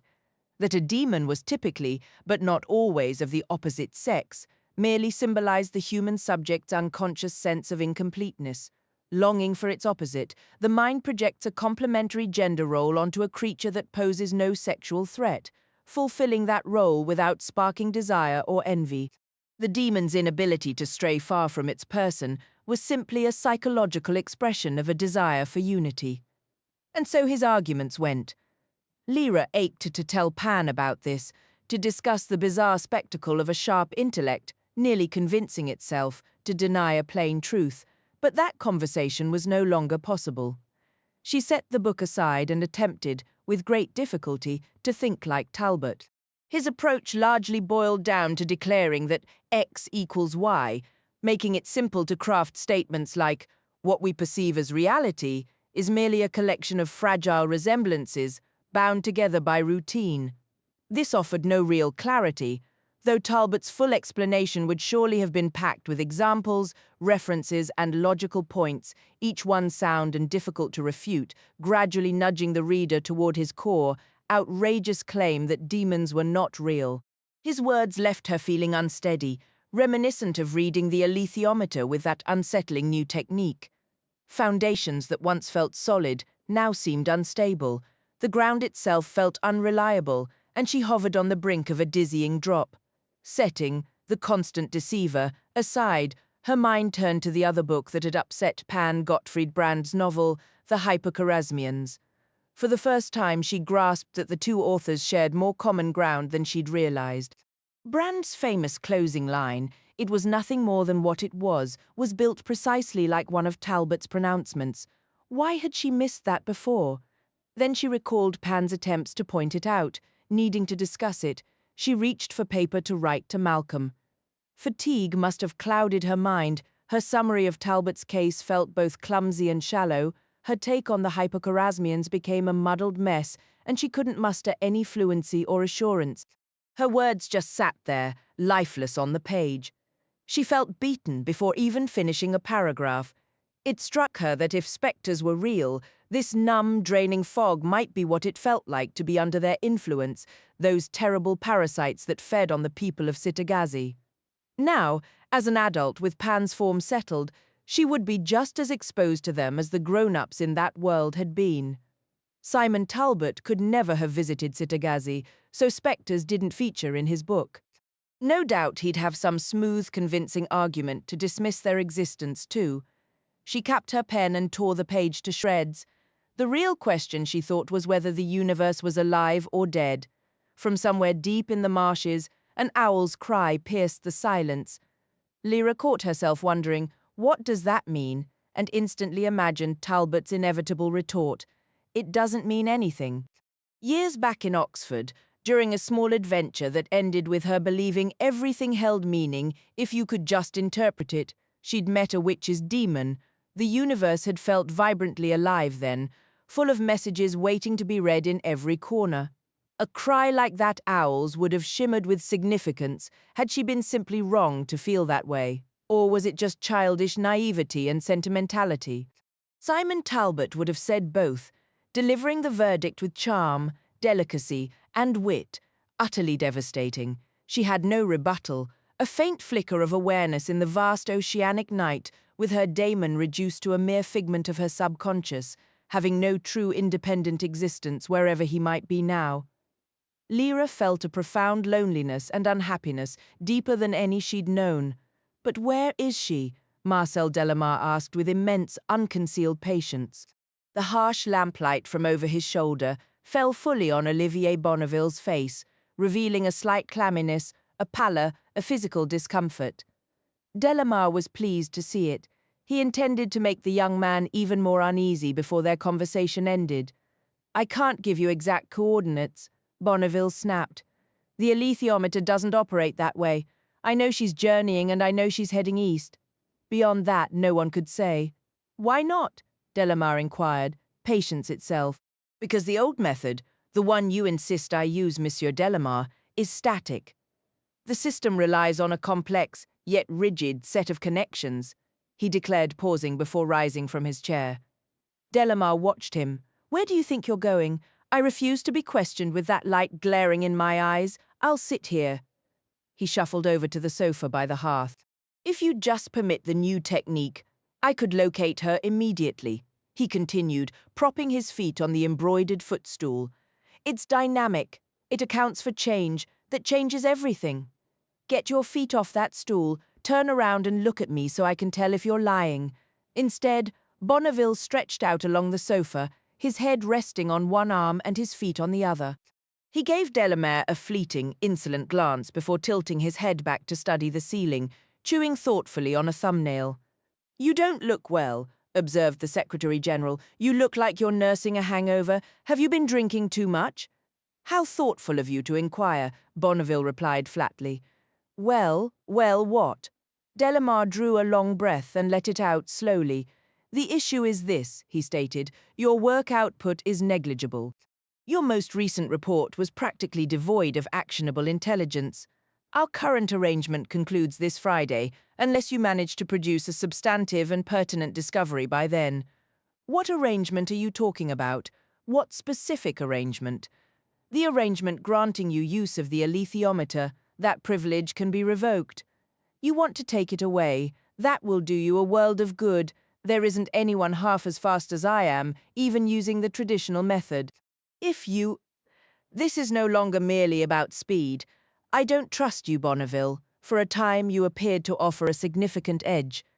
Now, thanks to your self-absorbed theatrics, that advantage has vanished. The Belacqua girl has slipped through our grasp, and you seem to have no— Fine, then, Bonneville interrupted, standing up.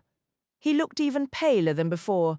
Have it your way. Take the alethiometer. Send someone to collect it in the morning. You'll be sorry. You'll come apologizing. You'll beg, but I won't lift a finger to help. I've had enough. He snatched a cushion from the sofa and for a moment seemed poised to hurl it, perhaps into the fire. Instead, he simply let it fall to the floor and strolled out of the room.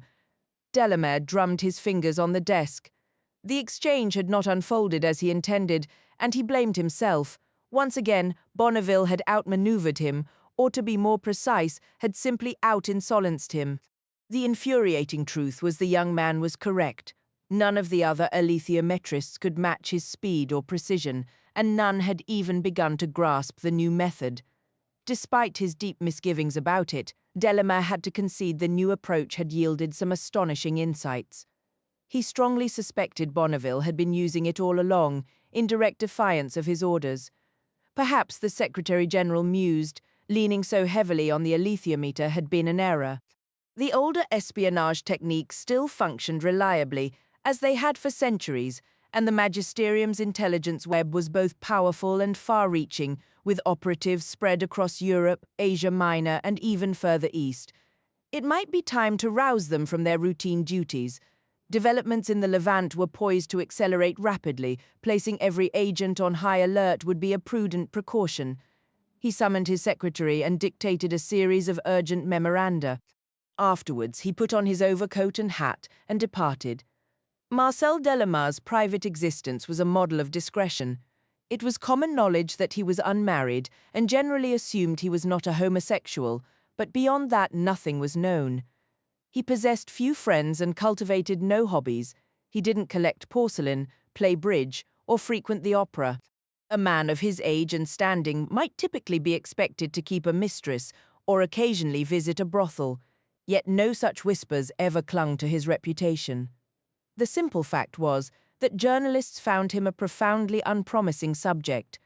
He was a bland bureaucrat in an obscure branch of the magisterium, and that was the entirety of the story.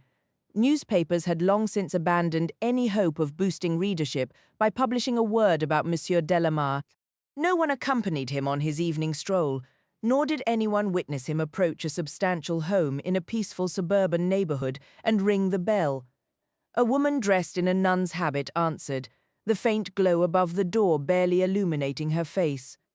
"Good evening, Monsieur Delamare," she said. "Madame is waiting for you." "How is she feeling?" "We are hopeful she is adjusting to the new medication, monsieur. The pain has lessened somewhat." "That's good," Delamare replied, handing over his coat and hat. "I'll go up directly." He ascended the carpeted stairs and knocked softly on a door in the warmly lit hallway. A voice from within bid him enter.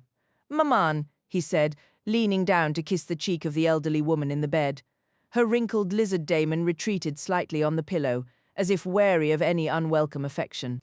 The room was stiflingly warm, heavy with the scent of lily of the valley, the sharp odor of medicinal liniment, and the subtle, inescapable hint of physical decline. Madame Delamare, once a striking beauty, was now gaunt, a condition she had cultivated in the name of fashion. Her thin, yellowed hair was rigidly styled, and her makeup was applied with precision, though a trace of crimson lipstick had bled into the fine lines around her mouth. No cosmetic, however skillfully applied, could mask the fierce intensity in her eyes. Delamare took the chair beside the bed. "Well?" his mother demanded. "Not yet." "Then where was she last seen, and when?" "In Oxford several days ago. You must do far better than that, Marcel. You are too preoccupied with this conference of yours. When will it conclude? When I have achieved my objectives, he answered calmly. He was long past irritation or fear where his mother was concerned. He knew it was safe to discuss his various endeavors with her. No one trusted her enough to take her words seriously if she chose to speak of them. Besides, her opinions, though ruthless, were often useful. "What did you debate today?" she asked, brushing an invisible speck from the dove-grey silk of her nightgown. "The doctrine of embodiment. Where does matter end and spirit begin? What distinguishes one from the other?" She was too refined to sneer outright. Her lips remained composed, but her eyes flashed with disdain. "I should think that distinction is perfectly obvious," she said. "If you and your associates must waste time on such juvenile pondering, you have squandered it, Marcel." "No doubt. Since it is so clear to you, Maman, what is the difference? Matter is inert, of course. Only spirit grants life. Without a soul, the universe would be nothing but a silent, empty void. But you know this as well as I do. Why inquire about it now? Are you intrigued by what these roses appear to show? Intrigued? No, I wouldn't say intrigued. But I do believe we must confront it." "Confront it? What does that mean?" She seemed most vibrant when fueled by malice. Now, in her sickness and age, he took a certain pleasure in provoking her, much like teasing a scorpion safely contained behind glass. "It means we must decide how to respond," he continued. "We have several options. First, we could suppress all knowledge of it through rigorous inquiry and uncompromising force. That might work temporarily, but knowledge is like water. It always finds a crack to seep through. Too many individuals, too many publications, too many institutions already have some awareness of it. You should have suppressed it already." "No doubt you are correct. The second possibility is to address the source of the problem and eradicate it. There is something unexplained in that Central Asian desert. The roses refuse to grow anywhere else, and we do not know why. We could dispatch a force to locate and destroy that place, whatever it may be. The quantity of rose oil that has reached us is minimal. If the supply were cut off entirely, the issue would simply fade away. That approach would be more time-consuming and expensive than the initial plan, but it is feasible and it would provide a permanent resolution. I believe that is the absolute minimum you should consider. Your sister would not have wavered. Many situations would be vastly improved if Marisa was still with us. Yet here we are. There is, however, a third possibility. And what is that?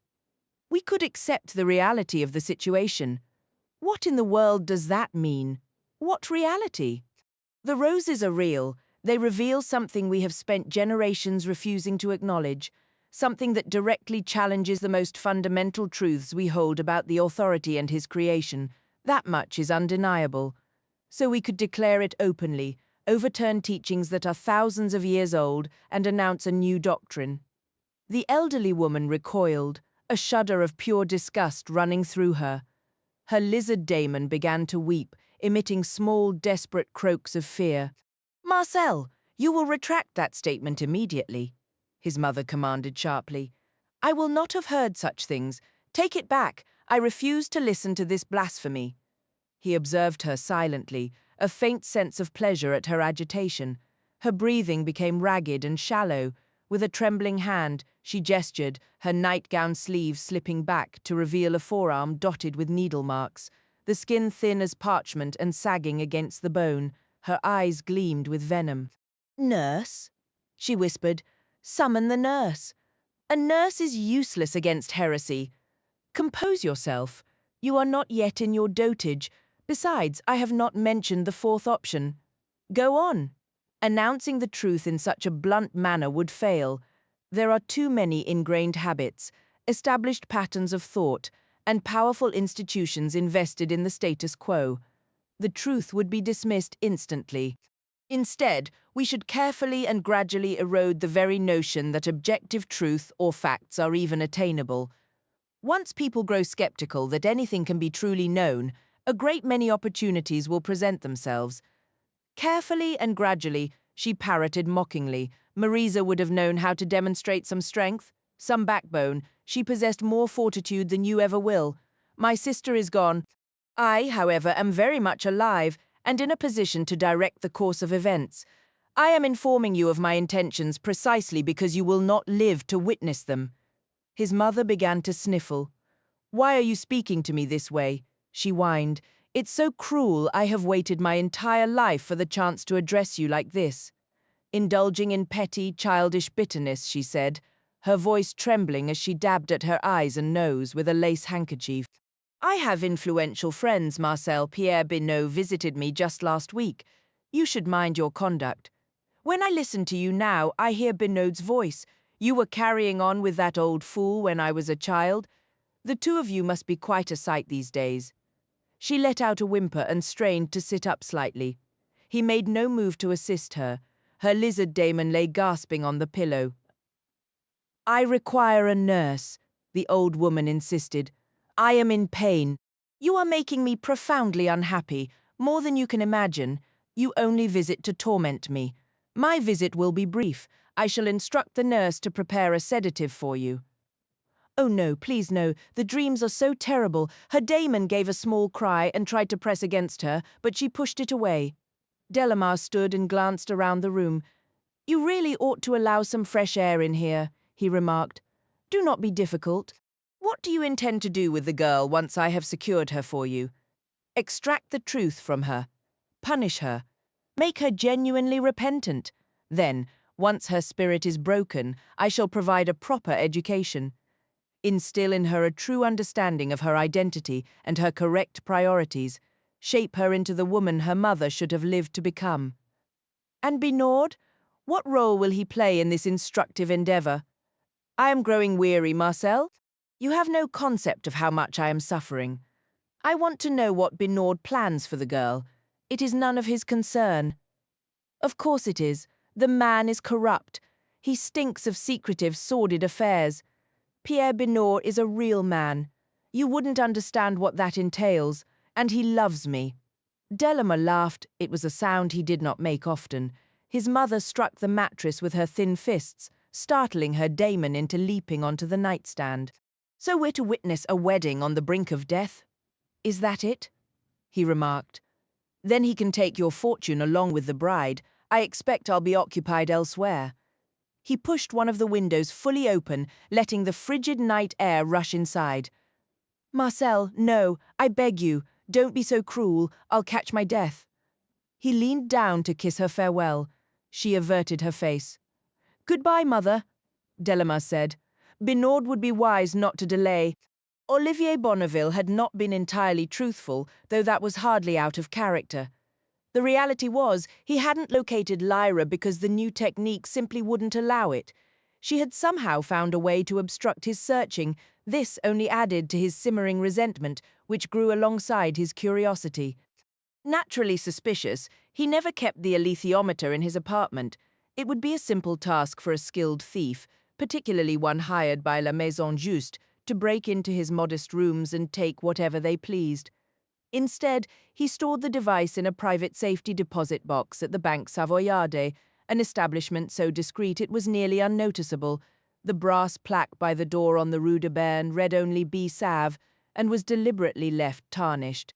Early the following morning, Bonneville arrived at the bank, gave a false name and a pass fees to the clerk, who then unlocked the door to the private boxes and departed. Bonneville retrieved the alethiometer, tucking it into one pocket, and a thick roll of banknotes into another. The sole item he left behind was an unmarked key, which would open a different box in a different bank. 20 minutes later, he was purchasing a ticket at the Gare Nationale. He paid no mind to Delamare's ban on the new method. Of course, he used it anyway. It was from his last session using the traditional style, with the reference books, that he'd learned Lyra was traveling east and appeared to be alone. The new method showed him nothing about her now, and besides, like Lyra, he found the accompanying dizziness and nausea nearly unbearable. He thought shorter, less frequent sessions might help, but the old method remained, after all, which carried no physical toll. Once his train arrived in Munich, he would take a room in a budget hotel and begin a meticulous search for Lyra. Having all the books would make it faster, certainly, though never as quick as the new method, but he did have two, a handwritten manuscript of Andreas Rentzinger's Clavis Symbolorum, and the lone surviving copy of Spiridion Trepka's Alethiometrica Explicata, which had until recently been held in the library of the Priory of St. Jerome in Geneva. The latter volume was missing its fine leather binding.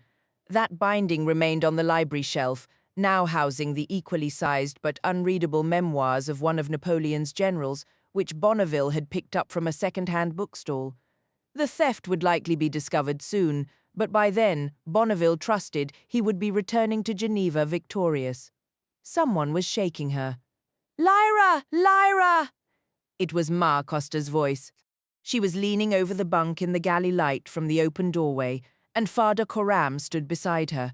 She heard him too. "Hurry, child! Wake up! What is it? What's going on?" "CCD," said Ma Costa. "They've broken the agreement. They're coming into the fens with a dozen boats or more, and—" "We must get you away, Lyra," said Father Coram.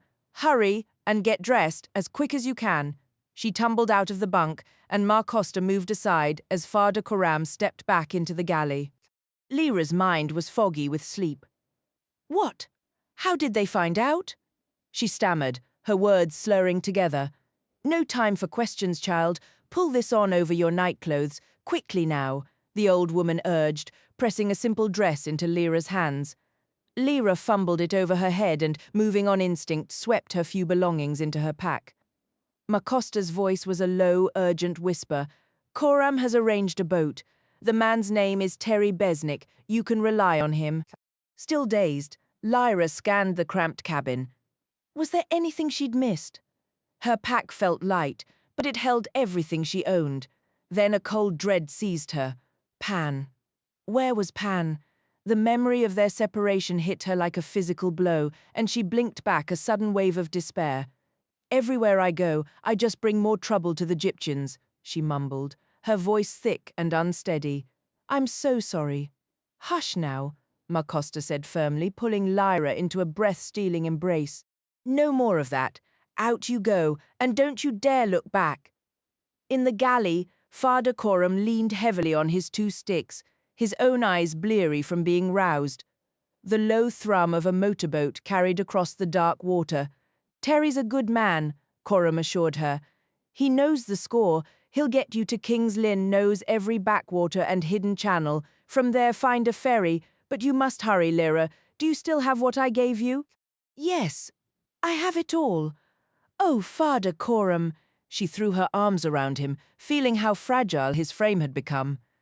"Go on," Ma Costa insisted, her head tilted. "I can hear shots in the distance." "Thank you," Lyra whispered before scrambling over the narrowboat's side. A strong hand reached up from the darkness, guiding her into the cockpit of a sleek, unlit launch. "Mr. Besnick?" she asked. "Hold on tight," was the gruff reply.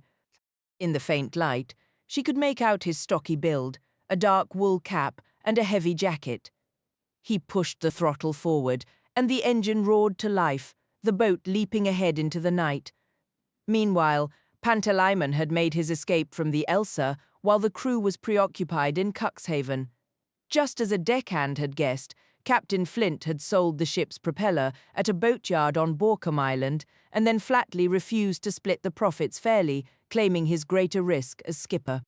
In retaliation, the mate stole the captain's private whiskey stash and retreated to his hammock to brood.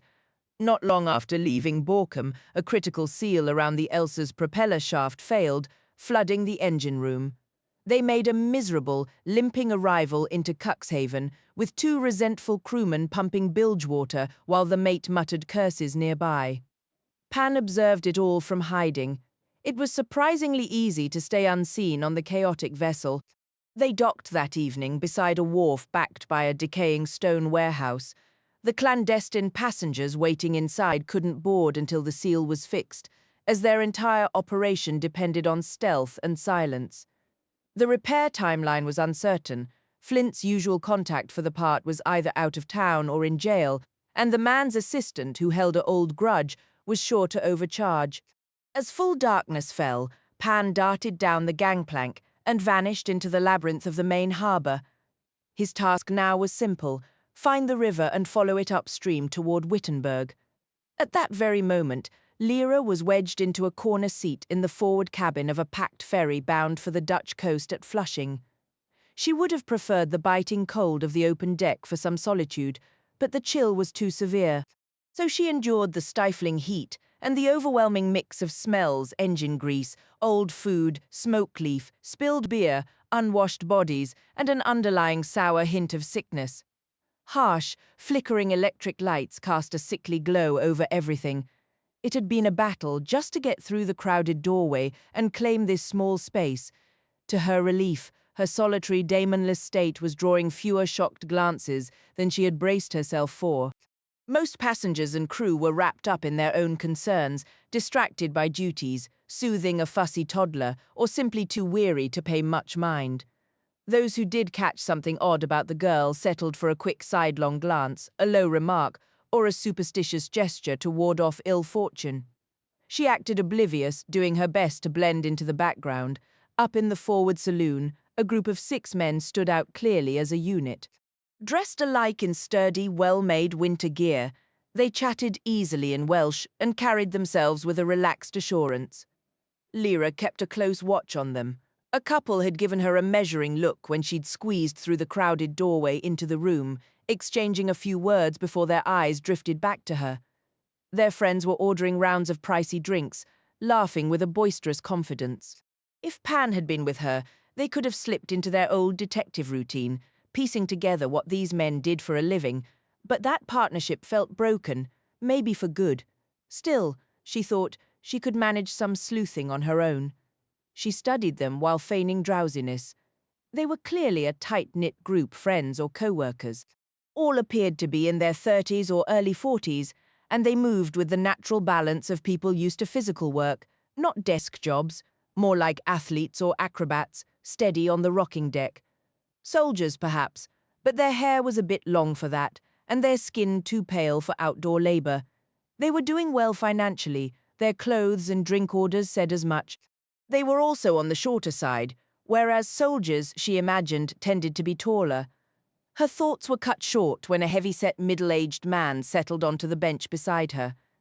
She tried to shift over, but a large woman sleeping to her left didn't budge, even when Lyra nudged her. "Don't fret about it," the man said. "A bit of a squeeze never hurt anyone. Going far?" "No," she replied flatly, avoiding his gaze. His demon, a frisky brown and white terrier, was sniffing curiously at Lyra's backpack on the floor.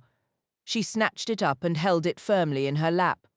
"Where's your daemon?" the man asked. Lyra shot him a withering look.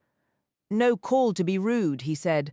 9 years ago, journeying north with Pan always at her side, she would have spun a tale on the spot to make him back off. Maybe that she was contagious, or heading to her mother's funeral, or that her father was a killer due to arrive any minute. That one had worked like a charm once.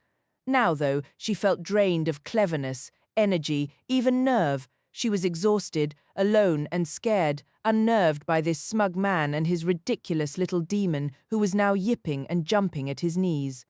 "What is it, Bessie?" he cooed, scooping her up to fuss over her, letting the creature whisper into his ear. Lyra turned away, but she could still see him glancing at her while murmuring with his demon.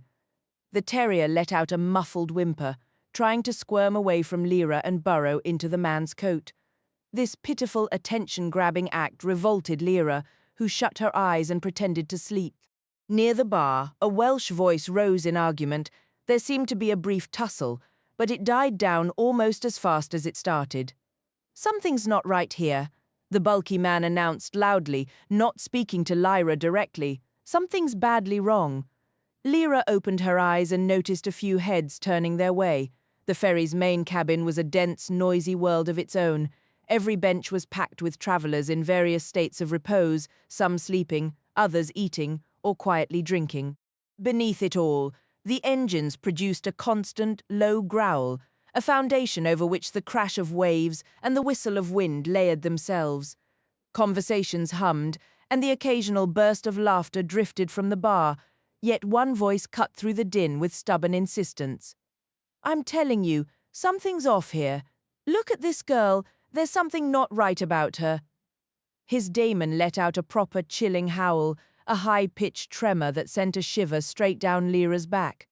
More heads were turning now. The woman dozing beside her stirred, blinking awake with a confused frown. "My demon is resting inside my coat," Lyra stated, forcing her voice steady. "He's unwell, it's really none of your concern." "That excuse won't hold water," the man retorted, his face set with conviction. "My Bess here never gets this sort of thing wrong. I don't believe you have a demon at all." "You are mistaken. I'm not going to bother him just to satisfy your superstition." "Mind your tone, girl. I won't stand for it. Someone in your condition has no business being in public. There's something fundamentally wrong here." A man seated across the aisle leaned forward, his rook daemon flapping its wings on his shoulder with a sharp caw. "What's all the shouting about? Is what he's saying true?" "Of course it isn't," Lyra replied, struggling to keep her calm. "How could anyone go anywhere without a daemon? Well then, where is he?" The first man demanded, his voice rising. "This is a private matter," Lyra said, growing alarmed as more eyes locked onto her. The situation was spiraling from ridiculous into dangerous. People with such a noticeable condition ought to have the decency to stay out of sight, the man declared, and his demon's second howl seemed to punctuate his judgment. "Look how you're upsetting everyone. You're not fit to be seen. There are proper places for your kind." Nearby, a child began to wail. His mother scooped him up dramatically, holding the boy's coat away from Lyra's rucksack, as if it were contaminated. The child's own demon, in a panic, flickered from a mouse to a sparrow to a puppy, tumbling clumsily and making them both shriek louder until the mother's mastiff demon snapped it up with a firm shake. Lyra tightened her grip on her pack and tried to stand, but the bulky man seized her sleeve. "Let me go." "Oh, I don't think so," he said, glancing around at the gathering crowd, clearly believing he spoke for them all. "You can't just wander about like this. You're scaring children. It's a public nuisance. You're coming with me, and I'll see you handed over to. It's all right now," a new voice interjected, calm and carrying a distinct Welsh lilt. Lyra looked up to see two men from the group by the bar. They seemed relaxed, confident, their faces flushed perhaps from drink. "We'll look after her. You can leave her to us, no need to worry." The first man was reluctant to relinquish his role as the center of this drama, but the two Welshmen were younger and carried themselves with a quiet strength. With a grunt, he released Lyra's sleeve. "You come with us," the first Welshman said. It wasn't a request. It was the tone of a man who expected immediate compliance. Lyra hesitated, frozen by uncertainty. "Come on," he repeated. His companion was studying her with a cool, appraising look. She scanned the faces around her, closed off, cold, indifferent, or openly hostile. Every single demon in sight had retreated to the safety of its human's chest, shielding itself from her unsettling, seemingly demonless presence. With a sinking heart, Lyra picked her way through a forest of legs and luggage, following the two men. A single, desperate thought echoed in her mind. Is this really how it all ends? So quickly, and on a crowded ferry? I won't allow it. Once we're outside, I'll make my move. The stick pequeño was tucked in her left sleeve, ready to be grasped by her right hand, and she had already chosen her target, the side of the second man's head, the moment the door shut behind them. They reached the saloon exit, accompanied by a low, rumbling murmur from the seated passengers and knowing, approving nods from the other Welshmen at the bar. Everyone understood what the two intended for her, and not a single soul protested. Lyra worked the handle of the stick further into her palm, and then they were outside in the biting wind, the door slamming shut at their backs. The deck was slick with rain and sea spray, the boat heaved violently, and the wind stung Lyra's face as she pulled the stick free, and then she froze. The two men had stepped back, their hands raised, palms open. Their demons, a badger and a canary, were calm and still, one on the wet deck and the other perched on a shoulder. "It's all right, miss," said the taller man. "We just needed to get you out of there. That's the whole of it." "Why?" she asked, grateful at least that her voice held firm. The other man extended his hand. In it was the black velvet bag of the alethiometer. For a moment, Lyra felt unsteady, as if she'd been physically pushed. "What are you doing? How did you?" "As you came into the saloon, We saw a man slip his hand into your rucksack and take something out. He was very quick. We watched where you went, and we kept an eye on him, and before he could slip away, we grabbed him. He didn't argue for long. We got this back from him, and then that idiot with the yapping little demon started in on you, so we thought we'd solve two problems at once." She took the velvet bag and opened it. The gleam of gold and the familiar comforting weight in her palm confirmed it was safe. "Thank you," she said, the words feeling utterly inadequate. "Thank you so much." The taller man's canary daemon spoke from his shoulder. She said, "Du ma didi hi didim induins edi hi." The man nodded and said to Lyra, "You're a witch, aren't you? Sorry if that's forward, you understand, but how can you tell?" said Lyra, and this time she couldn't stop her voice from trembling. "We've seen your kind before," said the other. The yellow glow from the bulkhead light washed over their faces, as exposed to the wind and spray as her own. They stepped back further. "Catching all the wind here," said the first man. "A bit more shelter around the other side." They moved away, and she followed them across the open foredeck, fighting to keep her footing on the pitching surface and down the other side of the vessel. The saloon wall beside them and a lifeboat suspended above provided some shelter from the worst of the wind and rain, and a little further along, under a weak light, was a bench that was mostly dry. The men sat down. Lyra slid the stick back into her sleeve and joined them. They sat at one end, leaving plenty of space for her, and tugged their jacket collars up against the chill. One produced a wool hat from his pocket and pulled it on. Lyra pushed her hood back and turned her face toward the light, making herself fully visible. "I'm Gwyn," said the first man, "and this is Dafydd." "I'm Tatiana Azrilovna," said Lyra, forming a patronymic from her father's name. "And you are a witch, aren't you?" said Dafydd. "Yes. I'm traveling like this because I have no other choice. I wouldn't choose to look like this." "Yes, we could see that," said Gwyn, a hint of dry humor in his voice. "You wouldn't choose to walk into a den of fools like that bloody saloon unless you were forced to." A sudden realization struck her. "Are you miners?" she asked. "How'd you guess that?" said Dafydd. "I pieced it together. Where are you headed?" "Back to Sala," said Gwyn. "In Sweden, the silver mines." "That's where we met a witch before," Dafydd added. "She came down that way to buy some silver and got stranded. Her, you know, the tree, the pine branch. Cloud pine. That's it. Someone stole it. We got that back for her too." "She helped us first," Gwyn explained. "We owed her, so we helped her in return. I've learned a great deal about their lives and such," she replied. "Where is your journey taking you, Tatiana?" asked Dafydd. "I'm headed far to the east. I'm searching for a specific plant that only thrives in the remote regions of Central Asia." "Is that for some kind of magic?" he inquired. "It's for medicine," she explained. "My queen is gravely ill. Without this plant, she will not survive. And why travel by sea? It's perilous for someone like you to journey across the open world like this." "Bad luck," she said simply. "My cloud pine was destroyed in a fire." They nodded in understanding. "If you can manage it, travel first class," Gwyn advised. "Why is that? Fewer questions, less unwanted attention. Wealthy people don't bother with folks like us. Those people back in the saloon, that pompous fool, you'll find plenty like him everywhere, pardon my language. And that thief, too. If you travel first class and keep to yourself, maintain a certain distance." "Aloof," Dafydd supplied, "something like that. Detached, reserved, it makes people cautious. They're less likely to pry or interfere." "You really think so?" "Absolutely. Take our word for it. Central Asia," Gwyn mused. "That's an immense distance. I'll make it. Tell me, why do Welsh miners find work in Sweden?" "Because we're the finest in the world," Dafydd stated with pride. "Both of us, graduates of the School of Mining in Blanau Festiniog."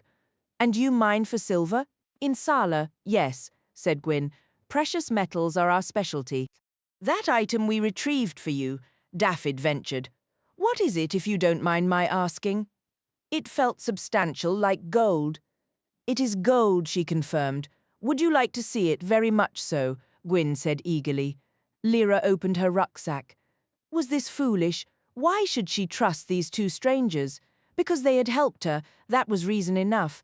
They leaned in as she opened the black velvet pouch and let the alethiometer settle heavily into her palm. It seemed to drink the light from the bulkhead lamp and return it, transformed and brighter. "Good heavens," Daffyd breathed. "What is that?" "It's an alethiometer. It was crafted perhaps 300 years ago. Can you tell where the gold originates?" "I'd need to handle it," said Gwyn. "Just looking, I can say it's not 24 carat, but I wouldn't expect it to be. That's too soft for a functional instrument, so it must be an alloy. I can't identify the other metal in this light. But it's unusual. It's nearly pure gold, yet not quite. I've never seen anything like it." "Sometimes you can taste it," Daffyd remarked. "May I touch it?" Gwyn asked. Lyra extended it. He took it from her hand and ran his thumb along the golden rim. "That's not copper or silver," he said. "It's something else entirely."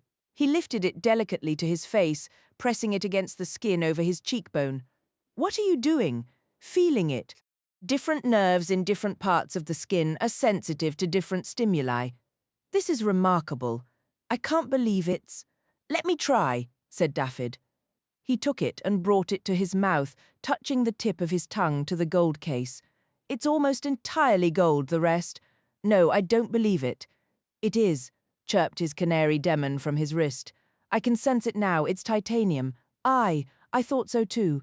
But that's impossible," Gwyn insisted.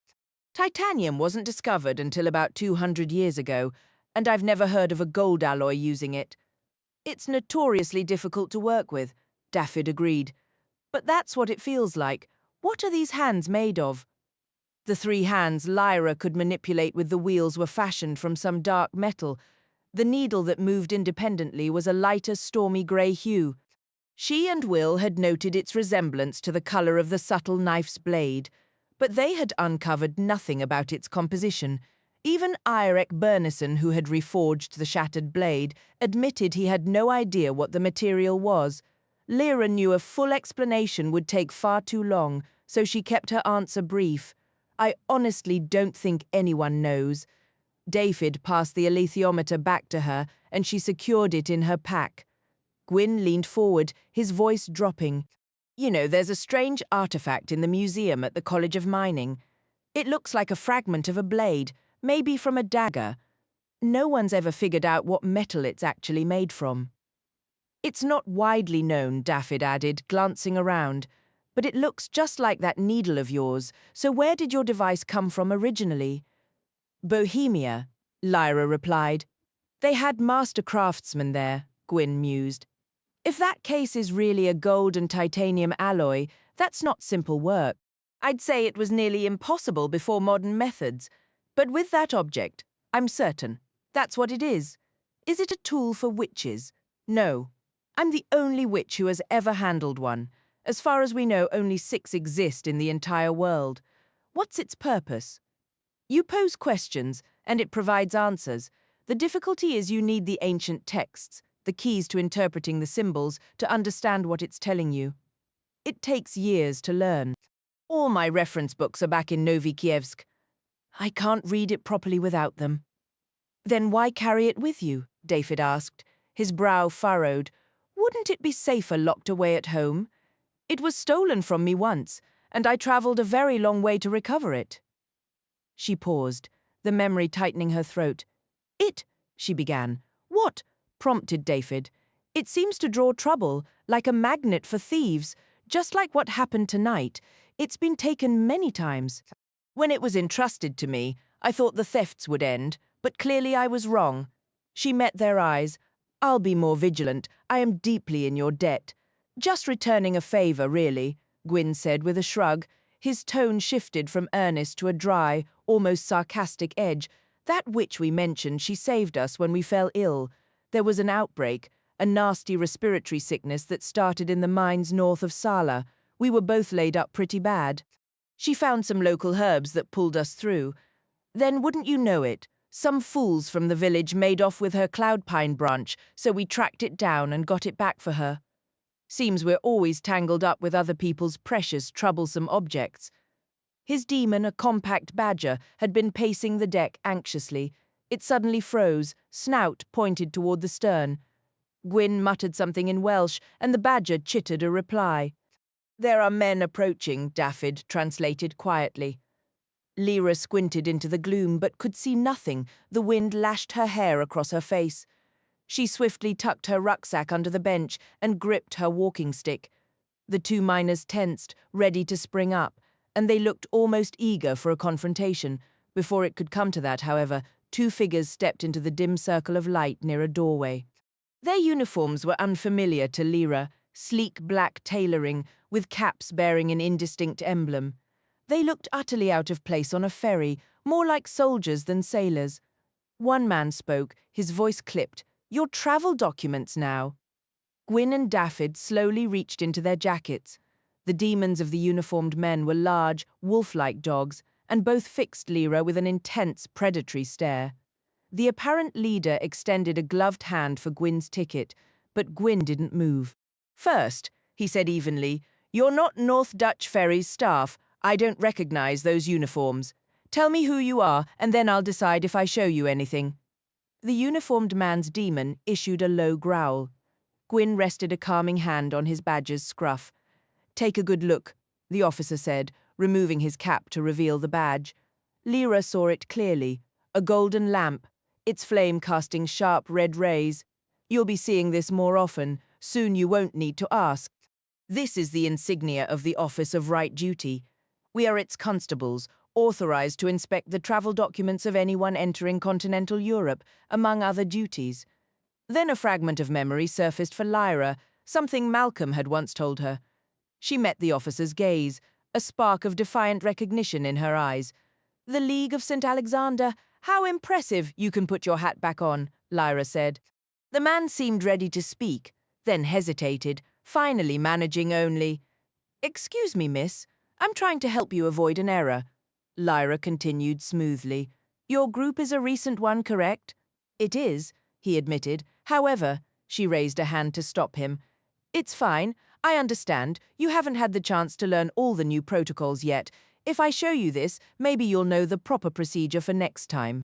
From her pocket, she drew the handkerchief still bearing the knot Dick Orchard had tied. She let it unfurl for just a second, allowing them a glimpse, before tucking it away again. "What is that supposed?" "It's the insignia of my office. It signifies that my associates and I are conducting magisterium affairs. You should recognize it when you see that particular knot. The wisest course is to look elsewhere and promptly forget the individual who displayed it. In this instance, that means forgetting my companions, too." The men exchanged confused glances. One held out his hands, palms up. "But we received no briefing. What office did you mention?" "I didn't, but I will now, and then we'll consider the matter closed. La Maison Juste." The name registered. They nodded, their expressions turning grave. Lyra brought a finger to her lips. "As if we were never here," she murmured. One man nodded again. The other touched the brim of his cap in a gesture of respect. With their daemons withdrawn and silent, they turned and left. "Good Lord," Gwyn breathed a moment later. "That was brilliant. Just practice," Lyra said, though a flicker of relief crossed her face. "I haven't needed a performance like that in years. I'm glad it still holds up. Do you think they'll actually forget?" Dafydd asked, sounding as awed as his friend. "Doubtful. But they'll be too anxious to speak of it for a good while, worried it's something they were supposed to know. We should be safe, at least until we dock." "Well, I'll be damned. What was that you called it?" Gwyn asked. "The French name. La Maison Juste, a division within the magisterium." "That's all I know. I needed to divert them before they started asking questions about my daemon. I didn't like to ask earlier, in case it was rude," Dafydd ventured. "But where is he?" "Flying back to report on my progress. 1,000 miles off or more by now. I can't fathom what it must be like," Dafydd said, his voice hushed. "To have your demons so far away." "No, it's never simple," Lyra conceded, a sudden sharp loneliness piercing her practiced calm. She pulled her coat collar higher and drew the hood of her parka forward. "But some circumstances can't be helped." Lord, it's freezing, Gwyn said, stamping his feet lightly. Want to try going inside again? We'd stay with you. We could try the other lounge, Daffyd suggested. It's usually quieter back there. A bit warmer, too. All right, Lyra said. Thank you. She stood and followed them along the deck to the aft lounge. It was occupied mostly by older passengers who were asleep. The space was darker than the forward salon, the bar was shut, and only a handful of people were awake, a small group playing cards quietly, others reading. A clock above the bar showed 1:30. The ferry was due to dock at 8. We can sit here, Gwyn said, stopping beside a bench against the wall with room for 3. You should try to sleep, he told Lyra. Don't worry, we'll keep watch. That's very kind of you, she said, sitting and clasping her rucksack firmly on her lap. A memory, unbidden, surfaced, a similar kindness shown to her on a different journey, a lifetime ago. I won't forget this. Right, said Gwyn, we'll wake you when it's time to disembark. She closed her eyes, and exhaustion washed over her instantly. As she drifted into sleep, she could hear Gwyn and Daefdu on her left, conversing softly in Welsh, their daemons murmuring together beneath the seats. Meanwhile, at the Gasthaus Eisenbahn in Munich, Olivier Bonneville retired directly to his dim, cramped room after a dinner of pork and dumplings. He settled in to try and locate Lyra once more. There was something about the new method he was using. It was difficult to articulate, but the crucial point was he couldn't detect any trace of her now, whereas before she had been relatively easy to find. Something had changed. Had she discovered a way to conceal herself? She had better not have. He'd be damned if he was going to quit. There had been a subtle push, almost a gentle prod from the alethiometer, as if it were offering a clue. He hadn't considered it an instrument for hints, yet something was there. The dim light from the lone bulb overhead, combined with the tiny print in his pilfered books, and his own deep familiarity with the symbols on the dial, led him to bypass the traditional method. Settling into the plush armchair, he directed his thoughts toward the girl once more. He attempted to summon her face, but nothing came. Just a vague impression of a pale, featureless girl with hair that might be blonde, or perhaps light brown. He couldn't picture her at all, nor could he recall her daemon clearly. What was it? Exactly. Some sort of weasel or ferret? He had only caught a brief glimpse, but he remembered a wide, reddish-brown head with a patch of lighter fur at the throat. A faint rustling stirred among the twigs and dry leaves. Bonneville straightened up. He shut his eyes and concentrated. It was dark, naturally because it was night. Yet a faint glow seemed to emanate from somewhere, from the underbrush, the bare brambles, perhaps from water nearby. Rubbing his eyes did nothing to clarify the scene. He forced himself to relax, fighting down a wave of nausea that was certainly not helped by those heavy dumplings he'd eaten earlier. Next time, go easier on the food, he told himself. There it was again, that rustling sound, accompanied by a visible shift in the darkness, and the nausea surged instantly. He barely made it to the wash basin before he was sick. But he had been so close, so agonizingly close. After rinsing his mouth with water, he returned to the chair. The core issue was, the real question was, whose perspective was he seeing through? Whose eyes were these? No one's. The point of view was utterly unmoored, lurching wildly from place to place. If it would just hold still, the sickness might subside. But there were no physical eyes there, no camera. There was no logical reason for the viewpoint to be in one spot over another. All right then, stop trying to see, try listening instead, or smelling, or both. Those senses didn't rely on a fixed viewpoint in the same way. Bonneville willed his mind's eye to perceive only darkness and redirected his focus to sound and scent. The improvement was immediate. He could hear a soft wind whispering through bushes, the occasional scuff of an animal's foot against damp, not dry, leaves. He smelled the wet earth and a broader, more distant scent of a river, catching the gentle murmur of water as ripples from a wake lapped against a bank. Then more details emerged. He could hear the vastness of the night all around. Sounds carried over the water from a distance, the low thrum of a large oil engine, the splash of a bow wave, faint voices. An owl cried out. More rustling in the undergrowth. He sat perfectly still, eyes closed, gazing into an absolute blackness. The owl called again, closer now. The vessel was moving away to his right. Then, a sudden whiff of something animal, very near. Startled, he looked, and for a split second, he saw the girl's demon silhouetted against the darkness of a wide river, with no sign of the girl herself. She was nowhere to be seen. The demon was alone. He snapped his mind's eye shut again, just before the sickness could overwhelm him, but a wave of triumph washed over him. He let the vision fade, and sat there blinking, a jubilant smile spreading across his face. That was why he couldn't see her. She and her demon were separated, and this new method, now he understood how it functioned. It wasn't drawn to the person, it was drawn to the demon, so many revelations. The fact that he had been able to see photograms of her in Delamar's apartment was due to the presence of her demon in each image. And now he knew her demon was traveling alone, following the course of a great river. All that remained was to identify which river, and that wouldn't take long.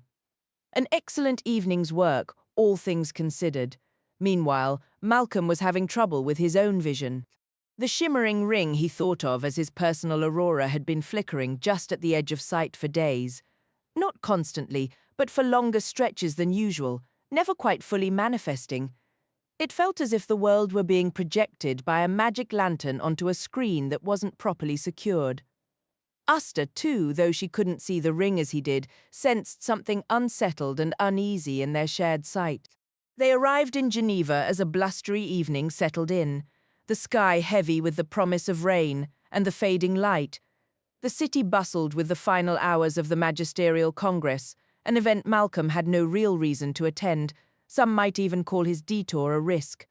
Yet he hoped to catch wind of the discussions and, more personally, to locate Simon Talbot, who was rumoured to be in attendance. Choosing caution, they'd taken a bus into a drab industrial suburb, far from the watched train stations. The neighbourhood was a patchwork of small factories and overgrown lots. As they stepped onto the street, the wind carried the distant rhythmic clinking of rigging from a yacht club across the darkening lake, a sound like 100 frantic metronomes keeping time with the storm. The fashionable city lights glittered on the far shore, with the massive, snow-dusted mountains looming like silent spectators in the moonless night. Malcolm paused, rubbing his temples as a familiar, disorienting pressure built behind his eyes. "I'm getting it too," Asta murmured from his side. "It feels like the thing shattered and scattered glitter across everything. If this doesn't settle soon, we'll be forced to the ground, and I'd really rather not end up in the mud." "Talbot," Malcolm muttered, his mind half on their goal. "Exactly, I need to find him, but hold on." His attention was caught by a rusted, padlocked gate set into a stone wall surrounding a large, neglected property. "What do you see?" Asta asked, leaping to his shoulder. "There's something." In the deepening gloom, a faint, fluttering light danced over the gate's heavy lock. At first glance, it resembled a leaf caught in a web, then perhaps a stray glowworm. But it swiftly resolved into the unmistakable shimmering form of the spangled ring itself, pulsing in the semi-darkness. It pulled at his perception, an irresistible lure. He moved toward it without hesitation, a willing fish on a line. Asta, though she couldn't see the vision, felt the old electric thrill surge through him.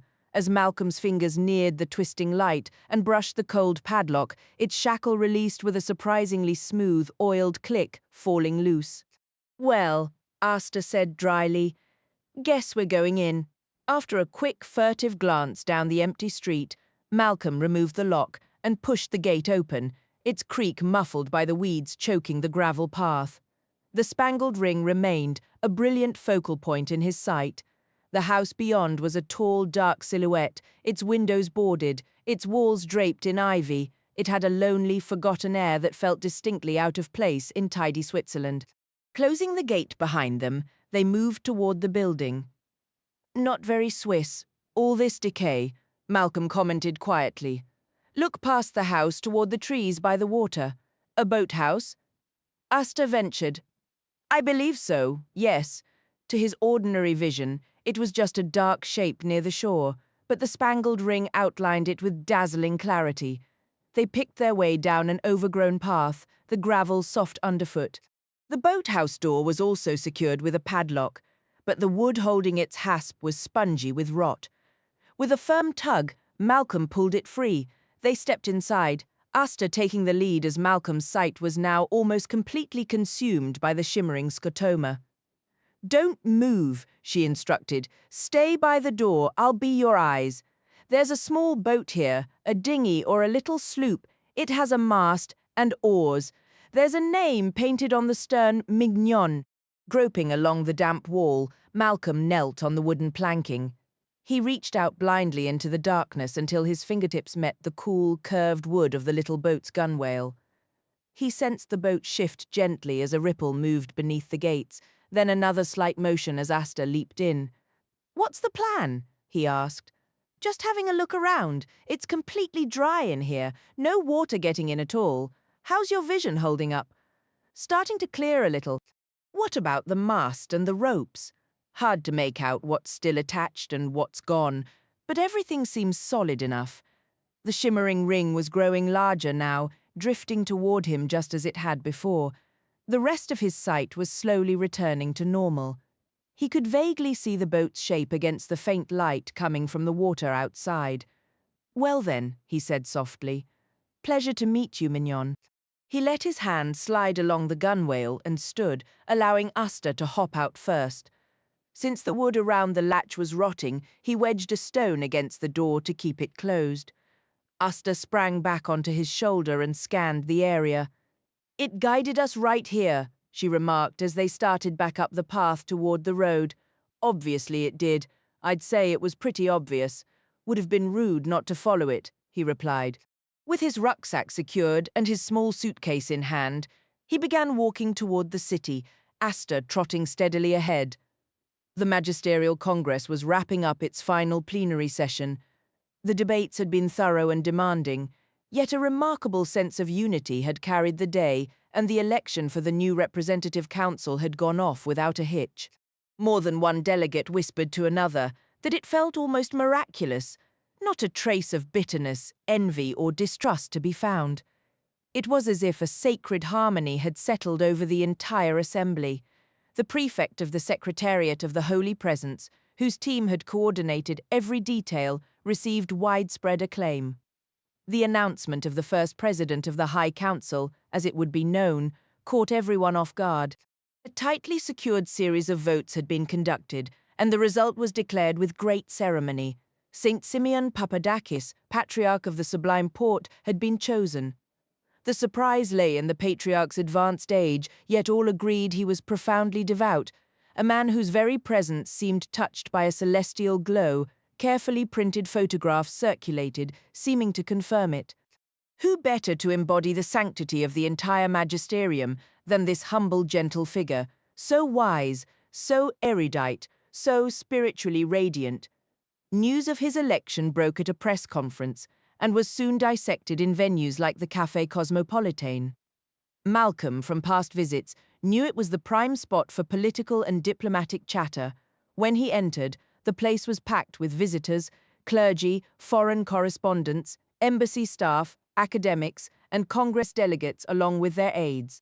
Some were killing time before a train, others were lingering over lunch conversations funded by generous expense accounts, chatting with press reps, news agency personnel, or possibly even intelligence operatives. The Congress was sure to reshape international relations, especially the balance of power across Europe. Naturally, the world was eager for every detail. Malcolm had played the journalist role on earlier assignments and slipped into it effortlessly. Scanning the Cosmopolitan, he blended right in with the crowd. Before long, he spotted the person he'd come to find, deep in conversation with a man and a woman whose faces he recognized, literary journalists from Paris. Malcolm approached their table and paused, feigning surprise. "Professor Talbot, isn't it?" he said. Simon Talbot glanced up. There was a slight risk Talbot might recognize Malcolm, a fellow scholar from the same university, but Malcolm was willing to chance it. Besides, he was confident he'd never done or said anything that would have drawn Talbot's notice. "Yes, that's correct," Talbot replied pleasantly. "I'm sorry, but I don't believe we've met," the man said. Matthew Peterson, from the Baltimore Observer, Malcolm replied. I don't mean to intrude, but I believe we were just concluding, the Frenchman stated. His associate gave a nod and shut her notebook. Professor Talbot leaned forward, offering a handshake and a genial smile to each of them, presenting his card. Would you mind if I joined you? Malcolm asked, gesturing toward an empty seat. Please do, Talbot responded. I'm not familiar with your publication, Mr. Peterson. The Baltimore. The Observer. It's a monthly review focused on literary and cultural topics. We have a readership of about 80,000, primarily in the States. I serve as the European correspondent. I was hoping to get your perspective on the Congress's conclusions, Professor. Fascinating, Talbot said, his smile effortless. He was a trim, polished man around 40, with eyes that appeared to sparkle on command. His voice was light and almost melodic, and Malcolm could easily picture him captivating a lecture hall. His demon, a vibrant blue macaw, perched quietly nearby. I suspect many will be taken aback by the patriarch's elevation to this new role, this ultimate authority, Talbot continued. Yet, after speaking with him personally, I can attest to the fundamental decency he radiates. Entrusting the magisterium's leadership to a man of profound virtue, rather than a mere bureaucrat, strikes me as a profoundly sound decision. A man of virtue? I've seen references to him as Saint Simeon. Is that an honorary title? The Patriarch of the Sublime Porte carries the designation of saint by virtue of his office. And the president of this new council will genuinely be the first unified leader of the entire church since Calvin rejected papal authority. Without question, that is the very purpose the council was established to fulfill. As Talbot spoke, Malcolm pretended to take shorthand notes, actually scribbling arbitrary words using the Tajik alphabet. Talbot lifted his empty glass slightly before setting it back down. Oh, pardon me, Malcolm said. Could I offer you a drink? Kirsch would be lovely, thank you. Malcolm signaled a waiter. Do you believe a singular leadership model is the most advantageous structure for the magisterium to embrace? In the great flow of history, every conceivable form of governance emerges and eventually recedes. I wouldn't dare to claim one is inherently superior to another. Such judgments, one might say, belong more to the realm of journalism than to serious academic thought. His smile took on an extra layer of charm. A rather surly waiter took their order, and Talbot lit a slender cheroot. I've been reading The Constant Deceiver Malcolm mentioned. It's achieved quite a success. Was that the reaction you anticipated? Goodness, no, not in the slightest. But perhaps it resonated with a particular chord, especially among the younger generation. Your treatise on universal skepticism is remarkably compelling. Would you attribute the book's impact to that? Oh, I wouldn't presume to say. It's just intriguing to me, Malcolm pressed on, to find someone so closely linked with that philosophical stance, offering such unqualified praise for another's simple goodness. But the patriarch is good. One only needs to meet him. Shouldn't there be some qualification, though? The waiter delivered their drinks. Talbot settled back comfortably, taking a slow puff from his cheroot. Qualification, he echoed. For instance, one might argue that while he is evidently a good man, the very concept of goodness is philosophically fraught. A loudspeaker crackled to life, announcing in 3 languages that the Paris train would depart in 15 minutes. Several patrons finished their drinks, gathered coats, and scanned the room for their luggage. Talbot took a delicate sip of his Kirsch and regarded Malcolm with the air of a teacher assessing a bright student. I trust my readers are sophisticated enough to perceive irony, he said. Furthermore, the article I intend for the Journal of Moral Philosophy will be framed in considerably more nuanced language than what might suit the pages of the Baltimore Observer, shall we say. The accompanying twinkle in his eye, meant to underscore this dash of academic wit, somehow rendered it cheap and vulgar instead. Malcolm found it interesting that Talbot seemed utterly unaware of this effect. What was your impression of the debate quality at the Congress? Malcolm asked. Very much what one might expect, Talbot replied, his tone shifting to one of mild, dismissive sarcasm. A splendid parade of recycled dogma and performative profundity. It was less a meeting of minds and more a carefully choreographed ballet where everyone knew their steps too well to ever stumble into genuine discovery. He took another sip, the earlier warmth in his expression cooling into something more analytical and detached. The gathering was largely composed of clergymen, so the discussions naturally centered on church law, liturgical matters, and similar ecclesiastical concerns. A few speakers, however, stood out for their broader perspective. One was Dr. Alberto Tiramani, who leads one of the organizations represented at the conference. He possesses a keen intellect, a quality rarely paired, as you might have observed, with such remarkable clarity in speech. Malcolm scribbled a few notes. "I came across an article recently," he said, looking up, "that drew a compelling parallel between your observations on truthfulness and the arbitrary nature of language, and the practice of swearing to tell the truth in a courtroom." "Did it?" Talbot replied. His tone dripped with a practiced, almost theatrical irony, as if humoring a simpleton. "Who authored this piece?" "George Paston. Can't say the name rings a bell," Talbot said smoothly. Malcolm watched him carefully. Talbot's demeanor was flawless, relaxed, mildly amused, savoring his cheroot. Only his macaw Damon betrayed a flicker of unease, shifting on his shoulder and casting a brief, sharp glance at Malcolm before looking away. Malcolm made another note. "Do you believe it's actually possible to tell the truth?" he asked. Talbot's eyes lit up with mock enthusiasm. "Oh my, where does one even start? The possibilities are, pretend you're addressing the readers of the Baltimore Observer, plain-spoken folks who appreciate a plain answer. Are they really? How dreary? Remind me of the question. Is it possible to tell the truth?" "No," Talbot smiled, a thin, knowing curve of his lips. "You'll probably need to unpack the paradox in that answer for them. I'm sure your readers would adore it, spelled out in very small words. So, in a court of law, you wouldn't feel bound by an oath to be truthful. Well, I would naturally strive to follow the law," Talbot said, his voice a model of reasonable compliance. "I was particularly intrigued by your chapter on demons in The Constant Deceiver," Malcolm continued. "How lovely for you. Are you familiar with Gottfried Brand's The Hyperchorasmians?" "I'm aware of it. Some sort of popular sensation, isn't it? I doubt I could stomach it." The macaw was now visibly agitated. Asta, perched on Malcolm's lap, remained perfectly still, her gaze locked on the other Damon. Malcolm could feel her coiled tension. Talbot finished his drink and glanced at his watch. "Well, as utterly fascinating as this has been, I must be off. Can't miss my train. Good evening, Mr. Peterson." He extended his hand. Malcolm rose to shake it, looking directly at the blue macaw, who met his eyes for a fleeting second before turning away. "Thank you, Professor," Malcolm said. "Safe travels." Talbot swirled a rusty brown tweed cloak around his shoulders and hefted a large briefcase. With a curt nod, he was gone. "That was a stalemate," Asta murmured. "I'm not convinced," Malcolm replied. "I think he came out ahead. Let's see where he's actually headed."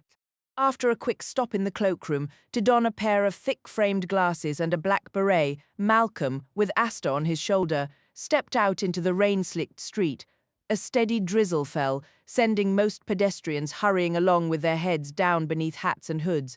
A forest of black umbrellas filled Malcolm's view, but the vivid blue macaw was impossible to conceal. "There she is," Asta whispered, heading away from the station, just as we suspected. The glow from shop windows illuminated the Damon brightly, but Talbot was moving at a brisk pace, forcing Malcolm to hurry to keep him in sight. The man was employing classic counter-surveillance tactics, checking shop window reflections, altering his speed erratically, and dashing across the street just as the traffic lights changed. "Let me trail him," Asta suggested. It was always easier with two, but Malcolm shook his head. The sidewalk was too crowded. It would be far too noticeable. "There he goes," Malcolm murmured. Talbot was turning onto the narrow lane where Malcolm knew La Maison Juste was located. After a moment, he vanished from view. Malcolm made no move to follow. "Do you really think he won?" asked Asta. "He's far sharper than Benny Morris. I shouldn't have tried to trip him up." She gave him away all the same. "Perhaps it was a draw. But I still feel he had the edge. We should find a train. I don't believe it's wise to linger here much longer.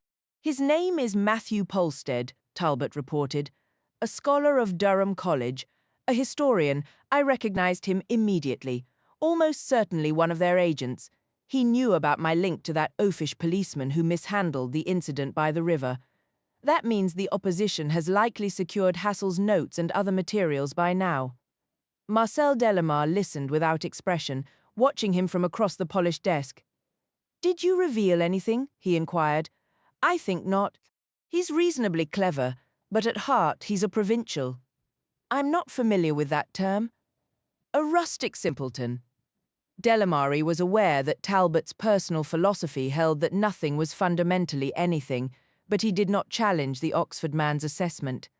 Had the phrase useful idiot existed in their world, it would have captured Delamare's view of Talbot perfectly. Talbot's macaw demon was eyeing Delamare's white owl, fussing with her feathers, bobbing her head, and shifting from foot to foot. The owl kept her eyes shut, offering no acknowledgement. Delamare drew a notepad toward himself and picked up his silver pencil. "Describe him," he said. Talbot could and did, in extensive and largely accurate detail. Delamare wrote swiftly and with precision. "How did he discover your connection to the incompetent policeman?" he asked when he had finished. "That remains to be uncovered.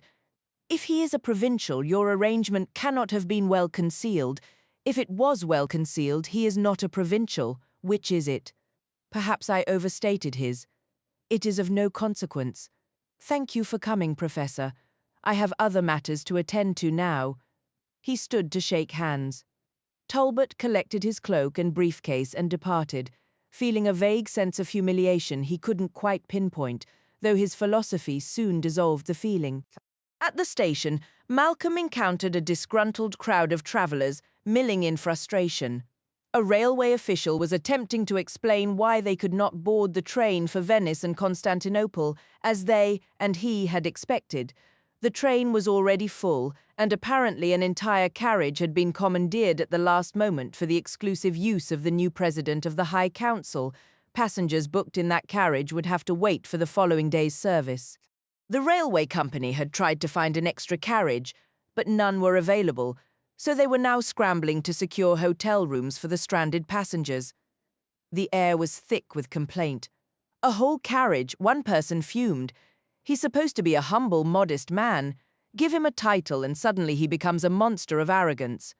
No, you can't blame him. It's his entourage demanding new privileges. I heard the order came directly from the prefect of the Secretariat. Surprising given how smoothly everything else was arranged. Preposterous, exceptionally inconsiderate. I have a critical meeting in Venice tomorrow. Do you know who I am? They should have planned for this ages ago. Why in heaven's name does he need an entire carriage? Malcolm scanned the departure boards. There were no more trains that evening except for local services to nearby towns, and one late train to Paris just before midnight, and Paris was not his destination. Asta looked around. "I don't see anyone who looks threatening," she said. "Talbot wasn't taking this train, was he? I imagine he'd be heading the opposite way." Malcolm watched the officials approaching with their paperwork and shook his head. "We're not waiting around for them to assign us a room," he said firmly. With his suitcase in one hand and his rucksack secured, he moved quietly away from the crowd, Asta walking loyally at his side. They would find their own place to stay for the night, far from any official lists. Meanwhile, in the specially reserved train carriage, St. Simeon Papadakis, the newly elected president of the High Council, settled into his seat with a heavy heart. He turned to his chaplain, Michael, his voice full of regret. "This is all wrong, Michael. I tried to object, but no one would listen. Causing all this disruption for so many people, it feels deeply unjust." "I understand your concern, Your Serenity," the chaplain replied gently. "But these arrangements were made for your safety and comfort. That shouldn't be the priority." St. Simeon insisted, shifting uncomfortably. "Look at all those worthy travellers out in the rain, all with their own sacred duties and tight schedules. Would our Saviour have accepted such separation from his fellow men? I should have been more forceful from the start. I wanted simplicity, not this. This spectacle, he sighed, a man more accustomed to a quiet study than a presidential suite on rails. The chaplain's glance drifted briefly to the patriarch's feet, clad in well-worn black shoes and practical galoshes. "Are you in discomfort, Your Holiness?" "It's these overshoes, I think, or perhaps not just them," St. Simeon admitted, a faint wince betraying the persistent ache in his leg that he usually fought to conceal. "Allow me," Michael said, kneeling to gently remove the galoshes. As he did, he ventured, "But you must see, Your Holiness, that this reserved carriage is not so different from the sacred rituals of our church. It signifies the proper distinction of your office." "Oh no, Michael, that is not the same at all," St. Simeon interrupted, his tone shifting from weary to passionately firm. "The liturgy, the vestments, the holy icons, these are vessels of the divine. They are holiness. This," he said, gesturing around the plush compartment, "is just bureaucracy with velvet curtains. Leaving those good people stranded on the platform is administrative arrogance, not sacred tradition. There's a world of difference." Just then, a young man with impeccably smooth hair and a dark suit approached, bowing respectfully. "Jean Vautel, Your Serenity, I have the honor of serving as your new council secretary. If you are settled, we might discuss the plans for the public celebration of your election." "A celebration?" St. Simeon's eyebrows rose in genuine surprise. "What on earth for? It is a natural outpouring of the people's joy, Your Serenity. A fitting tribute." "Oh dear me, I never anticipated anything of the sort," St. Simeon murmured, his eyes drifting past Vautel to the several other efficient-looking strangers stowing luggage and organizing files with zealous energy. "And who are all these other people?" "Your new staff, Your Holiness," Vautel explained smoothly. "Once we are underway, I will introduce everyone properly." The old man looked helplessly at the chaplain, who merely shrugged as the train pulled away.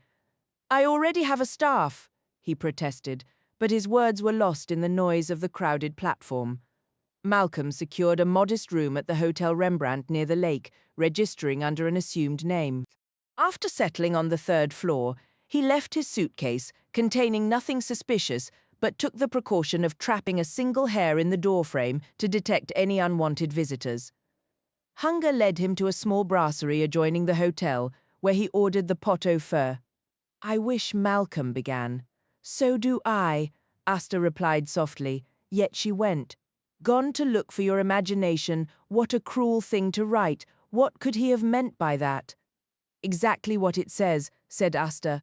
He sensed they were both diminished somehow, as if a vital part of her had faded, perhaps because she'd begun to doubt her own imagination, partly due to Talbot's influence. So he went searching for it. She couldn't possibly have been fooled by that charlatan, could she? Many have been. His way of thinking is corrosive, even corrupting, a kind of cultivated irresponsibility. Does he mention imagination directly? Not really. He occasionally uses imaginative as a dismissive term, as if setting it in ironic quotes for his readers at the Baltimore Observer. "What was your impression when you spoke with him in Oxford? With Pantalaimon, I mean. Le soleil noir de la mélancolie?" "He never said it outright, but the shadow was there. That's precisely what I felt when we saw her again," Malcolm said. In her youth, she was fierce, defiant, even insolent, but there was always a melancholy undertone, don't you think? He leaned back as the waiter brought his meal. His attention drifted to a man sitting alone in the corner, thin, frail, middle-aged, possibly Central Asian, dressed in worn clothes and wire-frame glasses that had been mended more than once. The man noticed Malcolm's gaze and quickly looked away. Asta murmured, "Interesting. He's speaking to his demon in Tajik, a delegate to the Congress." "Perhaps. If so, he doesn't look very pleased with the outcome. But thinking of Talbot, I suppose another reason for his popularity is that he'd be easy to mimic in an undergraduate essay. He's effective on a platform, too, and I suspect he'd raid the hyperchorasmians, though he wouldn't admit it. It's harder to see why that book is so popular." "I disagree," said Malcolm. "It's a compelling story that lets people off the hook for being selfish. There's always a market for that point of view." "Surely that isn't what Lyra believes." I can't imagine her ever accepting it, but together they've done something harmful to her and Pantalaimon. There must be other factors at play as well. Asta rested sphinx-like on the table, eyes half closed. Their communication was a blend of murmured words and shared thought, so fluid it was often unclear who had originated an idea. The pot-au-feu was hearty, the wine was adequate, the room was cozy and warm. It would have been easy to let his guard down, but he and Asta kept each other alert. "He's watching us again," she whispered. "Were we watching him first?" "Yes, he's curious but also nervous. Should we approach him?" "No, I'm a respectable Swiss businessman here to show product samples to local retailers. It wouldn't make sense for me to take an interest. Keep observing, but don't let him notice." The Tajik man was eating a meager meal with deliberate slowness, or so it appeared to Asta. "Maybe he's just here for the warmth," Malcolm mused, though a part of him wondered if the man's presence was more than coincidence. Outside, a sudden rain began to patter against the window, casting shifting reflections on the brasserie's walls, a detail that sharpened Malcolm's focus, reminding him that even in stillness, things were seldom what they seemed. Malcolm remained at the table long after he had finished his meal and settled the check, his gaze following them as they departed. When Malcolm shut the door, their eyes met once more, and the man's face was etched with a deep, unspoken gravity. A chill of exhaustion settled into Malcolm's bones.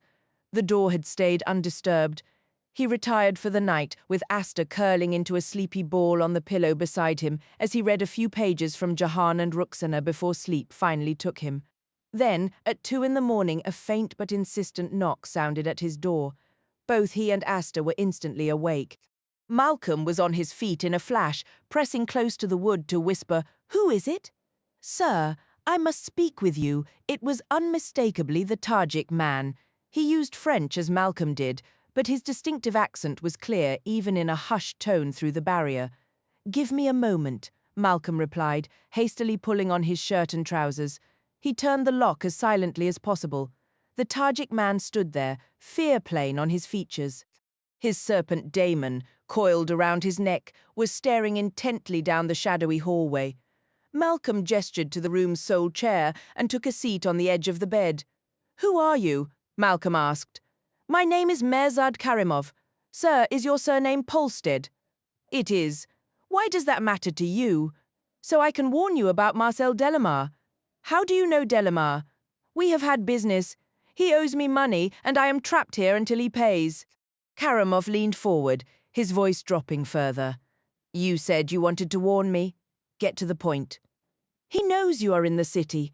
He has ordered a watch on every road, the train station, and all the ferry docks. His intention is to capture you. I learned this from a man I befriended at La Maison Juste, who felt sorry for my predicament." Karimov glanced nervously toward the window. "And now, sir, I believe you must leave immediately." "From my window, I saw police systematically searching the neighboring houses. I am at a loss myself." Malcolm moved to the window. He positioned himself to the side and carefully edged the worn curtain back just enough to peer out. Down at the end of the street, he could make out figures moving and 3 uniformed officers conversing under a street lamp. He let the fabric fall and turned back to his visitor. "Well, Mr. Karimov," he said, a new resolve hardening his tone, "I'd say 2:30 in the morning is a perfect time to exit Geneva. I plan to commandeer a boat. Will you join me?"